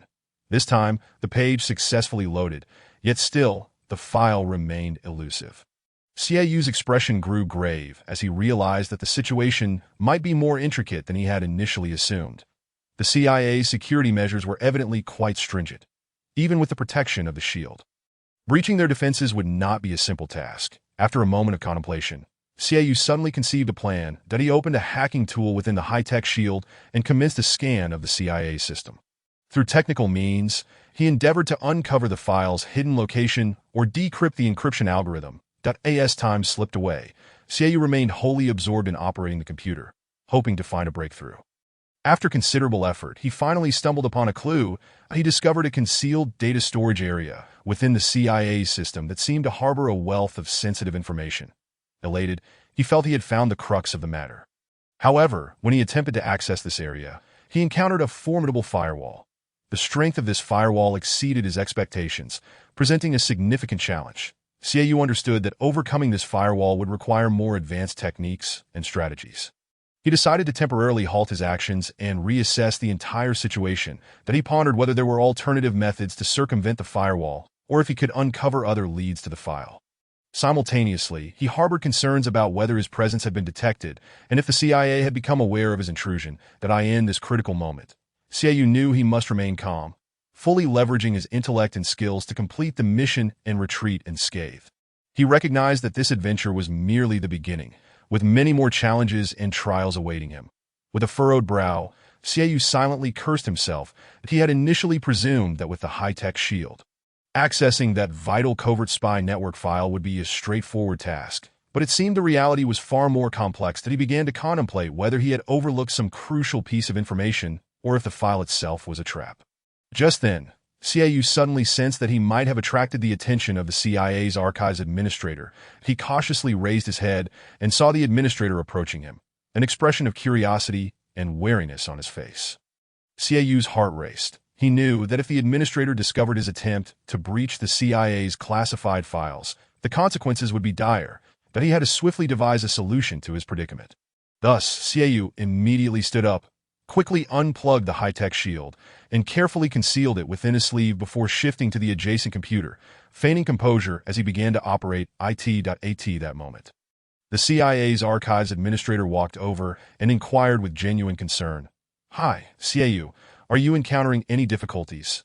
Xiaoyu's mind raced, and he soon concocted a perfect excuse to placate the administrator. A slight smile graced his lips as he calmly replied, "Oh, it's nothing too serious, just a minor hiccup that I've already resolved." "Thank you for your concern. The administrator scrutinized Xiaoyu's expression, noting his calm demeanor, which suggested he was not being deceptive. Gradually, the administrator's doubts began to dissipate, that he nodded slightly, indicating his acceptance of the explanation. Then, Xiaoyu added, "Indeed, I was just pondering how I would have managed this situation without your timely assistance. I truly appreciate your help." Upon hearing this, the administrator's face brightened with a pleased smile as he waved his hand dismissively, saying, "It's no trouble at all. It's simply part of my duty that if you ever require assistance again, don't hesitate to reach out." As soon as he finished speaking, Xiaoyu and the administrator exchanged smiles and exited the room together. They engaged in lighthearted conversation as they walked, the atmosphere completely transformed from the previous tension. Meanwhile, Xiaoyu silently rejoiced, relieved to have skillfully navigated this crisis, that he felt he was now ever closer to that confidential document containing the list of covert spies, filled with anticipation and confidence for the tasks ahead. In the corridor, Xiaoyu and the administrator continued their conversation, gradually shifting the topic to mundane matters. Xiaoyu shared snippets of his recent life, while the administrator recounted amusing anecdotes. Their laughter echoed, seemingly erasing any trace of the earlier unpleasantness. Upon reaching the elevator, Xiaoyu and the administrator bid each other farewell. Xiaoyu smiled, expressing, "Thank you for your assistance. I hope we meet again." The administrator nodded, responding, "No problem. I wish you all the best." With that, they parted ways, heading to different destinations. As Xiaoyu stepped into the elevator and pressed the floor button, he pondered his next course of action. He knew that obtaining the classified document would not be an easy feat, but he believed that with sufficient patience and ingenuity, he could accomplish his mission. As the elevator doors slowly closed, Xiaoyu took a deep breath, bracing himself for the new challenges that lay ahead. Chapter 62. Discussing strategies after this attempt, Xiaoyu couldn't help but lament how extraordinarily difficult it was to acquire the crucial CIA document containing the list of covert spies. He returned to the Chinese restaurant, sitting across from Chen Diyu and Li Gu, and sighed in resignation. They gathered together to strategize their next steps. Chen Diyu, furrowing his brow, suddenly slammed his hand on the table, exclaiming in frustration, "If a gentle approach won't work, then we must resort to something more forceful. Why don't we plan to kidnap that CIA Director Johnson?" However, upon hearing this suggestion, Li Gu quickly shook his head in disapproval. "That is not feasible. The CIA Director is no ordinary person. He won't be easily taken. Moreover, even if we were to successfully abduct him, we can't guarantee that he would willingly hand over that classified document. Worse still, if we were discovered, the consequences would be dire." After Li Gu spoke, a heavy silence enveloped the room. Each person wore a grave expression, clearly aware of the complexity of the issue at hand. The tension in the air was palpable, as if time had come to a standstill. Chen Diyu, reflecting on Li Ji's words, knitted his brows in deep contemplation, but he understood that Li Gu had a point. The risks associated with kidnapping a figure like the CIA director were indeed immense, and failure could lead to catastrophic repercussions. Yet how could they simply give up? This classified document was tied to the security of the entire world. Failing to seize it could result in unimaginable disasters. Just then, Xiaoyu, who had been silent until now, spoke up. "I agree with Li Gu. Kidnapping the CIA director is indeed too risky. However, this doesn't mean we are devoid of options. We can explore other angles, investigating Director Johnson's background and weaknesses. Perhaps we can find a breakthrough. Alternatively, we could employ clever strategies to compel him to inadvertently reveal that classified document. In short, we must devise a more robust and effective plan." With that, he fixed his determined gaze upon Chen Diyu and Li Gu, as if resolved to face this daunting challenge together. Chen Diyu and Li Gu nodded in agreement, fully aware that kidnapping was not the optimal solution to their predicament. They should seek a more ingenious and secure method to obtain the classified document. Thus, the three began to discuss how to delve deeper into the CIA director's situation and formulate a corresponding plan. Xiaoyu spoke with utmost seriousness. "It seems this matter should not be rushed. We must deliberate carefully. Everything will proceed according to the original plan, that I shall continue to operate undercover within the CIA as a consultant, biding my time until the opportune moment to take action." His gaze was unwavering and composed, exuding determination and confidence. Chen Diyu and Li Gu exchanged a knowing glance, equally sensing Xiaoyu's resolve. They understood that this was a protracted and perilous mission, yet one that must be fulfilled. In the days that followed, Xiaoyu immersed himself entirely in the workings of the CIA, employing his intellect and insight to continually gather information regarding Director Johnson. Simultaneously, he discreetly observed other individuals who might be implicated in confidential documents, striving to uncover additional clues. Meanwhile, Chen Diyu and Li Guo were tasked with providing support and assistance from the outside, ensuring the smooth execution of CAU's operations. However, this process was far from easy. The stringent security measures within the CIA imposed numerous restrictions on CAU's actions, compelling him to navigate a labyrinth of surveillance and traps with utmost caution. Additionally, Director Johnson and his subordinates remained on high alert for any suspicious signs, significantly slowing CAU's investigative progress. Nevertheless, CAU refused to yield. He firmly believed that perseverance would eventually lead to a breakthrough. On a particular day, CAU sought out Lao Wang and informed him, "During my previous encounters at the Dark Corner Gang, I encountered Li Hong twice. Therefore, I would like you to venture to the Dark Corner District. Locate Li Hong and see if you can extract any clues from her. Perhaps she will be less wary of you." Without hesitation, Lao Wang responded, "No problem. I am willing to go that I have made many mistakes in the past. But for the sake of my country, I am prepared to devote everything, even my own life, without hesitation, that I shall set out for the Dark Corner District tomorrow morning to search for Li Hong." CAU cautioned him, "You must be exceedingly careful once you arrive. Last time, we were imprisoned by the gang in the Dark Corner District for a whole month. But fret not, we will provide support at all times. Go with confidence." He then handed Lao Wang a miniature listening device equipped with an emergency distress signal. Lao Wang, his expression grave, poured 2 bowls of liquor and handed one to CAU, solemnly stating, "If I do not find Li Hong and fail to accomplish the mission during my visit to the Dark Corner District, I shall not return. You may rest assured." His eyes reflected a sense of resolve and determination, as if he had already prepared for the worst. CAU accepted the bowl, gazing at Lao Wang with a surge of emotion and admiration. They both understood the dangers of the Dark Corner District. Yet Lao Wang, undaunted, was willing to pay any price to find Li Hong. At dawn the following day, Lao Wang embarked on his journey to the Dark Corner District, clad in black, with a steady gait and a heart full of purpose. Upon entering the Dark Corner District, he cautiously evaded various potential dangers. Eventually, he located Li Hong's residence. However, as he approached, he discovered a group of gang members guarding the vicinity. Lao Wang understood the necessity of exercising restraint. He knew that any misstep could lead to dire consequences. Thus, he chose to observe the surrounding situation before proceeding further. He stealthily concealed himself in an inconspicuous corner nearby, patiently awaiting the opportune moment. As time slipped away, his patience began to wane. Just when he was on the verge of despair, hope finally glimmered on the horizon. Before long, he saw his chance as Li Hong emerged from the room, unaccompanied by anyone else. This filled Lao Wang with elation, for he recognized that this was indeed the prime moment to act. Without hesitation, he swiftly approached Li Hong and greeted her softly, "Li Hong, I have come," but he also made it clear that he was seeking her assistance. Li Hong regarded the suddenly appearing Lao Wang with a flash of surprise in her eyes, but she quickly regained her composure. It seemed she was not taken aback by his arrival, as though she had anticipated this day would come. After a slight nod of acknowledgement, she led Lao Wang into the room. Upon entering, the layout of the room was spacious and inviting, creating a sense of comfort and ease. The decor was lavish, with exquisite paintings adorning the walls, transporting one into a realm of artistry that a grand chandelier hung from the ceiling, its smooth glass surface allowing a clear view of the bulbs within. In the corners of the room, green plants were placed, creating an ambience reminiscent of nature. Li Hong sat on the sofa, quietly observing Lao Wang, her eyes betraying a complex array of emotions.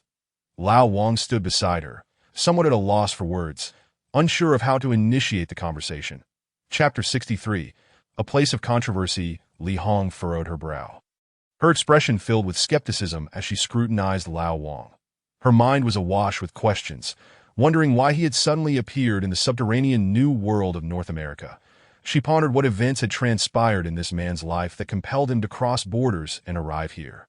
Lao Wang inhaled deeply, resolving to conceal his true identity as an informant from Li Hong, but he feigned a look of helplessness, sighed, and spoke with a tone laden with sorrow and bitterness. Li Hong, since my sentence was suspended, I have been contemplating how to extricate myself from this predicament. After extensive planning and effort, I finally seized the opportunity to escape to the subterranean New World of North America. However, once I arrived, I found myself in unfamiliar territory, and I could only inquire about your whereabouts until I discovered you resided in the Dark Corner district. Now, I have no other recourse but to seek refuge with you. You must help me." After uttering these words, Lao Wang adopted a pitiful demeanor. Hoping to evoke Li Hong's sympathy, Li Hong gazed intently at Lao Wang, a wave of compassion swelling within her. However, she maintained her composure and responded with calmness. "Very well, under these circumstances, you may stay with me. However, you must understand one thing. I have joined the Dark Corner gang, that if you wish to remain here, you must also join the gang, obey my orders, and serve me. Of course, this may not be easy for you, but I trust you will comprehend." After saying this, Li Hong scrutinized Lao Wang closely, gauging his reaction. Upon hearing this, Lao Wang felt a sense of relief and eagerly nodded in agreement. With gratitude spilling forth, he replied, "Thank you, Li Hong. As long as you are willing to take me in, I shall be content that I in this unfamiliar place. I truly have nowhere else to turn. I will dedicate myself wholeheartedly to serving you and shall never disappoint you." Li Hong regarded him, her gaze flickering with a hint of doubt and caution. Though she had decided to offer him refuge, she remained wary of his past. After all, it was a significant endeavor for an elderly man to traverse such distances to reach the subterranean New World of North America. There might be undisclosed reasons behind his journey. That I understand this is not easy, but I hope you can swiftly adapt to your new identity. Li Hong stated sternly that I will grant you time. But I also expect you to prove your worth. That we inhabit a world governed by the gang, where power and loyalty dictate everything. Only through these virtues can we survive. Lao Wang nodded silently, acknowledging her words that he fully grasped the gravity of his predicament and recognized that his only hope lay in Li Hong. Despite the internal turmoil and conflict, he resolved to remain with the Dark Corner gang. Li Hong continued, "Remember, once you become a member of the gang, you must abide by its rules and never betray the organization. The consequences of disloyalty are dire. Furthermore, you must learn to protect yourself, for this world is fraught with peril."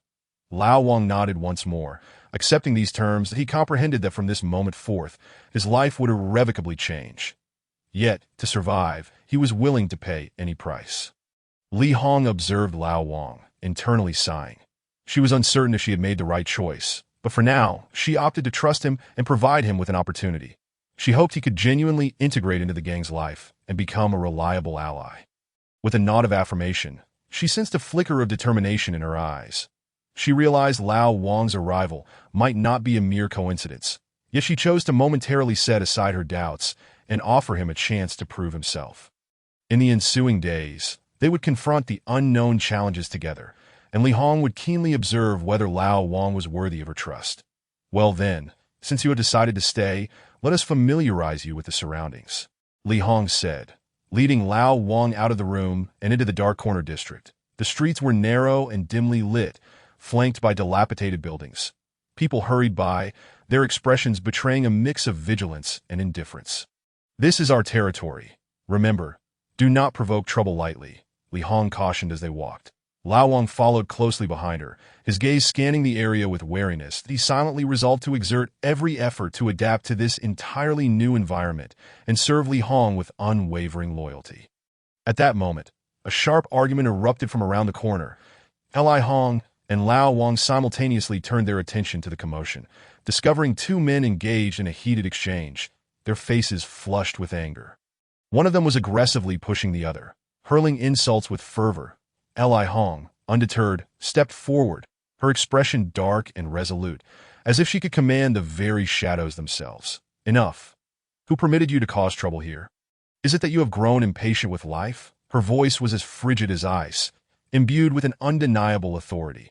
Upon hearing Li Hong's reprimand, the two men immediately ceased their quarrel, their faces betraying expressions of sheer terror. They hastily bowed their heads in acknowledgement of their missteps, exclaiming, "Forgive us, Hong Jie. We shall leave at once."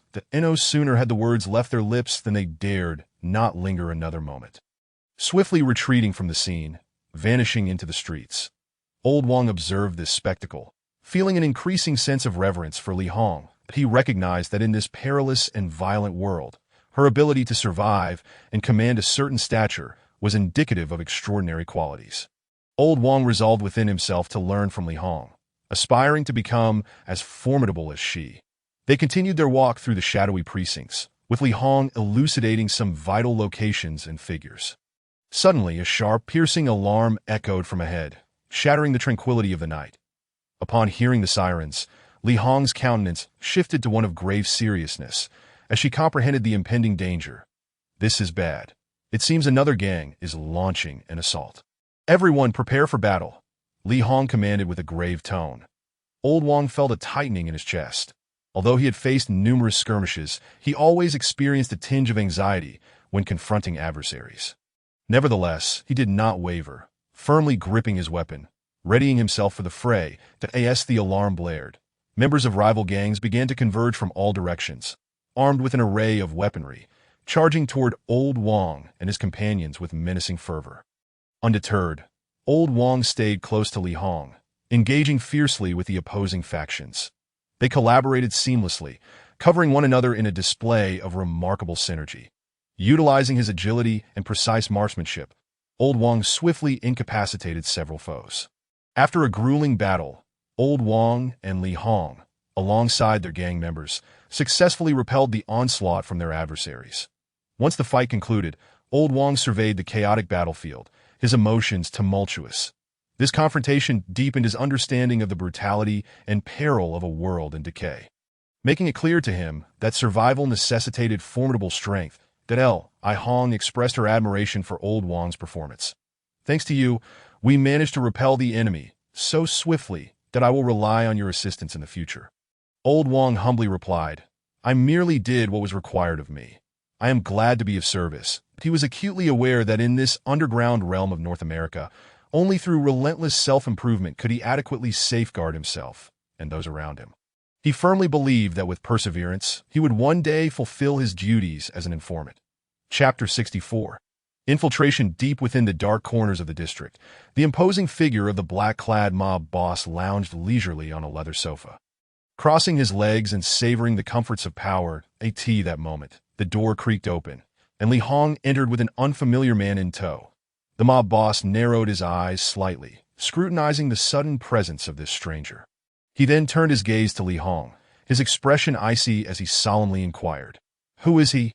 Li Hong swiftly approached the mob boss, a conciliatory smile gracing her features as she cautiously replied, This is my friend, named Old Wang, that we were once colleagues. Due to certain issues back home, he was sentenced to probation, which is why we both fled to this underground world in North America. He has just arrived and is seeking refuge with me. Her voice carried a hint of resignation and bitterness, as if burdened by a heavy past. Upon hearing this, the mob boss nodded, a flicker of wariness crossing his eyes. Yet he remained courteous. Since he is a friend of Li Hong, he is one of us. Welcome aboard. Let us work together. Li Hong is a key member of our gang. His tone was infused with warmth and familiarity, attempting to convey a sense of calm to Old Wang. Afterward, he patted Li Hong's shoulder with conviction, signifying his trust and acknowledgement of her. He then approached Old Wang, delivering a friendly pat on the shoulder. A gesture meant to reinforce their camaraderie and assure Old Wang of his newfound belonging within the group. However, just as Old Wang reveled in the joy of acceptance, the mob boss's voice resounded again. Nevertheless, as a newcomer, you must adhere to our rules. Here, everyone must work diligently and contribute to the gang. Anyone who dares to slack off or betray us should not expect leniency. That a sense of trepidation gripped Old Wang, and he quickly nodded in understanding that he knew that in this new environment, strict compliance with the rules was paramount to earning trust and respect. He assured the mob boss, I will give my utmost effort to contribute to the gang's growth. Very well. You may leave now. Li Hong, guide him around and assign him some tasks. The mob boss waved his hand, signaling their departure. Li Hong acknowledged his command and led Old Wang out of the room. Along the way, she introduced him to the gang's organizational structure, member dynamics, and daily operations. Old Wang listened intently, committing every detail to memory. Our gang encompasses numerous departments and positions, each member bearing specific responsibilities and tasks. Collaboration is essential for our growth. Li Hong explained, I understand. What should I do? Old Wang inquired, I will assign you specific tasks shortly, but first, you need to familiarize yourself with our rules. They're the foundation of our organization, and every member must abide by them, that Li Hong said, handing Old Wang a document detailing the gang's regulations. Old Wang accepted the document. He meticulously perused its contents, encountering many stringent stipulations, including loyalty, discipline, and confidentiality. I comprehend that I shall adhere to the rules and strive to serve the gang diligently, Old Wang declared earnestly. Observing the determination in Old Wang's eyes, Li Hong nodded in approval, encouraging him, keep it up. I believe in your potential, that if you work hard, rewards will follow, that if you excel, you may even ascend to a higher position within the gang. After delivering her message, she turned to leave, leaving Old Wang alone in contemplation of the path ahead. He realized that joining this gang meant embracing greater risks and challenges. Yet it also offered the prospect of acquiring invaluable intelligence that he resolved to dedicate himself fully to the task assigned by the organization. As Old Wang immersed himself in the gang's regulations, a light footfall echoed, prompting Li Hong to return. She approached Old Wang and gently patted his shoulder.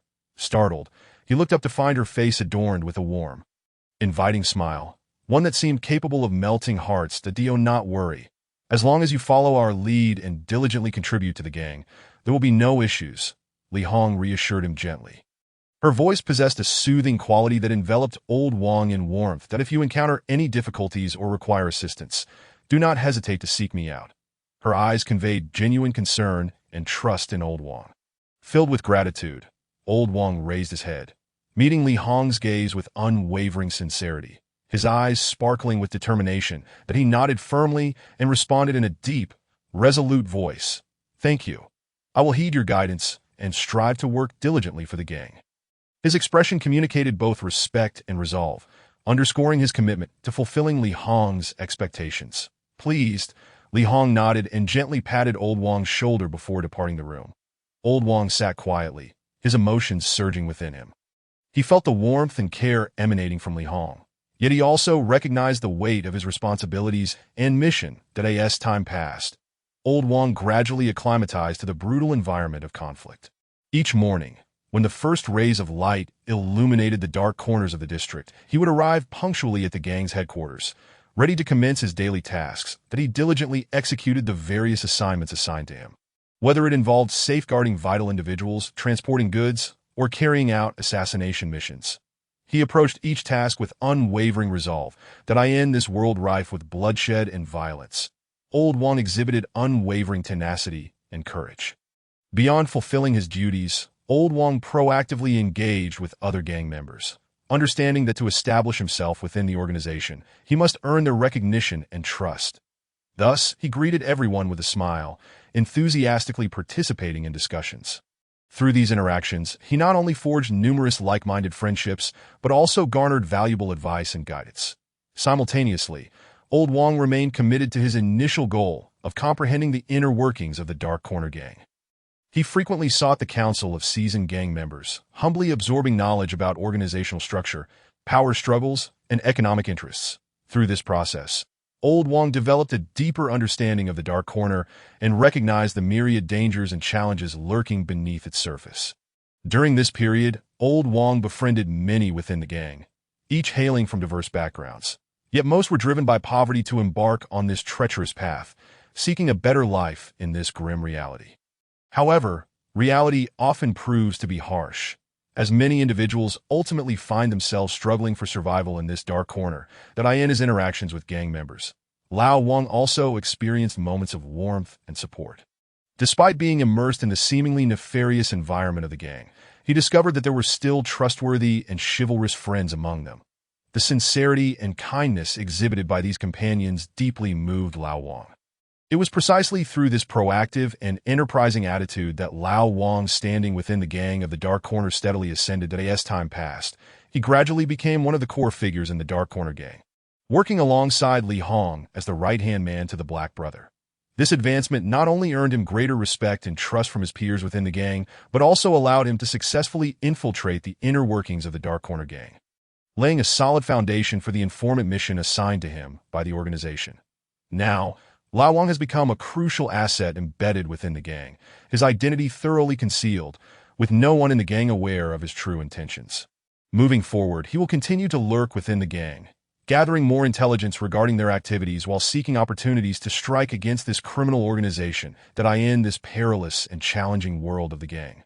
Lao Wang is acutely aware of the significant responsibility he bears. He must remain ever vigilant, ensuring that his true identity remains undisclosed. Simultaneously, he must diligently maintain good relations with the gang members to better fulfill his mission. Only in this manner can he truly achieve the objectives of his infiltration. Chapter 65. The Golden Treasure. Ever since Deputy Director Gordon of the CIA heard Xiaoyu mention the concealment of 500 kilograms of gold in the underground New World of China, he has been captivated by the allure of Xiaoyu's treasure, much like a torch ignited with fervor. Each time he meets or speaks with Xiaoyu, he cannot help but inquire about the details of this treasure, eager to learn more. Xiaoyu adeptly capitalized on this curiosity, skillfully providing misleading information and insinuations that successfully led Gordon to believe in the existence of a substantial gold reserve. This batch of gold is an inheritance left by my grandfather. But due to certain reasons, I cannot publicly retrieve it, Xiaoyu said mysteriously, a glint of cunning flashing in his eyes. Oh, then why don't you extract it? Gordon asked, curiosity piqued. Because the location of this gold is particularly sensitive, requiring a comprehensive plan for retrieval. Otherwise, we risk attracting police attention. Moreover, there are other valuable items there, not just gold. Xiaoyu continued to weave his web of deceit. Gordon listened intently, increasingly yearning to possess this treasure. So, do you have plans to retrieve and utilize this gold? He cautiously inquired. Xiaoyu smiled slightly, confidence illuminating his gaze. Certainly, but the time is not yet ripe. However, if we could collaborate, perhaps we could identify an opportune moment to address this matter. As time progressed, Gordon's trust in Xiaoyu deepened, prompting him to proactively assist Xiaoyu in resolving various issues while providing necessary support. Eventually, with Gordon's assistance, Xiaoyu successfully became a consultant for the CIA, gaining the privilege of unrestricted access to their facilities. This outcome was undoubtedly a monumental triumph for Xiaoyu.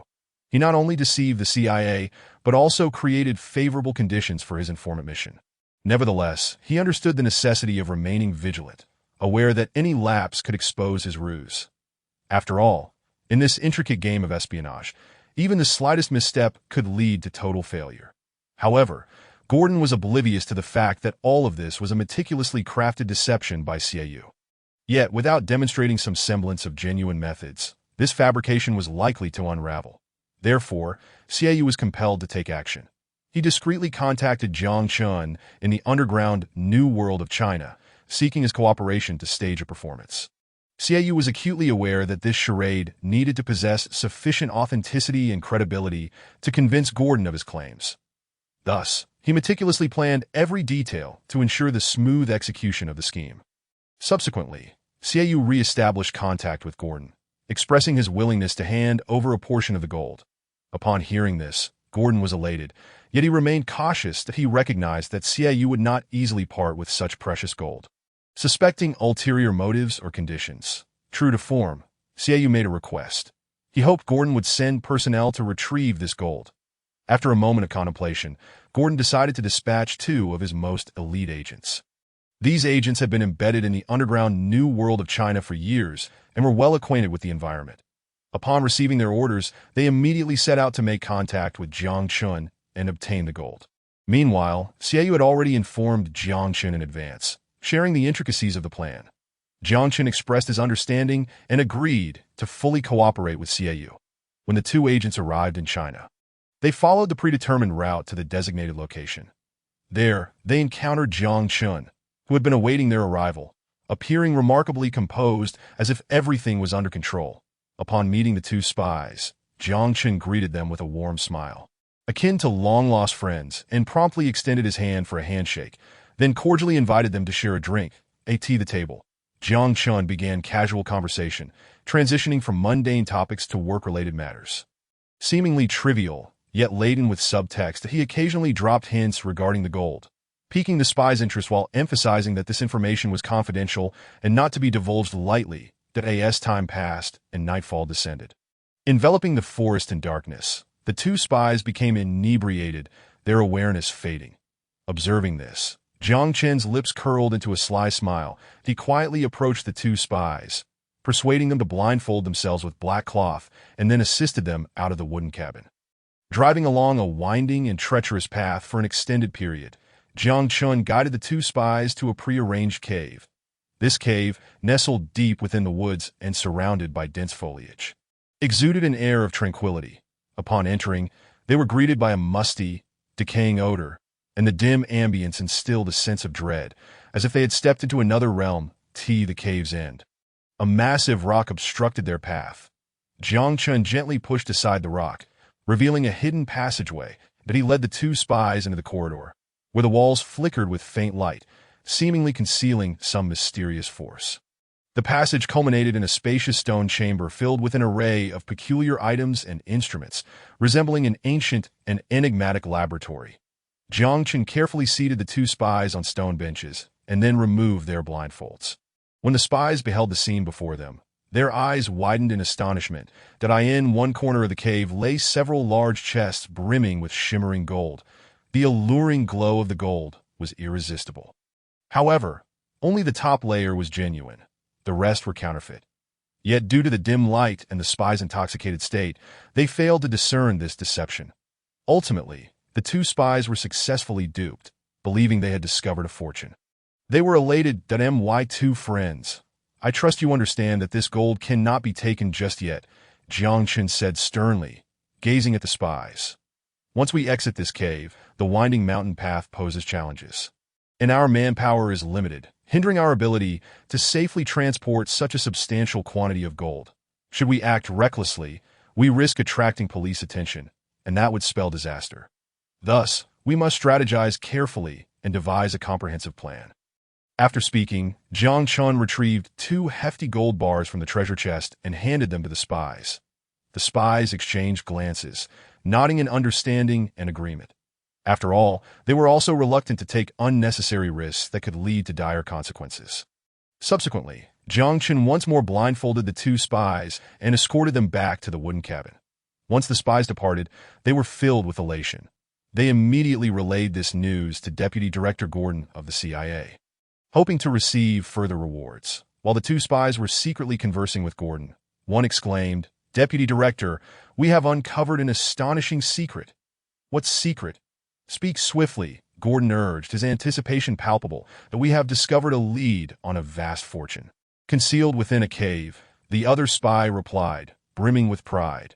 Upon hearing this news, Gordon's initial doubts began to dissipate. He finally believed the elaborate fabrication concocted by Xiaoyu, convinced that he had stumbled upon a treasure trove. Meanwhile, Xiaoyu quietly rejoiced, knowing that his plan was unfolding as intended. However, the 2 spies remained unaware that their every move had been discreetly reported to the police by Jiang Chun, who had contacted Officer Wang Chong.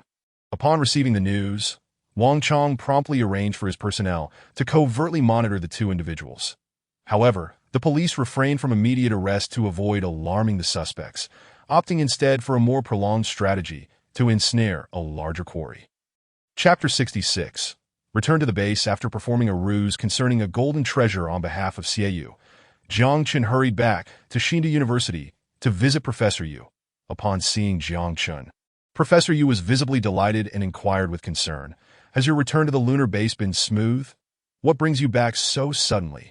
Jiang Chun smiled and replied, "I've come back to assist Xiaoyu with a matter.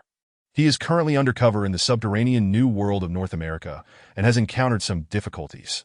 Therefore, Officer Wang Chong and I devised a ruse involving a fictitious golden treasure to mislead the spies and facilitate Xiaoyu's mission." Professor Yu nodded, a trace of worry crossing his face. I have always been concerned for the safety of Xiaoyu and his team. Nevertheless, I have faith that they will excel in their tasks. Jiang Chun reassuringly patted Professor Yu's shoulder, saying, "Rest assured, Professor. Both Xiaoyu and Chindiu are seasoned, courageous warriors, and with Officer Wang Chong's support, I believe they will be safe." With a sigh, Professor Yu reflected, "Indeed, they have been away for quite some time, yet all their endeavors are for the benefit of our nation, that I hope for their swift and safe return." Jiang Chun continued, "Professor, my visit is also to see you and update you on my recent circumstances." His voice was filled with respect and gratitude. Professor Yu smiled and nodded in understanding, then inquired about Jiang Chen's future plans. Without hesitation, Jiang Chen responded, "I will return to the surface tomorrow morning to continue my work at the lunar base." His gaze was resolute and filled with enthusiasm, as if he could hardly wait to immerse himself in his vocation. Upon hearing Jiang Chen's decision, Professor Yu beamed with pride that he clapped Jiang Chen on the shoulder and encouraged. "Splendid! Young people should possess such spirit of perseverance.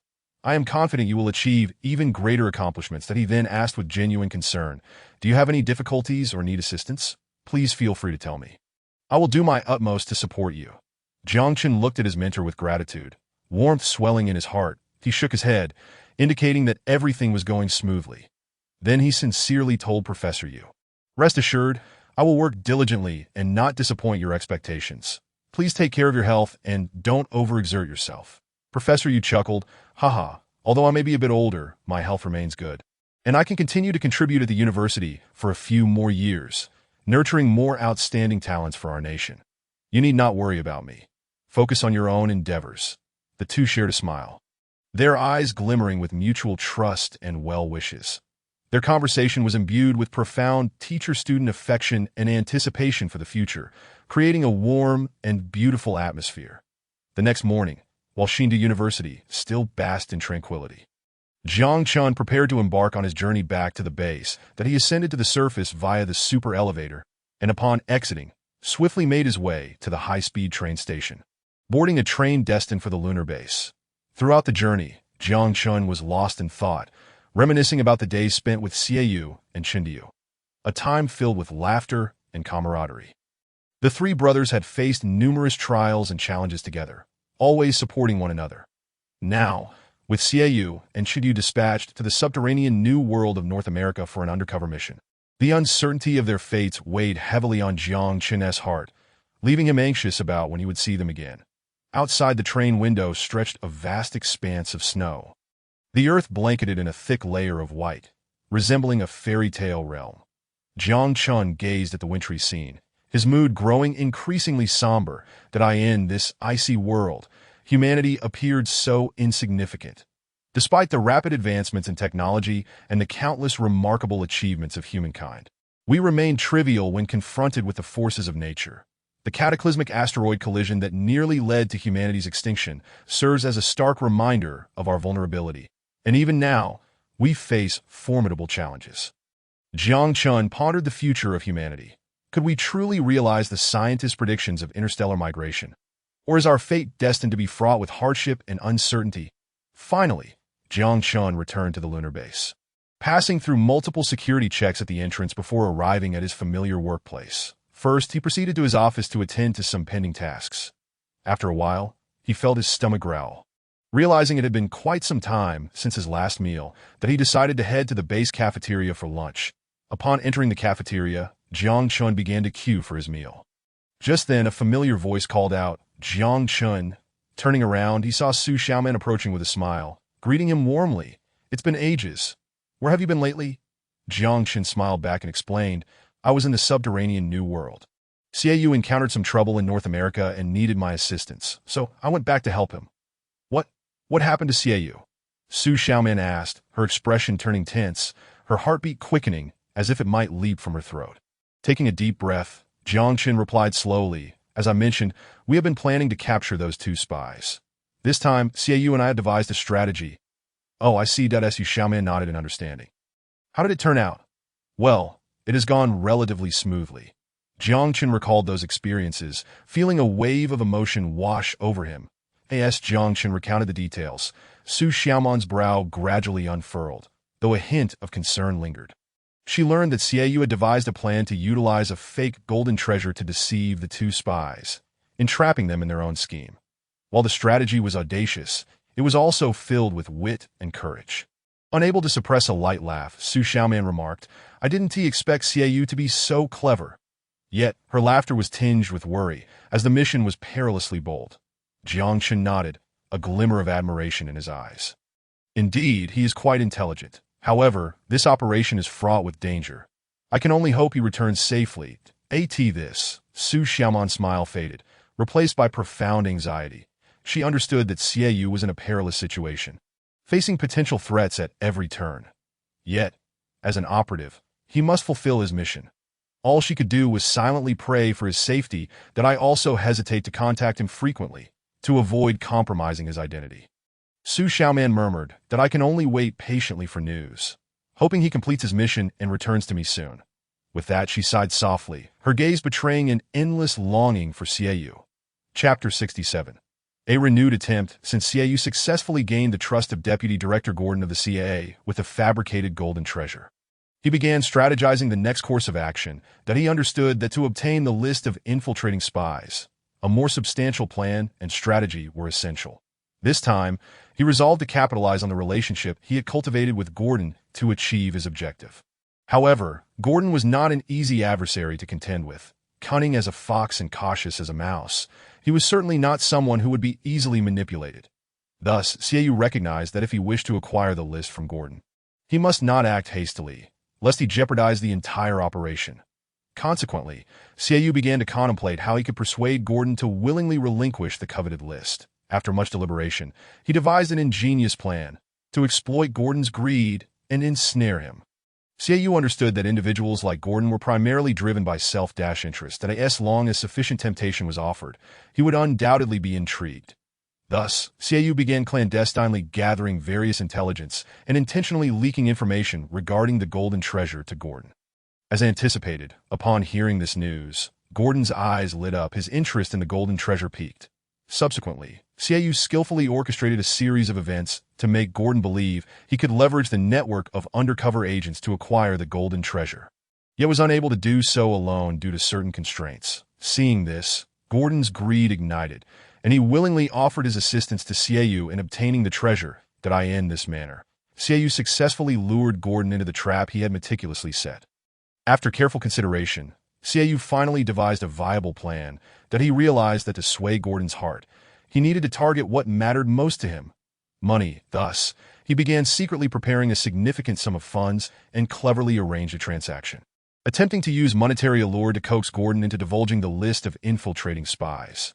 Throughout this process, Xiaoyu was exceedingly cautious to avoid arousing any suspicions that he was acutely aware that once discovered, not only would all his efforts be in vain, but he could also face life-threatening dangers.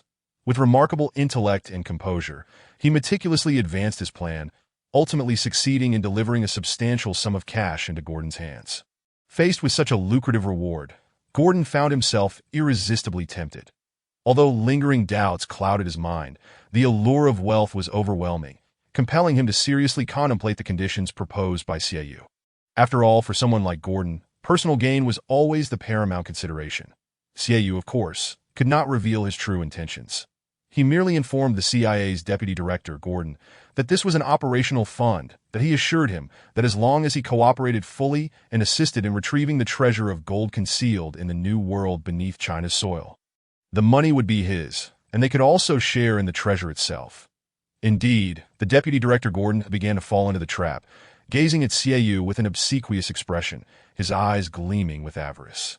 He lowered his voice and confided in Xiaoyu, "I am quite willing to collaborate with you. However, the issue lies in the fact that I have limited operatives at my disposal in the new world beneath China. The real authority rests with Director John.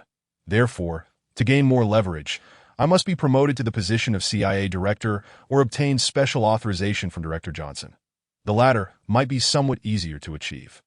Upon hearing this, a slight smile graced Xiaoyu's lips as he promptly replied, "Not a problem. I can assist you in obtaining Johnson's authorization.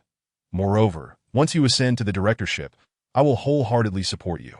After all, we are on the same team." With these words, the two exchanged knowing smiles, as if they had already envisioned a promising future ahead. Yet, unbeknownst to them, a sinister conspiracy and looming crisis lay hidden behind this seemingly flawless plan.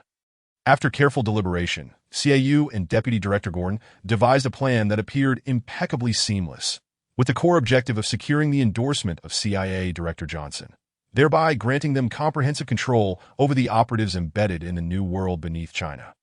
To achieve this goal, Xiaoyu exhibited exceptional cunning and decisiveness, that he skillfully leveraged the resources of domestic police officer Wang Chong, meticulously orchestrating a scenario that blurred the lines between reality and fabrication. This ruse involved a series of mixed authentic and counterfeit aerospace confidential materials, successfully capturing the heightened interest of the operatives lurking within the country.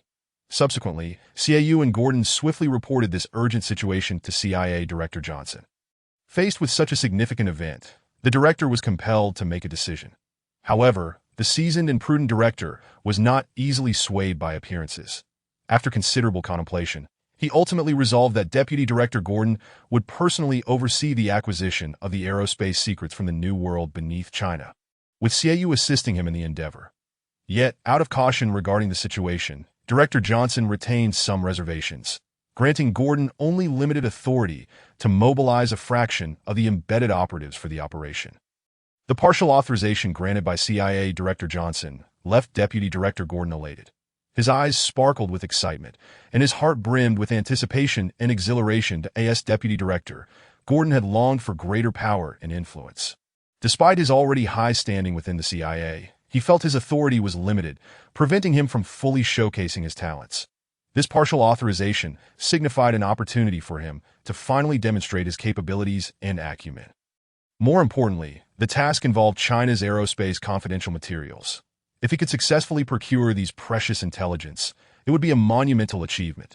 Furthermore, he could exploit the network of operatives embedded in the New World beneath China to seek out the fabled treasure of gold belonging to CAU. Should he locate this treasure, he would become the center of attention, reaping both fame and fortune. For Gordon, this was an unprecedented opportunity, and he was determined to give it his all. That he immediately began strategizing the operation, mobilizing all available resources to ensure the mission's success. Simultaneously, he understood the immense risks associated with this task, necessitating a cautious approach. Nevertheless, he believed that with meticulous planning and decisive action, success was inevitable. From CAU's perspective, despite Gordon not having received full authorization from CIA Director Johnson, which limited his ability to mobilize all embedded operatives, it did not imply that they were without recourse. Even acquiring a partial list of embedded operatives would yield significant gains. The operatives dispatched to the New World beneath China were elite individuals, rigorously trained and meticulously deployed, each possessing unique value.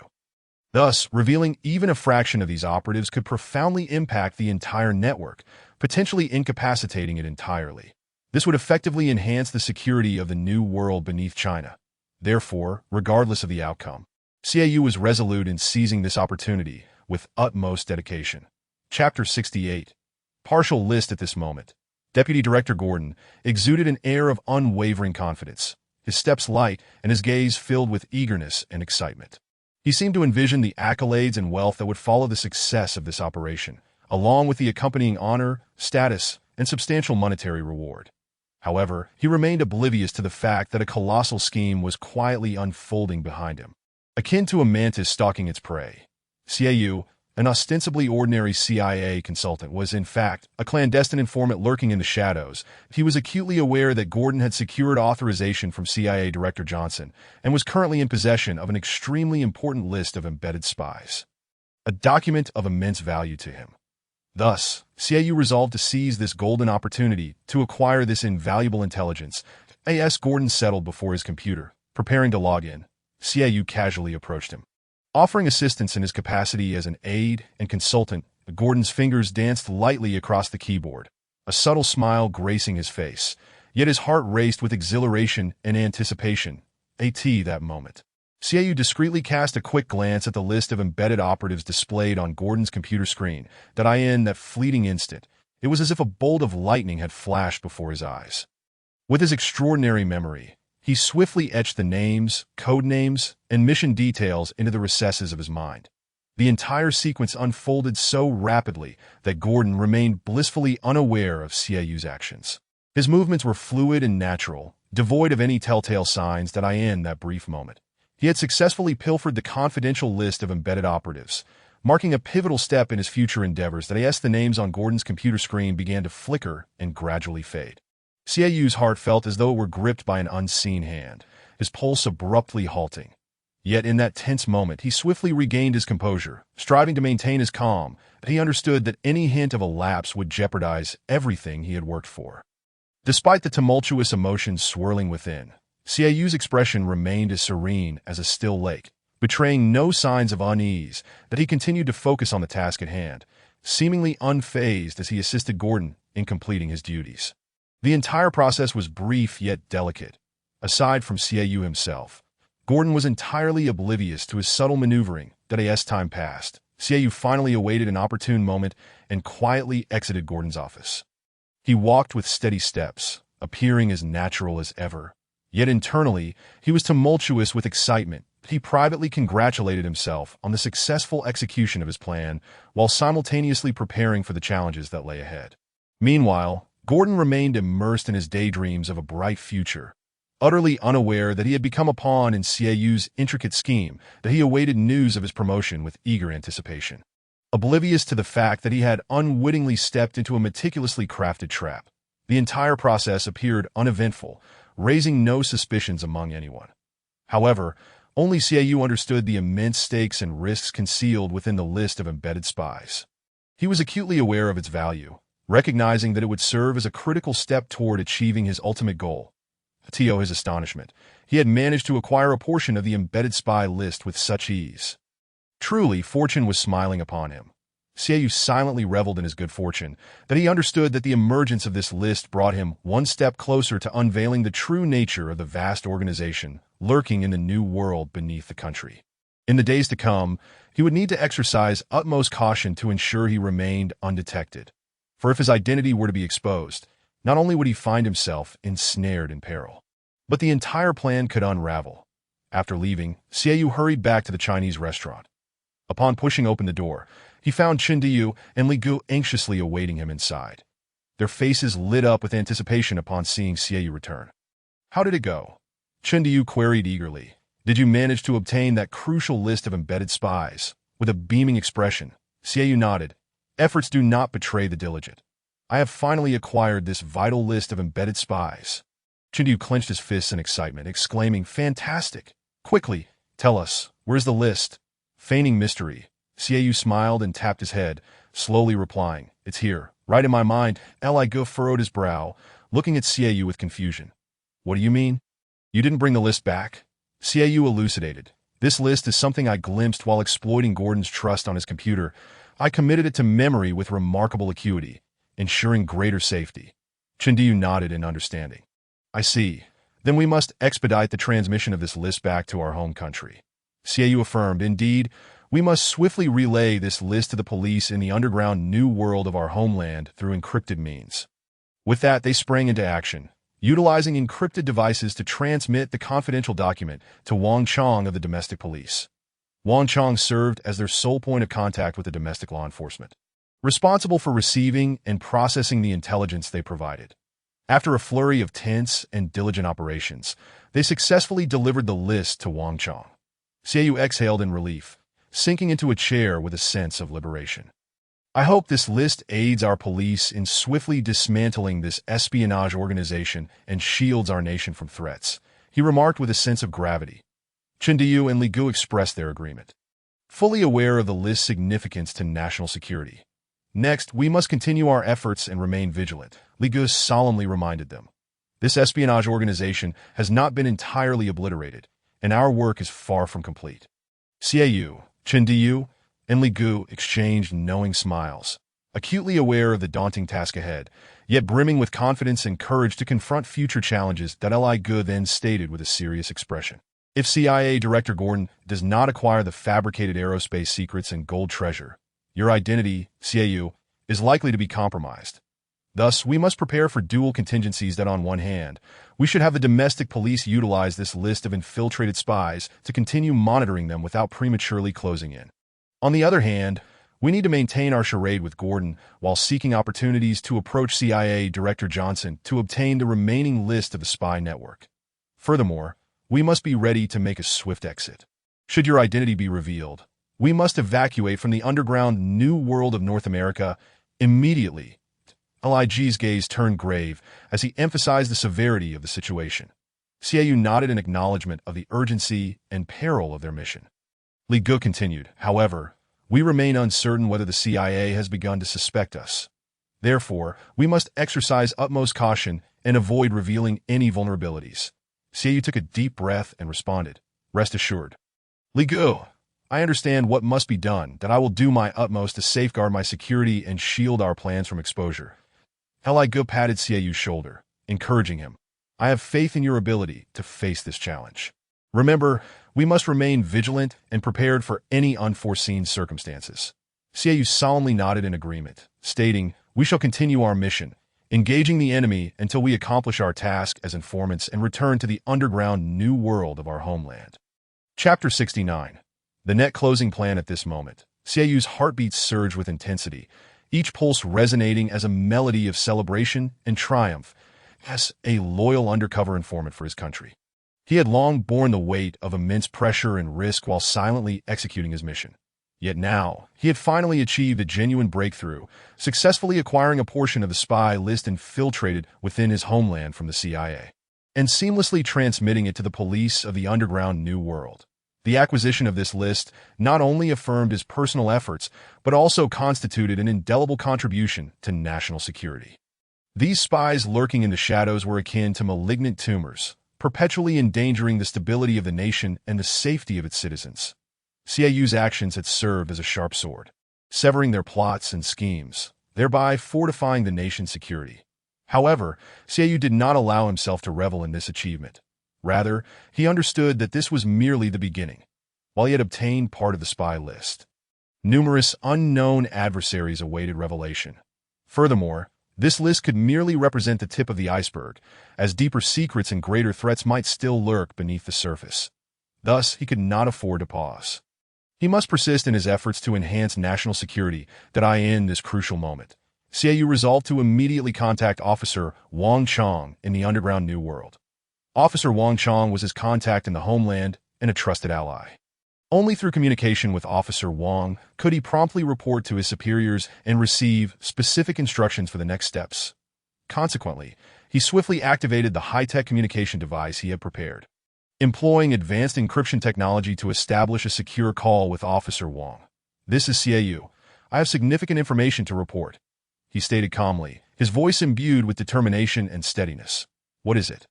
Is there new progress? Officer Wang inquired with concern, fully aware of Xieyu's reliability as an informant. Given that Xieyou had rarely communicated directly to minimize the risk of exposure, his direct contact this time indicated the gravity of the situation. Xieyou inhaled deeply and began to succinctly outline his forthcoming actions. I intend to continue my role as an informant within the CIA in North America, although we've successfully unveiled some spies. This is merely the tip of the iceberg, that I believe there are more infiltrators awaiting discovery. Therefore, I seek to continue collaborating with the police. Officer Wang nodded slightly, expressing admiration for Xieyu's bravery and resolve. However, he cautioned, Xieyou, you must proceed with caution. The enemy may grow suspicious of you, potentially uncovering your true identity. Never let your guard down. Xieyou nodded, his gaze resolute as he replied, I understand. I am willing to shoulder the risks as long as I can assist in exposing these spies. Rest assured, I will handle everything with care.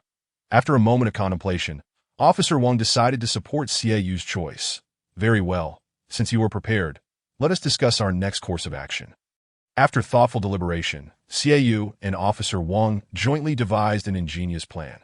Under this plan, Wang would contact Su Xiaoman and Jiang Chun, instructing them to create a mixture of authentic and counterfeit aerospace materials at the lunar base, disguising these materials as top-secret documents to draw the enemy's attention and expose more infiltrators. Thus, the enemy will believe we possess higher-level secrets, prompting them to reveal more spies, Xieyou explained, his eyes gleaming with intelligence. Officer Wang concurred, indeed, this is an excellent strategy. Simultaneously, we must closely monitor the enemy's reactions and adjust our plans accordingly. Xieyou nodded, fully aware of the dangers inherent in this mission, yet unafraid did he recognize that only through close cooperation with the police could they ultimately vanquish the enemy and safeguard national security. These fabricated documents would be deliberately exposed to the spies lurking in the underground new world, aimed at attracting their attention. Through this method, the spies could be lured out, enabling better tracking of their movements and activities. Moreover, this would provide compelling evidence and opportunities for subsequent operations against them. This plan is truly flawless, Xieyou exclaimed with excitement. However, we must remain cautious and ensure that the enemy does not perceive our true intentions. Officer Wang reminded. Xiaoyu nodded in understanding. They would work closely together to ensure the successful implementation of their plan. The thrilling confrontation was only just beginning. The infiltrated spies they had so far identified were currently under the command of Deputy CIA Director Gordon. Xiaoyu felt a surge of satisfaction, as this aligned perfectly with his own scheme. Therefore, he resolved to continue playing his role convincingly that he would maintain his guise as a CIA consultant, assisting Gordon with various tasks. Meanwhile, a heated discussion unfolded within the upper echelons of the underground New World Police. Now that we have identified these CIA spies, why not seize this opportunity to round up a group of them and deliver a blow to the CIA? Officer Wang asserted with conviction. The meeting room fell silent as everyone contemplated the feasibility of this proposal. After a moment, someone spoke up. I believe it is worth a try, but we must exercise caution. Considering the implications for international relations and security, others nodded in agreement. Officer Wang continued, of course, we cannot place all our eggs in one basket, though we could intentionally allow a portion of the spies to escape with the counterfeit aerospace materials. This way, we can strike at the enemy while simultaneously fishing for bigger catches and delving deeper into the conspiracies behind them. The assembly nodded in consensus, recognizing that this plan would both safeguard national interests and maintain a strategic advantage. Upon learning of Officer Wang's plan, Xiaoyu, serving as an informant in the underground New World of North America, expressed his complete support for the idea that he understood that only through clever arrangements and strategies could the enemy's schemes be gradually unveiled and dismantled. I am willing to fully support this operation, Xiaoyu declared resolutely. Officer Wang felt a deep sense of appreciation upon hearing Xiaoyu's words. With the support of Xiaoyu, their plans are set to be executed with greater efficacy. Subsequently, they commenced the formulation of a comprehensive action plan to ensure the seamless implementation of each step. The entire operation necessitates a high degree of coordination and collaboration. Any misstep could result in the forfeiture of their efforts. In an atmosphere charged with urgency and activity, everyone united in their endeavor, striving collectively towards this goal. They firmly believe that as long as they persist, they will ultimately triumph over their adversaries and safeguard the nation's dignity and security. Throughout this process, Xiaoyu will continue to leverage his wisdom and experience, working in close conjunction with Officer Wang Chong from the subterranean New World, collaboratively devising an impeccable strategy. Chapter 70. The net closing action at this very moment. Within the command center of the CIA headquarters in the subterranean New World of North America, under the remote guidance of Deputy Director Gordon, the CIA operatives covertly embedded within the Chinese subterranean realm are quietly commencing their operations. They navigate cautiously through the inky darkness of tunnels and the unfathomable depths of caverns, exerting every effort to evade suspicion. These spies move like phantoms, silently blending into the surrounding shadows. Little do they realize that every move they make, every breath they take, has long been under the watchful gaze of the police. Adorned in specially designed attire that allows them to meld with their environment, these operatives are armed with cutting-edge weaponry and equipped with various high-tech devices to ensure the success of their mission. They maintain a remarkable level of synchronicity, communicating through gestures and signals, uttering not a single sound. Their movements are light and steady, akin to felines, swift and agile. Every action has been meticulously planned, and each step is imbued with vigilance. Simultaneously, the police are equally well prepared. They closely monitor the spies' every maneuver, patiently awaiting the opportune moment to ensnare them all at once. Utilizing advanced surveillance technology, they maintain comprehensive oversight of the entire area. Their vision piercing through the darkness to discern the spies' true intentions. The lead officer, Wang Chong, remains glued to the screen, missing no detail, fully aware that this is a battle concerning national security, where even the slightest oversight could prove disastrous. As time ticks away, the spies draw ever closer to the target location, which the police have deliberately leaked as housing classified aerospace documents. They revel in their perceived invulnerability, believing their plan to be flawless, unaware that it is merely a trap meticulously laid by law enforcement. With tension permeating the air, the police's heart rates quicken in tandem with the spies' actions, eagerly anticipating that pivotal moment at last. They arrive at their destination, brimming with anticipation for the fruits of victory. However, upon witnessing the scene before them, a wave of shock and dread washes over them. Instead of the anticipated outcome, they are greeted by a battalion of police officers. Standing in formation, their steely gazes fixed upon them. Armed and resolute, these officers appear fully prepared for a decisive confrontation. The spies, who had assumed a facile success, now find themselves ensnared in an inescapable predicament. As they unwittingly step into the trap set by the police, law enforcement springs into action. Blinding lights instantly illuminate the darkness, rendering the spies utterly exposed. The officers swiftly close in, encircling the operatives. Their cries reverberate through the underground world, shattering the previously tranquil ambience. Confronted with this unforeseen turn of events, the spies are thrown into disarray, flailing about like ants on a hot skillet, desperately attempting to evade capture. Yet, their struggles prove futile in a frantic bid to resist. They find themselves pursued by the police, who move with the swiftness and precision of arrows, apprehending those attempting to flee one by one. Amidst the chaos, an unexpected development unfolds. The police seem to have intentionally left a slight opening in the midst of the turmoil. A small faction of spies manages to slip through this gap. Not only that, but the police deliberately allow these escaping operatives to seize the purported aerospace documents. With their meticulous preparations and well-coordinated teamwork, law enforcement swiftly subdues the majority of the spies. There are no casualties, nor is there any loss of property, culminating in a resounding success for this operation. This thrilling chase concludes with a comprehensive victory for the police. They escort the spies away, leaving behind a tranquil scene that on this night, the subterranean new world of China reaffirms its safety and stability, while those who seek to disrupt peace receive their just recompense.